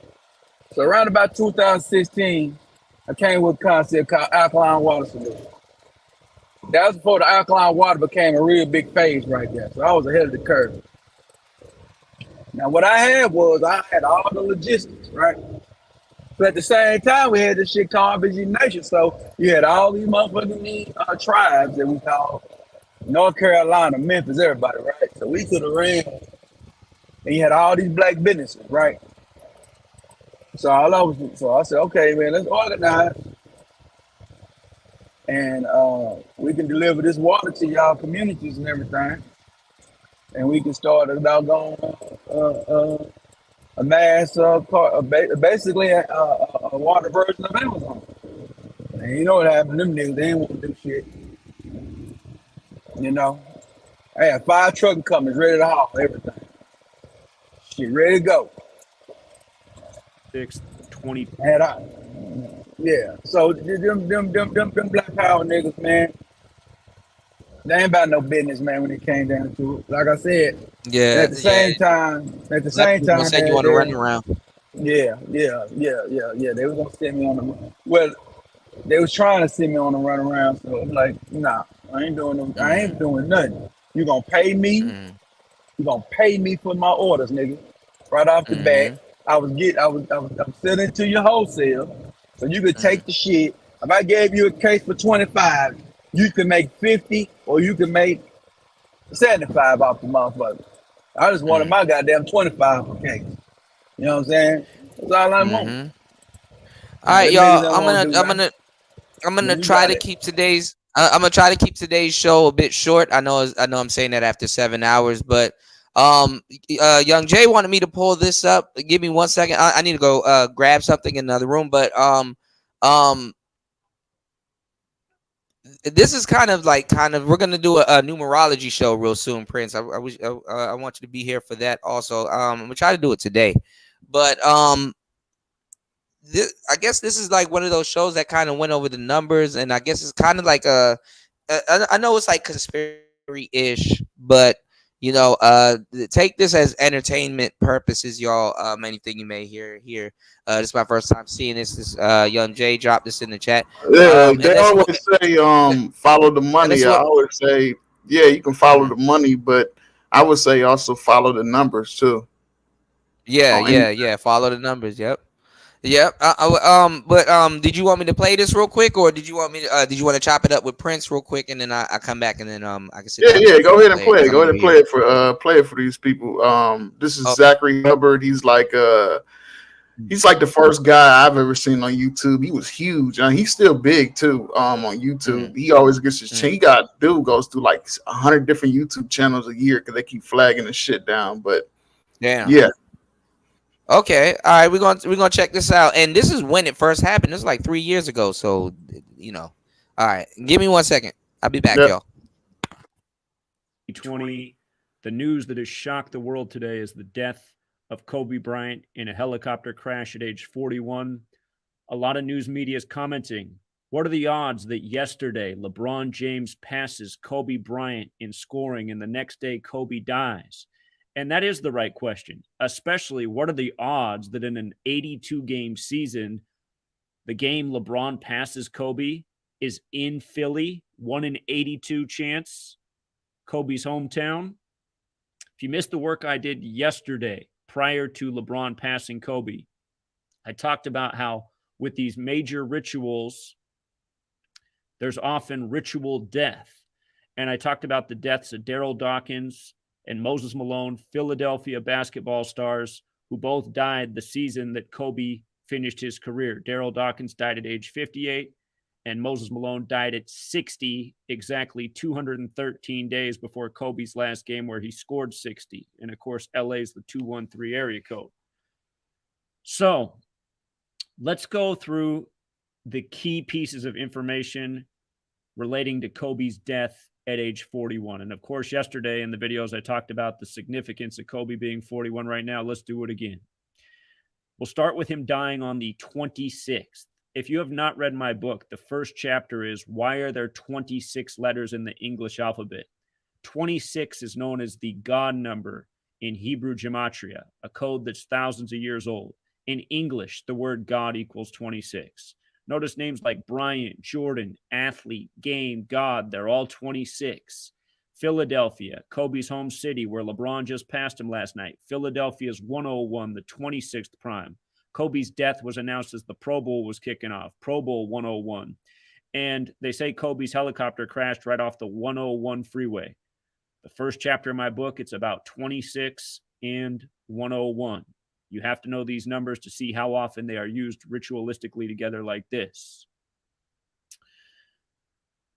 So Kobe's died on a Sunday. It's the one day of the week that has gematria 33. Sunday's 33, Kobe's 33, LeBron's 33, James is 33, Michael's 33. Huge number with rituals. And it's often paired together with the number 74. This is the 74th NBA season, the season of Zion Williamson. Zion Williamson equals 74. And the day of Kobe's death, Zion Williamson's going to be playing on a Sunday on ABC for his third career game. He's going to get the most attention he's ever gotten tonight through the viewing lens. And an NBA legend's now gone, making way for the upcoming NBA legend. Zion Williamson in the 74th NBA season. Don't forget the Zion Williamson sweepstakes was May 14th, 2019. The anniversary of the establishment of Zionist Israel, May 14th, 1948. That's not an accident. Jewish equals 74, like Zion Williamson, like gematria, like English, like Masonic, like occult. 74 is the number, often paired with 33. Now, today is the day of the 60-second Grammys. And the last time there was a major death before the Grammys, it was Vanity, Prince's girlfriend. If you missed my 3-hour live stream that I just did on this, Jeff Young called in of Megadeth. And I did radio show for Jeff Young right after Vanity died, and we predicted Prince's death on that radio program. Jeff Young's Music Without Boundaries. Go to the February 18th, 2016 episode. We said, you know, it's not looking good for Prince after Vanity died before the 58th Grammys. We'll come back to that, but now we have Kobe dead, the day of the 60-second Grammys. Notice Grammys is 33. A few years ago, they married 33 gay couples at the Grammys. You might recall that. Might have been more than a few years ago. It was either 2013 or 14. Anyhow, the 60-second Grammys, remember, sacrifice equals 62. So does Faustian bargain. And a Faustian bargain is a deal with the devil, selling your soul for fame and material wealth. Comes from a novel about Dr. Faustus, the character who sells his soul, who's also referred to as Faust in the novel. Notice Dr. Faustus is 47, like today's date numerology. Faust is also 67, like blood sacrifice, like today's date numerology is 67 and 47. When Vanity died, Prince died span of 67 days later, the exact number we talked about before Prince died. The first Grammys were on May 4th in 59. We'll get to how Kobe Bean Bryant equals 54 and Black Mamba equals 59. And that's the year Motown came out. 59 is the number stamped all over Black history, Negro, Slave, Blues, Rasta.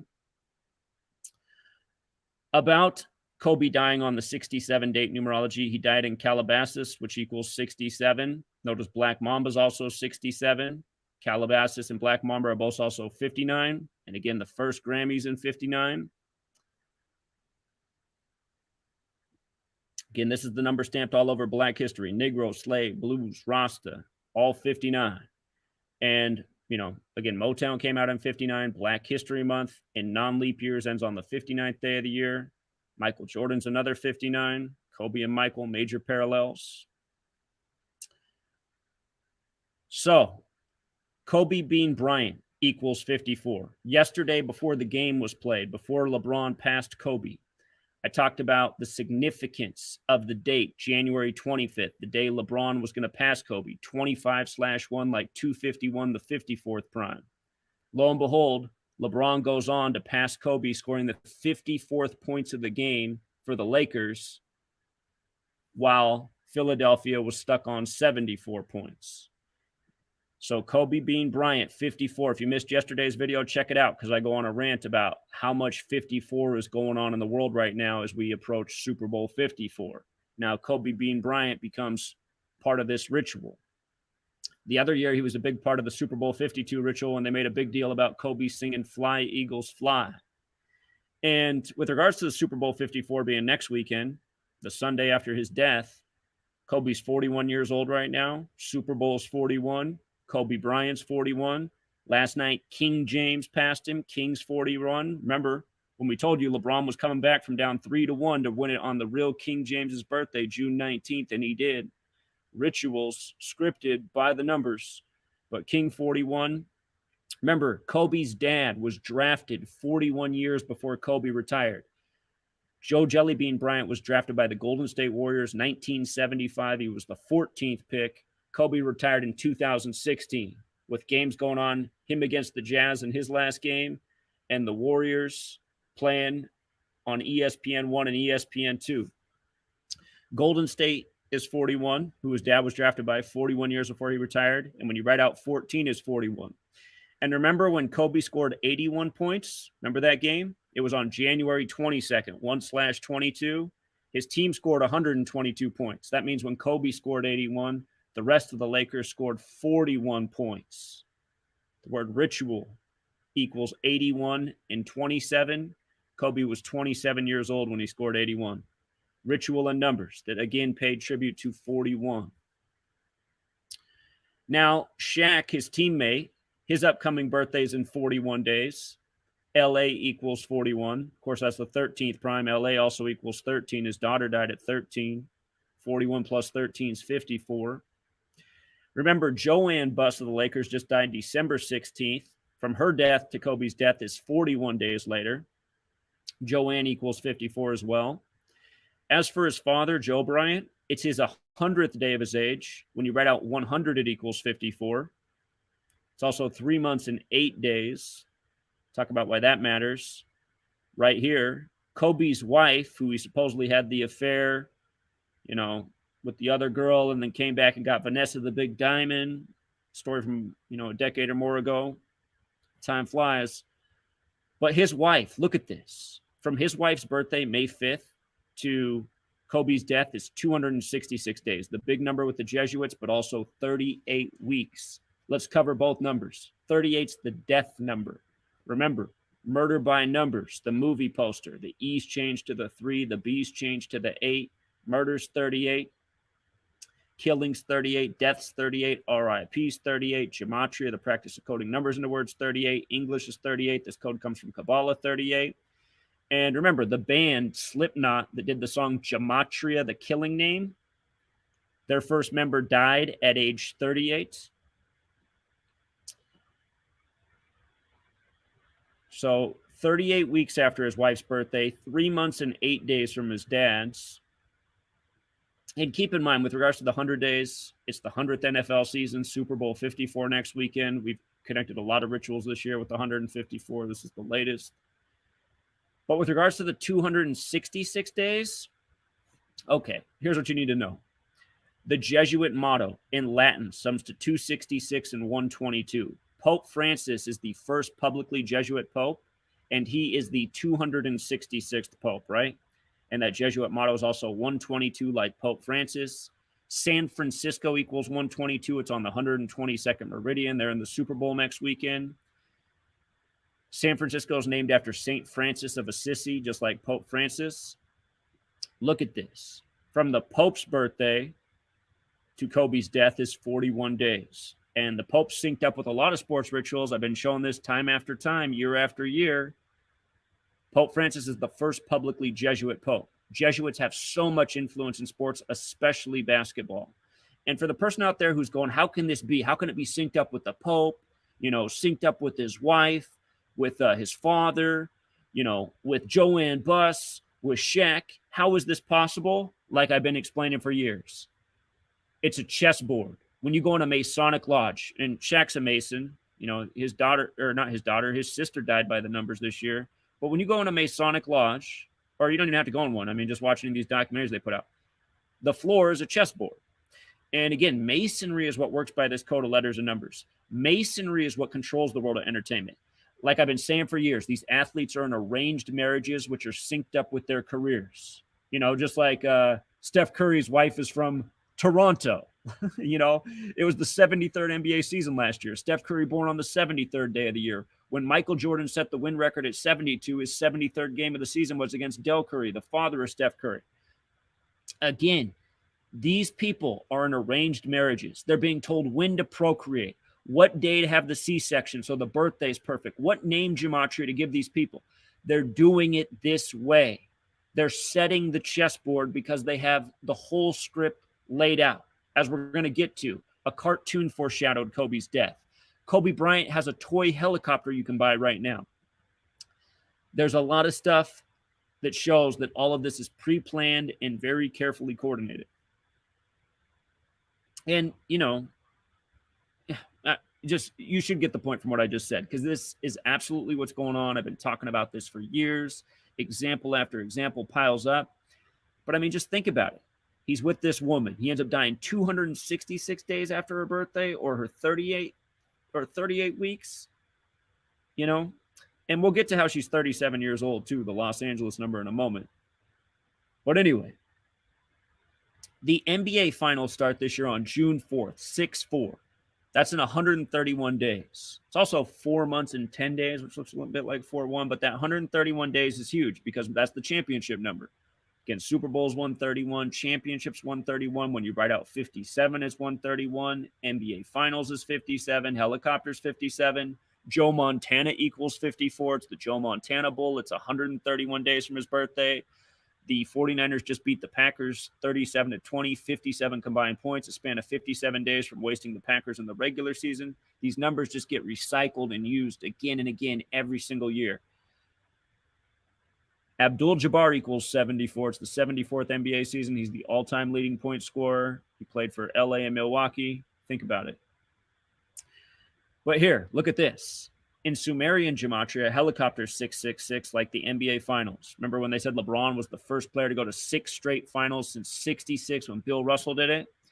The crash today was in Calabasas, California, which equals 66, like number of the beast. 666 is the number of the beast taught about in the 66th book of the Bible, Revelation 13:18. So Calabasas, California, 66, number of the beast, 66, LeBron James, 66, LeBron, 66, Lakers, 66. And remember, 2 years ago, when LeBron was with the Cavs, he played the Lakers. For both teams, it was their 66th game. The Cavs fell to 38-28, 66th game. Lakers improved to 30-36, 66th game. Cavs went down with 113 points.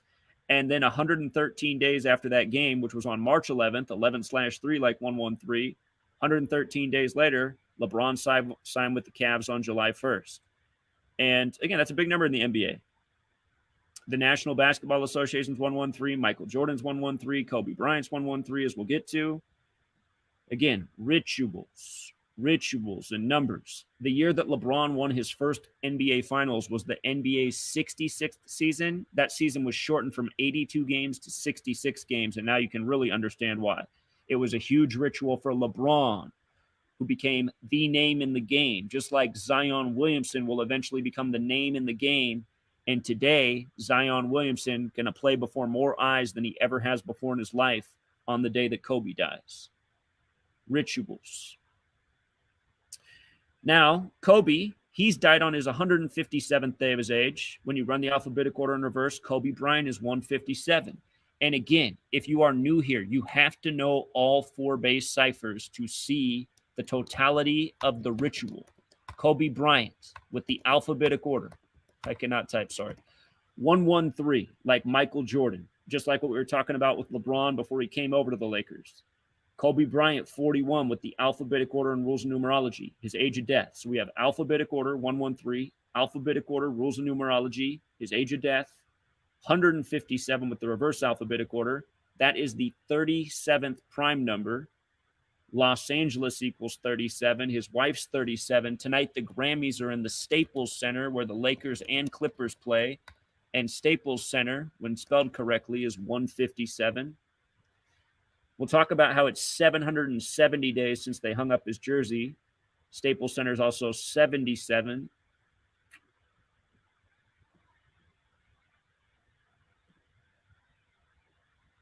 But again, just perfect ritual. So Kobe dead on his 157th day of age. Notice it's also 5 months and 4 days. 5 months and 4 days, you guys. 5 months and 4 days, like Kobe Bean Bryant.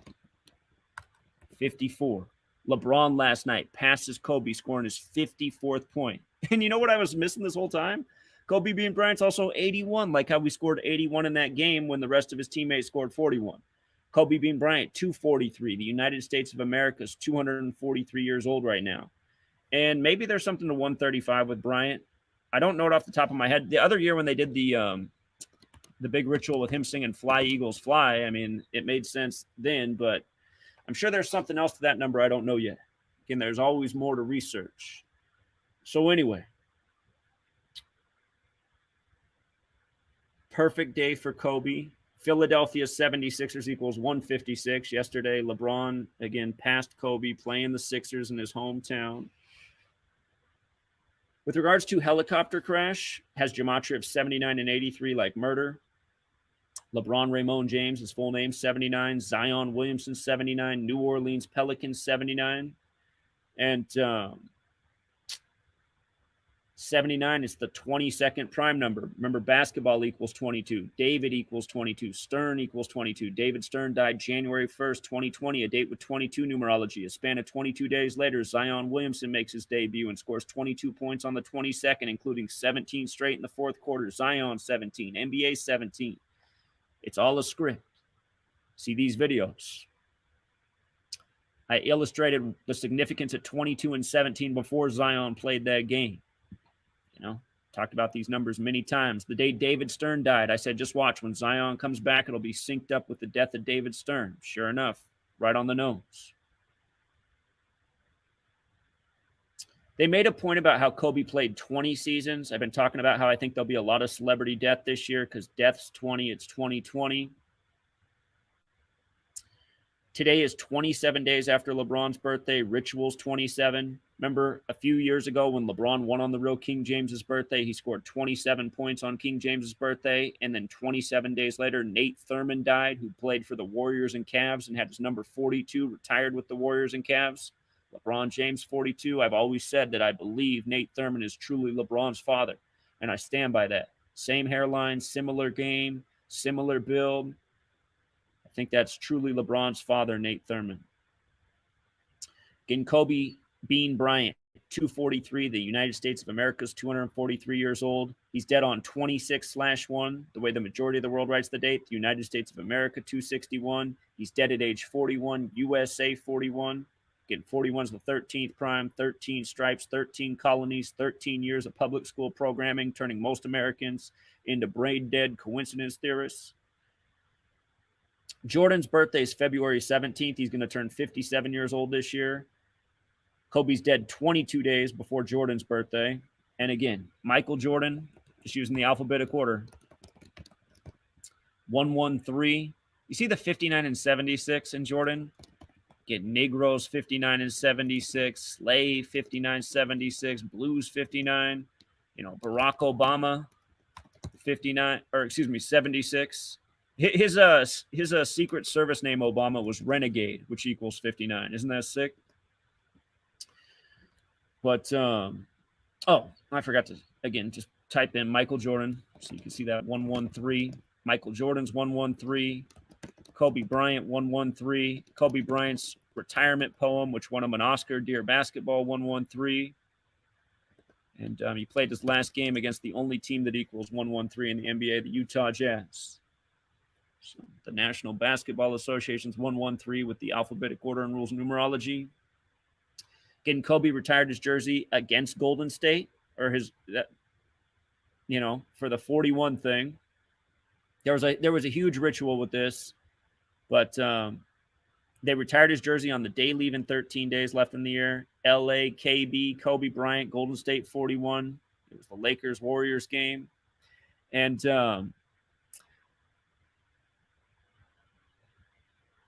the Warriors, they picked up their 24th win that night. That's right. The Warriors got the 24th win. Of course, they retired the 8 and 24 jersey. See how they do it. And we were talking about how Steph Curry, how his record three-point streak was snapped at 157 games at the Staples Center. And now look, Kobe Bryant's dead on his 157th day of his age. All ritual. Kobe Bryant also 58, like Los Angeles Lakers, like Golden State, like Oakland, like Freemasonry, like Secret Society, also like Rosicrucian. The real King James was a Freemason and a Rosicrucian. He dropped dead unexpectedly at age 58. So again, powerful rituals. Last month, this headline, Kobe Bryant plays Good Samaritan after major car accident. This is from December 13th, from Kobe's birthday to this day where he was the Good Samaritan helping out at the wreck.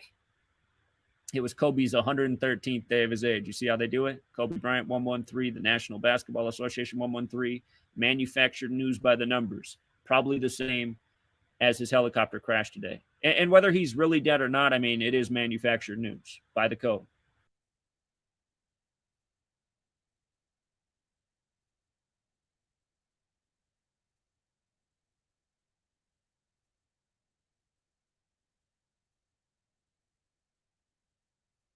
A word equals 99. Dear Basketball starts with a shot clock on 13 seconds and counts down.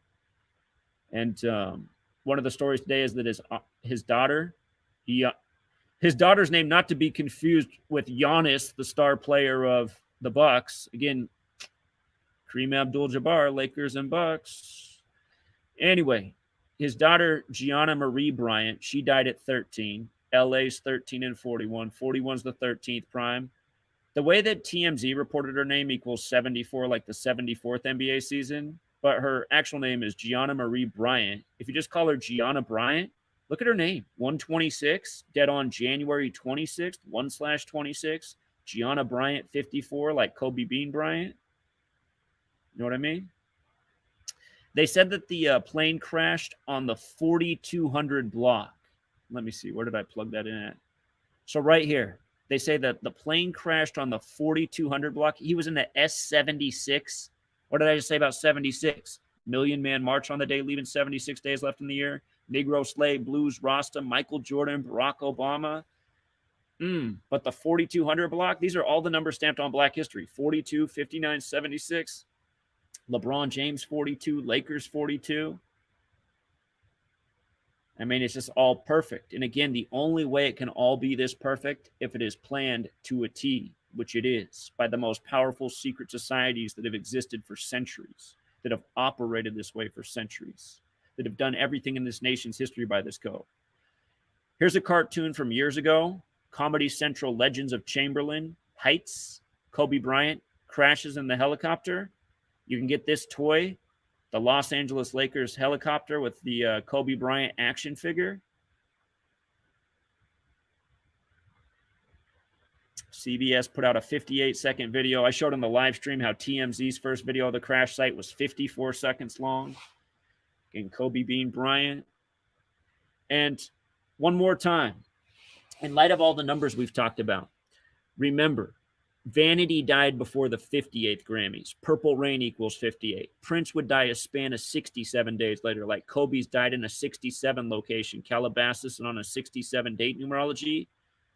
When we predicted Prince's death, we focused on 67 and 118. Blood sacrifice 67, death 118. Prince was found in an elevator, which equals 118. Again, a span of 67 days from the death of Vanity. And Kobe's died in Calabasas on the 118th meridian. Prince would go on to die April 21st, 16, a date with 41 numerology. And again, he had the song I Would Die For You, and he spelled it with the number 4 and the letter U. That song was on Purple Rain. Purple Rain equals 58, like how Vanity died before the 58th Grammys. Vanity was Prince's girlfriend in the time of Purple Rain in the film. And I Would Die For You with the number 4, the letter U. U is the 21st letter. So I Would Die 421. Prince dies 421. And Prince recorded that song in 83, 33 years before his death. So same numbers again and again. Prince also died 319 days after his own birthday. Masonic and killing equals 319. He had the song 319. And those are the key points for right now that I'm aware of with the death of Kobe Bryant. If you missed my videos from yesterday, check it out. Again, I'll show you, just in case you haven't seen it yet, but when LeBron passed Kobe last night on 25/1, like 251, the 54th prime, the Lakers scored their 54th points. And then you got it. LeBron James passed Kobe Bryant for third most points in NBA history. And LeBron came in on 33,626 points, 26, like Bryant 26, like how he's dead on the 26th. And again, the game yesterday was 26 days after LeBron's birthday, 74th NBA season. And you could just see that the Lakers, the score was 48-51 before it got out of hand. And they set it all up like this. You could just see how the Lakers weren't even trying, throwing the ball away, dumb fouls, shooting long shots with no follow through, instant brick, just to get the score for this perfect ritual, the 54 ritual in the 74th NBA season. That's how it works. You got eyes to see. You see through these fake rig sports. But here, I'll also just show you the scoring points leaders. Again, yesterday was 26 days. Past 26 days. We were talking about this. And then Bryant dies on the 26th. Something else, man. But hold on, let me show you these points right here. Okay, so LeBron came in 33,626, 26 days after his birthday, and then passes Bryant on that 54th point. And, you know, we talked about all this before the game was played. This was the presentation before the game was played. 25/1, 54th prime, so you just got to laugh. You got to laugh when LeBron does it on the 54th point. And again, don't forget Moses Malone, dead at 60. Daryl Dawkins, dead at 58. And just to make a point about that, Philadelphia, Pennsylvania, 118, a 60-year-old, a 58-year-old, 118, deaths 118. And then Kobe died in Calabasas today. Calabasas coordinates right there on the 118th meridian. Remember, Los Angeles, California equals 118. So does Paradise, California. Los Angeles, California, 118. Paradise, California, 118. Those cities burned on November 8th, and not by accident, because again, you get Jewish gematria, and you see how death is 118. See how homicide is 118. Prince in the elevator, 118. And then don't forget, LeBron wears 23, Kobe wears 24, added up 47, like the 47 degrees on the Masonic compass, like how Kobe's dead on the date with the 47 numerology and a clear ritual to the king. And the years we've been doing this, so many bodies have piled up in connection to LeBron James and basketball is sick. And I'm sure the same thing's going to start happening with Zion Williamson, because this is the way it works. And that's why this knowledge needs to get spread, and people need to stop investing in these leagues that are truly evil, and rigged by this code. I've been a broken record for 6 years straight, and it's too bad Google censored me so many times. Otherwise, there'd be hundreds of thousands of subs here and thousands of videos hearing my voice say the same things, show the same things. It's just tragic. You know, this is yesterday's post. We didn't know yesterday when we were talking about this thing that Kobe was supposedly going to crash in a helicopter right off the 101 freeway. Read my book, Truth Seeker. Best $5 you'll ever spend. Guarantee it. Guarantee it. Till next time.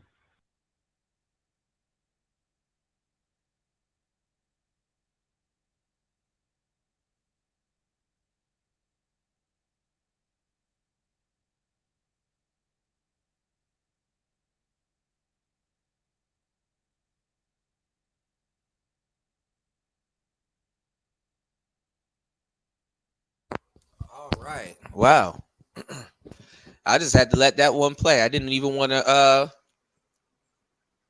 fall asleep. No, I was sitting there listening. I was listening. I was in the background, but I was listening to it. Shout out to Nicer. Nicer said if you can stop by Mace's channel, definitely will. Right? I'm gonna lay down and stop by his channel. You said that's where you're going before you go to sleep. Let me see. I have a banner here for Mace. Let me see if I still got the banner so you guys can head over to Mace's show. It's Nicer, if you can. Here it is. Mace is live. Head over to Mace Tagger's channel. Let him know Kuda sent you. Macy Mace in the place. Wash your face. No, I was listening to. Okay, here we go. Here we go. You said remember to check out the SBE song at the beginning of the link here. Okay, I'll check it out. Now the gematria, the number thing, right? It could either sound like someone, the numbers could be going all over the place and people don't realize it. So it can either sound like somebody is paranoid or doing too much. You know what I'm saying? But coincidentally, all them numbers add up, you know?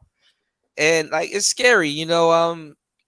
The houses line up, the moon lines up, you know. Spawn said, I remember watching videos like this back in the days. Yeah, this video will have you paranoid and looking at all kinds of numbers and stuff, you know, and not playing the lottery and shit, you know. I'm gonna start playing these numbers in the damn lottery though. I wonder how the lottery out here works. I be seeing it, but you know, here in Thailand, I be seeing it, but it's. I mean, when I first started learning this shit, the shit shocked me how. I don't know if you heard the video. He said 42 is stamped on Black history, and if you start looking at all the leaders and shit when they got killed and all that kind of stuff, 42. Yeah, the dates and stuff. Yeah.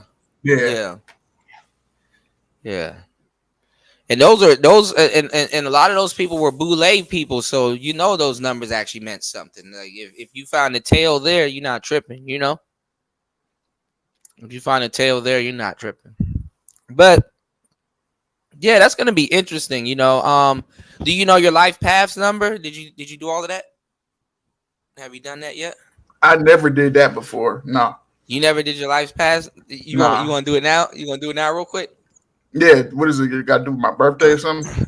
Yeah. I don't know if you're comfortable with that. Yeah, go ahead. It's September 12th. Okay, so let's see. Let me go to the calculator. So September is 9, right? Right. Damn, you were born after 9/11? Shit. Mm-hmm. Whew. 12. My uncle was like me and him 8 years apart. His birthday 9/11. And you said you're 32, right? 31. 31. Okay, so what's that? 91. 1991. Oh shit. Hold on. So it's 0, which you don't count the 0. So it's 9 plus 12 plus 1 plus, well, we'll do it this way. You gotta do everything. So it'll be 9 plus 1 plus 2 plus 1 plus 9 plus 9 plus 1 equals 32. Oh shoot, your life path number is a 5. We'll do a test run here, Young Jay. What does that mean? Your I don't know your nothing life about path that. number. Okay, let's see. Cause I don't know. Let me see if let's watch this video. Let me see if I did it right. Cause I don't know if as the birth date. I'm kind of stuck on that. Because I'm kind of getting back into it. I don't know if the birth date, if I should do 1 plus 2 or 12 as a number. But I wonder if I do 12. Let me see. So what I have right here is a 5. But if I do it the other way, let's see. 9 plus 12 plus 1 plus 1 plus. They usually, do the numbers plus the numbers. So let's see. 9 plus 12 plus 1 plus 9 plus 9 plus 1 equals 64. And that is, there's no such thing as a 10. Yeah, yours is 5. Your life path is 5. Let me do this on this same screen. Oh shoot, I actually took it off. My bad. Uh-oh. Yep, Nice's words are sinking in right now. Take my ass to sleep. All right, hold on, y'all. You can do an 8-hour show today. All right, so let me see if I can find. You gotta, man. You probably know the dude I'm talking about, the white dude, the geometry dude. He knows his shit, but it could come off as overbearing. So that's why I said, y'all look at it as entertainment if you don't understand it. By Yeah, if default. you don't understand it, it just look like every number is just synced up to what he's saying, but he's actually Yeah. the shit is nothing but math. That's all it is. Yeah, it really is math. Yeah. This guy is really good. I fucks with this guy. This brother right here. He knows his shit. So let's check this out. Hold on. This is what we're gonna be doing on the next show, y'all. YouTube, and welcome to my channel. So we're gonna use him because he's really good. It's your boy Lil Finesse Jiggy Hippie. Hold Back on. with another video for All right, y'all. check this out, Hopefully my Jay, and mic then isn't we'll acting see goofy. if it's I'm on gonna do point. that Let me know if a it's couple on more point, okay? times to make sure that works. Yeah. Anyway, this video is for those who have a life path number 5. Pause for the cause. If you just started off your personal journey of spiritual knowledge, self-love, self-knowledge, if you don't understand how important, drastically, urgently important it is to learn about yourself through astrology, numerology. When it comes to numerology, I have a numerology 101 video. So I'll teach y'all how to figure out your life path number. I'll give you like an introduction of what numerology is. I'll put that link in the description below. So if you did your math and you realize you're a life path number 5, by the way, this video is gonna get pretty. It's gonna get pretty real. I'm not gonna hold you. It's gonna get pretty deep. But if you did your math, your life path number 5, this video is for you. So without further ado, let's get it popping, shall we? Now, when I said this video is gonna get pretty real, pretty deep for me, because I can resonate with this number. And I think I forgot to tell y'all this, but I was born on the 25th. So whatever birth date number you have, let's say you're born on the 15th or the 5th, that number also has that vibration of that number also resonates with you. So for me, being born on the 25th, the 2 vibration, the 2 number, and the 5 vibration, the 5 number resonates with me. So I'm also very nurturing, the number 2, but also number 5, I have that need for freedom, and I'll get into that too. So when I was doing research on this, I was like, yo, this is so real. Like it's kind of scary how real and how crazy this shit is. But I can relate to y'all number 5 people big time. So when I give y'all some advice, when I'm going to talk to y'all right now, understand that I'm talking to myself as well. I'm not perfect. I'm just sharing information. So number 5 is I do fuck with y'all because like I could feel y'all energy. I could resonate with y'all. So before I start, I'm gonna give y'all a list of I'm gonna give y'all a list of some celebrities so I could visually see what life path number 5 people look like and act like in reality. So we got Jay-Z and Beyonce. Very ironic. Those two are the same life path numbers. We got Tina Turner, Malcolm X, Angelina Jolie, Gordon Ramsay, Selena Gomez, Ellen DeGeneres, Bruno Mars, John Mayer, and R. Kelly. Now, boom, life path number 5. When I first think about life path number 5, the first thing that comes to my mind is somebody that seeks freedom, like freedom seeker. Number 5, now every number is shaped a certain way. All the curves and the lines are there for a specific reason. Now, number 5 is the only number that is open on both sides. So on the left side and the right side, you see an opening in it. So that to me represents like a constant flow of energy going through it. Constant movement is always needed. Constant stimulation is always needed for number 5. Now, the number 5 has a very strong tie to your senses. We have 5 senses. So number 5 people, their purpose, or they're here to learn how to control their senses. So they're here to experience things through their senses. So they have a tendency to always seek out pleasure over everything. And I'm going to get deep into that too as the video goes on, because it's a very specific reason why I said pleasure. But always seeking pleasure, always seeking adventure, very spontaneous. It's kind of hard to pin them down because they always seek freedom. So they seek freedom all the time, but they crave stability. Now, understand what I said. Y'all seek freedom. Like everything y'all do, you hate being boxed in. You love being yourself. You love expressing yourself. You seek freedom, but you crave and you need stability. This is very important. Now, boom, every single number is represented by a planet, the same way every single sign is represented by a planet in astrology. So the planet that represents number 5 is Mercury. And now Mercury, if you go back to astrology, Mercury rules Gemini and Virgo. So the same way that the Virgos overthink all the time because the Mercury just constantly makes your mind race and constantly makes you move in your mind. Same way Geminis are always overthinking, or Geminis are very like quick and fast and like kind of flighty. Number 5 energy is represented by Mercury. So number 5 people have a restless energy to them. Like they always have to be moving. They cannot be stagnant at all. Like they cannot stay in one spot for a very long time if they're not being constantly stimulated. So like the type to be bouncing from job to job, bouncing from relationship to relationship, types to just be very restless. Like you can't like sit still. Like you just have to always do something, either physical or your mind is always racing, always moving, constantly. Now in astrology, we're gonna do all the connecting of the dots before I like go deep into like the real shit, basically. But number 5 is the 5th house of the zodiac. The 5th house of astrology is ruled by Leo. 5th house is about recreation, pleasures, having fun. So that ties into number 5 energy, as y'all love to have fun. Y'all love to be adventurous.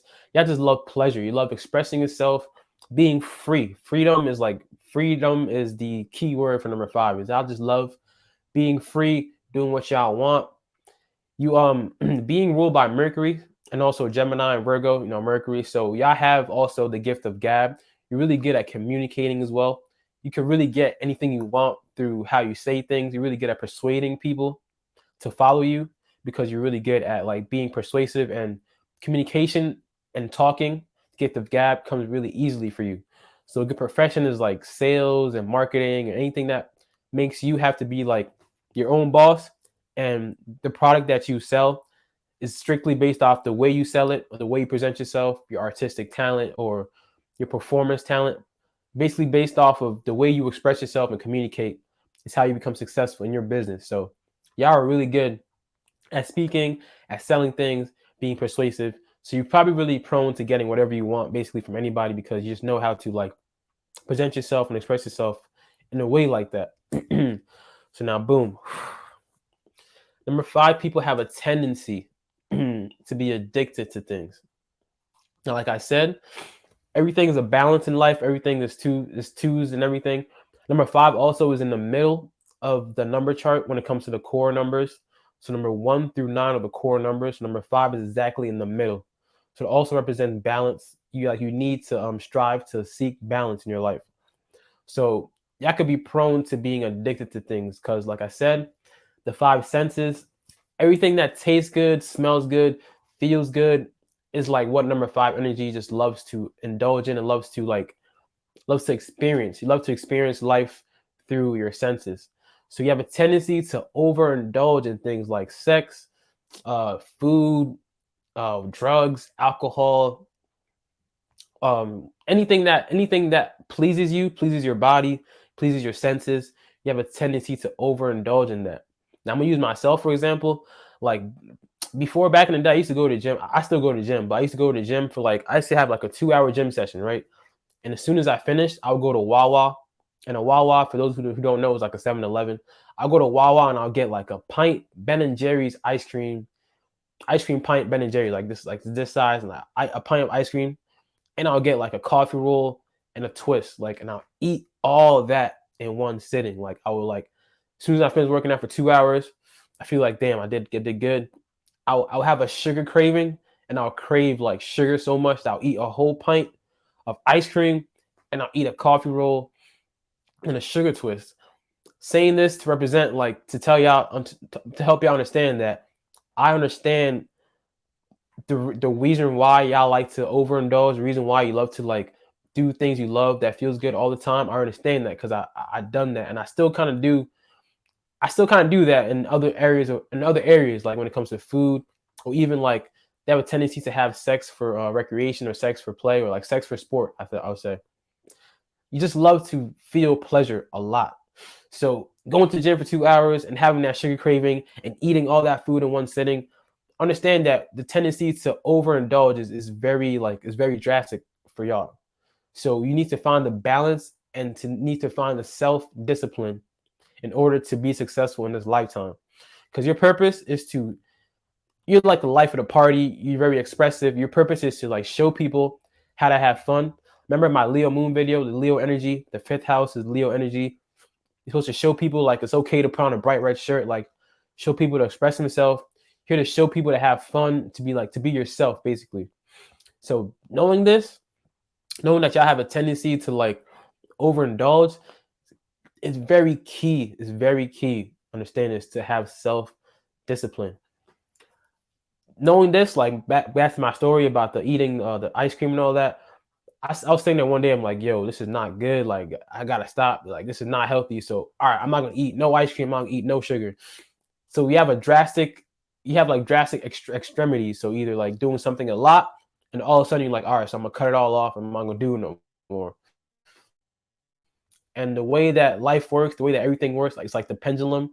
When it goes one way, it has to go the other way.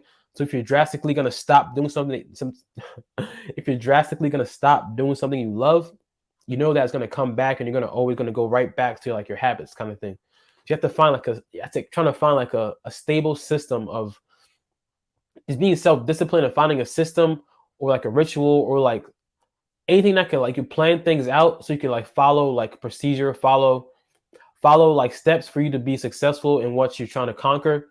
Because if you just tell yourself you're going to cut it off, I'm just going to cut off, I'm not going to have sex no more, I'm not going to eat all the food no more, I'm not going to eat sugar no more, I'm not going to drink no more. If you just cut it off drastically, you're going to cut it off drastically, and you're going to find yourself going right back to the to the addictive personality kind of thing. So you have to gradually try to find your way to stop doing things that damage your body. Because I understand that because you're here to experience things through pleasure, a lot of times y'all don't really think about how it's affecting your body, what's going on in your body. You just love to experience the pleasure kind of thing.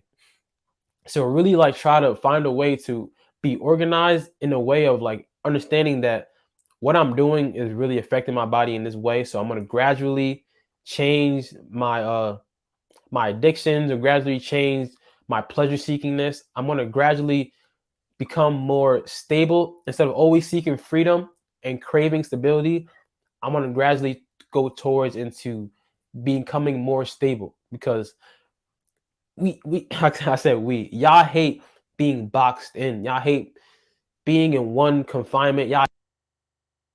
Now, is anything he's saying at the moment true? Are you picking up anything he's saying? Jay, are you Yo, there? I'm not familiar with this part of it. I heard about the houses and all that kind of stuff and how your name lines up with the Yeah, he planet gets and into all the that stuff. houses. Yeah, Yeah, I'm not really familiar with that. But I did do a little research while you was doing it. Yeah, it says 5. Yeah, you right about that. That's the foundation number. Yeah, Life Path 5. I'm gonna let him go. He might still. I mean, there might be something that he says that you could connect with them on, but we'll see. My bad, y'all. My goddamn, my throat. Shout outs to Bunny in the building. What's going on, Bunny? Now, Bunny, you were talking about the houses the other day too. Like, I'm gonna do a show very soon. And I'm glad you're here because definitely want to get your thoughts on this. About the life path numbers. Do you know your life path number? 8. It's 8. Oh shit, I thought mine was 8, but mine's is 9. Yours is 8. Yeah. Okay, okay, we're gonna do 8 next. Yeah, 9's a good number. It's a really good Yeah, as I'm coming to find out, look, 9 people in here, 9, and look, I'm looking at the clock, 8 and 9. Look at that, and then Yeah. 36. Yeah. I've been seeing like a bunch of 5s, like 555, Uh huh. 11. And that, you know what, 555 is laughter in Southeast Asia. Like if somebody comments 555, is I guess it's supposed to be like a face laughing. I don't know, but that's Yeah. They say it means like change and Mhm. foundation and stuff like that. Like, so, Mhm. yeah. Do you ever play the lottery? Because I know a lot of truck drivers, they look at license plates and stuff and all kinds of stuff, and then they go to like a gas station and end up playing some numbers, and a lot of them end up winning and quitting or buying a fleet. Really? I didn't know Yeah, that. you Yeah, didn't. Shit, I didn't know that. I would have been out there looking at numbers all day. Yeah, no, Because you see numbers all the time. It's just that it all slips your mind sometimes. yeah, no, all day from license plates, the street numbers to the mile markers. Mm-hmm. Like, yeah, all day. I'm not really a gambler, but I Right. may have to try that just to like give it a Yeah. go.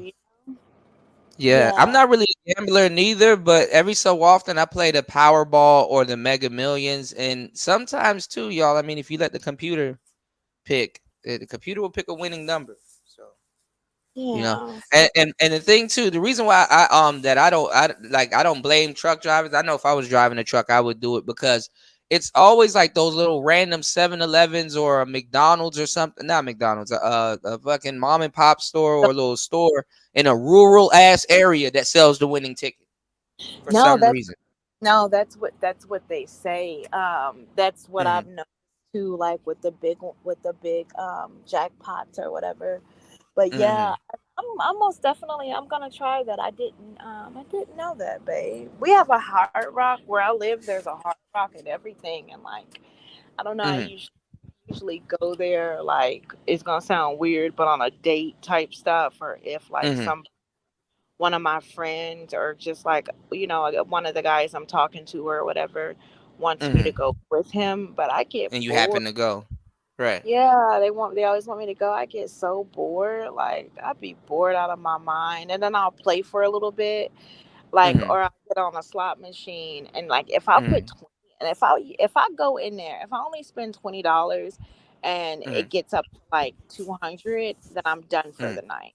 I'm one of those. So Well, that's good because that shows restraint. Because a lot of those casinos they know like if somebody took a bus there and stuff like that, so they know how long you're gonna be there. Sometimes what they do as soon as you get to the casino and you win, walk away with your winnings. Because if you're there for the next couple of hours with those earnings, you're gonna end up losing what you quote unquote earned and spend what you quote unquote brought. You know what I'm yeah. saying? So You know, they know. So sometimes it be y'all luck. Like, oh man, I just won a whole bunch of money. Damn, I'm gonna be here for the next hour or so. I can't just up and leave when I want to. You know, some people they do. Some people have the courage to, but most people don't. No, they don't. That's why they give out free rooms and stuff. Like I have a family Right. member who legit gets like free They go rooms and on cruises and everything. Yeah, hell yeah, yeah. They be having cruises, all Tom kind of Joyner cruise. Yeah, concerts. Like, damn. yeah. I I can't. see. I don't gamble, you know, but my mother, oh man, she be gone, and my aunts and my father, they don't know when to sit down. So Do it, babe. I'm gonna get off of here. I sent you okay. some graphics. Oh, you There's sent me. this like Okay, I gotta check. Uh-huh. yeah, just check it out. I dropped it in your Instagram, so it's just Okay. I think you'll like it though. Let me know if you like it or whatever. So it's just like a Okay. little Thank you. updated. Yeah, it's just like a little updated version. And yeah, I hope Mm. you have a good night. I've had a hell of a day today. Like No problem. It sounds like you ready to just retire for now. I feel you though. You be working hard, man. How did everything go, or are you on that mission right now? Uh uh. um You know. so it was horrible. I went Oh shit. Mississippi Mm-hmm. and I had to clean out the back of the trailer, which that isn't an issue at all. When I got Mm-hmm. to the dock, I bumped it and like I bumped it and they're like, okay, well basically get over a little bit more to the left. So boom, no problem. Got over to the Mm-hmm. left. I waited for like 30 minutes and they're like load rejected. And I'm like, why is the load rejected? And they're like failure to bump the dock within 15 minutes. And I'm like, wait, what? And anytime the truck moves, there we have a Mm-hmm. little because we can only like drive and be on the clock for so long. It didn't even take me 10 minutes, babe. It took Mm-hmm. 7 minutes for me to hop my little chunky ass in the back of the damn 53 foot. You know, it's just, Mm-hmm. but they're racist. Like, I listen, it's just, but I kept my cool. I would have Mm-hmm. been home. I would have been home, like about 10 o'clock. Yeah, like an hour my time. It's always those like missions that's supposed to be simple. Some big wild shit happens, and then you know what I'm saying. You're in like a 3 hour excursion, or you know Yeah, that shit is crazy. the shit's crazy, but I'm not even gonna look at it negatively because Mm-hmm. I'm gonna get paid tomorrow, and I'll still Mm-hmm. be able to make it home by like 10 p.m. tomorrow. Well, I So mean, it's not your fault. You know the boss threw something out there. You rose to the occasion. You know it is what it is. You know. yeah, it's just bullshit. Cause like the week before when I was stuck in Chicago, I would Mm, legit went to there's a carved out mountain mm, in Springfield, Missouri, and it's like mm, legit a mountain that they've carved out for like a distribution center of multiple places. So there, mm, it, when I say you have to be like a gangster to do the backing with that, and I did it mm, right. mm, mm. Um, I was talking to my DM, like, if I was able to do that, you think I wasn't able to do this? And she was just like, like, just don't worry about it. We'll get you something else. But it's still just like, I don't know. This job has taught me patience for like, Yeah, it's taught me patience. So, yeah. I'm not gonna necessarily do a zodiac show, degenerate, but it is gonna be a numerology show. And like I said, if you guys, you know, I'm not saying you guys should believe in that stuff or everything means something, but what I'm saying is, you know, take it for entertainment purposes. The game show podcast said, yeah, tires, yeah. I mean, you guys, you know, as truckers and some of the stuff that y'all deal with on the road, you know, I'm not a stranger to, you know, on the road, BS, but it's like, you know, sometimes you find yourself in the middle of nowhere, and sometimes in the middle of nowhere you find yourself. I mean, you know, you'll be like one day you'll be like in Mississippi, the next minute you're in Detroit, you know, going through something with a load or something like that. So you guys are like all over the place, but home going through worldly problems, you know, the veins of the country and the veins of the universe, you know, truckers unite everywhere, you know, and not an easy job, you know, most definitely. Even to the driving and everything, definitely not an easy job, you know. Job is So easy, it's stressful. And I'm gonna close with this. Like one thing, it's mhm. easy. It's more stressful than anything else. But like Okay. one thing about just like being on the highway or whatever, if Mhm. there's anything that's bothering you, um, or just like some shit that a person hasn't dealt with, oh, you gotta deal with it. Like Mhm. it's a very humbling, an awakening experience, but it's more of introspection than anything Mhm. else. So yeah. Mhm. All right, babes, I'm gonna get off of All here. right. Sorry for Get some interrupting. rest, okay? Yeah, and check out the graphics, okay? I definitely will. All right, I'll talk to you guys later. Take care. Are you coming through for the Zodiac show? Well, it's not Zodiac, but it's basically a numerology show. Yeah, when is it? I'm gonna try to do it between today and tomorrow. But I mean, if anything, I'll try to keep it to. We'll try to do 2 shows. Like probably do another one after, depending on where that show goes or the reception. But Okay. if anything, I'll try to keep it short so it's like short and sweet. And you can watch it on the road because I know you were just talking about the houses and the like certain placements the other day, and I was Yeah, yeah, and I was definitely amazed by that too. yeah, Because there's yeah, a lot of stuff. Yeah. yeah. Just let me know. Ant's doing his thing this weekend, and so I'm most Yeah. definitely gonna be there for the For the I'm purge. yeah, yeah. Well, So well, this is what I do. We're gonna finish this video, and then we can go into life path number 8. So if you're still up, just take a listen to it, and let me know next time, or if you're in the audience. no, of course I got you, and yeah, I'm gonna listen to you until I doze off. Sir, what's your Mm. name? The piano. Young Jay. Hey, Yeah, Let me what up? see. I gotta. How you how are doing? you? Shout out to Young Jay. I don't mean to make Young Jay the spotlight. How are Yo, Jay you? be like be doing like 4 or 5 things at one time. He's the king of multitasking, man. I feel like he's been in the space. You've been in the space for a while. I feel like A you and I. long time. Yeah, I've been here Yeah, a a long long time. time. Okay, well, it's nice to meet you. All right, nice to meet you too. Yeah.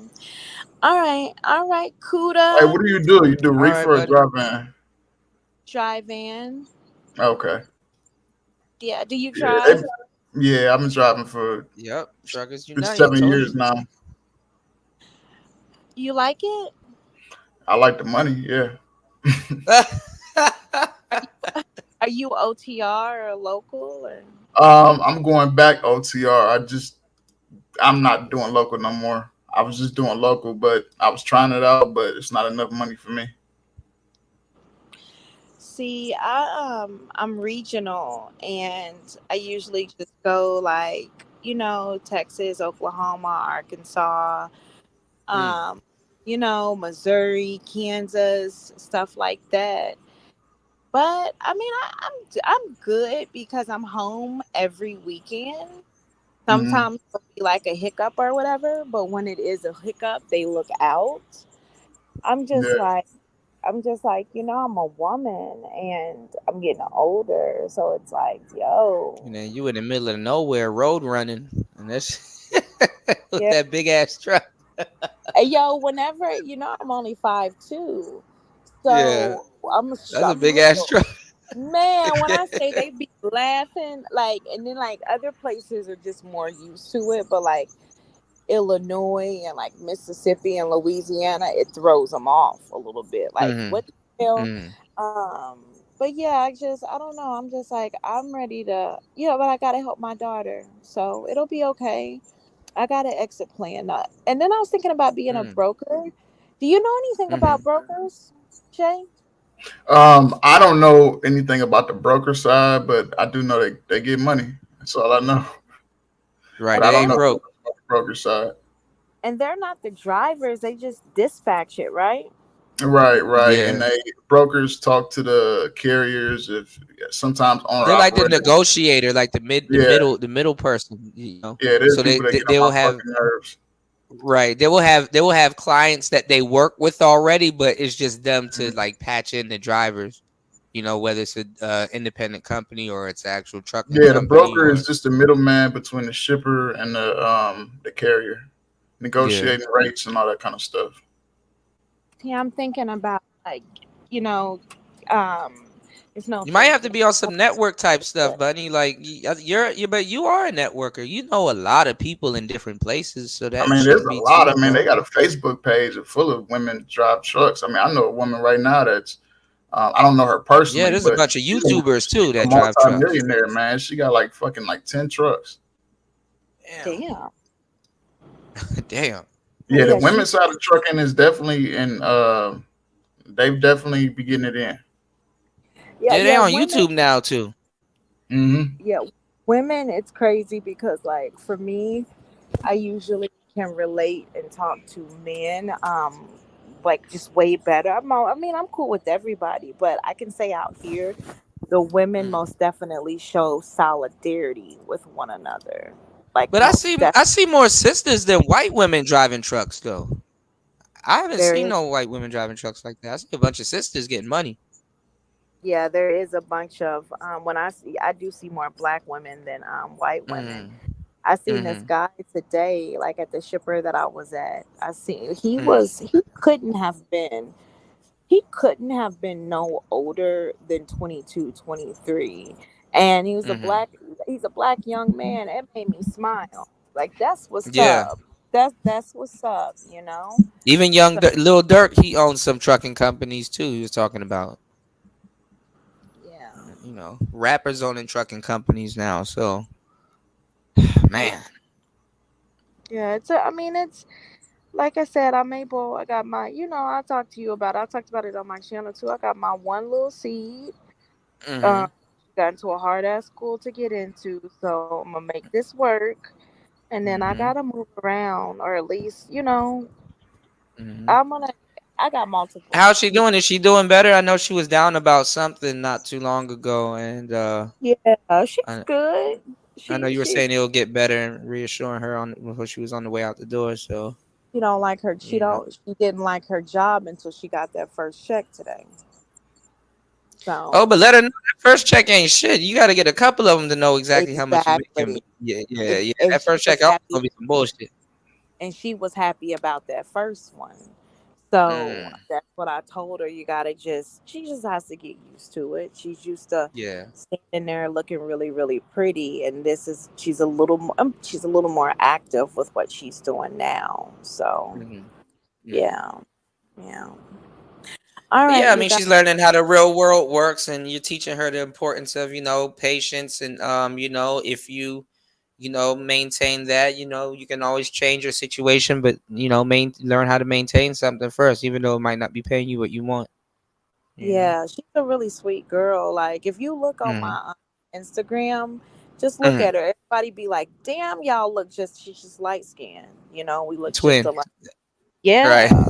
Yeah, like for real. You'll be like, "What the hell?" But yeah, she's my sweet side. She's very, very sweet and non-confrontational. She will Mm, say how she feels though. She definitely says how she feels. So, yeah.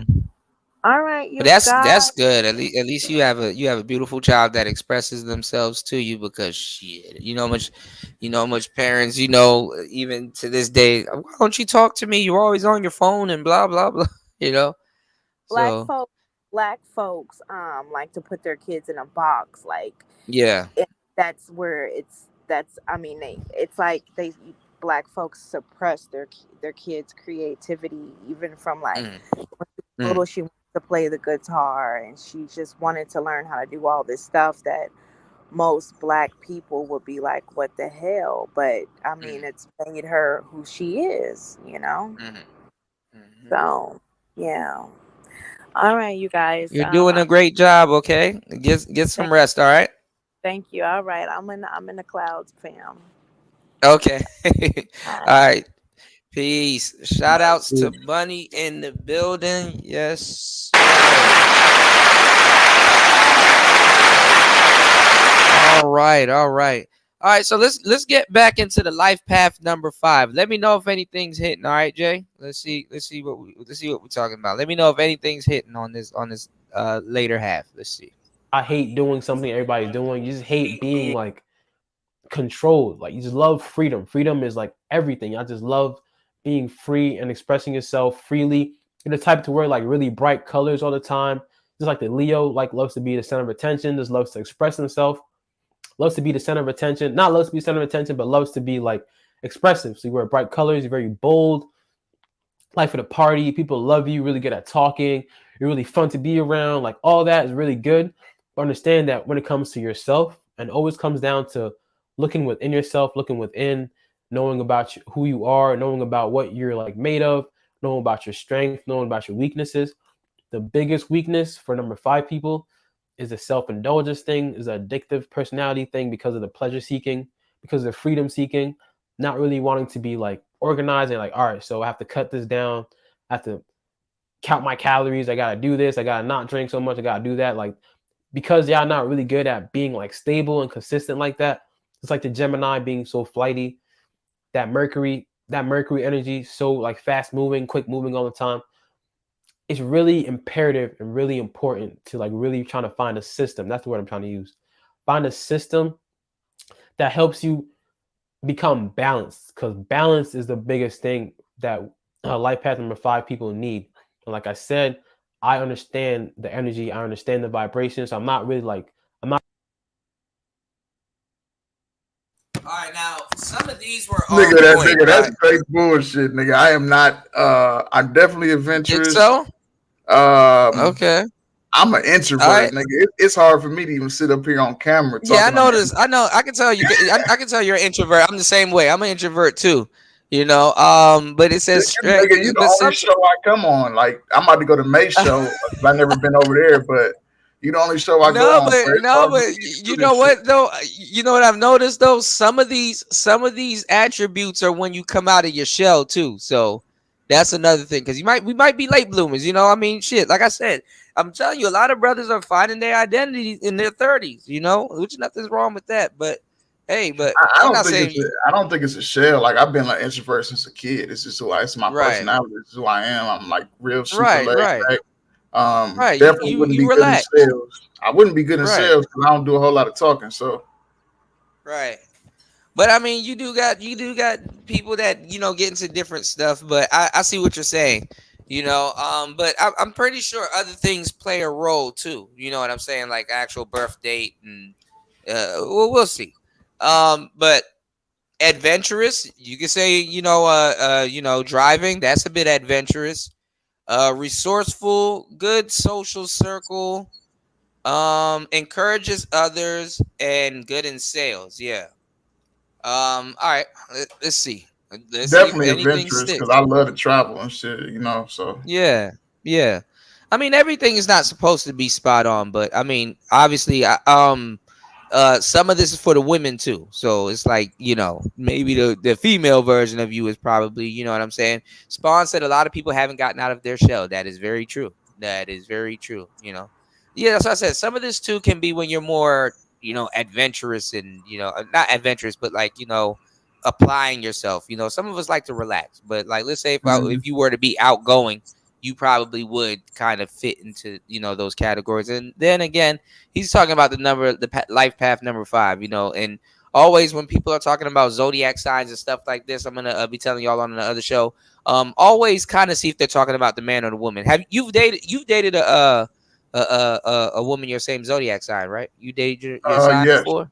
Yeah. How was that? We had our hiccups, but for the most part, we got along. Very similar. Same. Because you got to look at it like this: like because our birthdays were only 7 days apart. Hers was 21st, mine's the 12th of September. So, excuse me, the 19th. Hers was the 19th, and I think people also forget that there's another side to the zodiac sign as well. There's 2 different sides. Because I know Virgo, I know a dude right now is a Virgo. Me and him ain't shit alike. He's a total opposite of what I am. Right. I think you got a moon and a sun sign, right? If I'm not mistaken, is it moon or sun? What's the divide between them again? Like the difference? You know, y'all know after 8 hours, I ain't This part of the numerology shit, I'm actually just as green as you are. I have no idea. Yeah, I gotta get back into it. I did know it more in depth, but I kind of, I need to get, refreshed back to it. You said, what is the guy doing? What's the guy who's doing the video side? I'm not sure. I'm not sure if he's a Sagittarius. I'm not sure. Hold on, we're gonna go on because I'm not sure if he says if his life sign is a 5 neither, but he keeps saying y'all, but we'll see. Hold on, we'll see because I'm we're not gonna trying to do be on a 8 real high quick. horse telling Hold y'all on, what y'all. to do and all that, as if I'm perfect, because I have a lot of things to work on as well. But understand that this is just the information I'm putting out. Biggest tendency is addiction. So I want to make sure y'all really understand that. Like sit back and think about your life and think about like, what is something that I do a lot, I love doing, but is damaging to my body or is damaging to my spiritual health, like damaging to myself. Think about that and find a system to gradually break yourself free from being so one-sided. Trying to find that balance, because if you just cut it off like cold turkey, you go on one side and you know how it's going to work. It's going to go right back. You're going to go right back to where you started. So like trying to find the balance so you can really be like stable. Stability is very important. Life path number 4, right before y'all, is very, very stable. They're not really expressive like that. They're not really free like that. They don't really have a craving for freedom like that the way y'all do. So you can learn from number 4 to be stable. Number 4 can learn from y'all to be more fun, to be more free, and to be more like, just to be like more, to have more life, be more life of the party, to just be more free and recreational and fun. Life path 5 people are the type to be the hustlers. Like y'all know how to make money through your like talents, through your energy. So you like to hustle. You could sell snow to somebody if it's snowing outside. Just really good. Like I said, gift of gab, using your words. So try to get yourself in a career that does not make you sit in one cubicle in one spot. You cannot stay stagnant in one spot for a long time. It's just not built, like your number is not built like that. You probably find yourself always moving from job to job, because this job at first it started off cool, but then y'all got bored quick, because you get bored very, very easily. Because like I said, the way number 5 is, it's open on both sides. So it's always like constant flow of energy, constant flow of information. Y'all always like to keep moving, very restless. So you gotta keep moving, gotta keep yourself like busy kind of thing. So try to put yourself in a position, trying to align yourself in your life purpose. You love to travel as well. So trying to find a job, trying to find a career that will allow you to express yourself, to dress how you want, to dress as colorful as you want, to be good at speaking, to communicate with people, to also travel and experience the world. You just love to be like, you like to hustle. So like marketing, real estate, like anything that allows you to travel, to be yourself, or to express yourself while making money for yourself is a very good career for y'all. That cubicle 9 to 5, sitting on one spot, that desk job is not for y'all at all. And you probably know this already. You just cannot sit in that one spot for 8 hours, 10 hours, 12 hours doing the same thing. It's just not, you're not built like that.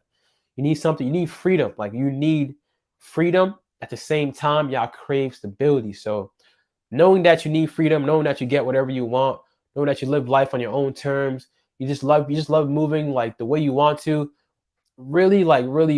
really go back. Like I said, I'm gonna keep stressing this, to really like find stability inside yourself. Get a system and try and be more self-disciplined, because you have all the power to really like be whatever you want, because you have the inner strength to like really change yourself, to project out to the world of what you should be. Like, hope that makes sense. So you really have the ability to lead yourself, to look within yourself, change whatever you got to change, to lead yourself, so that people looking at you can like be inspired by that and they can follow you. So you have to really go within yourself to find your strengths, find your weaknesses, to really like understand the way your energy is set up.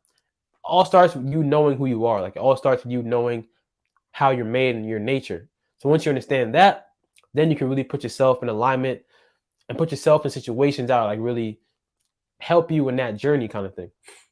Because you will influence people. People love being around you. You are so fun. You are funny as hell. Like you're really you brighten people's day. Like you just really expressive and fun. you just love being yourself. Like all that is all good and dandy. Just go within yourself to really figure out like, all right, so what is going on that I love so much, but is like really damaging me, or why do I love freedom so much, but I'm not really into the stability part? Like, I really need to strive to get a system to be more stable in life, because y'all are gonna have fun. You're here to experience things through the five senses, so you're gonna love being sensual. Sensual is a word I can use for y'all too. You're gonna love being sensual. You're gonna love eating food. You're gonna love feeling pleasure. But like I said, everything is a balance. Strive for balance. I'm gonna keep stressing this so y'all really understand this. And when I was doing this research, I'm like, yo, this is so me, because I definitely feel that I definitely understand that self and overindulgence thing. I definitely understand the pleasure seeking thing. I definitely understand that 100%. Like when something feels good, it's like, all right, so this shit feels good, so I want to do it a lot because it feels good every time. Like I understand 100%. But stability and balance is very important. Also, life path number 5, people are the natural rebels. So you're naturally rebellious. Like I said, hate being put in a box. Naturally, just naturally like your own person, just naturally like a bad boy, bad girl, just naturally rebellious. Like somebody tells you what to do, you're gonna do the opposite. So, and also another advice for y'all too, like if you're in the younger years, like from 20 to 25 or something like that, I suggest not to get married or to be not to get married basically, like because you're very prone to like quickly changing the way things are as you're growing up, because you really kind of like experiencing life just through like the way it is. So you're just experiencing life. So if you like want to get married at this age, at the young age, it's kind of not preferred, because like I said, y'all get bored really quickly. Y'all always want to experience things all the time. So like it's kind of not preferred to like, you want to like really enjoy life and like really like experience life first before you like want to make that commitment. That's just some advice I saw, because like I noticed that a lot of life path number 5 people in younger ages get divorced like quickly, because like they get in a relationship, they get in the commitment, and all of a sudden it's like, I'm bored as hell, or this is not for me, or like I want to do something else, or like I hate being confined. So understand that just understand your nature, understand how you're made up, how you're set up. So experience life through your pleasures, because that's what you're here to do. Have fun, be recreational, be life of the party, inspire people, do all that, because that's what you're here to do. Like I know, have fun, do all that, but really find a way to become stable in your life and really pinpoint things that you do that damage your body, so you can really like gradually change it and become balanced. Don't just cold turkey cut it off, because you know it's going to come right back. Become balanced. So that was my life path number 5 video. I hope y'all enjoyed that. My next video is going to be on life path number 6. You already know I'm about to go in. If you have subscribed to my channel. All right. I mean, he got some other videos on it. Real quick, what are your thoughts on that, Jay? Jay's like, that's not me, bro. I'll say this: the only thing, in my opinion, he got correct applying that to myself is traveling, and I can't sit behind no fucking cubicle.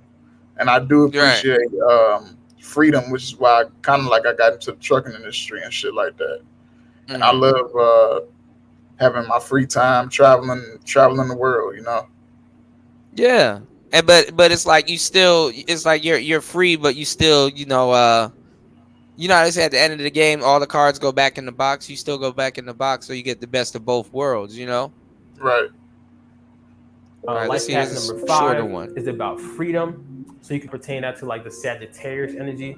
Life path number 5 hates being confined, hates being pinned down. They love freedom. They love expressing themselves freely. I want to see if the other guy that I'm telling you guys about comes up. Like free energy, like the Sagittarius energy. They can have problems with not being good at commitments. They can have problems being hard to tie them down. But that's just the negatives and positives to every single time. Number 5, freedom, Sagittarius energy. Life path number 5 is about Sagittarius energy. How to raise success is a life path number 5. This is what we're gonna be doing on the next show. Just what I'm doing here. So, but I don't know who the hell this guy is. What is wrong with his hat? All right, let's go. A lot of times people mistake life path 5 for being very lucky and thinking that they can kind of just do whatever they want, they'll get away with it. You're correct to a certain extent. You do have a karmic reward as a life path 5, but understand that you could also have a karmic debit for a life path 14, according to Pythagorean numerology. When you understand this, you'd realize that you do have different challenges in your life as well. The main one would be discipline, your time management, how you're using your networks, and how you're going to travel and figure out new ways to make money. So all of these things are going to come in conjunction and be sort of a challenge in your life. Even if you have an over amount of freedom, you still need to know how to constructively use that freedom to get the most optimal results. This is one of the easier life paths, however, it should not be overlooked and looked at as something that you can just do whatever you want, you'll be successful. As long as you're actually doing what's right, having a task list each day, then in turn you'll be successful. The life path 5 even easier, as Mercury does back it up. So they're making y'all deal basically freedom. Like freedom is a big deal. What is wrong with this hat? Welcome back to Shem's Universe. So today, guys, we're going to What's wrong with discuss this nigga's life path hat, man? cheat codes. So the number 5 is a very talented, all-rounded sort of number. It's in the middle of the numerological spectrum, so it gets along with all the other numbers. Very compatible, very lucky. You guys are very business-minded, very smart. I'm doing a series on the birth number 5s right now as is. This should give you an inclination of your life path 5. You have a lot of these talents. So your main thing in life needs to be, for one, discipline, consistency, whichever one you want to word as. You guys have a problem with just getting good at something and then falling off. This falls into the next thing. The first key word. Okay, that won't work, Bunny. Hold on. By far. The second one for you guys is going to be finishing everything you start, completion. So when you guys get on a task, make sure that you set your mind on it because your minds are very strong. Make sure that it actually comes to completion. Without these two facets, discipline and completion, you will not accomplish your life path. With them, you will be a superhero. Welcome back to All right, Universe. So today, guys, that's we're going to discuss life interesting. path number 5. Now I've checked out a little bit of the life path number 8, but when I did my true life path number, because I'm born on the 8th, but when I did my true life path number, it was 9.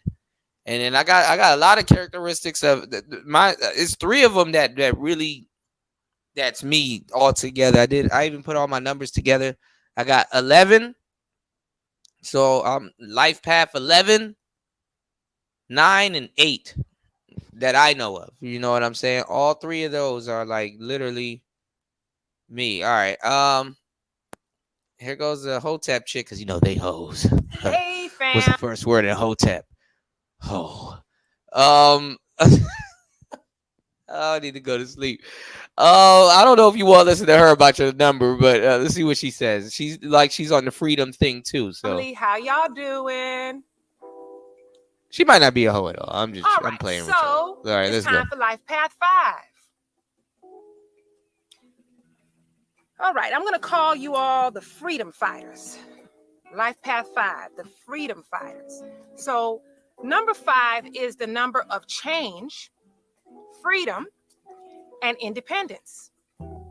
So Life Path 5s, of course, they like freedom. So Life Path 5s, very active, very energetic.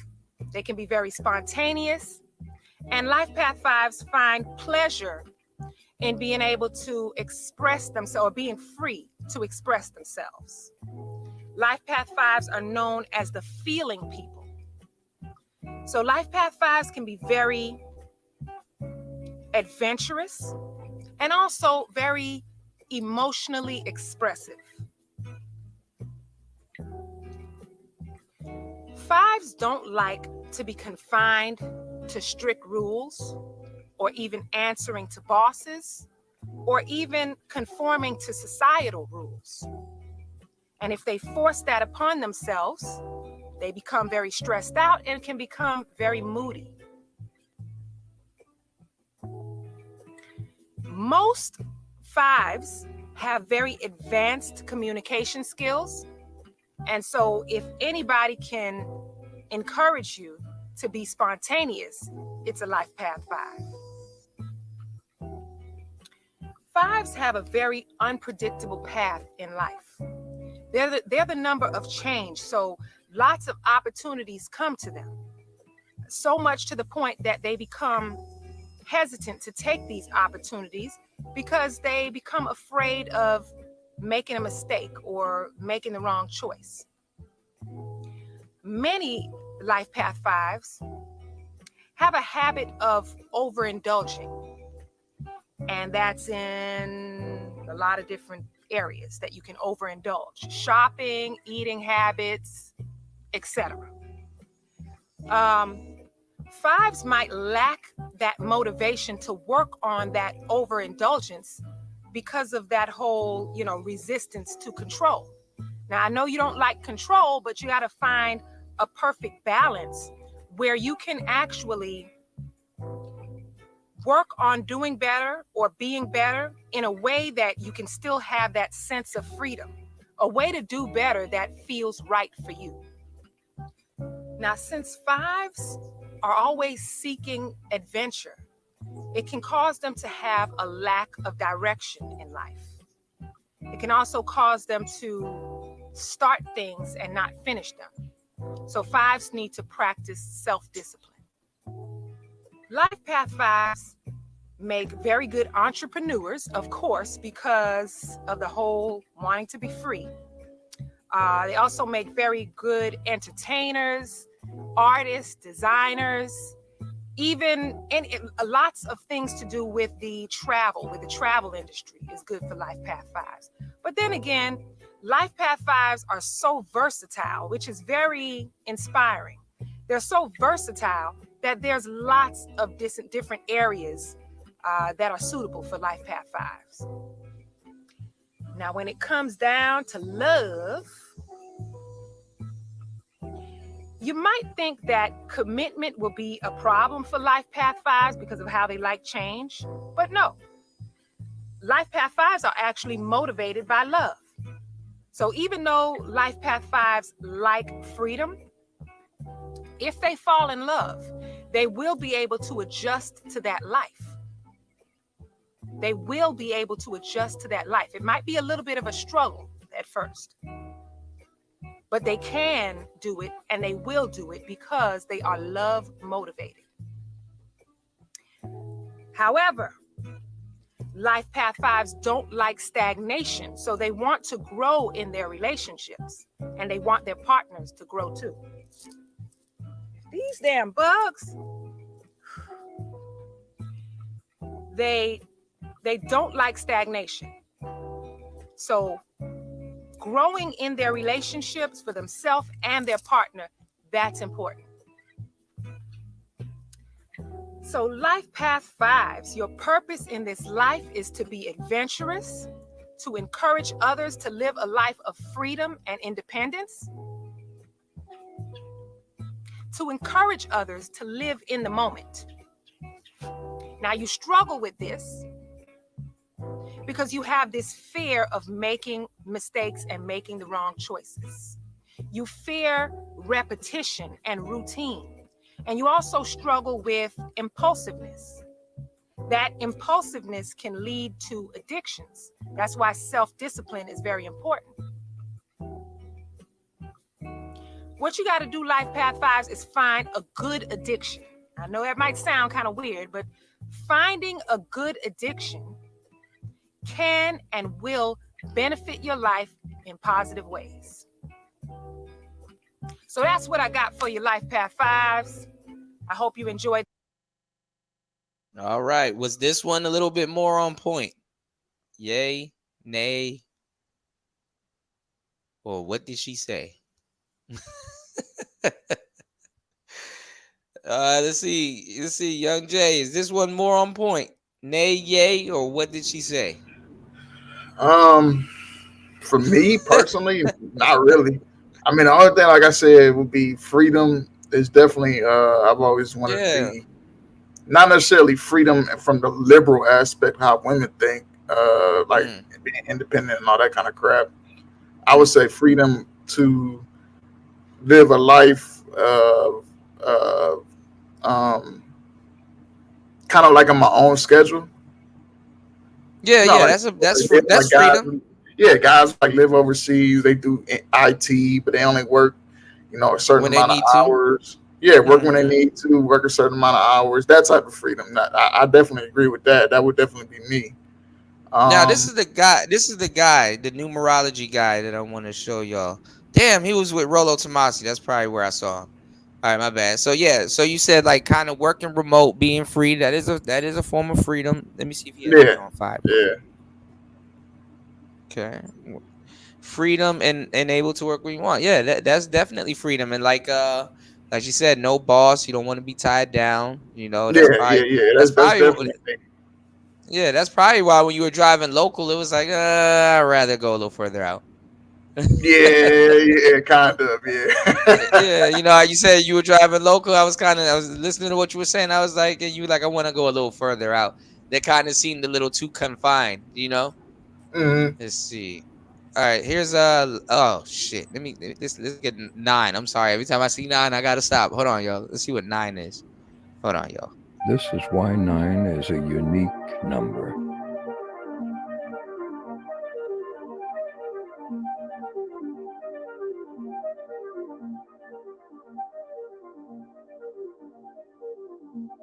This is why 9 is a unique number.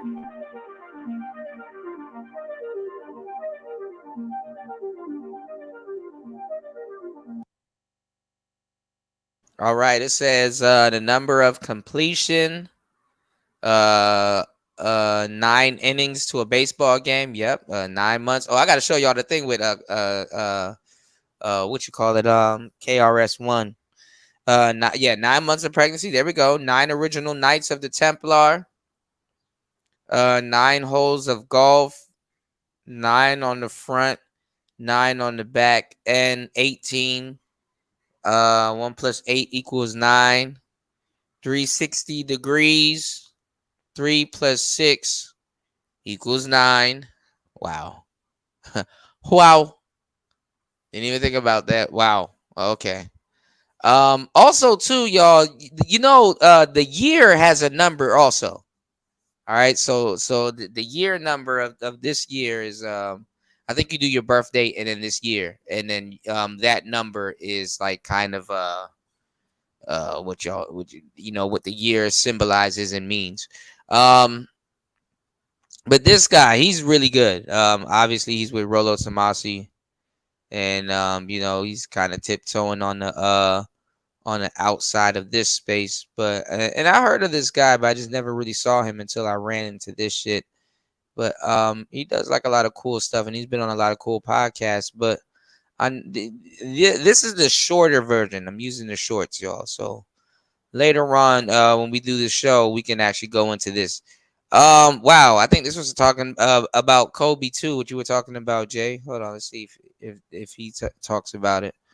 Horses are great athletes. Horses get along best with tigers and dogs. Oh yeah, this is what I was saying. He was talking about Shaq. These rats. And see, Kobe Bryant could have talked to me a few years back, and I could have explained the reason he doesn't get along with Shaq was because Shaq's born in the year of the rat. But see, what Kobe really could have learned from me is his wife, born in the 5th. Does give you up. Angela Jolie's a 5. This girl right here is a 5 too. But Vanessa is also born 84, year of the rat. So it's no surprise. Oh wait, hold on, that's your guy. Wow, he took a snippet from the video that you showed me. See how connected all this shit is? Okay. Well, yeah, I told you that the guy video that I played, or you played earlier that I sent you in the chat. He's like the number one numerology or gematria guy. Is this him? This G? No. This isn't him. Okay. No, this isn't him. No. Okay, because he sounds like two different guys, but you never know. But I sent you the shit he did on. He did it on Kevin's. He did it. The gematria. Yeah, we're gonna look at the Kevin Samuels one. Yeah, we're gonna look at that one too before we close out. I know I said we're gonna close out a minute ago, y'all, but shit, today's show was definitely supported. So I appreciate everybody that supported today's show. So I mean, this is all extras. Let's see, 7-day tip for you: cars and astrology / numerology. Hold on, but this guy's on point. Let me see. This looks totally. Hold on, y'all. This looked totally different than from when I was on my phone. It's easier to look at shorts on your phone than on a computer, y'all. The irony. Bro, that book I showed you, man, when that nigga broke down the coronavirus and all that shit was crazy. Yeah, I'm pretty sure that book got a lot of gems in it. That book is long as fuck, too. That's not it's an easy read, but it's definitely long as fuck. Hell yeah. Oh, 8 is money, bunny. See how that works? I forgot. They said 8 is money. So here's some stuff on number 8. Hold on, let's check this out.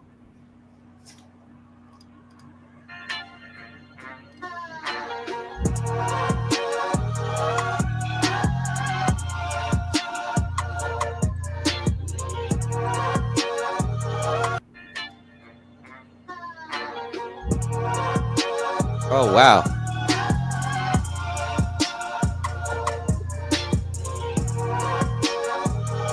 All of those equals 8. Wow. Interesting. Oh man, it resets it back at the top. That's fucked up, y'all. Hold on, y'all. I'm pretty sure we're gonna go over it on the show, though. I'm gonna do my homework on this because I know he has one on number 5. I don't know. It's probably a different channel of his because I've never seen these videos.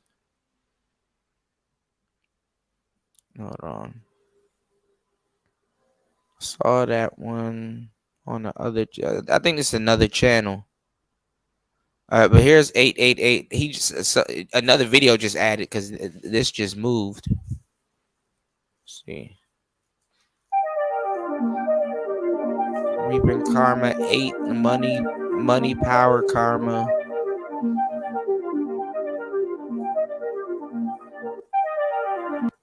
right. Yeah, this is another channel of his. GG33.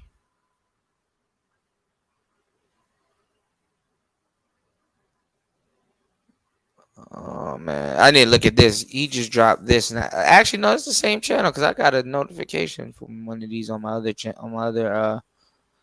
Channel. All right, let's look at Life Path 8 for Bunny. Oh shit! See, I for some reason I've looked at this chick before. I knew she looked familiar. Shout outs to that sister doing the Lord's work. All right. This is Life Path 8, Bunny. Let's see if let me know if any of this is true. What's poppin', YouTube, and welcome to my channel, Astro Finesse. It's your boy, Lil Finesse Jiggy Hippie, back with another video for What's y'all. going on, Ricardo? This video right here, we talking about if you have a life path number 8, and now pause for the cause. If you don't know what your life path number is, if you never heard about a life path number, if you don't know nothing about numerology or astrology, if you don't know yourself through self-love, self-knowledge, and you want more information, when it comes to numerology, I have like a numerology 101 video. I'll put the link in the description. I'll teach you how to read out your life path number. I'll give you a brief introduction about what numerology is. I'll help you start off your journey about self-love and self-knowledge because this information is very, very important to know about yourself. So if you did your math and you realize your life path number 8, this video is for you. So without further ado, let's just get it popping, shall we? Now, before I start, I'm going to give y'all a list of some celebrities so y'all can visually see what life path 8 people look like and act like in reality. So to start, we got Halle Berry, Naomi Campbell, Bob Dylan, Amy Winehouse, Aretha Franklin, Nelson Mandela, Robin Williams, Whoopi Goldberg, Zendaya, Jessica Biel, and 50 Cent. Now, I'm going to come back to 50 Cent in a little bit, but 50 Cent is definitely life path number 8. He even has a whole show named after what life path number 8 represents. But anyway, so the first thing I think about when I think about life path number 8 is y'all are hands down the best at manifesting. So I'm going to call y'all the manifestors. Y'all are really good at manifesting things, especially when it comes to money. Not really material things, when it comes to like power, basically. When it comes to money and like being an authority, being like an authority figure kind of thing. So every single number is shaped for a reason. All the lines and the curves are there for a specific reason. Now, number 8, when you flip it to the side, it looks like an infinity symbol. So when I said y'all good at manifesting things, infinity is like there's no end to the number infinity. It just keeps going. It's like endless opportunities, endless possibilities. It's like full of abundance, basically. So y'all have the capacity. Y'all have the capacity, and y'all are able to manifest basically anything you want, basically. And also, besides it being represented by the infinity and endless amounts of opportunity, also represents karma. As you see, whatever goes in comes back around. Everything you put out comes right back to you. So it's like a never-ending cycle of whatever you're putting out comes right back to you. So number 8 also represents is also very it's also a karma number. Now karma is, like I always say in my videos, the way the universe works is the universe is on our side. Like if your life is like really not where it wants to be, you have to really sit back and think about, all right, so what kind of energy have I been putting out to the universe, as in why my life is like this? Even your thoughts, if you're thinking negative thoughts about yourself, especially if you don't feel like you're good enough to receive blessings, if you don't feel like you're good enough to get things, if you don't feel like you're good enough to be what you want to be, the universe would be like, all right, so that's what you're saying, that's what you think, then here you go. So it's all about your mindset. You want to have an abundance, it's called an abundance mindset, is always want to think that you are able to get whatever you want. You're eligible, you could do whatever you want, and you have to have that mindset of getting and doing whatever you want. And the universe will be like, all right, word, so that's what you feel, so here you go. And then the universe will in turn give you exactly what you're trying to manifest, what you're trying to think about. So when I say karma, y'all have to really, really be careful about the energy you put out, especially when you're dealing with people. Now y'all have this this presence about yourself. It's like a very like authoritative presence of power. People look at you and they're automatically low-key intimidated because you're just like a presence of like, y'all are really blunt. Y'all don't play no games. Like y'all all about your business. You're all about blunt. Y'all don't play. Now y'all have this this presence about yourself. It's like a very like authoritative presence of power. People. All right, Bunny said he knows his shit. Make sure y'all come through on that show, man. Definitely. I'm trying to. This is kind of more so to give you guys a little bit of clarity on stuff, or maybe like I said, maybe you don't believe in this stuff, maybe you do, but this should definitely open up a path for you. He says 7 words that describes you: ambitious, visionary, organized, authoritative, efficient, and tough. People look at you and they're automatically low-key intimidated because you're just like a presence of like, y'all are really blunt. Y'all don't play no games. Like y'all all about your business. You're all about, I'm not gonna say you're all about money. Like you're not materialistic. You look at money like a tool for power. Y'all just love power, basically. Y'all just love like being able to be the top, the head honcho CEO. Like you want to run shit, basically. Y'all want to be like the top and want to have that influence to have power. And that's what makes y'all secure. That's what makes y'all like emotionally fulfilled, is having money so that you can have the money as a tool for power or for opportunities or just for like, just to live a life that you want, basically. But you need the like money is definitely a very like key to y'all life. Like y'all really love money because of what money represents. The money, the status, the power, all that is like based around number 8. And remember 50 Cent, he's in life path number 8. He has a show. What's the show called? Power. Y'all peeping? Yeah, I hope y'all peeping by now. So yeah. So basically, like I said, power is very important to y'all. Now, the same way that every single number is represented by a planet, the same way that every single sign is represented by a planet, is ruled by a planet, same way every single number is ruled by a planet. Now the planet that rules number 8 is Saturn. Now, this is very important to understand this. So remember, Saturn rules Capricorn and also co-rules Aquarius, but we're going to talk about Capricorn right now.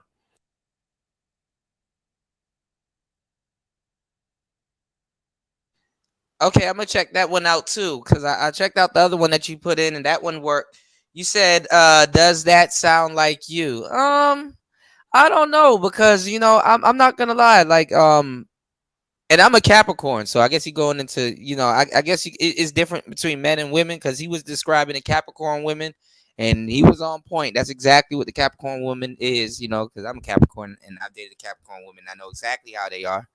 And there's a lot of similarities there to a certain degree. Those 7 words to describe you, I've been described as that sometimes too, but like I said, I am definitely a life path 8. 8 is my number. I'm born on the 8th 8, there's a lot of 8s. I'm definitely locked in with the number 8, but at the same time, I'm a number 9 and a number 11. So I'm fluctuating between 8, 11, and 9. But 9 is allegedly my number. Mine is 1, 8, 1, 9, 8, 9.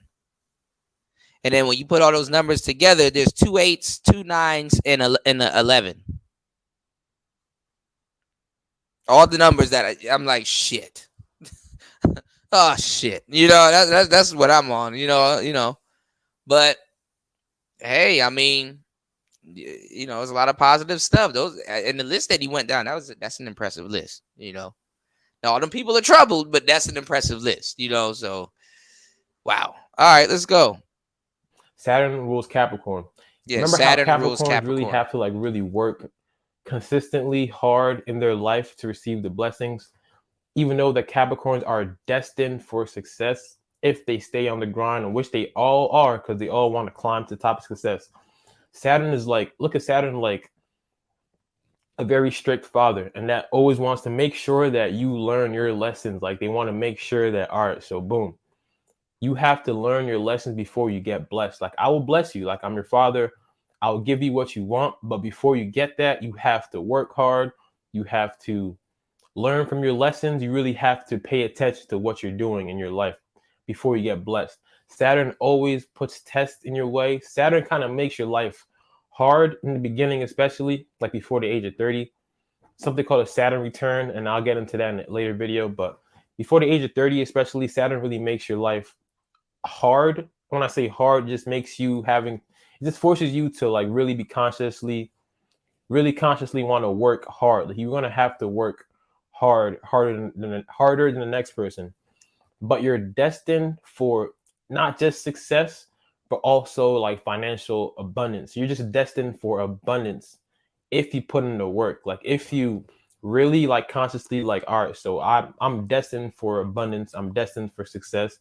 The infinity symbol. I'm just destined for whatever I want to manifest. But I have to learn my lesson. I have to go through things. Like universe is going to put you through tests, and you're going to definitely have to work hard. And I remember that karma thing I was talking about. Whatever energy you put out to the universe is what comes to you. Like I have to keep stressing this because it's like a cheat code for life. Like I look at life like a video game, and to really get what you want out of life, to really we only have one life to live, basically. Like we only have one life in this video game. So when we pass away from this video game, we go into another character, basically. So this character that we are right now, your character is number 8. My character is the number 7. Your character, you have one life to live. So in order to get the most out of this life, you have to understand the universe, the laws of the universe, and how the universe works, how the game works, basically. So one of the most important rules or the most important laws is whatever energy you give out is what you come back in, what you get. So y'all could have the tendency, because y'all love power so much, y'all could have the tendency not to really care about people's feelings and all the other small shit. Like y'all can kind of step on people's toes to get to where you want to get. You kind of have a tendency to be greedy kind of thing, because y'all all about, you just love. You kind of I'm not saying selfish like an Aries, but you're really all about your security. You want to make sure that you're good. You want to make sure you're straight. And there's nothing wrong with that at all. We have to all make sure that we all take care of ourselves. But what could happen is y'all could really be so obsessed. And the word obsessed, I use that word obsessed purposely because I'm about to get into a reason why I use that word obsessed. But y'all could be so obsessed with your will becoming successful that you don't really care about other people around you. And the way the universe works, if you're not really giving out good energy, and by giving out good energy is by helping people or by just inspiring people, by being a righteous person that genuinely cares about people around you. That is the only way you will receive blessings back from the universe, is if you give out the good energy. That's very important. The infinity sign, everything that you put out is going to come right back to you. So if you're putting out that good energy, it's going to come right back to you. And y'all being the number 8, being the manifestors, when you put out that good energy, it's gonna come right back to you times like 10. Like it's gonna come back to you in abundance. If you're giving out that bad energy though, being greedy, not caring, it's gonna come right back to you times 10. And that's when like you're gonna feel that Saturn presence in your life, making your life hard. It's gonna be very heavy on top of you. So now let's put astrology into numerology, put it together. Number 8, the 8th sign of the zodiac is Scorpio. The 8th house is the Scorpio house. So y'all are really, really intense. Like, so y'all have Saturn energy and also Scorpio energy. So y'all internally can like have a lot of emotional intensity, or just in general, y'all are very intense people. That's also adding on to the reason why people might be intimidated by y'all, because y'all have this aura, this energy. And Scorpios also love power too. Remember I said in my Scorpio, I believe it was my Scorpio rising video, that Scorpio just like to, they like to have a sense of power because that's what they feel like. All right, so I'm safe because I have the power in this relationship, or I'm safe because I kind of like have a little upper hand, so I know that I'm not going to abuse it. But so the same way Scorpios love power, y'all love power like that, but you're going to have that intensity added on to your energy. So this is also adds on to y'all could be really obsessed with becoming successful. Y'all could be really obsessed with being in first place. Y'all could be obsessed with money, but like I said, it's not the material gain about money. It's the power that money has. It's the using money as a tool to get where you want to get. So y'all could be obsessed with the power that money has. So having that Scorpio intensity added on to the Saturn of being making sure that you're following, making sure that you're learning from mistakes, Saturn giving you all these tests. If you're looking at your life right now and your life path number 8, and it's not where you want it, what could also happen is like you could like get a lot of money today and the next day it could be gone. You could have like extremely up and down when it comes to like your money and like your security. It could be like extremely up and down. Like it could be either you're financially stable and you're Gucci, or like you're really, really low. Like it's just like no in between kind of thing. So this is why I'm gonna keep stressing this, that karma thing, because y'all are really sensitive to the karma. Like y'all karma is real. Like karma is real for everybody, but especially the number 8, that energy is a karma number. So it's extremely evident. That's the word I could use, evident, to make sure that you're giving out good energy to the universe. The universe will bless you times 10, but you have to be giving out good energy to the universe. What could happen is your emotional state, y'all could be like really emotionally intense to the point that it can hinder you when it comes to your manifestation, to your abundance, because you can have that negative mindset. Because like I said, anything negative that you think about, your mind is a beacon to the universe. The way that you speak to the universe, the way that you manifest things, the way that you can get what you want is what you put inside your mind, like point blank, period. We could do anything in this world that we want. If we put our mind to it, it can happen. So when you're having like, when you're going through those intense emotional like phases, I guess, or emotional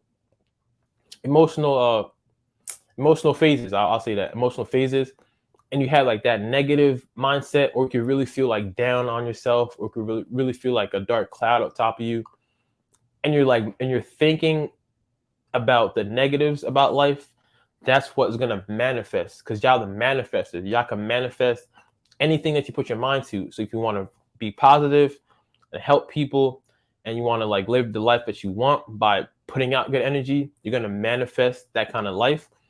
And the more power you get, because you're destined for success, like a Capricorn being ruled by Saturn, but you're also destined for abundance and material wealth. So you're destined for this if you align yourself in the right path and you do it correctly. And by doing it correctly is by giving out the good energy. Like they say, if you don't have nothing nice to say, don't say it at all. That's actually mad true. Like the words that we say, everything that comes out to the universe, any single word that we say, the intention behind it plays a key role as to what's going to happen back to us. So really pay attention, really like be careful about what you're saying to people, how you project it, and especially the intentions of what you want. Like I know y'all want power, and there's nothing wrong with that at all. Like everybody wants power, but y'all really have the tendency to really be able to obtain that easier than most, because that's what y'all really focus on. So I know y'all want power, but you have to really be careful about how you go about getting that power, and especially when you get in that position of power, how you treat people under you. Like, it's very important to understand how you treat people under you, or people that are working for you, or people that are below you a little bit. Because there's no way that you could be powerful and treat people like shit and expect that you're still gonna have that, like, you're still gonna have a fulfilling life. Like, it's just not, the universe does not work like that. This is why every single person must treat each other like the way that we want to be treated. Like, I know we learned this in like elementary school, but it's all, this is like the core, like this, like simple moral standards. Like, it's like simple moral standards that a lot of us don't really like pay attention to or really care about. But if we follow these simple things, treat others how we want to be treated, give out energy that we want back to us. If you follow this simple concept, it's like a cheat code to life. Like, we could really live any life that we want.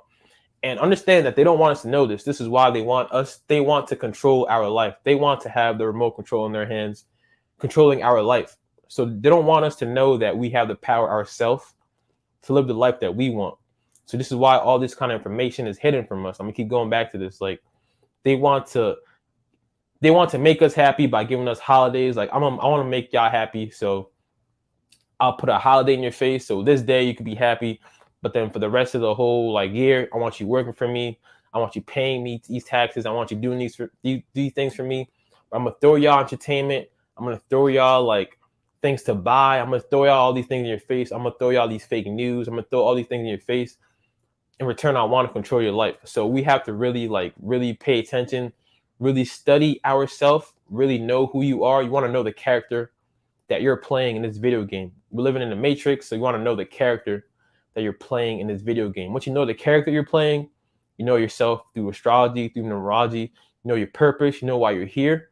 You could have that remote control in your hand, and you could create and manifest any life that you want. Like, this is so serious. This is so deep too. Like, I'm not even trying to be like spooky or anything, but it's just like real. It's just real shit. We can manifest anything that we want through meditation, through the laws of attraction, and anything that you put in your mind, any single thought you put in your mind. Don't think that whenever you think about something that nobody hears it or it's not serious, because the universe, your subconscious mind, they see you all the time. They hear every single thing you think about.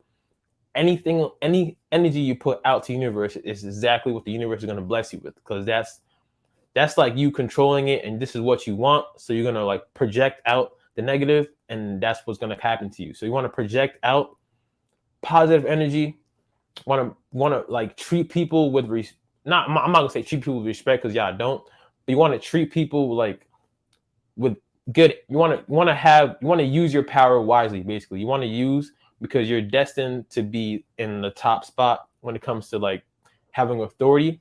You want to use that influence too. You're very influential. You have a way of speaking to somebody and they'll automatically listen, because they're like, your voice like is really authoritative. So you have that. That's your purpose, is to like really like, I'm gonna say, run shit in a CEO type way. The same way Capricorns are all about trying to get to the top of the company, to be a CEO, the president. Y'all have that purpose of being in that role.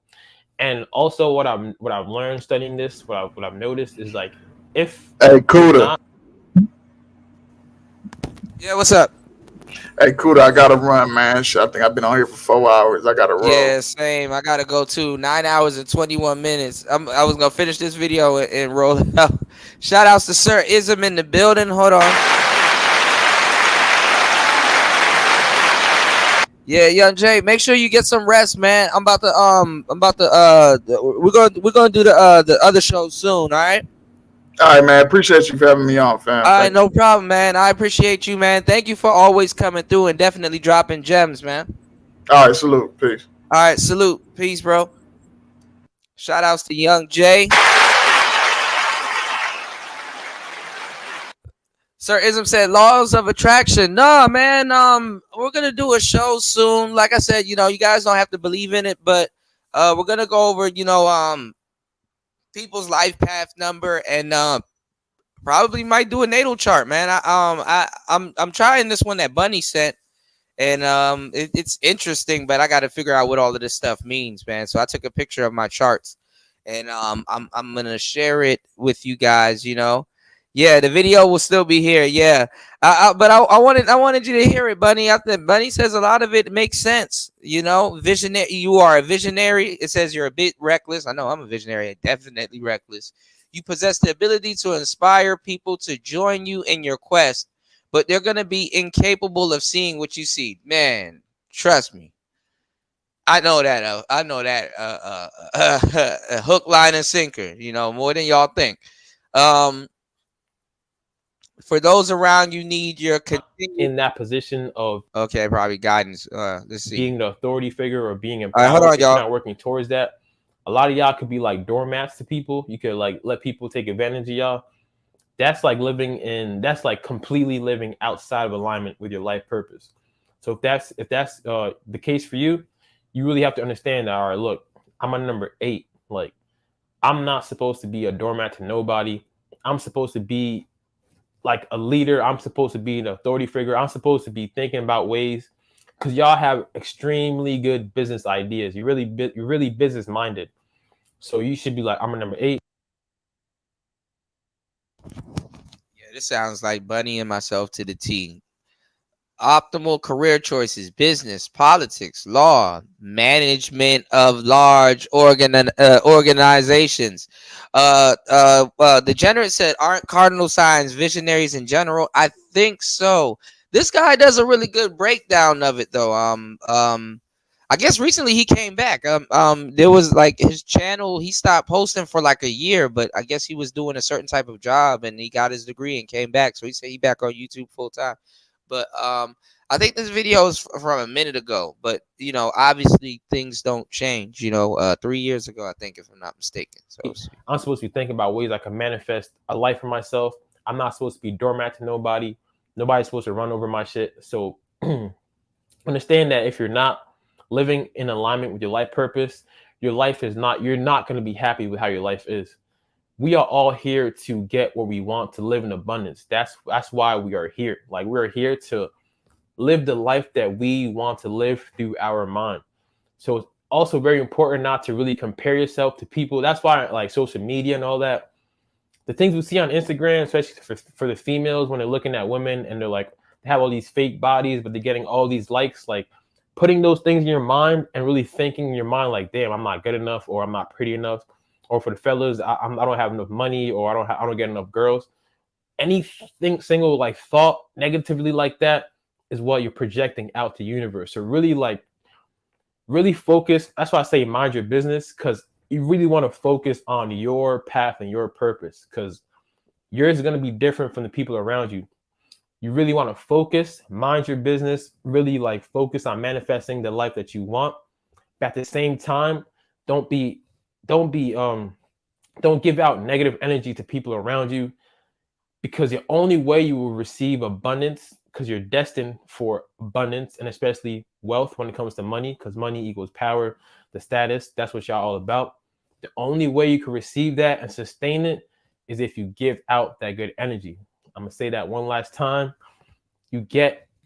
Whatever you give out to the universe is what comes back to you. That's the secret law of the universe. I'm telling you, it's mad real and it works. Karma is very, very real. So be very careful about what kind of energy you're putting out, projecting out to the universe.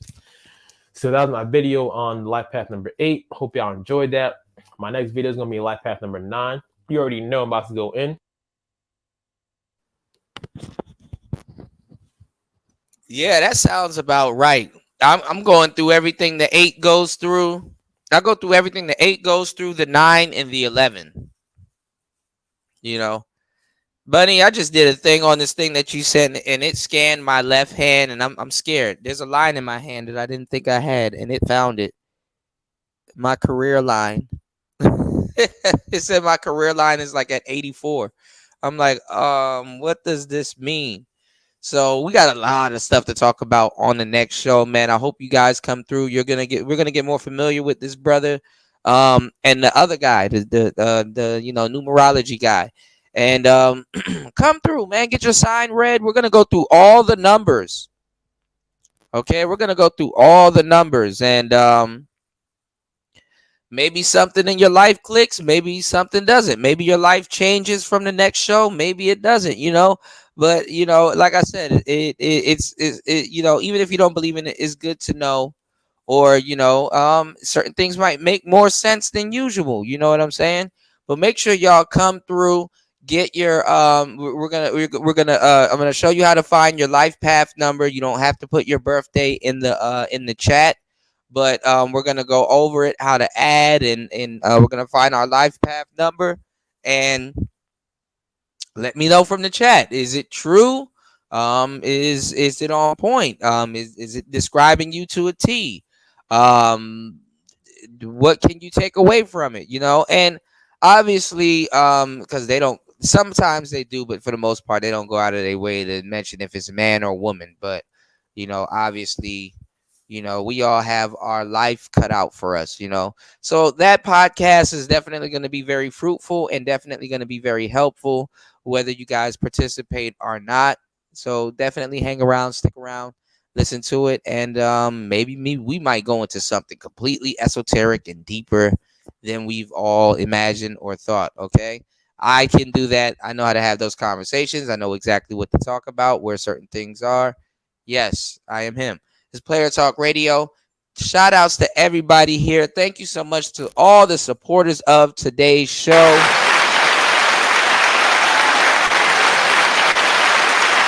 I know it's 10:26 somewhere. I think in Texas, 10:26, 11:26 on the East Coast. It's DJ Kuda. I am out. It's Player Talk Radio. Peace. I'll only date a guy if he makes 6 figures. No, 7 figures. Because of inflation. Yeah, because of inflammation. Yeah, and he has to be over 6 feet tall. No, 7 feet tall. Because of inflation. Yeah. And he needs to be okay with me having an OnlyFans. 2 OnlyFans. Yeah. Because of inflation. This stupid. This stupid. I am not. This stupid. This is stupid. I am smarter than the hot 18-year-old. We smart, she's stupid. I spent my most valuable years allowing my body to be used because no one ever taught me what love is or how to respect myself. And all you can do is make fun of me for it. You stupid. Stupid. Oh, God. This stupid. Stupid. Stupid. The stupidest of the. This stupid is so stupid. This stupid. This stupid.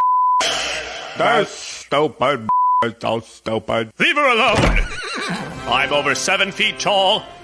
I make 7 figures, and I do want her. Do you have a 7-pack? This stupid. Become a member at Freedom.